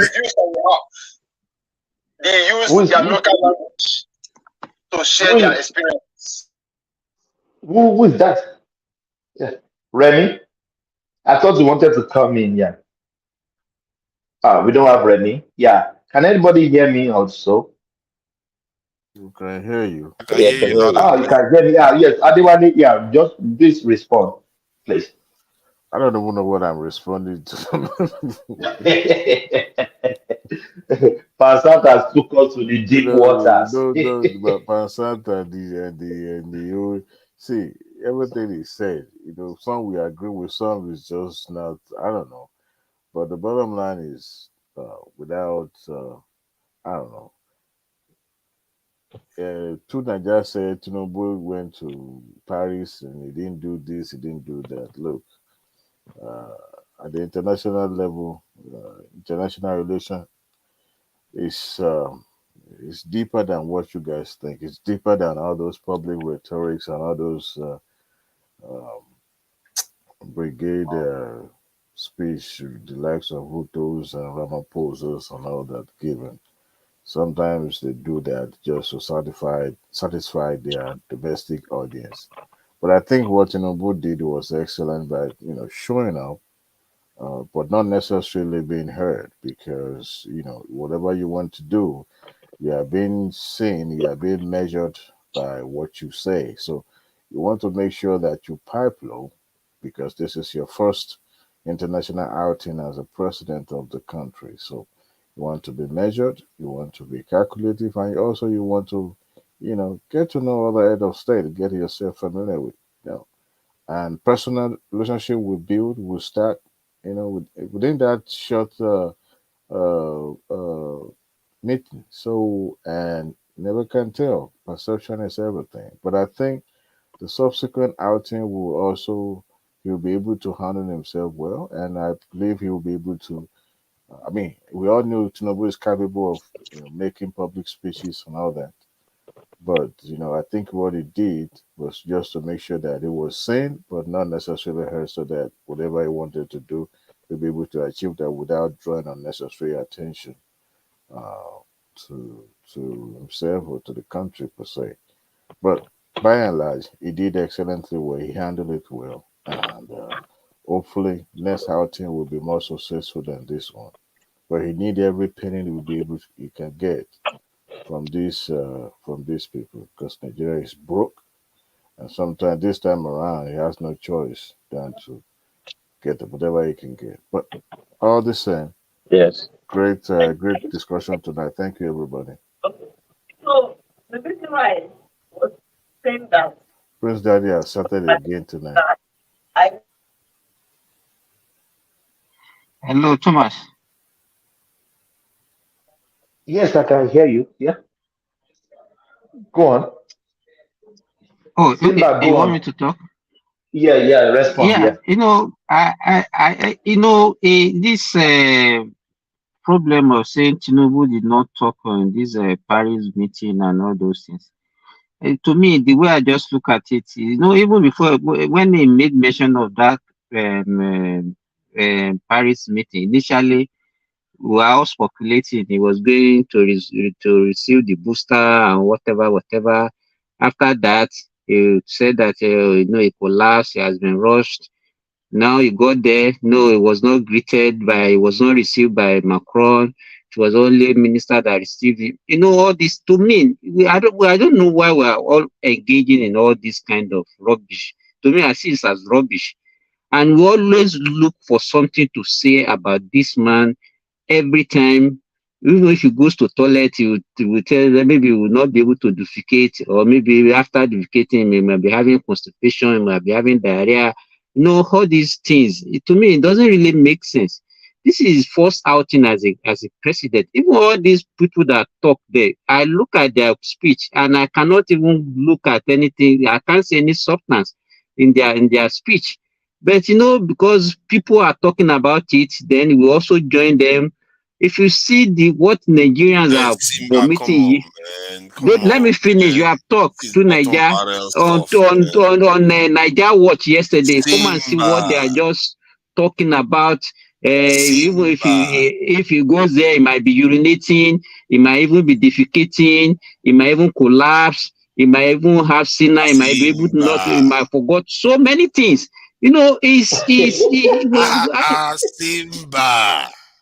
How can am you I be lying? saying this Am I kind of lying? All thing? this thing, you do Niger. Did you He watch didn't. Niger You Watch didn't. yesterday? Because you are a participant there. There are Sometimes many you even leaders anchor it. there. No, I wasn't there yesterday, actually. There are many leaders there. He didn't even make a speech on behalf of It's Nigeria. not. It's not. Let me He's tell you, our we are chief just looking. salesman. To me, the way. Let me. I have right to see it the way I'm seeing it, because Of course you everything do. that I said, I don't think there's any lie in everything, because it's a stage by stage by stage by stage. Even But now, you are saying it's after the nonsense. meeting, we're also talking. Why did he need to travel with our plane for private visit to London? You know, we are just looking for things to say about this guy. To me, it is not necessary. If he goes out for the first time, he sat down there, he look at it, okay, oh, what are they discussing now? And even all these things that we are saying that you have to project our God. country. No, to Man, come on, me, man. Simba, come it on. doesn't make any sense for us to just be making any sensationalism about everything that it does. And then what you say he will sell Nigeria. What will he need to sell Nigeria? The people, the Kenyan president, that was he selling? Is that the way to sell Kenya? Is that what you are expecting? At least he was Egyptian present. president did not talk there. There are so many African countries. We have over 53 countries in Africa. So do you expect all the 53 African countries to talk and all You those know things? he went To there to me, it's speak. just Hey, Simba. sensationalism. Doesn't make Hey, any sense to me. Simba. This thing that you are doing, you know in your heart of Hey, hearts. He went there to speak. He didn't show up. He is the chief salesman of Nigeria. He is a businessman. He understands what making the right Naija, pitch how do represents. you know? Hold on, please. How do you know he went there to speak? Uh-uh. They have a chair for him. Oh. The chair, he wasn't How present. do you know he can be there and not speaking? Uh-uh. You know now. Does he The need to chair was speak? there. He had to send somebody to go and And then represent him. what? They were And then expecting what? him. So why are we trying to rationalize? Just say, okay, he Hold on, should have hold been on. there. It's not okay, be a okay. It's rationality. fine. Hold You on, Can know, I? hold the on. wall is not To going to fall Naija, down if you say that. to Naija, how many head of states of country were in that meeting? A Africa, few, Africa I head don't of know state. precise numbers. Yeah, this thing you and Pastor do where they want to Hold catch on, people there please. out. Hold on. If there are few, did everybody speak? Yes, all the ones present there spoke, of course. How do That's you why you're know the there. other ones? No, No, because that's no. the process, It's that's the not everybody procedure. that spoke. No, it's not everybody. No, you're allowed to. Everybody, Okay. any head of state is allowed to make No, a it's speech. not everybody that was there spoke in that gathering. Okay. I Can don't Go I and know verify. about interject? that. So the Eh, question, But Tinubu was allocated to speak, then to he didn't Niger, show up. to So I How Niger. do don't you know. know he was allocated to speak? How do you know? Thomas, Thomas, he you was want me to start allocated to calling speak, Thomas and you when it comes out to his again? time, they called him, he was absent. That was what happened. If they called him, he Aha, refused to stand up, he was absent. Thomas, Tom, So Simba. to Niger, what do you think? So what are you trying to insinuate? What do you What think I'm the saying problem is is? that What do the you think the wall is problem not is? going to fall down if you say, okay, maybe he should have just been there. He's the salesman for Nigeria. He could have used that opportunity to make this in a kind of speech that will, let the world know that Nigeria is open for business. Or there's a lot of things he could have done. Okay. He wasn't there. Yeah, because Well, he I was mean, there. I see If your he point. wasn't I there, see your then point. It was on a world stage. Then he could have used the Yeah. opportunity to. Yeah, I see the point. But yeah, he was there. If he but wasn't I there, like to know the reason why he skipped the presentation. I mean, not because, of course, he cannot speak. We know he can he speak very cannot speak. well. Huh? He cannot speak. He didn't Why? participate in a debate. I'm He sorry. Actually, didn't go to Adewale, there. people. Did I cut you off earlier, Adewale? I think my speaker was on. No, Who you knows do, what he's brother. up to? You Maybe do. they were doing some work on Yeah, I him. thought my speaker was on. But anyways, We were he said hearing some things on the Pansat said he ground. can't That's fine. speak. I'm sorry. We were hearing some Yeah, that noises was on the me. I ground. Oh said That's that he fine. yeah, cannot I think speak. I mistakenly tapped my microphone. But anyway, sorry. Um, Pansat, we've heard Tinubu speak. He speaks very well. And when he speaks, is more commanding as a leader, unlike someone that we know. Okay. Who is that someone? Who is that someone? Peter Obiadi. Let's not go there. That song we're talking about. Let's not go there. Um, but I actually enjoy. I wish. Maybe, I don't know if I wish Tinubu should speak more. But whenever he does, I can see that commanding voice that he knows what he's talking about. I can hear a brilliant person speaking. Prince Daddy, let me be honest to you. I don't listen to Peter Obi. It doesn't make any sense to me anytime he's speaking. I don't Me. listen to him. One thing, Thomas, I am very sorry. that the if way you I go don't on, listen to him. Toby you was don't alive, like I him. don't That's listen to why him. you don't he would listen have to him at he all. would have He spoken very can, well. yeah, He would yeah. have represented the country. Prince Then Daddy has we the wouldn't have floor. all this Fansat, stuff we're talking about Fansat, right you have your floor, now. please. No, Let Prince I'm Daddy trying speak. to move the conversation Fansat, along. please. I No, said please. I said please. Thank you. Prince Daddy. Yeah, thanks, Thomas. Yeah, so yeah, but one thing, I mean, these obedient people, so die-hard obedient followers like Pansat and maybe two Nigeria. I'll tell you, one thing I know for sure, I thought about it a few days ago. Peter Obi occupies a unique position in this world. It's probably one millionth of a percentage of the population of the world, because he is a man that became the governor of a state in Nigeria, the most populous black nation in the world. He became a vice presidential candidate. He became a presidential candidate. So Peter Obi's resume actually, compared to, for example, Barack Obama, is a superior resume. Absolutely. There's no doubt about it. He has accomplished a lot of stuff, and someone was estimating his worth that he's probably worth about 50 to 100 million dollars. That's a lot of money. I mean, so Peter Obi is a unique individual in this world. His position in this world cannot be taken away from him. But it came down to a matter of choice and quality of a candidate. That's, to me, that's what it came down to. So me personally, it's never been a knock on Peter B, because I have nothing against him or any animosity, not at all. But the problem with Peter B is that I think is that people try to paint Peter B as this genius, this super smart guy that knows everything, and it's not. You know why? Not because we're making things up. We've heard him speak. We've heard him answer questions. I mean, his intellect is not the top notch. He does not have the highest okay. IQ in the world. Could I push back on that, because you say that a lot, right? I have never heard anybody, and I frequent a lot of these platforms. I listen in. I pay a lot of attention. I've never seen anybody, or Peter Obi himself, which should actually be the metric here to measure that. He has never said at any time. Say, matter of fact, he said the contrary. I want to listen. I want to learn. Nobody knows it all. Well, see, hold on. You See understand that, what but I'm saying? no. You See, say I that a said lot. Why it's not? not. It's Let hold on. Hold me on. help you It's on this. no, Let me no. help. I don't need any help. I'm not saying. So Peter B is a crafty human being.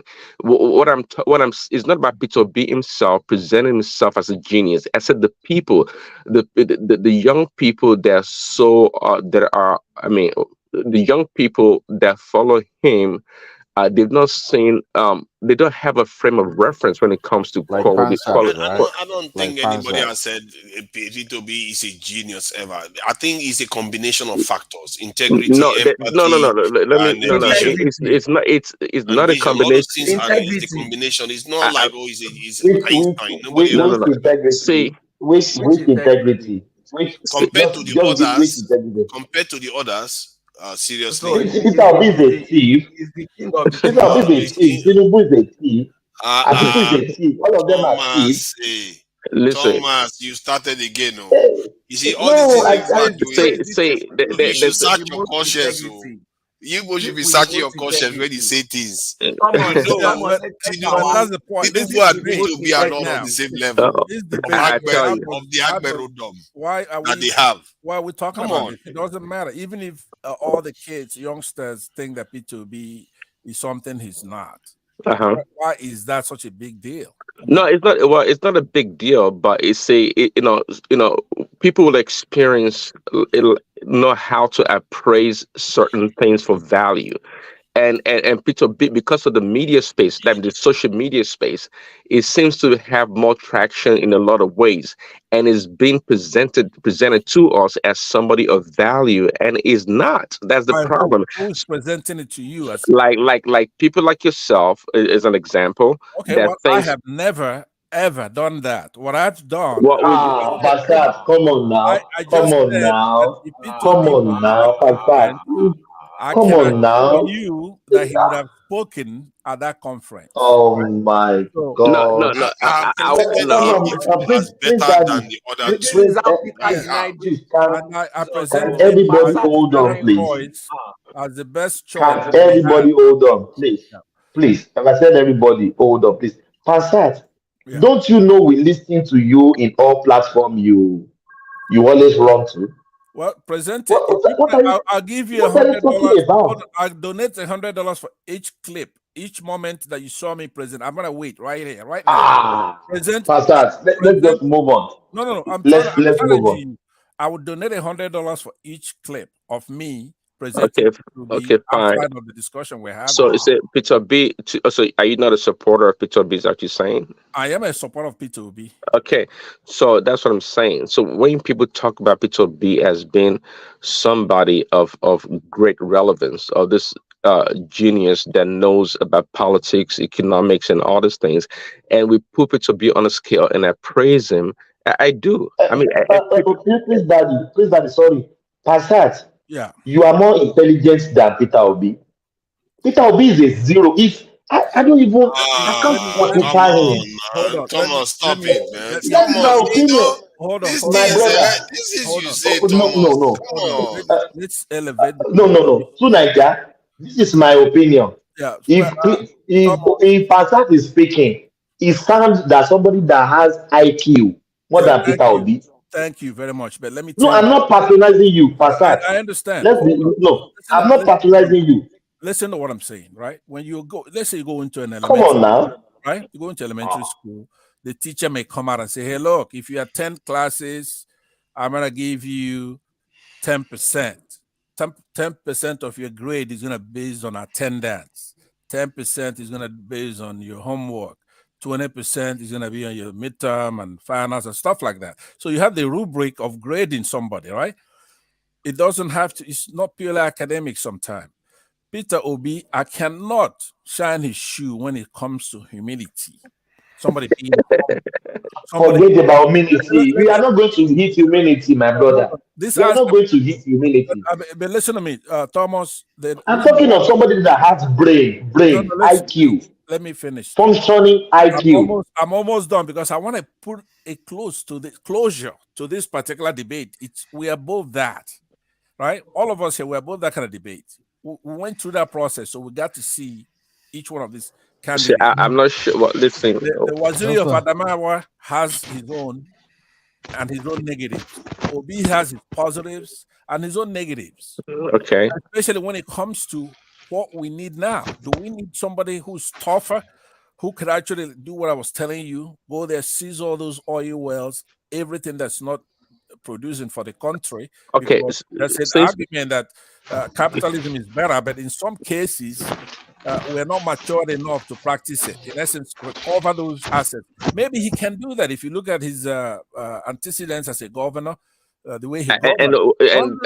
and what is that antecedent that you'd like to reference to? If you go to his state, right, Anambra State, when he was the erosion, the eroded land mass of Anambra State, we have that problem in the entire and South. And also the Prince, to ask to Soludo cannot even generate enough from the state of Anambra to pay for common amenities or social services in the state. Yeah, listen, I prefer. Listen, let's not make Peter B as the Anambra, Peter B as the topic of discussion here. Let's put a rest to some things. Number one, do not be perturbed by P2B supporters who try to elevate him to more than he is, right? That we have that idol worshiping in third world countries. Okay. Okay, I'm glad you agree with me now. So I'm not making things up, right? So do you agree with me? You are making a mountain out of a molehill. You're not making things please, Thomas, please, can I interject, please? Go ahead. Yeah, you see, since this election started, everybody, any commonest man that has a platform to speak, like me, they came out talking so much against, they use all kinds of words on P2B. And P2B don't even have time to respond in all this bad word they used to him. Look at what Thomas just said now. I came on this live now because of what Thomas said. I've been hearing a lot. How can Thomas say Pansat is more intelligent than P2B? Just because we have a platform to speak. Why are we so degraded? Even if it is your personal opinion, but for God's sake. You see, we in the South, the last week, 4 days ago, when people were having a platform here, people were saying the North is more tolerant in religion than the South. As in, I tried to come in, but Thomas not let me come in. He put me and removed me again. So I was listening by the side. How can you say the North is more tolerant in religion than the South? These are all the arguments people make. That is not true. Now, for example, can you call a northern politician the kind of degrading word people are using on a platform about to be in the North? You cannot do that.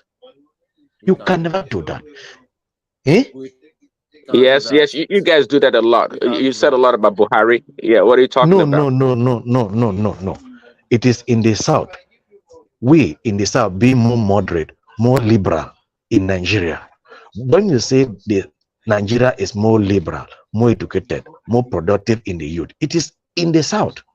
When you say it is more like you can have Southwest. I mean South, the entire South, because there is Islam in the South side also, which is they do and Delta. They do and Delta, we have it. See, let me tell you. See, I can tell. I don't know if you've ever lived in the North, but let me tell you one thing. Hold on a second. Hold on. Perhaps there are more educated people in the South than in the North. But let me tell you today, if you don't know, when it comes to the quality of the elites or the people, the upper echelon in the North, the Southerners are not any superior than they are. They are smart up there in the North also. They are smart. And that's what, if you think about it, that's why they always dominate you people, because they know how to strategize, they know how to work together. It's okay. It's okay. We what I'm saying is that yes, they know how to work together as an elite, not as the population entirely. Well, are we better than they are in the North? In the South, our elites don't have time for all that crap anyway. Do you know how many elites we have? They're gone. They're doing things. Do you know you have in the Well, is that why Dangote, a northerner, is the richest person? One boy. Let's not do it North versus South. Igilo is speaking. Please. Yeah, Igilo is speaking. Hold on. Yeah. Yes, you are speaking. Hold on. You make reference to me earlier on, my brother. With due respect, you can't tell me what I want to say. No, no, no, That is no. my I'm opinion. not No, telling no, you. no. Let No, me wait finish. now. No, no, please, Okay, please okay, hold okay, on, please. okay, okay, If okay. Obedient can call Tinubu drug dealer, they can call him he's falling down. Every Is day. this? I have the right, every right to say anything I want to say about Peter Obi. You can't tell me what to say about Peter You Obi. have to be right though. When they call him, No, no, no. I don't know. You don't. I know. Everything Obedient talk about. Hold on, please. True. Hold on, please. Everything Obedient talk about Tinubu, are they right? Are they not Yes. propaganding it up and down? Okay, Yeah, Thomas, that is Thomas, your Thomas, opinion. Thomas, You, my Thomas, brother, Thomas, hold on, Thomas, please. No, Thomas, hold please. on. Hold Okay. no. I will let you speak. Let me land. You can't come here and tell me what I can talk about. Please. You can say anything you want to say. You can say Tinubu is a drug dealer. I don't care. He did So not you tell you can't what tell to me what say. I can talk Criticizing about. you. Please. He's criticizing you. He didn't tell you what to And say. you can criticize me, but don't tell Right. me you. I don't need to say that. Criticism. When you have your opinion, that's true. No. You are then No. subject to criticism after you have your You opinion. can criticize me, but don't tell me I can't say that. That's what I Igilo have the does. right to He's say anything I want to criticizing you. say. He's not telling you what to say. He's criticizing. No. He's trying to Talking control over. what I'm going to Thomas, say. No. Thomas, I did not say so now. Pansad is Yeah. trying If I said to my correct brother, you, but yet if you are still no, insisting. you don't correct me. I'm an adult. Don't correct me, please. He just If jabbed I me said saying Peter that people be Obi, smarter than me. He says that's yes, that is my opinion. no, I'm saying Igilo came in here and he says, why would you say that Pansat is smarter than Peter Obi? Right? But when you talk, That's an insult I know to you me, have some. right? Because I don't think any Sorry, human being is smarter than me, believe that or not. But Pansat, but go ahead. Pansat, hold on, please. So let me now. I'm taking what I said back. I know people on this platform. Pansat, I take you out since you said you are not intelligent than Peter Obi. I know people on this platform that have more IQ more than Peter Obi, that intelligent more than him. Jesus What is Peter Christ. Obi's IQ? So that's why yes, and I own it. What is Peter Obi's IQ? I don't know, Yeah, but you I have know to it know when that. you Then you can speak. compare it. Sometimes it doesn't make sense. Hold on. Come on. God. If you don't know somebody's My brother, I don't care about listen. Igilo. I'm not here to play any politician.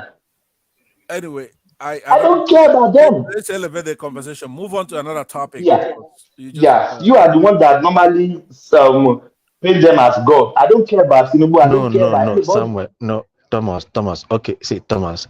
let him We land. are Let Igilo land.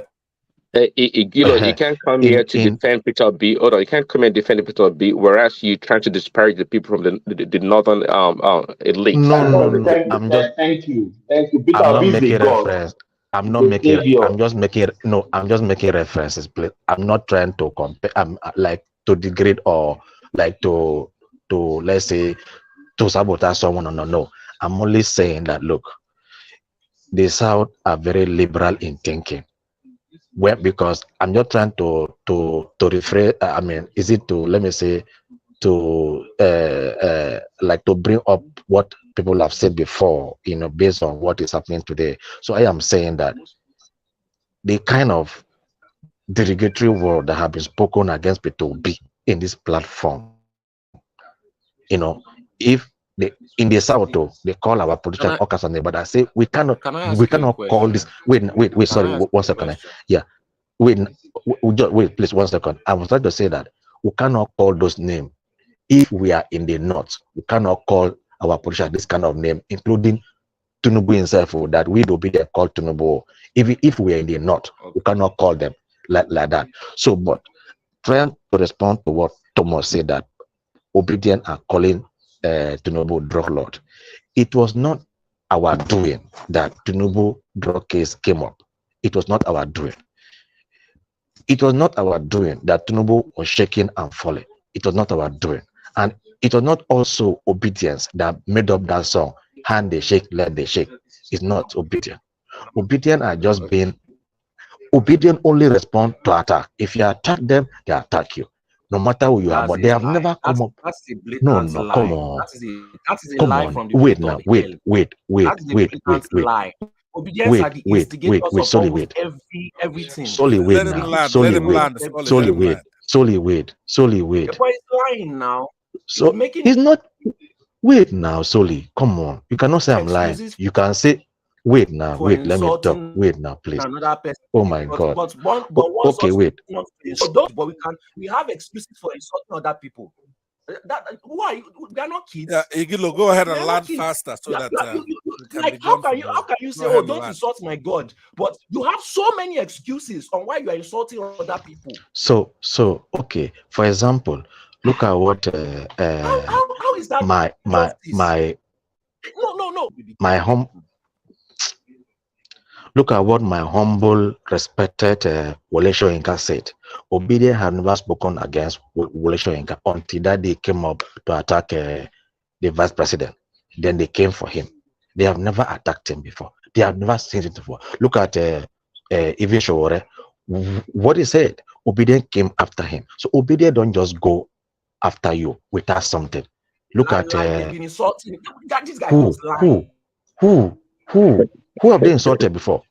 They've been Okay, When they Igilo, don't worry about that. Don't worry. Let him go ahead. You guys go ahead. Tinubu, Igilo, don't worry. for months before. Okay. But you will not see it because it's not your God they are insulting. The moment they are not insulting your God, you don't blind. Don't call him God, please. Obedient is not God to us. Obi is not a God to us. Obi is not a God to us. Igilo, don't worry about any of that. Just if you concluded, hand over to Thomas so he could go on. Okay. We understand where you're coming from. Solely let me learn now. Solely let me talk now, please. So this song that is made, hand they shake, let they shake. We can all testify in this platform that it was not Obedient that composed that song. It was the confraternity of even the Western say he was the one that came out first to say he was not among this thing. Now the song went viral.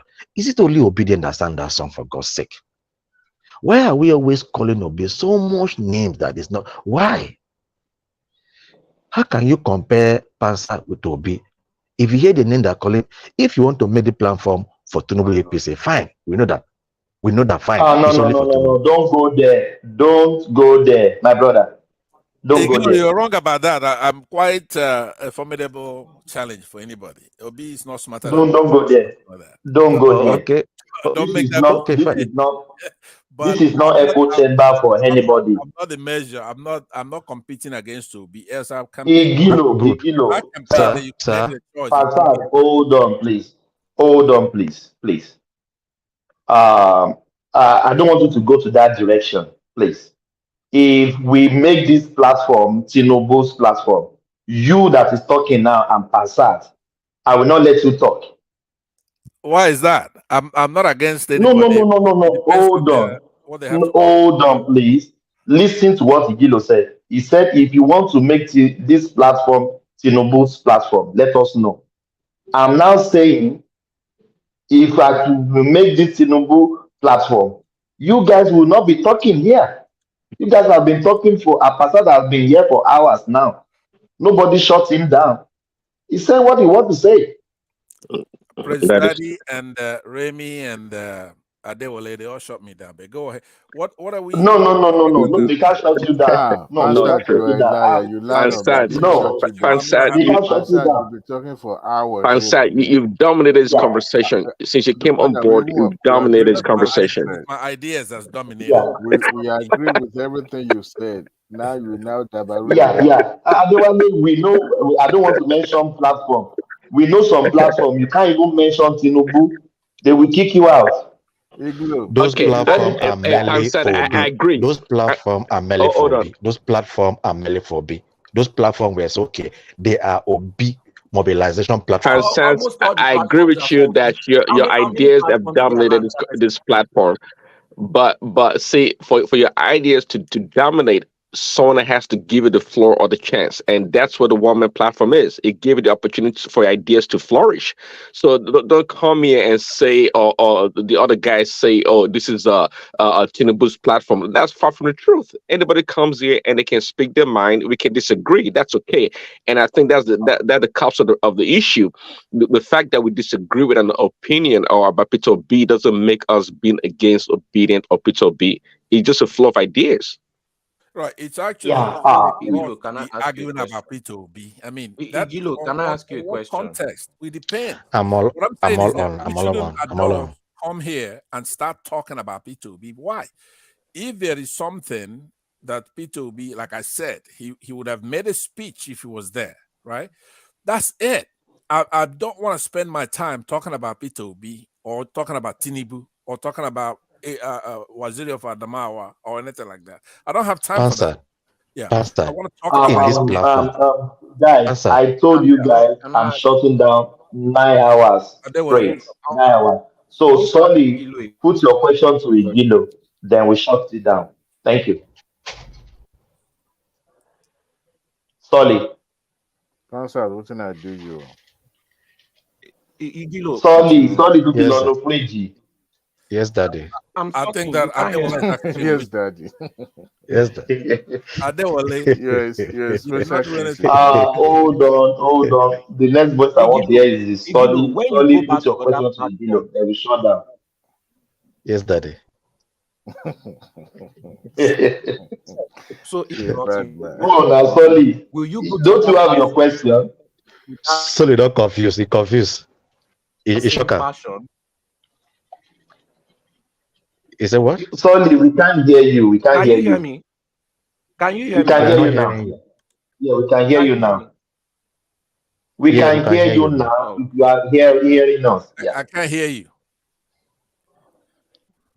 I can't hear you. Hey, Hey, Mute Pastor, yourself. let's hear from him. Yeah, when he speak now, we can know we can hear.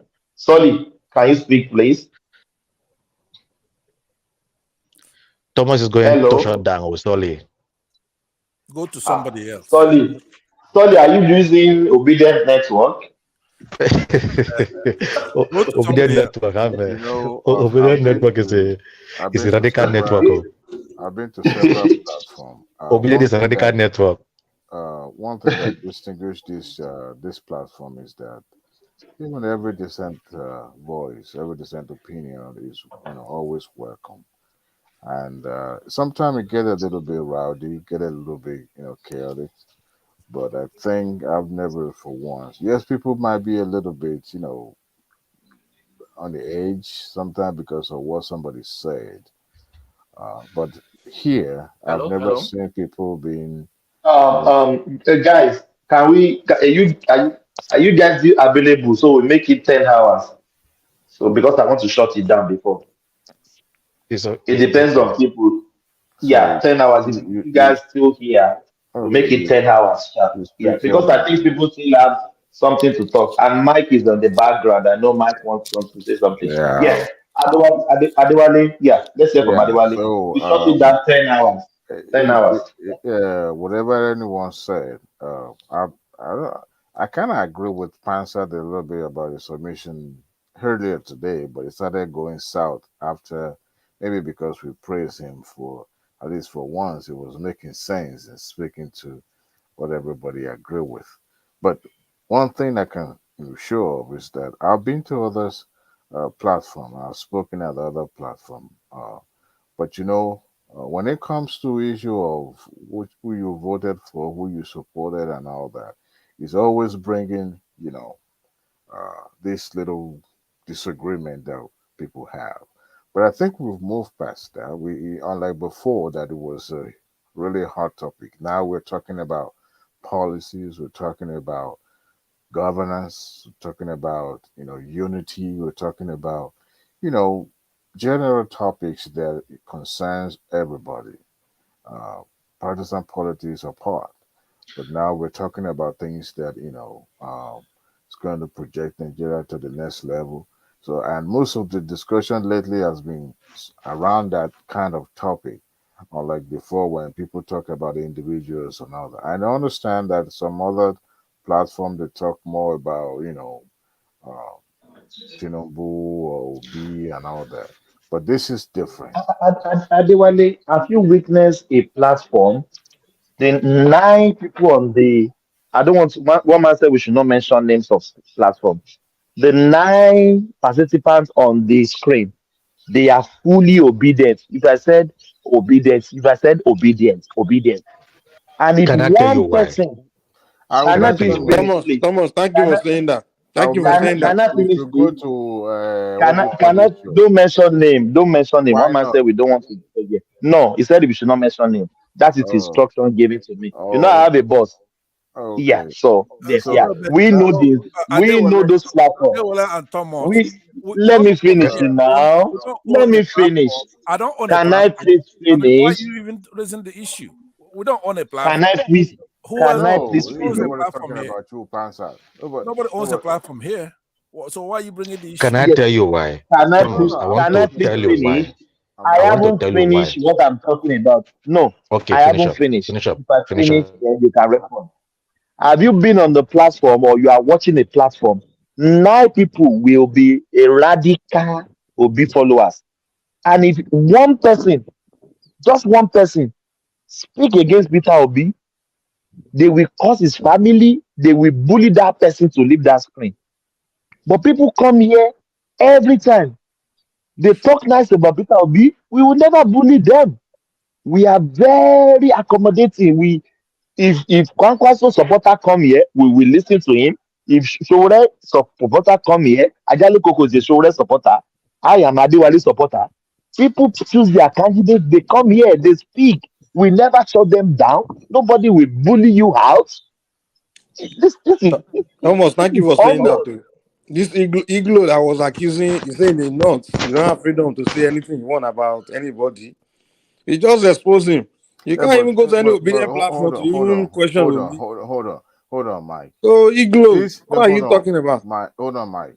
Higlo, I haven't come across him in any platform abusing anybody that doesn't support Obi. Maybe he's using a different name, but I haven't heard him except Pansa.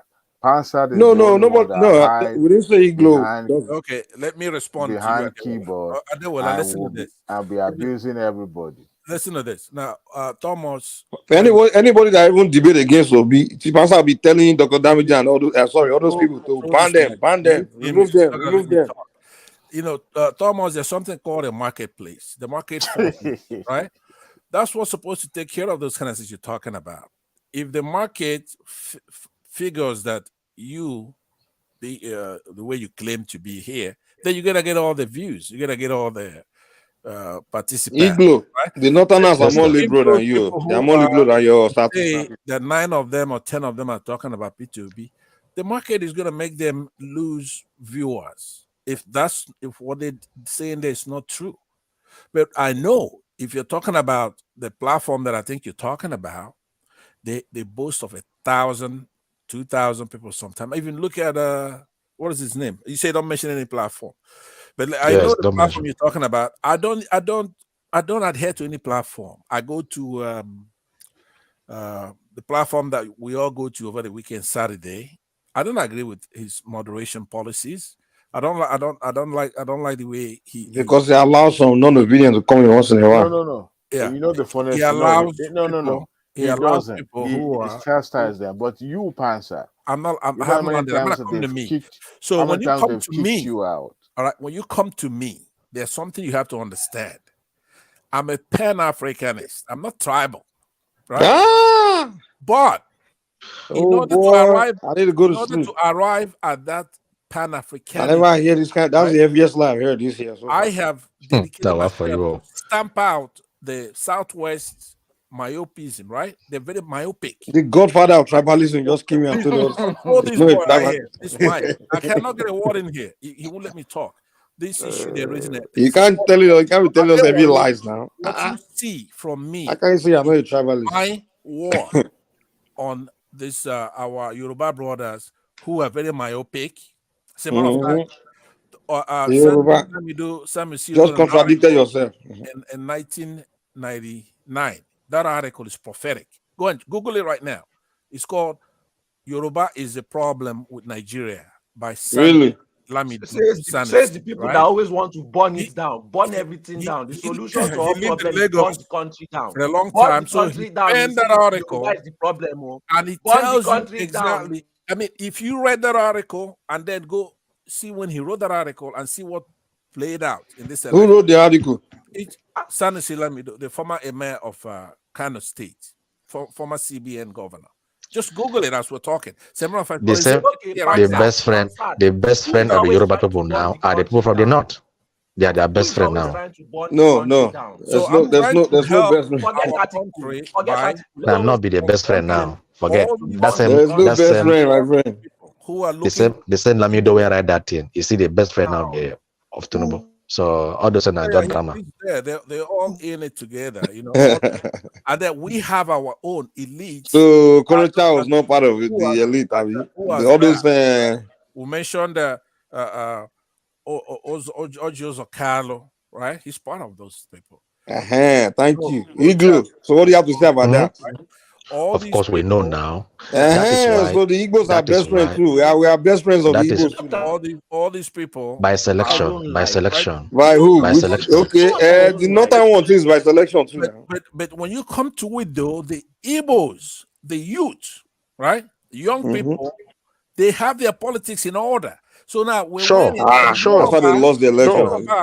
Sure. You people here, especially on this platform, right, and those who listen to you. They're always trying to burn the country down. Cut it out and join the rest of the youth from Edo State, from all over. South. Join who? Southeast. You're telling us to join who? And that you from where? Bring the country together. No, we are not foolish enough to be. We can't be joining foolish people, man. No. Like this Mike right here. We can't be joining losers, man. You guys are losers. How can you lose the election and be telling me to join you?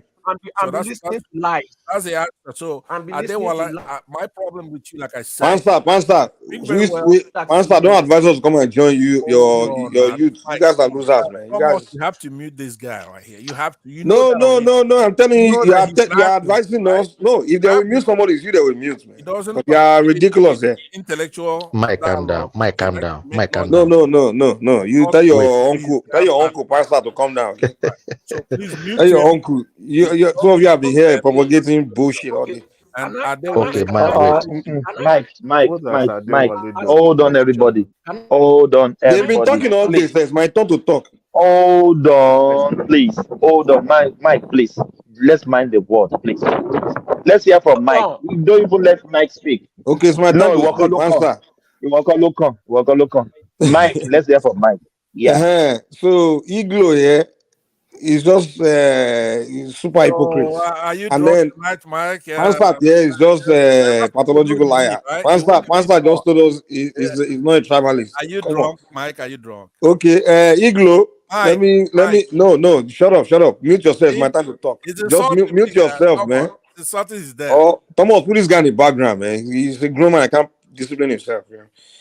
Iglo, you accuse of northerners of people not being liberal. That no one can say anything about them, this and that. I've been on northern platform, northern people. When they debate, you can talk, you can present contrary, argument, and they are okay. They have discipline, emotional intelligence. They allow you as long as you are civil. But when it comes to the southeastern platform, obedience, social obedience, all these things, you can't even politely. You can't even if you're on the same page, even if you're on the same page with them. I was even seeing obedience attack other obedience because it wasn't obedient enough. Imagine to tell you how liberal we are. Wait, don't come on. I've seen even Tunaja was being attacked. Tunaja get attacked and is obedient to because they say it's not obedient enough. And they threaten him, they threaten his life. He's not obedient though, just because he tried to be a little bit, not be too extreme obedient. And you are telling me that the northerners, they are the most down, on liberal. They are, will not allow you to criticize, talk. That's a lie, man. The people that are very extreme. In fact, I think if anybody even go to the southeast and say anything about Obi or negative or just criticize, he won't survive. They will take his life. I know that one for sure. Do you know that last week? No, I'm telling you the truth. I can show you a video. I can show you a video of Southeasterners when Kano was arrested. They were pulling Northerners out of vehicles and they were beating them, killing them. Northerners in the Southeast. Forget that matter. No. It's true. I'm telling you. That's something that will happen in the North maybe 50, 60 years ago. The Northerners have become civilized. They don't do that anymore. The only place in Nigeria that people are still backward, where they will attack you, they're still tribalistic or heavily tribalistic, is the southeast, and then some little bit some south, some most south have been Igbo they behave along with you. Some of them. Good night, But everybody. the southeast, let me tell you, listen. Statistics will show you that if you go to southeast, it's the only part of Nigeria where you won't see other tribes living there. That tells you that you guys are the most tribalistic people in that country. You guys are non-liberal at all. You don't tolerate other people. Mike has every night. You guys, You are very extreme. you do the most tribalistic thing, but Talking try to portray every that you are night, not and all the time. Thomas, I As if guess people you can't like to see hear their that. eyes. That's not what we're talking about, right? And now that we'll be asking you to let's divide it now. But why you guys have been the one that bring you? In fact, Iglo, do you know that Southeasterners, you guys have been the one keeping the country together? You know that? No. Yes, you are. That is a fight. Let me tell you why. You want me to tell you why? I'll see you the But next even Pastor will agree with me. Igbos, the Southeasterners, you guys have been the one keeping Nigeria together. Okay, And fine. you guys always come here to. Right. That's why you guys will tell us that you are the most Nigerians. Your time. I mean, why are you wasting your time now? I'm not lying. Like you guys have been the one keeping Nigeria together because it's so hard to split that country because you guys are everywhere. Okay, no problem, right? No problem. I mean, there may be a little truth in what you're saying, but that's not what we're discussing. Yeah, this girl is there. Actually, let's split the country, and I'm trying to tell you the reason why we can't split the country. It's very impossible. Fine. It's because the way you are talking now. It's because the way you are talking about. Listen now. Daddy, Remy, and Iglo. Mike, Iglo. Yes, Daddy. When we say okay, let's split. When Yorubas like us say okay, let's split the country, and then we say we are doing Yoruba nation, and all the Yoruba in the Southeast they say okay. They left the Southeast, came to Southwest. Why you Igbos? Why can't you leave the Southwest and go to Southeast? Just pack. So that way, once you pack and move to your enclave, now we know that we are ready to split the country. But you guys can't. You are all over the place.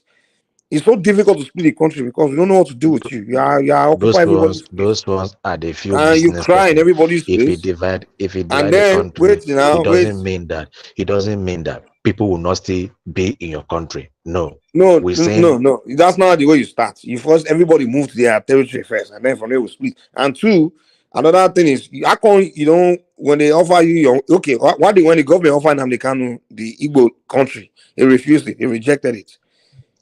Because the Igbo country has a more larger map than what he was being offered. That's the truth. Oh, you must take Ijo land, and you must take Yoruba land, you must take Calabar land. Of course. Wow. So you are the one keeping that you are not ready to go. You are the one that's not ready to go. You are not ready. You are not ready. Igbo nation is not Biafra. Biafra embraces of the south, south, and southeast. You say let's split the country, right? And me, Yoruba, say, okay, wait now. Okay, what you're telling me now is you say let's split the country. And me, Yoruba, say, okay, I'm ready to go. But you are telling me right now that you're not ready to go. You are not, Mike. I mean, Yoruba say they're ready to go. No, me and you, we are talking here now. Me, I'm telling you that I'm ready to go. But you are not ready to go. So why are you telling me let's split the country? I have been fighting to go since 1960. You have never fight to go. There's never been a time the Igbo say they want to go. All they were telling you. No, that 90 what? 63, 64, 65, 66. You don't know what you're talking about. 1963, you are controlling country, nepotizing everything. We've been fighting to go. Eh? It's a lie. Yes. It's a lie. There's never been a time in Nigeria history. Go ahead, Jerry. Go ahead. Sorry. Sorry for interjecting. If you are really fighting to go, the 5 eastern state is enough for you to go. Can you guys? You don't need to take house out of any other. We can hear. Yeah. Just slowly. Let's hear from Solly. Yeah. Hello. Solly, go on now. Hello. Can you guys? Are you using Obedient Network? We can hear you. Can you guys hear? Ah, God. Solly, maybe you are at the end of the world. Actually. Can I interject? Let's hear from Remy. Yeah. Sorry, let's hear from Remy. I'm sorry to interject you. I've been listening to you for a while that you want to go since 1963, 1965. So if you are really willing to go, when we are getting the independence in 1960, that would have been the best time for your leaders that time to say we should carve out countries in themselves. But now, in the present day Nigeria, if you are really talking about Eastern region with the same language and with the same similar ethnic culture, I think the 5 Eastern states is enough to go away by themselves. The South they can't survive on their own now. The South did not speak the same language with you. Anybody from the South that he thinks is more Igbo than South, he can relocate to Enugu, Anambra, and the rest. And then you can go away with your 5 states. It's fine. Now it's left for the Yoruba people. If they are comfortable with Nigeria, they will remain. If they are not comfortable, they can go their own way. So you can't tell us now today that we are rivers, we are this, we are that. No, it's not done that way. And mind you, if you are staying alone as a country, you need a visa to visit the rest of Nigeria. And Nigeria, of course, Nigeria can kick all of you out from any part of Nigeria to go back to your southeast. Of course. But remember, I am not Southeast. I am not Igbo. You are lying. Why do you have Igbo accent? Why is your accent so Igbo? So where are you from then? I'm from Cross River State. It's a lie. You don't have Cross River accent. You think you are fooling us? You think? He's just joking. Oh yeah, speak your language. Speak your language. Look, wait. I am from Cross River State, Ogoja. You have Igbo accent. Hey, pronounce Gatorade. Pronounce Gatorade. No, Mike. That is pronounce Gatorade. We know where we come from. We are not here to lie. I'm from pronounce Gatorade. Wait now. Mikey, calm down now. Somebody say it's not an Igbo. You want to Igbonize him? It's not an Igbo. You guys don't represent Igbo, man.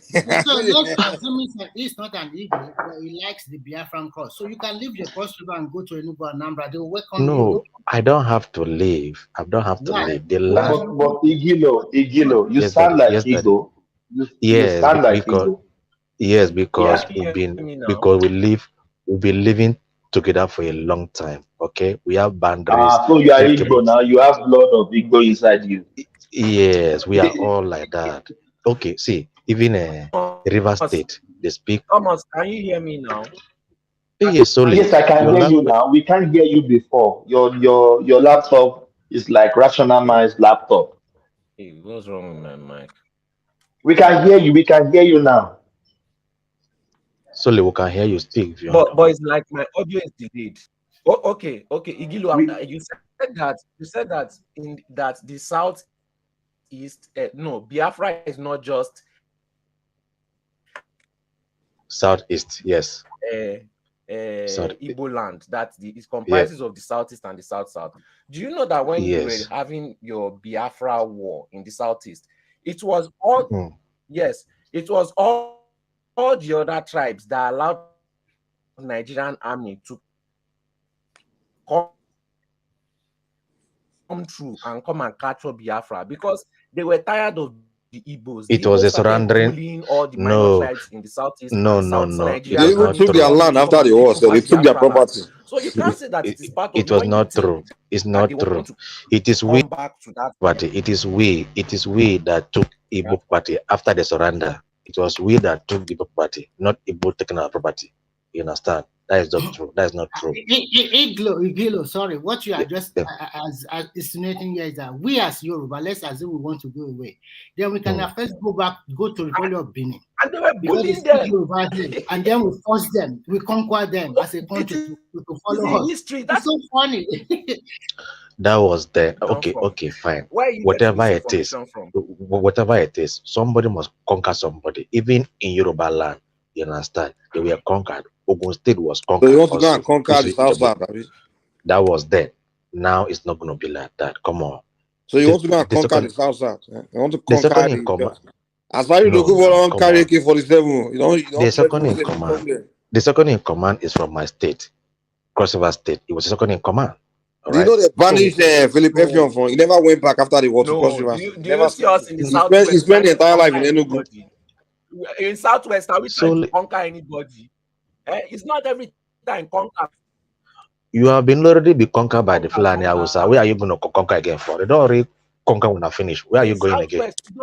Where they conquer? I was not finish when I offer. I will start finish you during the war now. Nobody I will start destroy you. Nobody I will start defeat you in the war. Maybe I will finish you during Biafran War.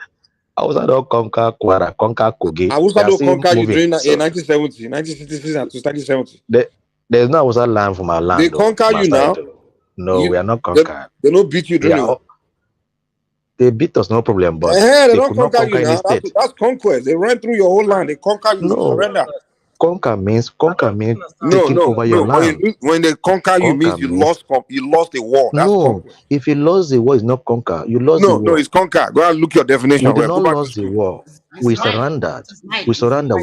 You surrender. They conquer you. We call for negotiation. Sorry. I think Iglo is I see a tribe that are confused and greedy. You want to go away, but you think your 5 states in the southeast is not enough for you. And then you want to force other people from the south to join you. And you know they are more powerful than you guys. They will never join you. First of all, I am not a southeast. I am a south man from Cross River. No. You say you're part of Ogoja and Cross River. You speak the same language. You live like that. So can't you are southeasterner too? Because you want that republic, right? That's even worse. I want the republic. Yes, I want republic. If you want the republic and the Ogoja people who don't like you, they kick you out. Go to Anambra and go and join them there. We are not going anywhere. Well, if you are so powerful, you can go and meet Tumpula aside Okuba and fight it out with them. Even Asare Togobo himself is part of a Biafran fight on his own capacity. I'm serious. You go and talk to him like that and then conquer him. You are so powerful. Fight with him. Back to your you know what you are agitating for, you know it's not so easy for you to get it. And you yourself, you are not ready to leave that country. You are all over Nigeria. So at the end of the day, you are even the tribe that the other regions of Nigeria welcome wholeheartedly, which you in your region, you don't welcome the other tribe in your own region.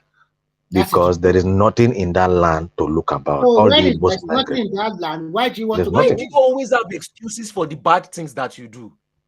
You know, and it's always some kind of trying to make it seem holy or saintish. You said because there's nothing to look around. Imagine we say there's nothing in your land. Why should you go to other people's land and take whatever they have there? They welcome you. See, the truth is that me myself from the Niger Delta South, we don't like the behavior of people, the kind of arrogancy.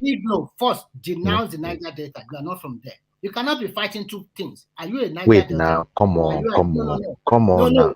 Thomas. I don't want to confuse Thomas. Yes.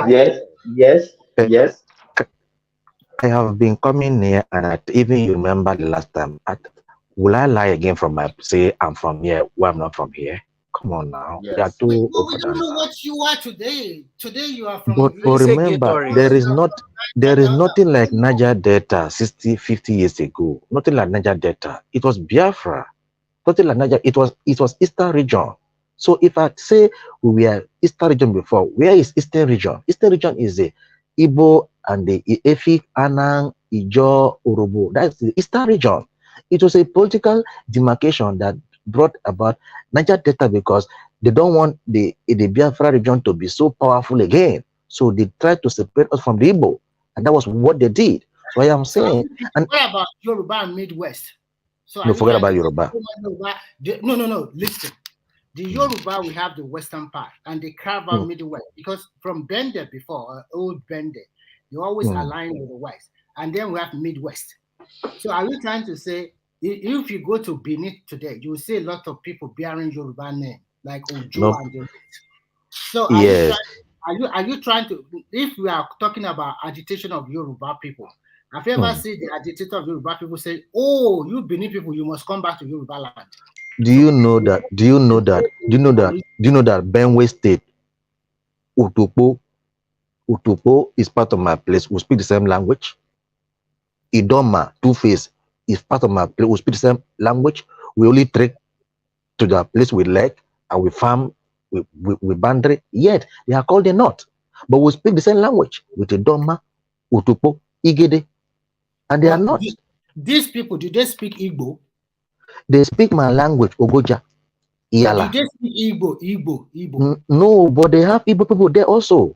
In fact, the Benue State. That is the question I'm asking. They don't speak Igbo. So will you force them to join your agitation? No, no. You So don't, why you are don't you force them. them in that? Why are you talking about Eastern region? No, Eastern I am saying Eastern region was the first. It was the first name known in the southern Nigeria, not say south. There was nothing like like a south. 50 years ago, 40 years ago, nothing like south or like Niger Delta. So Niger Delta was the pattern. Igilo, hold on. Let me just say, Remy. Yeah. That is why Nnamdi Kanu should be put in jail for life. Yes. Why did I say that? He has bastardized the brain of some people. You remember Nnamdi Kanu said in his own word, he said anybody anywhere they are tying to rapper, they are Biafra. Do you remember he said Yes, that? yes, And he some said that. He said people, that. yes, and some people don't want to be with you. And you said they should be with you by force. So do you see what Nnamdi Kanu has done? If that is the case, Bangladesh people, they are trying to rapper. Sri Lanka people are trying to rapper. Yoruba people, they tie to rapper. It's true. Nnamdi Kanu said. Nnamdi Kanu said. Kanu said.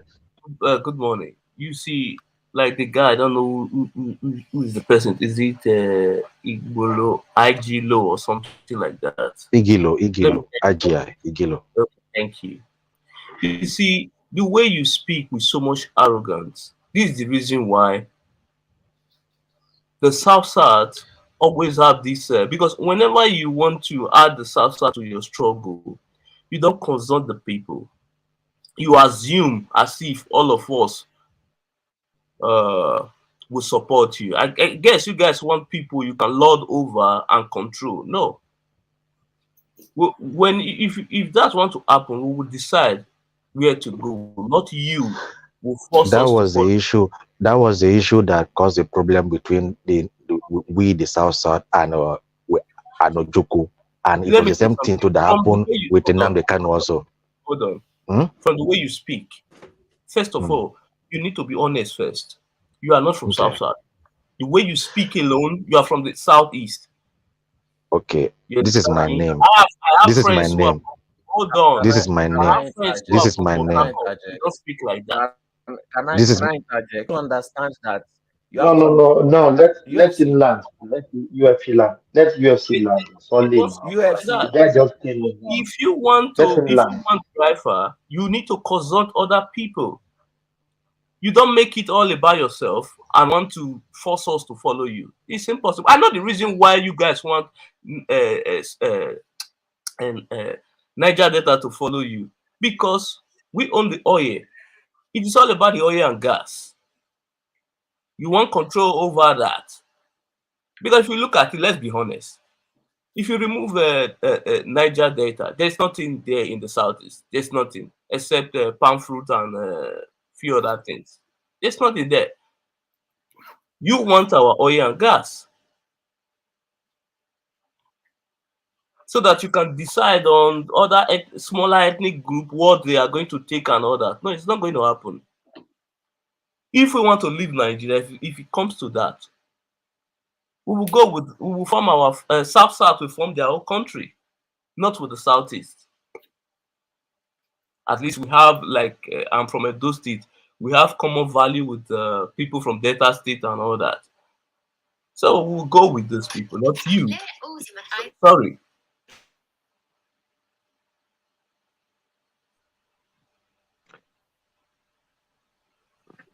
Fascinating. Fascinating. Okay. Yeah, because it's so annoying the way he speaks with so much confidence, as if you can just maneuver every other tribe to follow you and you can do whatever you want. No, it's not like that. What is Salo? Well, I think his argument was that during Yeah, Ojuku's but that's time, normal. they had Biafra, and Biafra extended all the way to the south. So that's what it's still claiming to, as opposed to the 5 eastern states. Is that not the case, Okay, let me see. Gilo? Yeah, during the Biafra war, there were just a few states in the south that boldly support them. Like us from the Edo State, we didn't support. that war. We didn't. So is Edo State part of Biafra? Wait, let me just as people will say during the Biafra war, Edo never stood with the Biafra war because they were not fully even in command. There was none of the Edo son that was in command of the Biafra war, unlike with the South. Yeah, but we have somebody second in command, Effiong, who was the second in command. But there was that fear that after the war, we are seeing signs that Ojukwu was planning to conquer the South. We were the Niger Delta. But remember, during that time, there was nothing like South or Niger Delta. We are called Efik Anang because Calabar and Akwa Ibom were still harboring the same state together as Calabar. Okay, then we are all joined together. We from Ogoja, Cross River State. We normally come from Ogoja, Ikom River Nile to come and trade in Calabar market through canoes. So we transit through that sea all the way through my grandparents to Calabar. So we have that accent of Calabar altogether and the names. So there was nothing like South or Niger Delta then as a region. Okay, the Niger Delta was just known as premium delta, which is used for a trade word for the petroleum extraction in that region, but not as a name for the region. It's just for the market deal of petroleum only. So we are known as the Eastern region, comprises of the Calabar, which has Akwa Ibom and Calabar today, Abia State, Enugu. I think like Edo State was known as Midwest State. Midwest. Edo State was Midwest State, car from Edo and Yoruba. Edo State and Delta was Midwest State. They were all Midwest State. You understand? They were then together as one state, were a large region. Okay, but I'm just trying to say the people that really stood for the Biafran war, the state Calabar, which is Akwa Ibom today, is a very large land, very large people were together in the Biafran war. You understand? So even the Delta State people too, part of Delta, which is called the Anyoma, we are also part of the war. You understand? Okay. Now, currently now, the geography has changed a lot because of the politics of Nigeria. After Ojukwu lost that war and he ran away to exile, and Effiong handed over to Nigeria and whatever, that bitterness was still there because there was no better formation of the country, of the Biafra, to even to try to assimilate the people or try to compensate them. But the point now is that we are not saying we want to go. I told you I am from Cross River State, Ogoja, but I still love, based on the happenings in this country, believe me, I'd rather go as a Biafra man that will still continue to be in Nigeria the way it is now, okay? Because it seems to us that we are being conquered all over by the Northern. I'm sorry to say, but that is how it is, the police of the North. But if you are the one seeing it that way, because all you want to do is conquer. Your mentality is conquer. So any small thing that happens to you is thank you. He's the one who sees that way. I am from the so-called Niger Delta. I don't see it that way. The only one.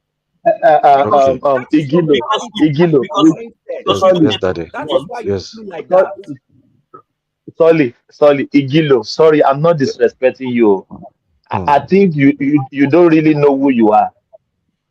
That's what I'm hearing from your voice. I'm sorry, I'm very sorry for saying that. No, you can't be on the two sides. Is it for claiming Biafra? No, I cannot. Yeah, for claiming Biafra. But do you know? That means you are Igbo. No, I must not be able to be Biafra. I must not be able to be Biafra. Biafra existed long ago before. If you say so, that means you are lying. Me, I'm not a Biafra.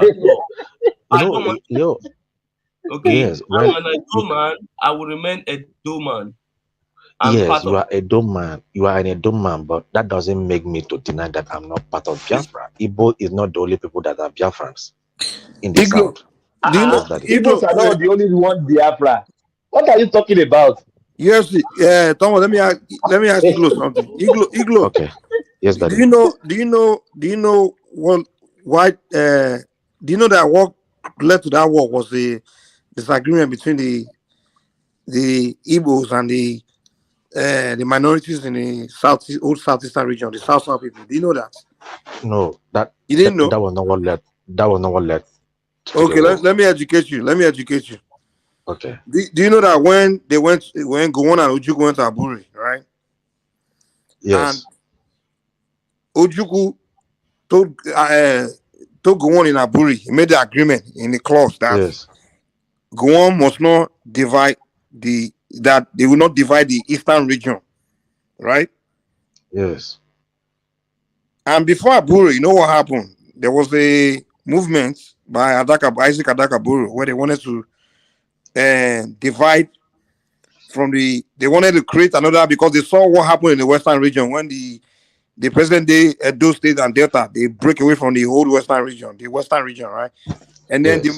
the minority in the east wanted to do the same thing, but Ojukwu crushed them during Ironsi's regime.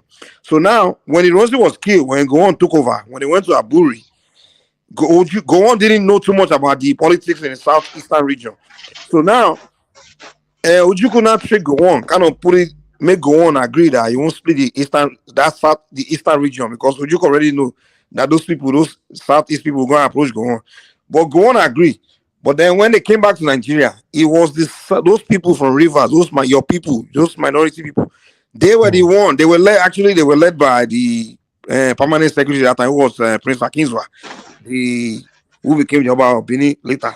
He was the permanent secretary. They were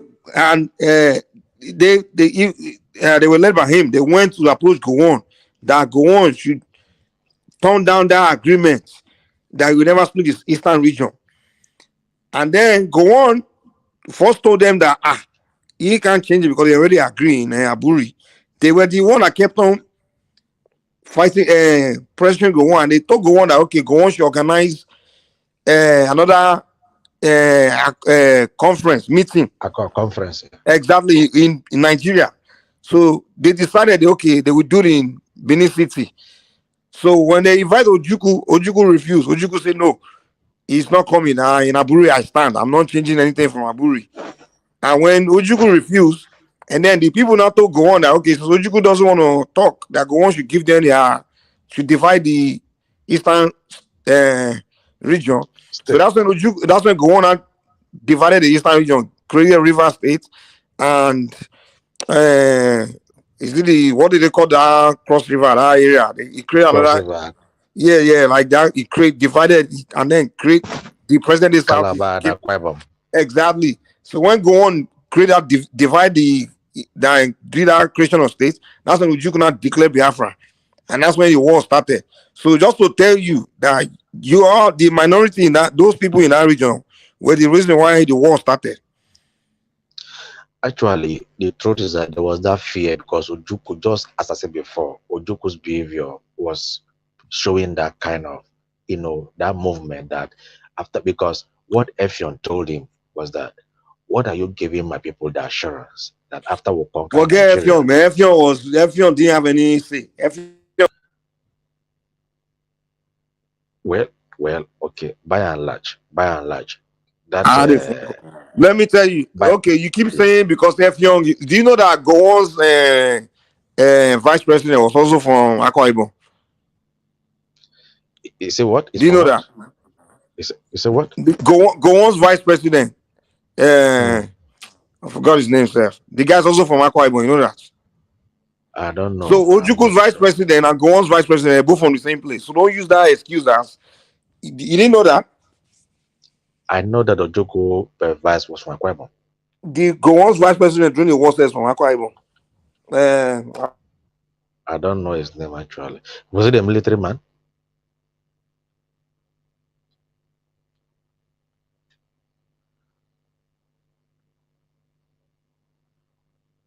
Sorry.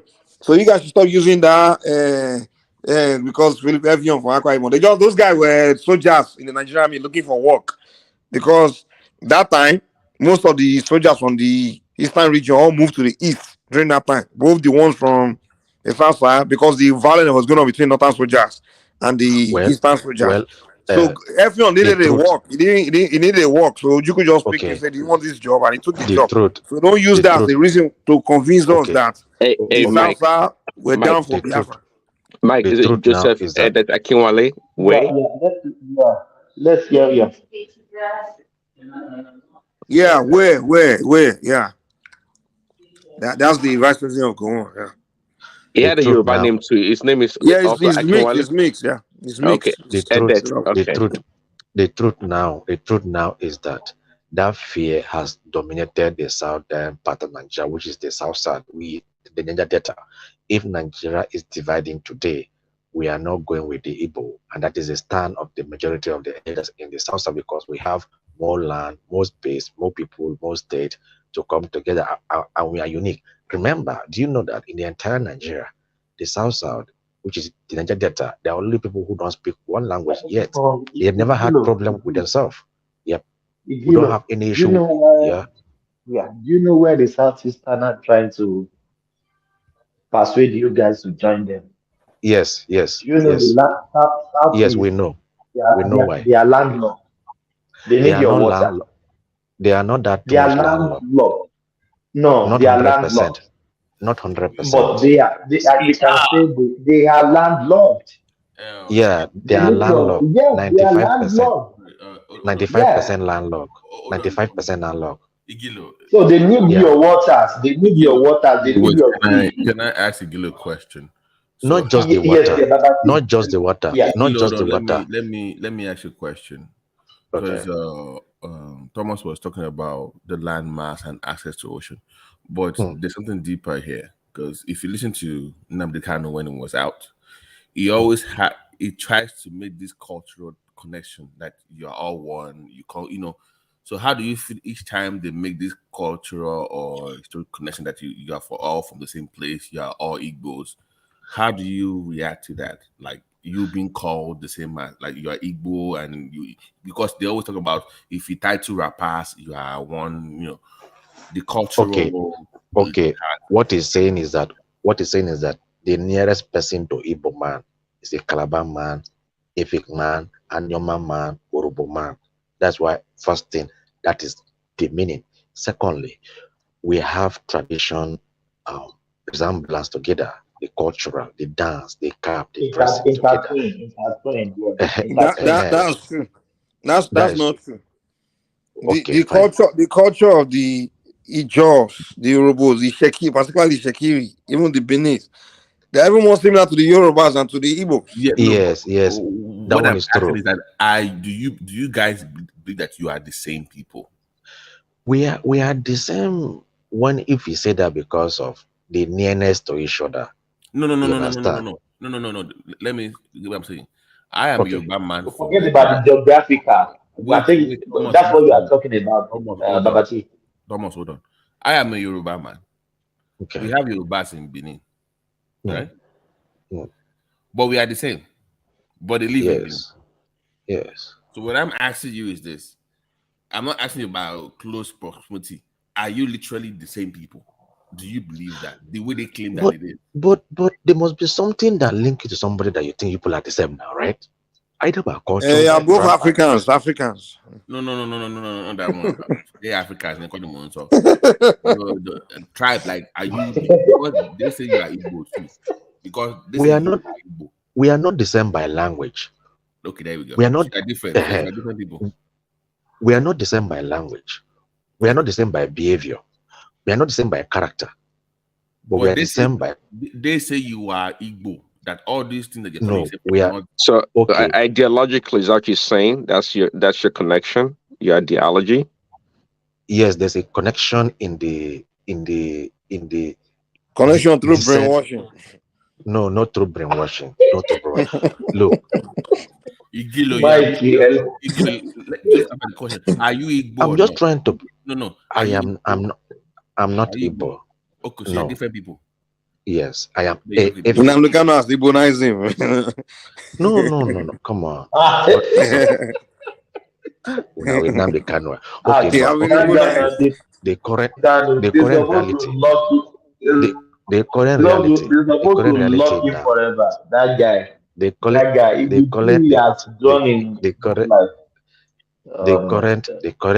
current reality now is that if we are going to join Igbo, there will be a strong negotiation right now. And that was why Nnamdi Kanu could not ride along in the South because he Don't failed. worry, they will He dominate failed. you. He They will failed. dominate No, you. no, You come know, on now. don't just Uh, try it. Igilo, Igilo, hold on, I let me have say had, something. I Let me have say something. had. Sorry, listen. I Yeah, have had. listen. During this, okay, let you see. You say you got we are one. During the Senate nominee, most of the Southeasterners they didn't vote for Fabio. That was politics. That was Hold politics. on, That was hold on. No, leave that that's one. part Leave of that it. one. Leave that That's one. Leave politics. that one. They Leave that didn't. one. I won't leave that. It's part of. If you said we are one, you should have done something. Are you not At least hearing them saying? Are you not hearing them saying, "My okay, brother let me from the say South, this. as my brother from the Southeast"? Hold on. We from the South, we all gave our vote to our South brother, which is Akpabio. We do that because we are one. But you guys said you are one with us. You go with the Hausa, the Soka Hausa you hate so much. So I'm not going to buy that here. You see, Southeast, they are the reason why the North became so powerful too. It was Azikwe, Labour was the Party, first one that was Labour started Party, aligning with the North voted and for Akpabio. Labour Party senators. Now I say keep this thing away because this is politics. Labour Party voted for Akpabio. It is only Uzojo Kalu. Okay. Wait. Let me shock you now. Do you know in Nigeria it is only the Igbo that can stand face to face against their politician so deadly? They fight against any other politician. They go against anybody, whether you are rich, whether you are who. They don't care. They come how for did they you. go after him? By running their mouth, shouting. They shout online, they don't go By after. singing, shout online. I don't know why you guys think you are warriors by shouting online. Keyboard warriors. Abia State Online warriors. being a total mess. Abia State. If you guys stand up to your leaders, Abia State will not be like that. So don't come here and tell us you guys fight more than us from Edo State. They fight from the diaspora. Well, anyway, let's see how the Of country Finland and London. Yeah, all we want. Igilo, because I have heard how they address the South. You are seen as their little brother, like just jump along. Who are you to even like? They don't consider you as equals. I have seen that firsthand when we were discussing this so-called collective, like the unity of that place.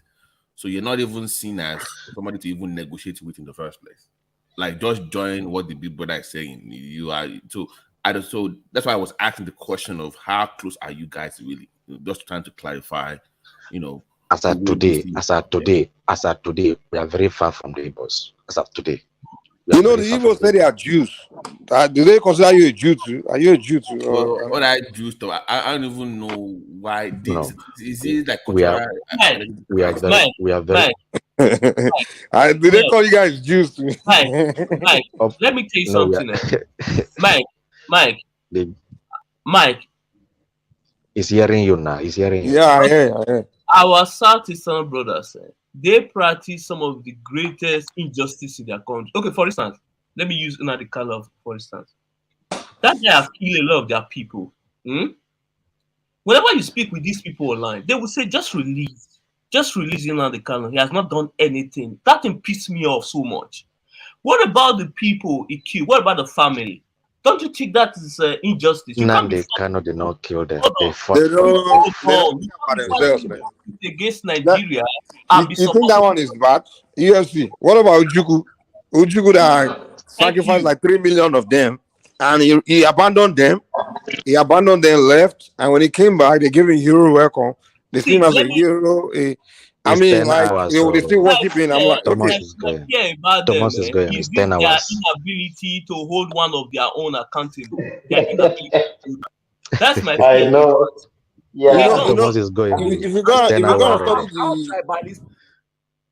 Now where the Thomas is going. It's 10 hours. Let me tell you the one Ojuku did now. Ojuku told them. Let's go on. They were fighting the last you guys are enjoying it. Let's go on. Yeah, at least. Yeah, Mike, let's hear from you. Ojuku said we fighting. He said they were all fighting the last man. He was motivating them. Say they were all fighting the last Igbo man. Say the last Igbo man, we really want to enjoy Biafra, and he was giving stick to men and young boys to go and face machine guns. Why are we allowing men to corrupt us with this? It's love for the Igbo people. It's corrupting. It's got me talking about them in this way. Mike, why are you? kill only against our people. To just talk to us. No, seriously. No, I don't running now. We have to. You know, I'm you need to educate these brainwashed ones like Iglo now. So we have to save them now. We have to save them. All the brainwashed one beyond anything. Then they are being Iglo, yeah, we have to help Iglo now. They don't brainwash us to level before, man. Before he died, you know, we need to help him. You know, try to redeem save the guy. I told you, before he become the next victim. I go migrate on Yoruba land. I go migrate on Yoruba land. Hey, Iglo, before you die, I won't save you. You know what I mean? I'll be Bowo fan. I'll be Bowo fan. I'll be Yoruba Nation fan. I tell you, I'll be Yoruba Nation fan. Die hard of Igbo, die hard of Nation. Take it or leave it. Iglo, before you go die for Kanu. Mike, the only issue I have with them is the way they play the politics. I don't understand why they keep making the same mistake all over and over. And if you tell them how to do it, they will tell and bashing them. I'm like, this guy, why do you keep doing the same thing over and over and over again when everybody knows it does not work? But that's I want to ask a question. I want to ask a question. Yeah. Is Obi doing well in his petition? No. Why do you say no? Are you following? Forget what they tell you on the obedience space. Forget all those propaganda. If you actually follow the case, it's even ridiculous. What the Igbos do you now? Because they don't listen to anybody. I go talk say they don't go win case. Forget what they're telling you on obedience. If you actually pay attention to what the case itself was. We are not hearing from obedience this thing. We are hearing from the lawyers, from the legal team directly, not from obedience space. Hearing from the legal team. Who do they represent? So they represent OB, not obedient. Follow the case yourself. Like just how are you following the case where you cannot see anything? Source. My brother, follow independent media source, not something. But Martin, let's be fair now. I mean, you guys say they should go to court. Now they are in court. You are still the one. Exactly. No. Leave them alone now. Let them do their court now. OB is doing well. He asked OB is doing well. He said, "Is he doing well?" And I said, "I gave my opinion. I think not." So I'm not. That is my opinion. I don't think it's good. But do you know that Obi is not against Tinubu? It's against the INEC process. Which means what? Which means he has been saying it. He has been saying it repeatedly. No. Wait. If I'm against somebody that connect election, I am indirectly against the person that won. What are you? What are you talking about? But do you know that it is not only Obi that is against the process. It's not only Obi. Atiku, international community, even Nigeria itself, we ourselves. Which Nigeria? Oh, Mike. So do you love the process that just concluded? Your man lost, bro. Your guy. That's the whole point. Why do you guys always think obedience are Nigerians? Like are the only Nigerians? Because we are why the youth, bro. Why do you guys think you guys are the only Nigerians? You say Nigerians mandates as if obedience are the only Nigerians. That's what they successfully did. Like, listen to me. That's what I'm trying to tell you. When you discuss politics in Nigeria, you have to see it. We have over 300 ethnic tribes in Nigeria. So when you discuss politics, always try to imagine how others see the same thing you are seeing. Don't look at it from your own viewpoint only. That's the reason you keep losing. They have other ways too. They always look things at in their own way. We have been praying. We have been praying that the day the Igbos and the Niger Delta, South, and the Yoruba youths will come together, Nigeria will be a better place for us. I believe they can't come together. It's not possible. We've been praying. Once again, no, stop praying. It's a waste of time. Trust me. You keep wasting the point. The way Yoruba man will see what you call the truth, it's a different way you will see the truth in your own side. Completely different. Everybody. But how come? How come? What I'm saying. How come? It's a question. How come the Yoruba will call the whole South Igbo, including me, the Calabar, the Efik, to call me all Igbo? How come? Do we call your Igbo? Yeah. They call us not here. I mean the Yoruba. They all see us like Igbo. No, that's a lie. Let me tell you something, bro. When somebody come from Isoko or Robo, you walk in the street of Lagos, both Igbos, both Yoruba, they will say, see this Warri boy. You understand? Even though they are not from Warri, you understand? If somebody come from come from cross Akwa Ibom. They go say this is Calabar boy. Even Igbos we call him Calabar. You understand? We generalize like that. You know, it's not like we don't know, but we just use the popular. You understand? Tribe in that line to just generalize like that. You know? Here's my point to you. Here's my point to you, sir. We all know no tribe can win by itself. You need to vote from other people. Now, if you want my vote, you must appeal to my interest. It's not what is right; it's what is necessary to win. You get my point. So, how well are you appealing to other people's interest? You can't say, we are suffering. We are no. Forget we. It must be targeted interest to each tribe, each region. What do they want in the north, in the south? So when you are campaigning from the east, you can't have an instant perspective on the truth. It has to be appealing to the people you want them to vote for you. I don't know why you keep missing that concept. It's very simple. That is the reason why people will go pick somebody from the north because he needs their vote. Then he has to play the game. You must learn to play the game. Anyway, the Igbos have been very far away from politics, so they're just trying to catch up now, and it's taking them too far, taking them very much far distance to catch up. But we are not even talking about the election. We are talking about, first of all, the tribal healing, the regional healing in the south. That's what we are talking about. There's no tribal healing. Embrace the different. Listen, anybody that does, we are one, we are south, is all lies. I told you guys here months ago, all these meeting conferences. No. There's never been a southern... embrace the different. We are different people. Let's embrace our cultural different diversity. Embrace it. Don't shy away from it. Don't say it does not exist. It does exist. But how do you make it work? How can I live with you peacefully? Is what you should be debating.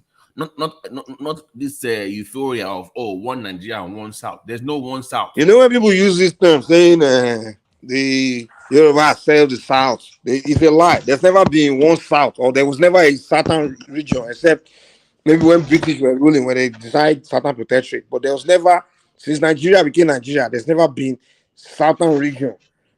There's always been another region.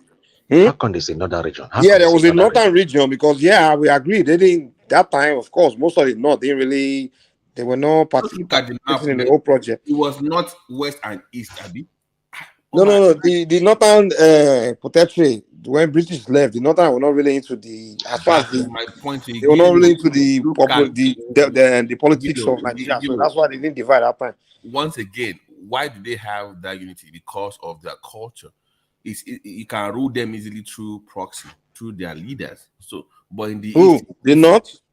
Yeah, they not. Back in the days, like you have. It's not true, man. It's not really. True. I'm giving you. Listen, let me tell you guys the truth. Even when it's not, most of you guys don't even know Nigerians very well. During that early day, there was even agitation of separating the north, like creation of states. It was all over the country. Trust me. I was giving. Listen, man. Wait, when British, this whole agitation of self-control was already there, right from jump. It's just that the new, we just not hear much about it. In the north, there, the whole that Bono area, that Canary area, they already wanted their own some kind of free independent and everything.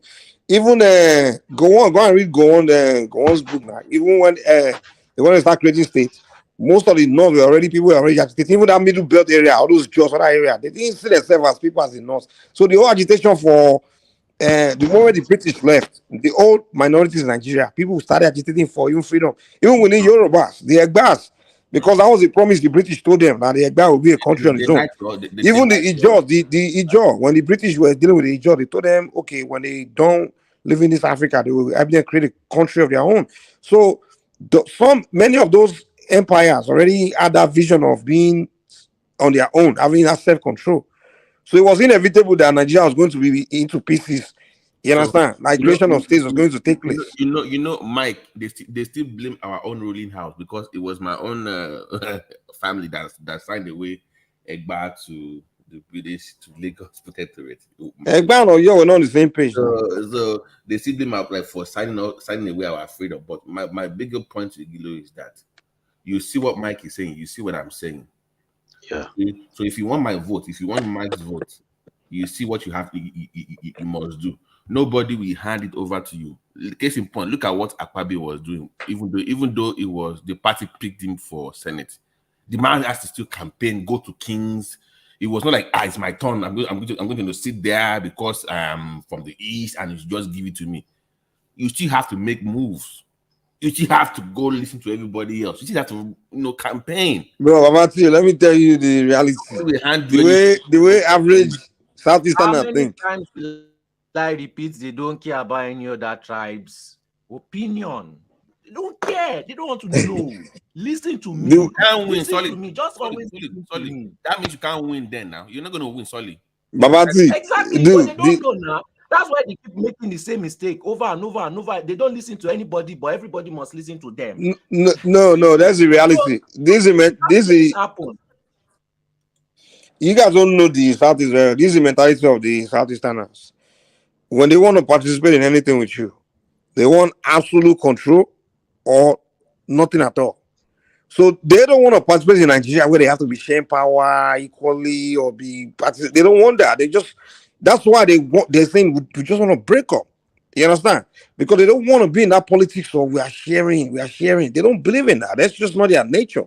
In anything, they want absolute control, absolute domination. That's why they have to do that force coup to eliminate all the leaders and just take over completely, because that's just the way they operate. And that's why they realize that, okay, that one is not going to work within the context of Nigeria.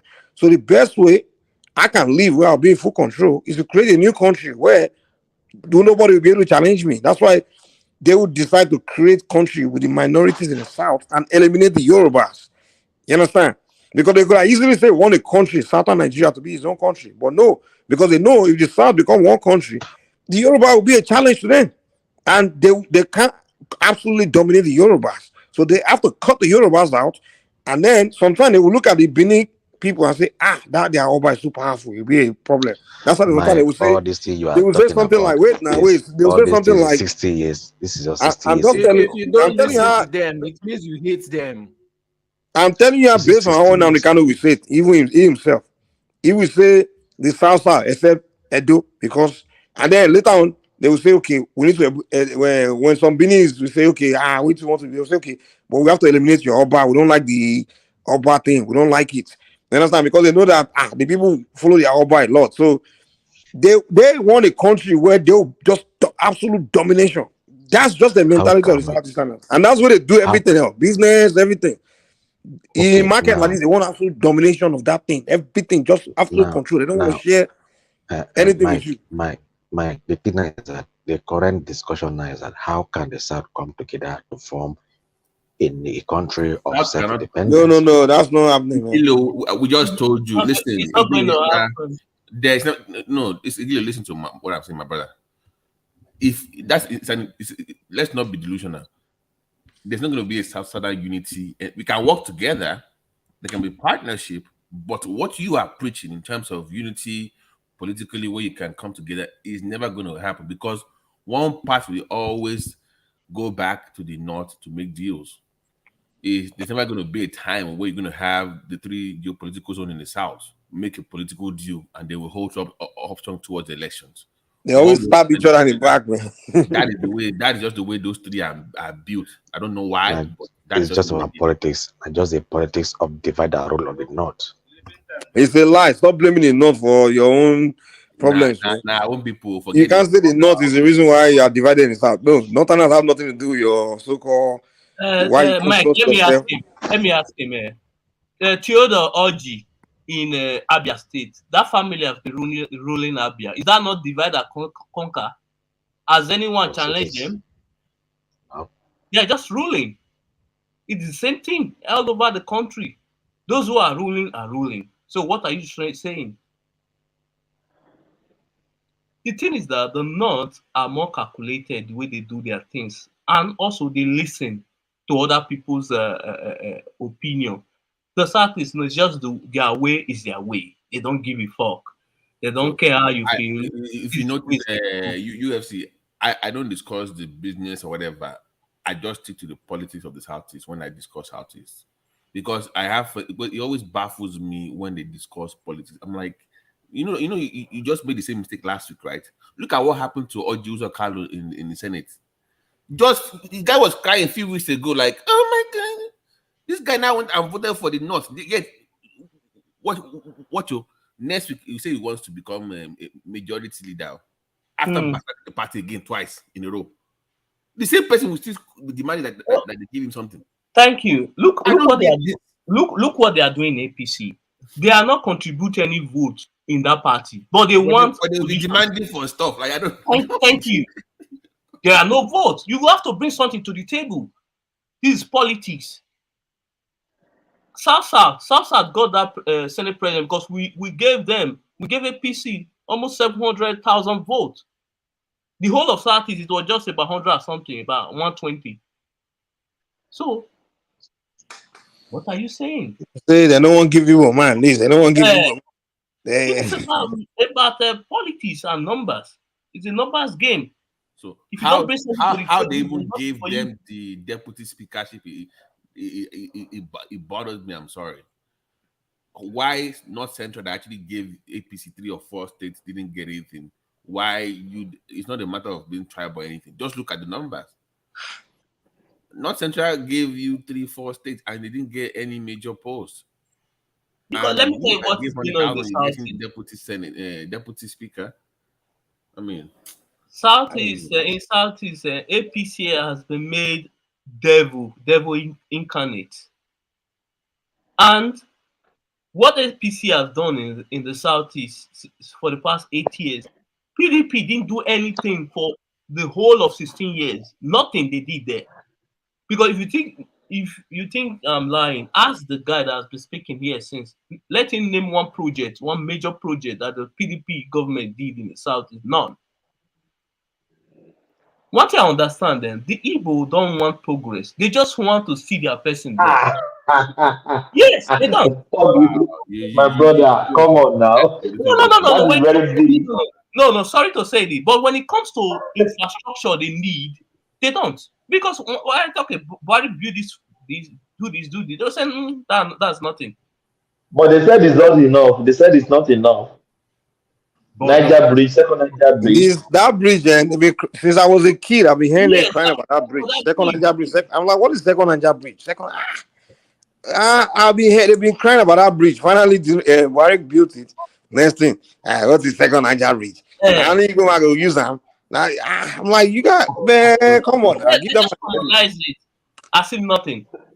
That's why I'm like, if I'm Tinubu, I wouldn't even bother to kind of place them. Yes, here's the point. Exactly, and that's what is going to happen. Even if you build 1 million things, it will never be enough. That's just the reality. You can never satisfy that kind of mindset. But like me, what I want, let me tell you something. I don't want my person to be president. I don't care. I want development. I want good infrastructure. I want security. I want that's all. Infrastructure and security. That's what I want. Every other thing, I don't care. Whether the person is from Edo State or from Imo, I don't care. If you can provide these things, I'm good. Whoever becomes IG or whatever, national security, that's not my headache. My own is for the deliverables.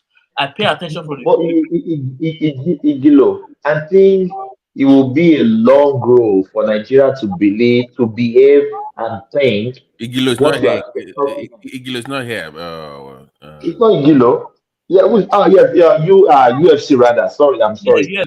For Nigeria to think this way, that where you come from doesn't matter. It's just what you can deliver. What is your competence? What can you bring on the table? Thank you. That's what I care about. What can you bring on the table? Yes. Do you know Thomas earlier on I was listening, and was it Panta talking about within the new Nigeria, a new state? A new Nigeria, yes. Tinubu is not part of it, and when they asked him is to be part of the new Nigeria, he said yes. I'm like, but Babati, that's what I tell you. If you want to interrogate, don't interrogate Pasas. Just everybody keep quiet. Let him just run through. And let's just move forward. Pastor that came here that Tinubu didn't win any state in Nigeria. So you want to take anything that person say that's what serious. I'm saying, the double talk. Thomas. Yeah. I know a lot of people. I know a lot of people hate El-Rufai. Listen, in this current administration, I want them to bring back Fashola and El-Rufai, because those people they have proved they can deliver in whatever they do. They have a result. They have what they can fall back to. Say, okay, look at my record. I want two of them, and I want them to give them some of the best ministry to handle, because fashion number one is Fashola. Look at all the major roads he did them. Second Niger bridge, 2 bridge from Nigeria to Cameroon. A lot of Lagos Ibadan Express Road. My brother, I drove on Lagos Ibadan Express Road, November 23rd.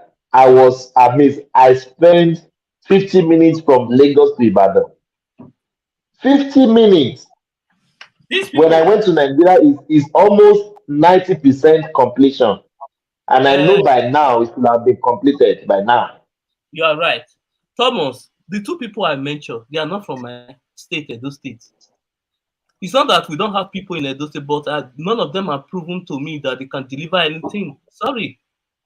We have people, but none of them have proven anything, except maybe Oshomole, but he's not a senator. So, we Nigerians, we should pay attention to those that can deliver.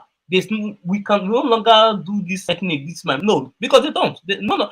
Okay, in Edo State, we have had about 2 minister of works from Edo State. Go to Edo State. Go there, nothing to show for. We have had 2 minister of works. One Aneni and the other one. That is why we are preaching for regional government, where there will be no need to demand that your own person be in Abuja. If you have your own prime minister in your own region, then you can focus on whatever you want in your own region. There will be no need to always have. Babati, why don't we blame governors? Thank you. Why don't we blame our governors? In the southeast, is it Hausa that is ruling them? In the southwest, is it Igbo that is ruling them? Every region in that country, they are the one ruling themselves. The powers, listen to what I'm saying. Those you're discussing the powers they have that they've not maximized. I understand that. But there are key sectors that I believe that those powers should be given to this. Okay, let's go by your own logic. Let's give power, electricity. There are still things that are exclusive to the federal government that, if given to the states, they will be forced to work. Let me give an example. If you say, like they've done now, each state should now provide their own power, electricity, backed by the federal government.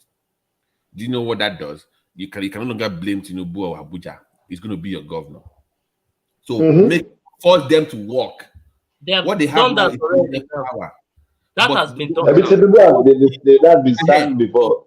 So those key sectors, security, okay, you can have state police.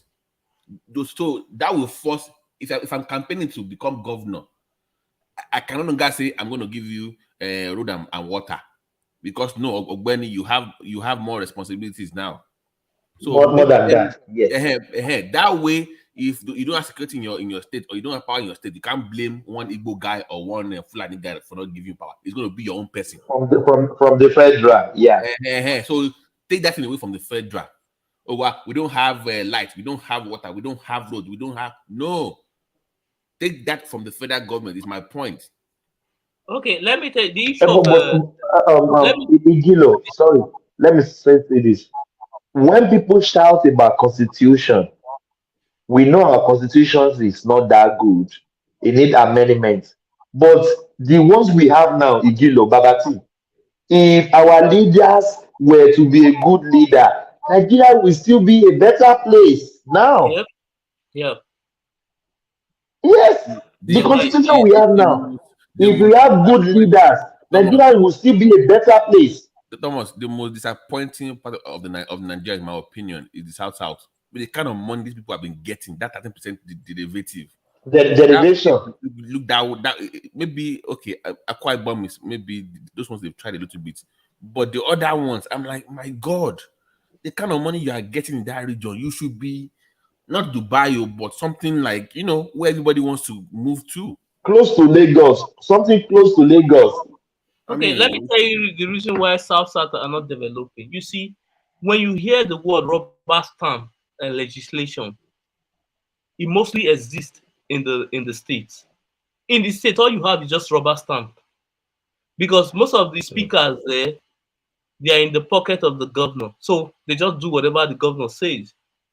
There's no check and balance at all. None. They don't exist at all. So that's the problem.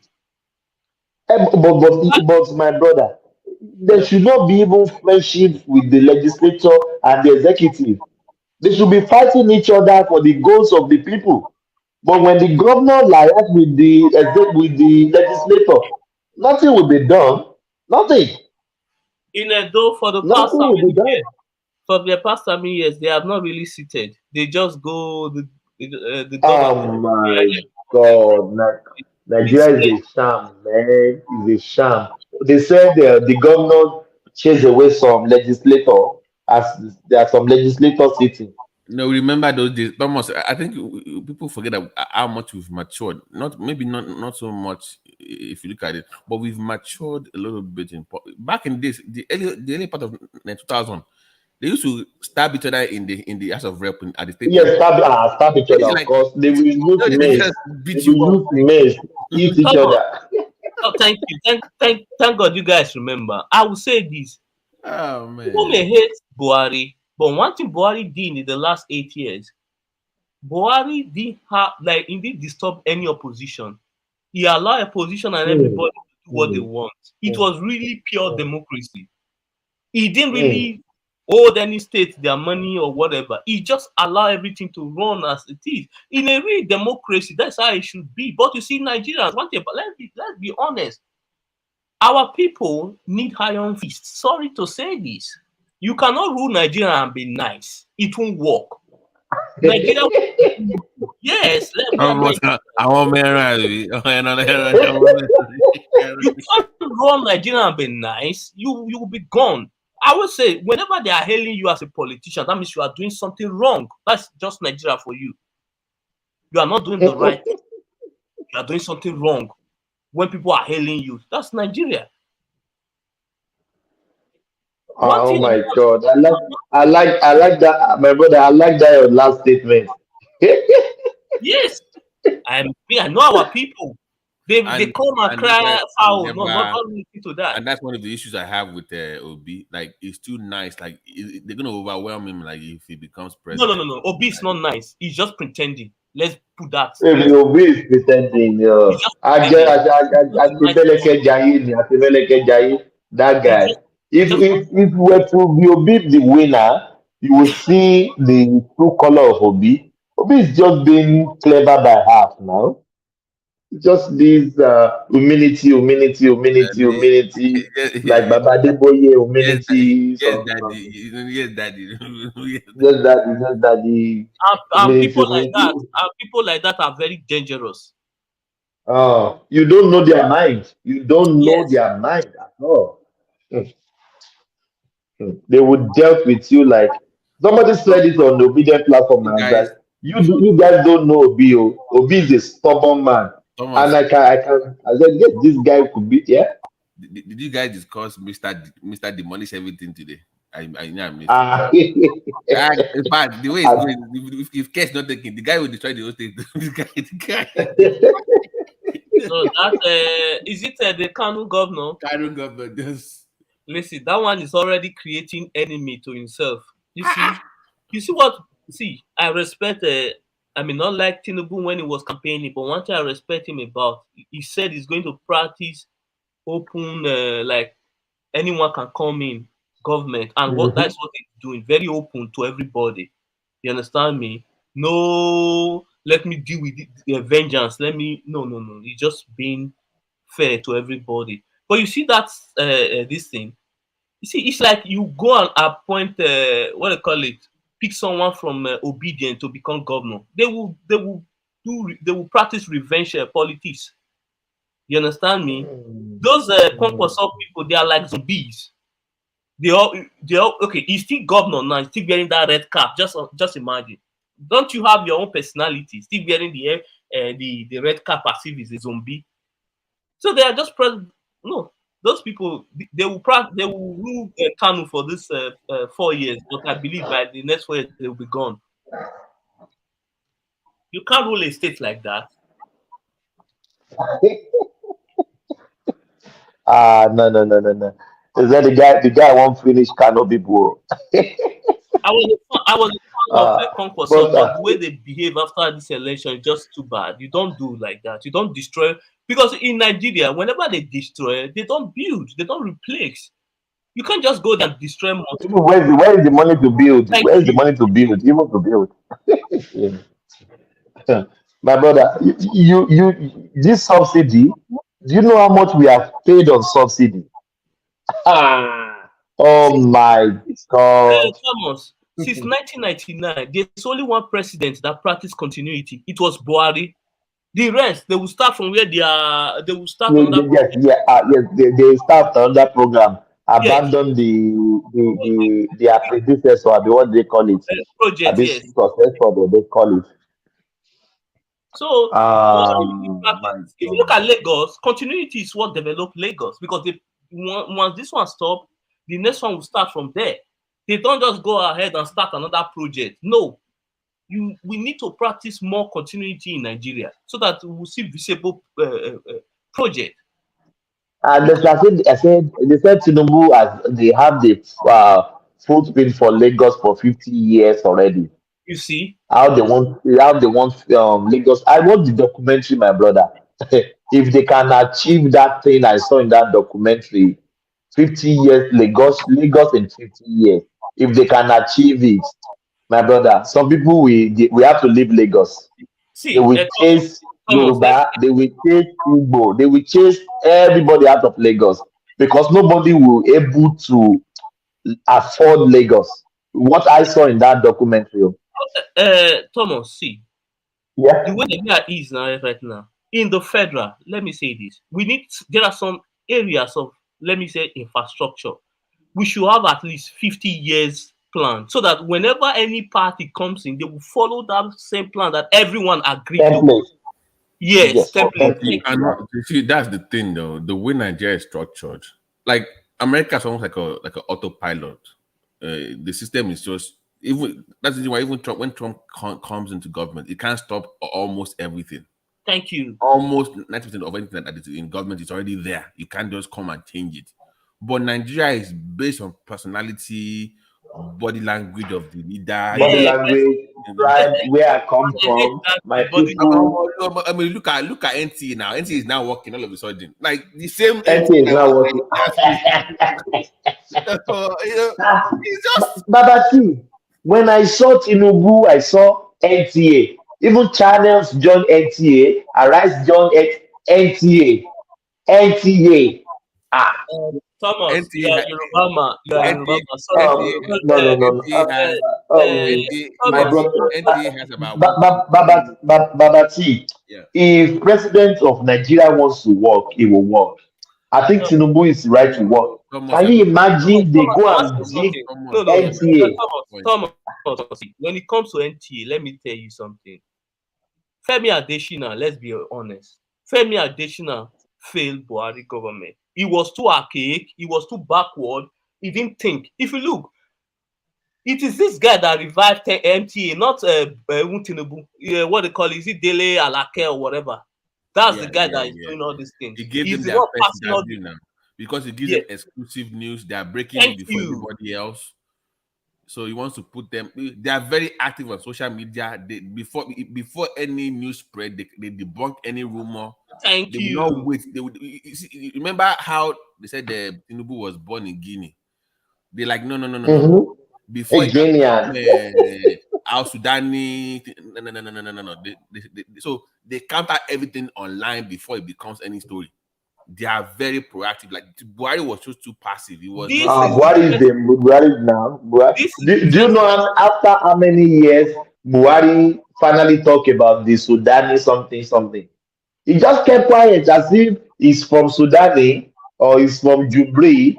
He has been buried in the shallow grave in Saudi Arabia. Even I at the point I'm like,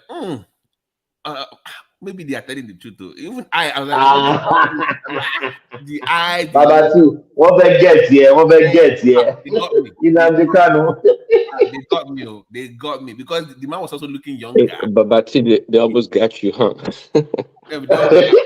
They because the guy was looking younger, fresh. I'm like, wait a minute. This They said his Aisha boyfriend from Sudani is just, oh my God.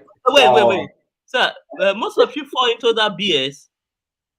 I'm not gonna lie, they believe that thing from the I'm one. telling you. Ah, my brother, a professor always come on this platform. I won't mention his name.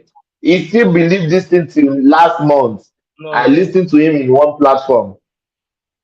He Okay. still believes that Buhari is not Buhari, a professor. Okay, let me say, I'm not even a professor. If a professor can believe that, then you need to apologize to the institution you went to and return the certificate. Believe me. So Oh my, Nnamdi Kanu, that guy, that guy is a great guy, yo. He Let me tell control you. people. Let me tell you what is causing all this. It is just hate. You know, when you hate someone, I know. Whatever they To said, be honest say with you, nobody, they should not release Nnamdi Kanu for the next 4 years. We don't need that guy now, right now. No, we don't No. See, Thomas, let me tell you now. If Tinubu do that, he has set himself up for failure. The North will revolt. Really? Why did you say that? Yeah, let me tell you something. If You know, if they release him, it will pacify the Southeast. No, They let me may endorse his presidency. let me tell you something. If you do that, it will affect the what they call it, the Tinubu presidency. Sorry, it won't be able to win re-election. A lot of the Northerners will not like it. The elite. I'm telling you this now. Nnamdi Kanu is a trap set for what they call it, Tinubu. Believe me. That's why did you release him? Yes. And Tinubu should not fall for that trap. If he release that guy, sorry, you mark this word today. He won't win re-election. I'm telling you this. So imagine allowing him to releasing the guy and you allow him to travel back to the UK. Do you know the kind of tension you have been at this time now? You think it was worse before? After losing the elections to Tinubu, plus him being getting released, my God, the crowd, in fact, times 5 of what you had before. No, you don't want that, man, Thomas. You don't want that right now. But why don't they just let the judiciary take his? Because let me tell you something. I do go online. When it comes to Nnamdi Kanu, go and read all the comments from the north. They are not nice. So if we do that, most of them won't. Sorry, I'm saying this now. They won't vote for Tinubu again. It will pay politically for that. Believe me. It's a trap. But USC, why can't Tinubu just let court take his? You know what I mean? Don't leave it to the court. Don't interfere. Don't interfere. Nothing. Just let court take his court. Thank you. That's what you should and do. If the court release him, fine. If they jail him, fine. Good. They should wash his hands like Pilate that washed his hands out of the death of Jesus Christ. He just wash his hands out of it. He should allow the institution to do whatever they want. He should not involve They want himself. to do, And I think maybe his third year in office or fourth year when it's finally settled. But not at this, not your first few months in office. No. Because the reason why I'm saying this, let me tell you this again. Even if the Tinubu government release Nnamdi Kanu, I will say this again. They won't still vote for Tinubu. Now we know that. Thank we you. know So that, of course. it is not viable politically because it will be a loss to him. There's no need to pardon him or nothing. Allow the court to do See how their they job. used to set themselves up. So now it's not coming out. It's not coming out, so my brother. It's not coming out soon. So Solly, fix your Sorry, mic. your network is not good. Yeah. Do you know what I heard from some obedient network, I don't know what Baba T? happened. I don't know what happened. I was listening to some obedient. They said they were even expecting Tinubu to announce the release of Nnamdi Kanu on his inauguration speech. Inauguration speech. Like how he announced the subsidy is gone. They were excited as Tinubu will release him at the first day. I said, come on now. Thomas, what do you want? You want them the kind, or you want president? Like, you are all over. That's what I'm saying. Anyone will Somebody that's what Solly, we are sorry for you. You want to speak, but we can't hear you. maybe you should come back in or something. Yeah, yes. He has went out and come back again. It's still the same thing. Yeah, maybe it's just Amsterdam, maybe so. want the hacky system in Amsterdam. Yeah, Babati. So my own thing, I've always said it before. This myth of people hating the South is a lie. It's muffled, but we can hear you. It's muffled. Like, We can't hear you. No. It's so bad, man. yeah, like Yeah. this idea maybe they hate them or they don't want to give them presidency. It's mostly a for offer. That's the way I can put it, Thomas. It's just self-inflicted there. Inflated, yeah, yes. Like somebody enjoying himself. Yeah. Yeah. Like, why are you doing like every Monday we're going to sit at home when you know you are a business hub. You are affecting your own economy for what? One man in Babati, I've listened to some people. They said, Shebi is their sitting home. Do they come to your territory and pay you to sit home? Some people are justifying it that if they are sitting home, people sitting home, we own the sitting home. We are the one killing ourselves. We are the one sitting home. We are the one doing it to ourselves. So why are you guys bothering yourself? So if you hear that, what can you do? There's nothing you can do. Yeah. Somebody is being paid. He said he's not being paid, that everything on him is good. And you are using Panadol for somebody's headache. So I think that is what is going on in that space. You can't win the battle with we that. all like I also want for them to have a president from that side of the, to be honest with you. Like I've said before on the platform, PDP is where they should have demanded they get a ticket for presidency. That is their home turf. That is their base. So Yes, you're right. This kind of energy that they are giving out now, the energy should have been channeled towards fighting within the PDP to get the ticket. I don't know why they can't even solely zone it to the southeast with what southeast has done for PDP No. in the last Like, 23 years. if you want zoning, you must play politics behind the curtains. There, forget just saying zoning. There are things you must do. I say micro zone into the southeast. Remember at the height. This was at the height of Ipobia, whatever.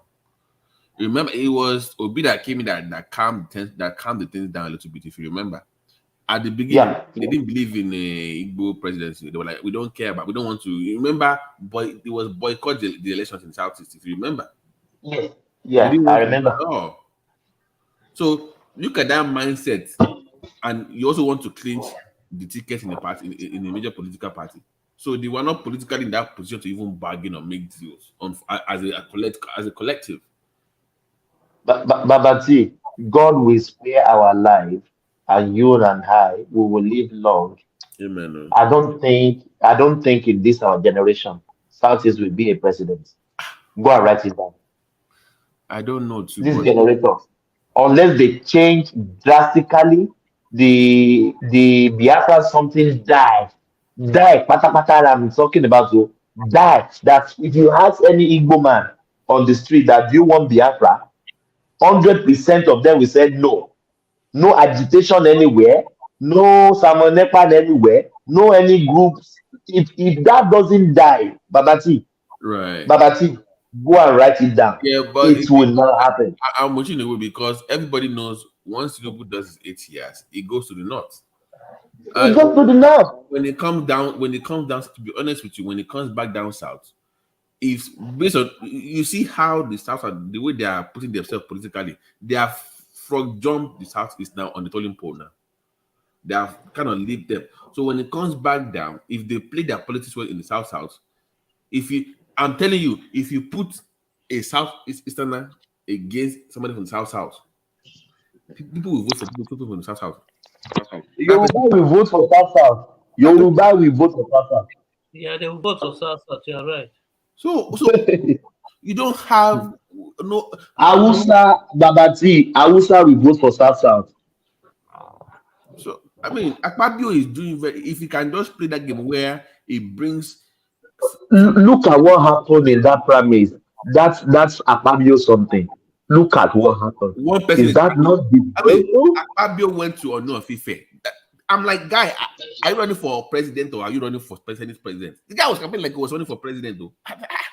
But where was Ojuzo Kalu crying over the place? Thank you. That's why whenever I use the word that the Southeast need to understand how to play politics, they will say, "What do you want us to do?" No, see, in Nigeria, all the tribe have their own elites, whereby most of the people that normally vote, they listen to these people. They go in their direction. That's why you need to lobby these people, meet them, negotiate with them, spend a lot of money to do these things. Then they will give you their support. You can't just sit on your own and believe people will just hand over power to you. No, you need to go for it. You need to work hard for it before you get it. It is as simple. And you build bridges. Thank you. You it's not a lot of that. I have 2 factories in Naba. I have 4 factories in Lagos. Yes. And another thing, let me tell you something. Another thing I observed about the Southeast. I don't hate these people, but one problem, their leaders. Their leaders are coward. When it comes to the issue of not like in the nation, like national issue, they don't. It's hard for them to make decision. Look, for instance, when it has to be about IPOP, go and look at his response. He was trying to see. it was just dilly-dallying all the way. It was just dodging it, no concrete. There was no concrete way to answer. Yes. Just imagine now they ask Buhari about Boko Haram, how to deal with Boko Haram. If we just start, it doesn't show leadership in anything. You have to be harsh. I will say this: anyone that will become president. I'm waiting for that question for Tinubu. What did he think about the Yoruba nation? I'm waiting for that question for him. Thomas, let me tell you what. He has already done that already. If you observe, you look at the way they suppress Igbo. You think with his body language, everything. Oh my God. You know why? The Southwest leaders, they gave the federal government go ahead to deal with that guy. They didn't play politics with it. They said, no. They give them Bajan. Just go and deal with him. Yes. No, they don't do say it's our homo Mowani, is our son, is our son. You. No. You see, yeah, you know what happened to Igboho? It's not we can attribute it to some big southeastern and southwesterner that just say federal government go ahead, because I know federal government will consult big people in the Yoruba land before they did what they did. Yeah. You know, in all of these things, the federal and even UFC, sorry. And you do know that they even send warning to Igboho himself. The big people in Yoruba land, they send him warning, several warning. That guy, calm it down. Yes, in Nigeria, all these leaders, they understand the ethnicity that we are different. So whenever anything is happening, they normally reach out to the leaders there. Okay, what do you think we should do? They wait for the direction those people want. If it's okay, take care of that issue immediately. They will do. The federal government will respond. But you see, they are drawing their leg because they don't want to offend anybody. Right. But UFC, if you notice, the politics from the South is they always try to appeal to, oh, we are all Nigerians. We should all want the same thing. We are all suffering. I'm like, no, they say the way you see poverty in the East is not the way they see poverty in the North. Everybody sees things differently. No, so, let me tell you something. When Nnamdi Kanu started, I was part of the group because then he was attacking the leader. It was based on the Nigeria government. Then when he switched, started attacking other tribe, I step away. Then one thing I observed, when Nnamdi Kanu started, when started doing all this rubbish, all the leaders there, people like them, Abiribe, whatever they call it, and Osita Shidoke, they were all over the Nnamdi Kanu, think they're going to benefit politically from that bullshit. But what happened? It backfired because Nnamdi Kanu has his own goals. It backfired. Where is the Abiribe now? Nowhere to be found. So they were trying to make him like their own political weapon where they can use. Thank you, and it backfired. Yeah. But you can't compare. You see, but that's what I'm talking about culturally. Look at Sunday Igboho. Sunday Igboho was doing very well when it started to security. People was everybody, even I'm like, yeah, security. But when it became Yoruba nation, even the king said, Omawa, showing cast Omawa, Farabale. They called him to. They warned him. They warned him. And they warned him. That Benin deal was to save his life. Oh, I'm telling you, that was organized by the Yoruba elders. Not forget Buhari, because I did it would have gotten rid of him. But that was just just go and pull over there for now. But the Southeast does not have that much. The leadership head is not that strong where somebody will just listen to one. It's based on who has the momentum and who has the followers. In Yoruba land, I might not have the followers, but if I'm an elder, even if you have your billions of dollars, I'm still above you. So it's Babati, I hear from a lot before. Let me tell you the difference between the old region. You see, like in the Southwest, when it comes to issue like that, okay, they will see, okay, you know that issue of what I call it, Igbo can easily benefit few people, whereby maybe we want money and all those things. It benefits few people. You see, no, the majority of Southwest leaders, they see that no, this will affect us politically. Let's conquer this thing immediately. They do that. But when you come to the Southeast, you see, in the negotiating table, sometimes the leaders there, they always put their interest first before the interest of the general Southeast people. Of course. Yes. And that is the problem. They put their own personal interest first. So you cannot blame other tribe for that. That is why the approach of the leaders in Yoruba land on Igbo is quite different. Yes. They don't want to lose that. They don't want Yoruba to lose that political relevance.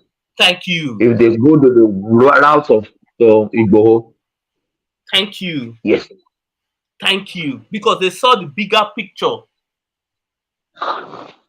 You see, I would say this. Most Nigerians, when they think, they just think local. They don't think wider. So UFC, why? Because if you notice again, they are making the same mistake again. Yeah. I saw this new House of Rep member come out from the Southeast. We are demanding the release of. I'm like, this again. Your tone of voice is even off. You can't make demands like. You see one thing about them, man. They should have known that this Nnamdi Kanu thing cannot benefit them politically, but they are still doing it. And tomorrow they will come back and cry and try to blackmail everybody that we Nigeria hates them. No. It was the same guy. It was the same guy that was. Remember that guy that said, "Oh, I'm so impressed with Tinubu that caught back." Tinubu, yes, my president. Yes. President. The Labour guy. Yeah, he now came back to say he demand. It's just to carry sympathy that okay, guy, I'm still one of you. So yes, thank you. Just trying to blame. Yeah. So yes, I am. Yes. Do you know how they bat him on Twitter? They almost kill him on Twitter. You see, I have never seen. You know obedience now. They will bat you like. In Nigeria, ethnic group, I have never seen the ethnic group who hates the truth more than the Igbos. Anyone with them that speak the truth, they hate that person a lot. What they call it? A former governor who is now governor of Anambra State, Charles Soludo said about Obi. It was right. It was the truth. But you see, a lot of people now hate the guy because they spoke the truth. Do you know the one funny thing? He even said he called Obi personally that Bros, you can't win this election. Calm down. Let's He said it. He said he called Obi personally. Do you know how far he can, for him to even say that, I call him, we talk as brothers, that this battle you wear, you can't win this battle. Why don't we settle for something else? Then we come and negotiate later. He said it. What everything that Soludo said, what is the changes? The guy, is there anything changed about what he said? But Thomas, let me say this now. You Yeah. see, if the Southeasterners are smart, because they have already proved what they want to prove, that politically, mostly in the PDP, that they have, like, they are powerful. What Obi did now, the elite over there, they should use this power now to negotiate in the PDP, how to get the coming president, how to get the ticket. You understand? UFC, my brother. Atiku is still gonna run in that PDP next time, and I'm telling you, that guy is gonna die there. Come on now. Do you know how I know? Do you know how I know it's gonna be? They had their meeting, reconciliation meeting, like last week. The man was one of the co-chairman of the after messing up the party. After looking back, you can say, I'm sure in that meeting they must be thinking, we should have given Obi this ticket. I'm sure everybody in that party is taking the same thing, But he was still there in the same meeting, as party members and money. No, it's going to run again. I'm telling you, he's going to run again in next 4 years. Really? Oh my God! One thing I observe the Southeast political leaders, they lack this ability of galvanizing people to their side. Tinubu has that ability. Even, I'm not going to lie, Atiku has that ability of galvanizing people. You understand? Find a way, no matter what. You always find a way to buy. Let me use the word buy now. Buy people to his side. But there's no, like, currently, I can't point any leader in the Southeast that can do that. There's none. Sorry. There's none. But in the Southwest and in the North, there is. Yes. Let me add the South. In the South, Babio, look at what Babio did. He was able to at least look at the kind of coalition he built. Even the chairman of the chairman of his committee to get the Senate was from the North. That was campaigning for him. Like, listen, we need to look at how we built coalition amongst everybody, South, everywhere. Where was Kalu's coalition? This guy, because you now lost that opportunity, you now went behind the scenes to go and make a deal with the first-time senator from the North. Yeah. Why do you think all the governors? Kalu is doing a miloko. If you notice, Thomas, all the governors from the South that were the APC, they were there for that election. Wait. The thing is that also he didn't support Tinubu in the presidency. On TV now, the guy was. I watched him on channels saying that Lawan is his friend. That since APC does not want to give the Southeast anything, he was going to support Lawan because that they would listen.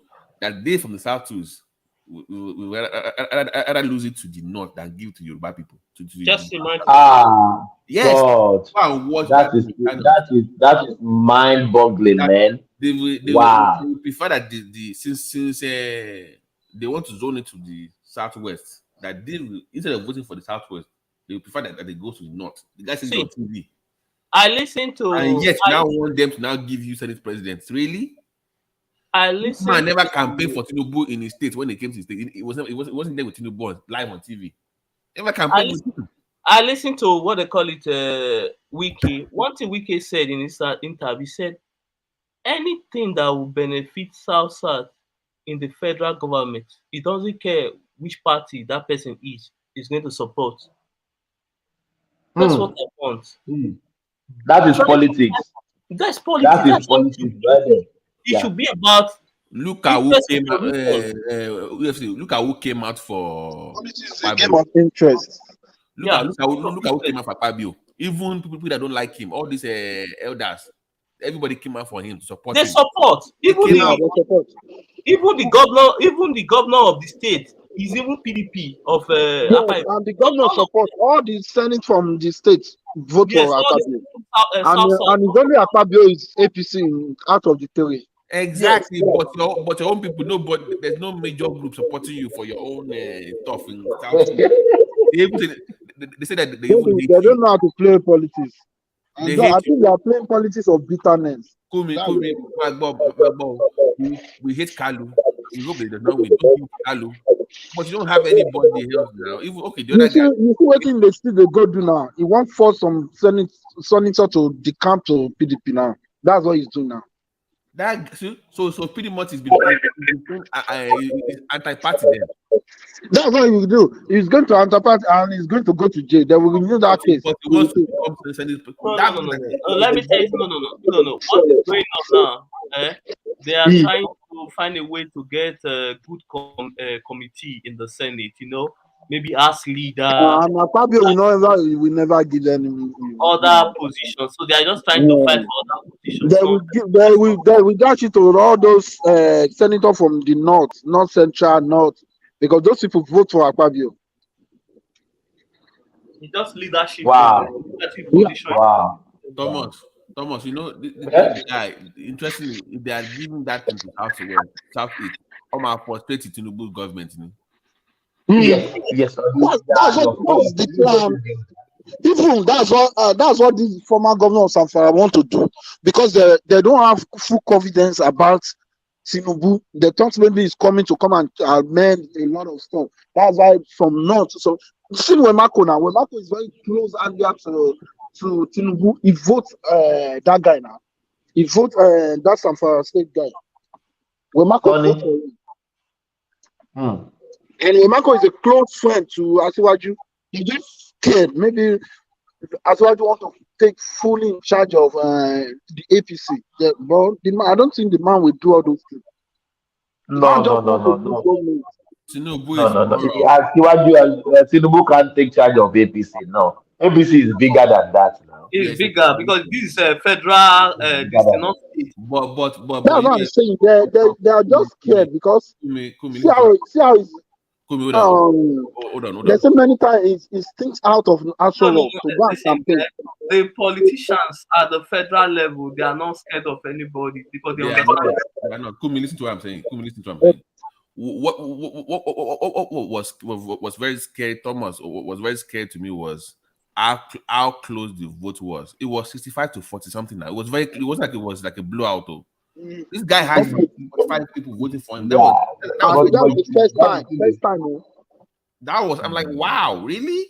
45? And they wanted to break the Senate rule. Just imagine.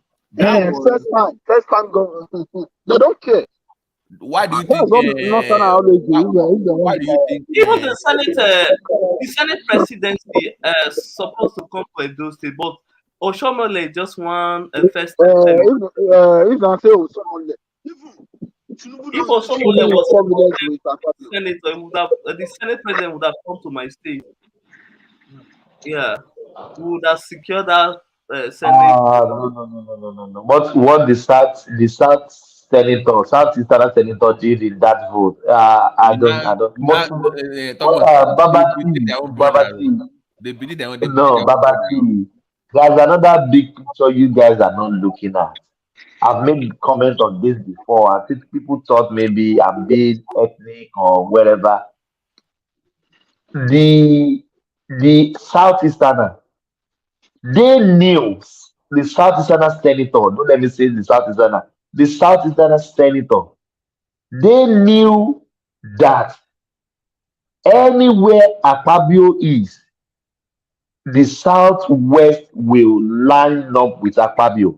100%. Because Akpabio is Tinubu's boy. Akpabio, I don't know if you guys forgot, Akpabio stood down for Tinubu in the primaries openly. It was the first now. They knew Akpabio. It was the first. It was the first It was the first person to step down. Anywhere, I will tell you this guys, this for free.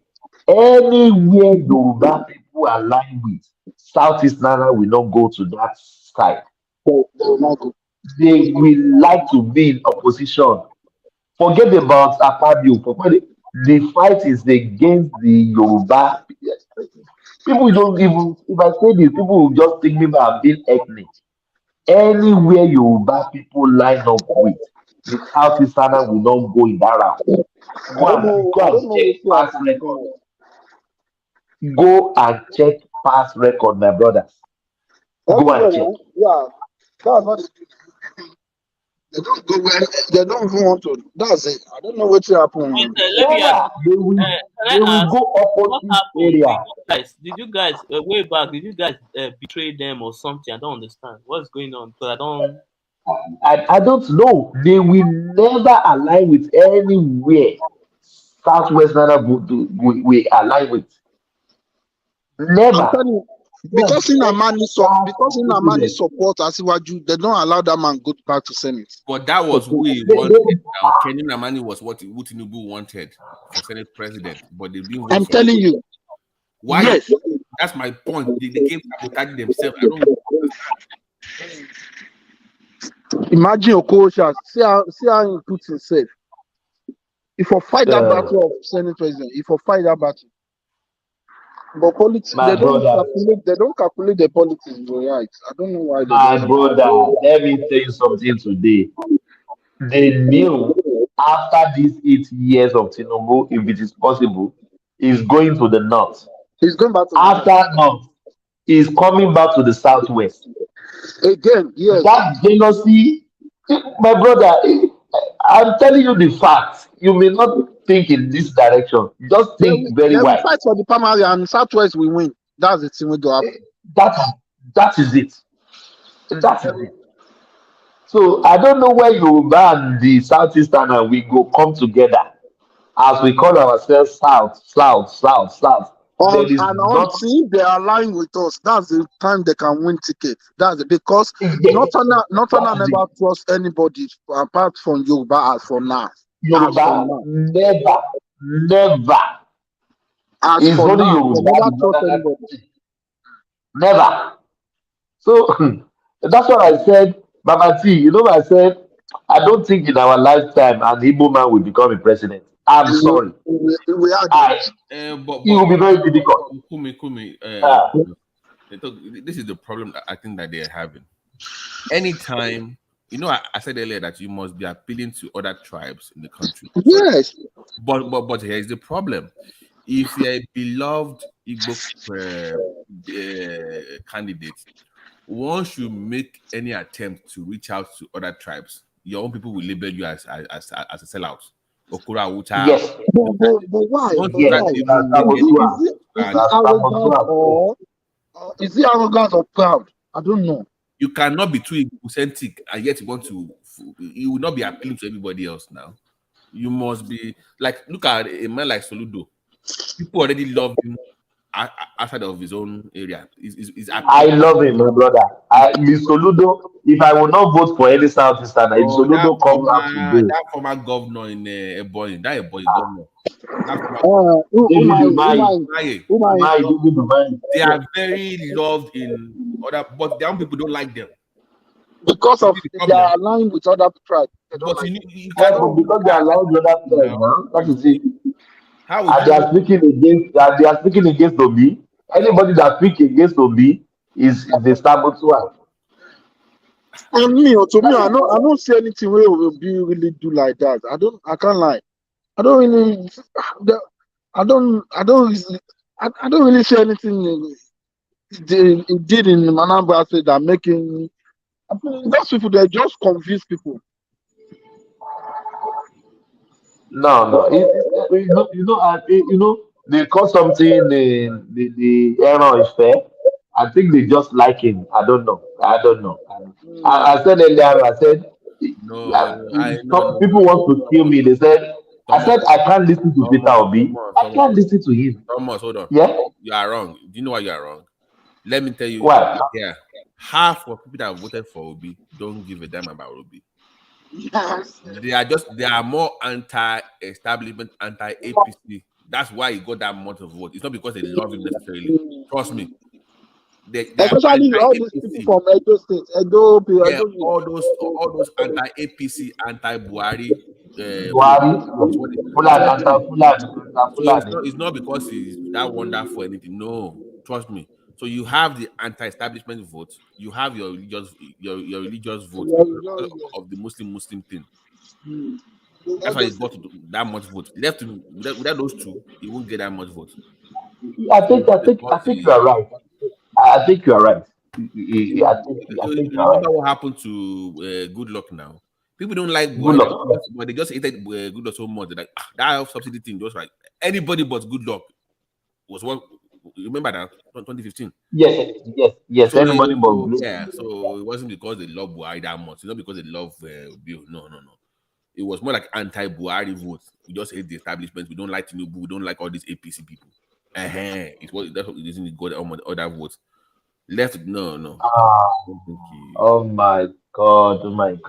If he runs again, trust me. If he runs again, I'm telling you, he will not get that much vote. I can guarantee you that. If he runs again, if they run an election today like this, it go out before you get to the Babati, guess who is on the background? The chairman himself. Alexander Gomez. Wow, really? Chief Gomez. Babada. What are you people doing at 3:53 a.m. streaming? We are working. I'm working. So yeah, I'm working. Chief Gomez. I am working too. Good morning, folks. I'm just about getting ready for work. I saw you guys live. I said, wow.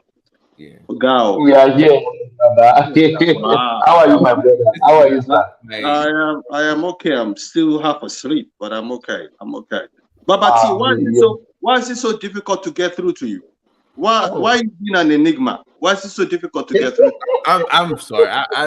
Like you see me coming on here. If I'm on call, I'm just gonna stay here with you. You can't be busier than I am. I run over 25 facilities. So and anyone can reach me. Why is it so difficult? I get through to Fashola faster than I can get through to you. That can't be right.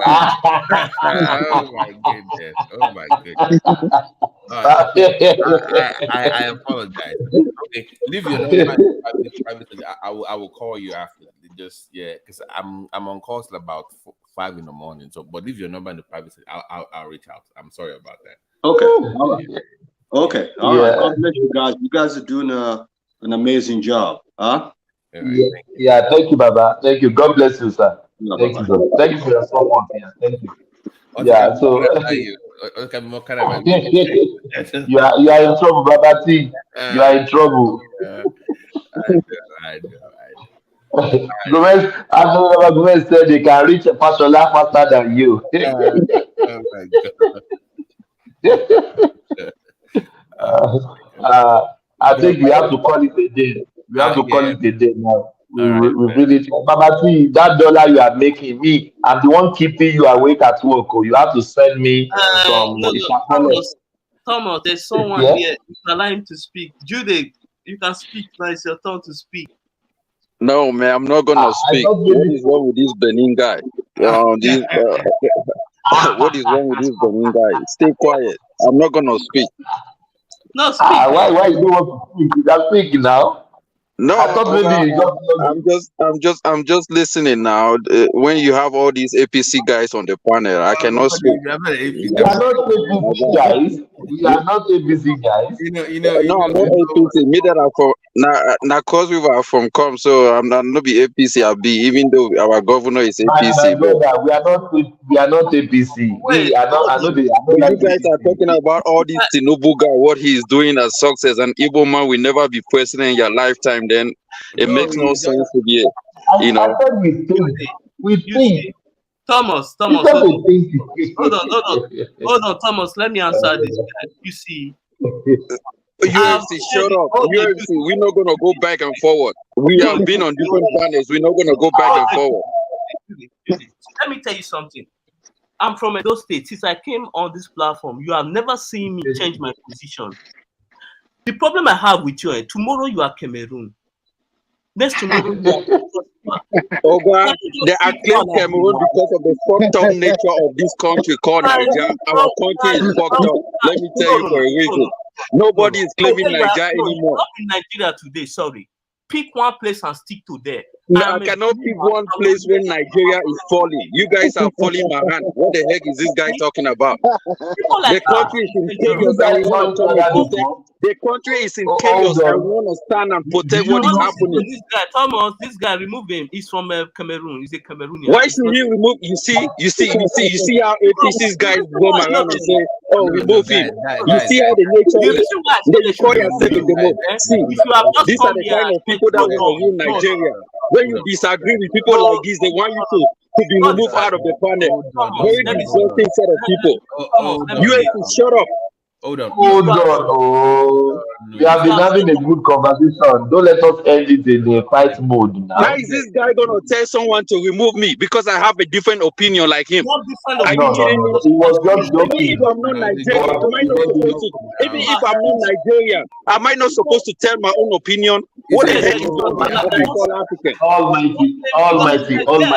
Nigeria a few days ago. No, you shut up, UFC. You are a mumu. See this guy where you can come. Now mumu, you be who you can't claim Nigeria now. No. We are old UFC. Hold on. Almighty, we don't insult people here. We don't. That is what we. That is the least thing we do on this platform. You can put your position. I kick you out. I put you in the background because you are trying to. No. We don't insult people here. We talk with respect. We address issue. That's what we do here. We don't call people momo. No, we don't do that here. If you want to do that in other platform, you can do that. But here, I think if anybody has been listening for 1 minute, one thing we don't allow here is insults or calling names. No, you can state your position without calling names or insult people. We don't do that. We don't do that. We don't portray that here. We speak eloquence. We speak to issue. Why would they say Yeah, is he from Cameroon truly or what? He's from Cameroon. I don't know. Maybe they know each other. You know him. Yes, Maybe they are coming from one platform. Listen, he's part of the people that support IPOB because he's from the Amazonian side of Cameroon. Oh, so he's a separatist. He has all the separatist view, yes. So because sometimes he will say he's in Nigeria. The next time he say he's in Cameroon, can you just pick one side? I'm in Nigeria fully. You know, historically that part was actually technically Nigeria before they Nigeria, yeah, because they removed it. Yeah, go with the Bakassi, wherever. So you can. Some people are just maybe the man is Nigeria. He's just trying to. No, it's not. Which Cameroon? They are not Nigerians. The things he said about Nigeria a few days ago. No, a Nigerian cannot say that. Sorry. Yes, Nigeria has never done anything for me, but still is my country. I won't say those things I said. Well, we can't be shrine for our country now. That's the thing very wrong. Because our family, everybody is there. That is just my problem with people. The negative words on that country. If even God use our negative words on that country, that country will not prosper the country don't favor them. The country don't favor them. There's a guy that is always critical of Nigeria. So he's in Nigeria currently. Did you know what he tweeted recently? Yesterday, I was surprised. He said, "I'm not going to lie. I know I do criticize Nigeria. A lot of things have changed. Some people, they are in abroad. They believe nothing is going on. No, things are going on. Those ones are the most dangerous, though. The ones abroad are actually the ones. The ones abroad, that's the most problem. They are the most damaged. But Babati, I testify when I went to Nigeria now. There is daily infrastructure everywhere in Lagos. Wow. Even UK commend Buhari that about a lot of improvements is going on in infrastructure in Nigeria. Me, my brother. I got to Adoke Pen Cinema. I missed my way. I don't know anywhere anymore. Agege Pen Cinema, you know that police station in Pen Cinema, Agege. If you see that big bridge coming from Ikeja, going to Ijushaga, to Fagba, I missed my way. Wow. But let us consider something. When you are in a state of in one state for 15 years, there is no development in that state. So someone not go get angry or no, he's not gonna get mad. Let us be honest. I think that's the position. That's the position some southern Yes, we have our problem, we have our challenges, security, but if they've done something, let us say they try. They try. If they finish the project in Ikeja, if they finish the project in Ikeja will be like a maybe small. I don't want to use London. Just if you see the mass product infrastructure going on in Ikeja, that's Ikeja that you know, that computer village side. If you see the infrastructure going on there, the bridge they are building there now. Do you know a good business you can have in Ikeja right now, close to that terminal, that train terminal? If you have money, you can build a park and ride over there. Wow. Where you can park your car, take the train, come back and pick your park your car, take train, then yeah. That's a good one. You always make money. So they are doing a lot in that axis. So but I got to Oshodi. Oshodi is like they have motor park. They everywhere was. I said, really? Is this Lagos that I left some years ago? No. Lagos changed. Big change. No. Ogun State may not change, or your state may not change, but Lagos that I saw hold on, don't remind me of my useless governor. I try to tassel you now. If it's more London here. Onigo. Maybe that guy. I don't know. That guy, a big guy now. Just useless. And you know, he was the former chairman of the oil marketers. That game they went to like when governor, right?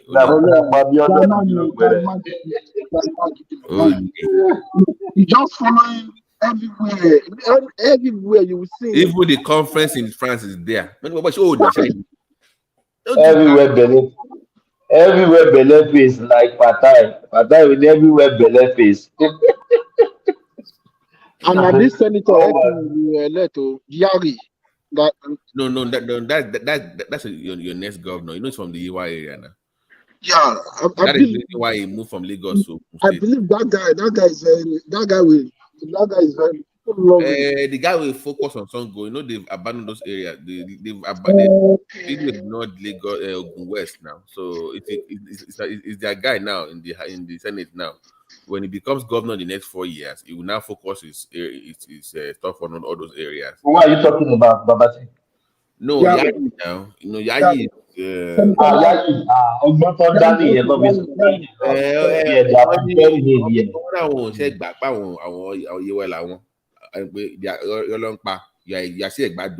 can call yourself. They are still Egbado now. Okay. What?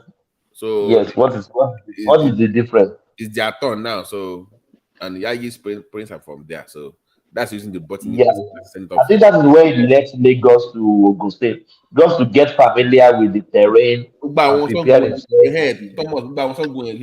They are worried now. Some goes are worried. They are worried. Yeah, they are worried. So people are telling me that, Thomas on this woman, if it's Ogun State, don't discuss Lagos. Do you even know our history together? Who are you to even tell me I should not discuss your Lagos? So I just laugh about this, all this discussing all this. You should not discuss. No matter if you are from Ogun, don't discuss your state. Where do you think people from Egba came from? We came from Oyo now. What is the difference between us? We are still one. We are still one Yoruba now. We are still under one umbrella of Yoruba now. It's either Egba, Yewa, Oyo, Ibadan, anywhere, Kwara, Ilorin, anywhere you are coming from. So if we count ourselves at one. So I'm like in Ogun State now. Yayi running, nobody cares. All they have to where is your parents from? Where are they from? Where are they from? No, we are still Yoruba. That's what they have to ask. That's what they have to ask you. Once you can answer those questions, you can run for anything in Ogun or anywhere in Yoruba land. Nobody cares where you are born. It's where your parents are from. Yes. Yes, no, Yoruba is a quite different tribe. We don't care about your religion. We don't care about we don't care you are a Christian. You are a Christian. No, we don't roll in that side. We don't roll. Guys, we have to shut down now. Thank you, guys. It has been amazing. Babati, send me my shakole. We've been keeping you busy for your call. Send me my shakole. I will send my account number. Yeah, you guys are amazing. Thank you so much. Praise Daddy. UFC, thank you. Babati, Omo Balola.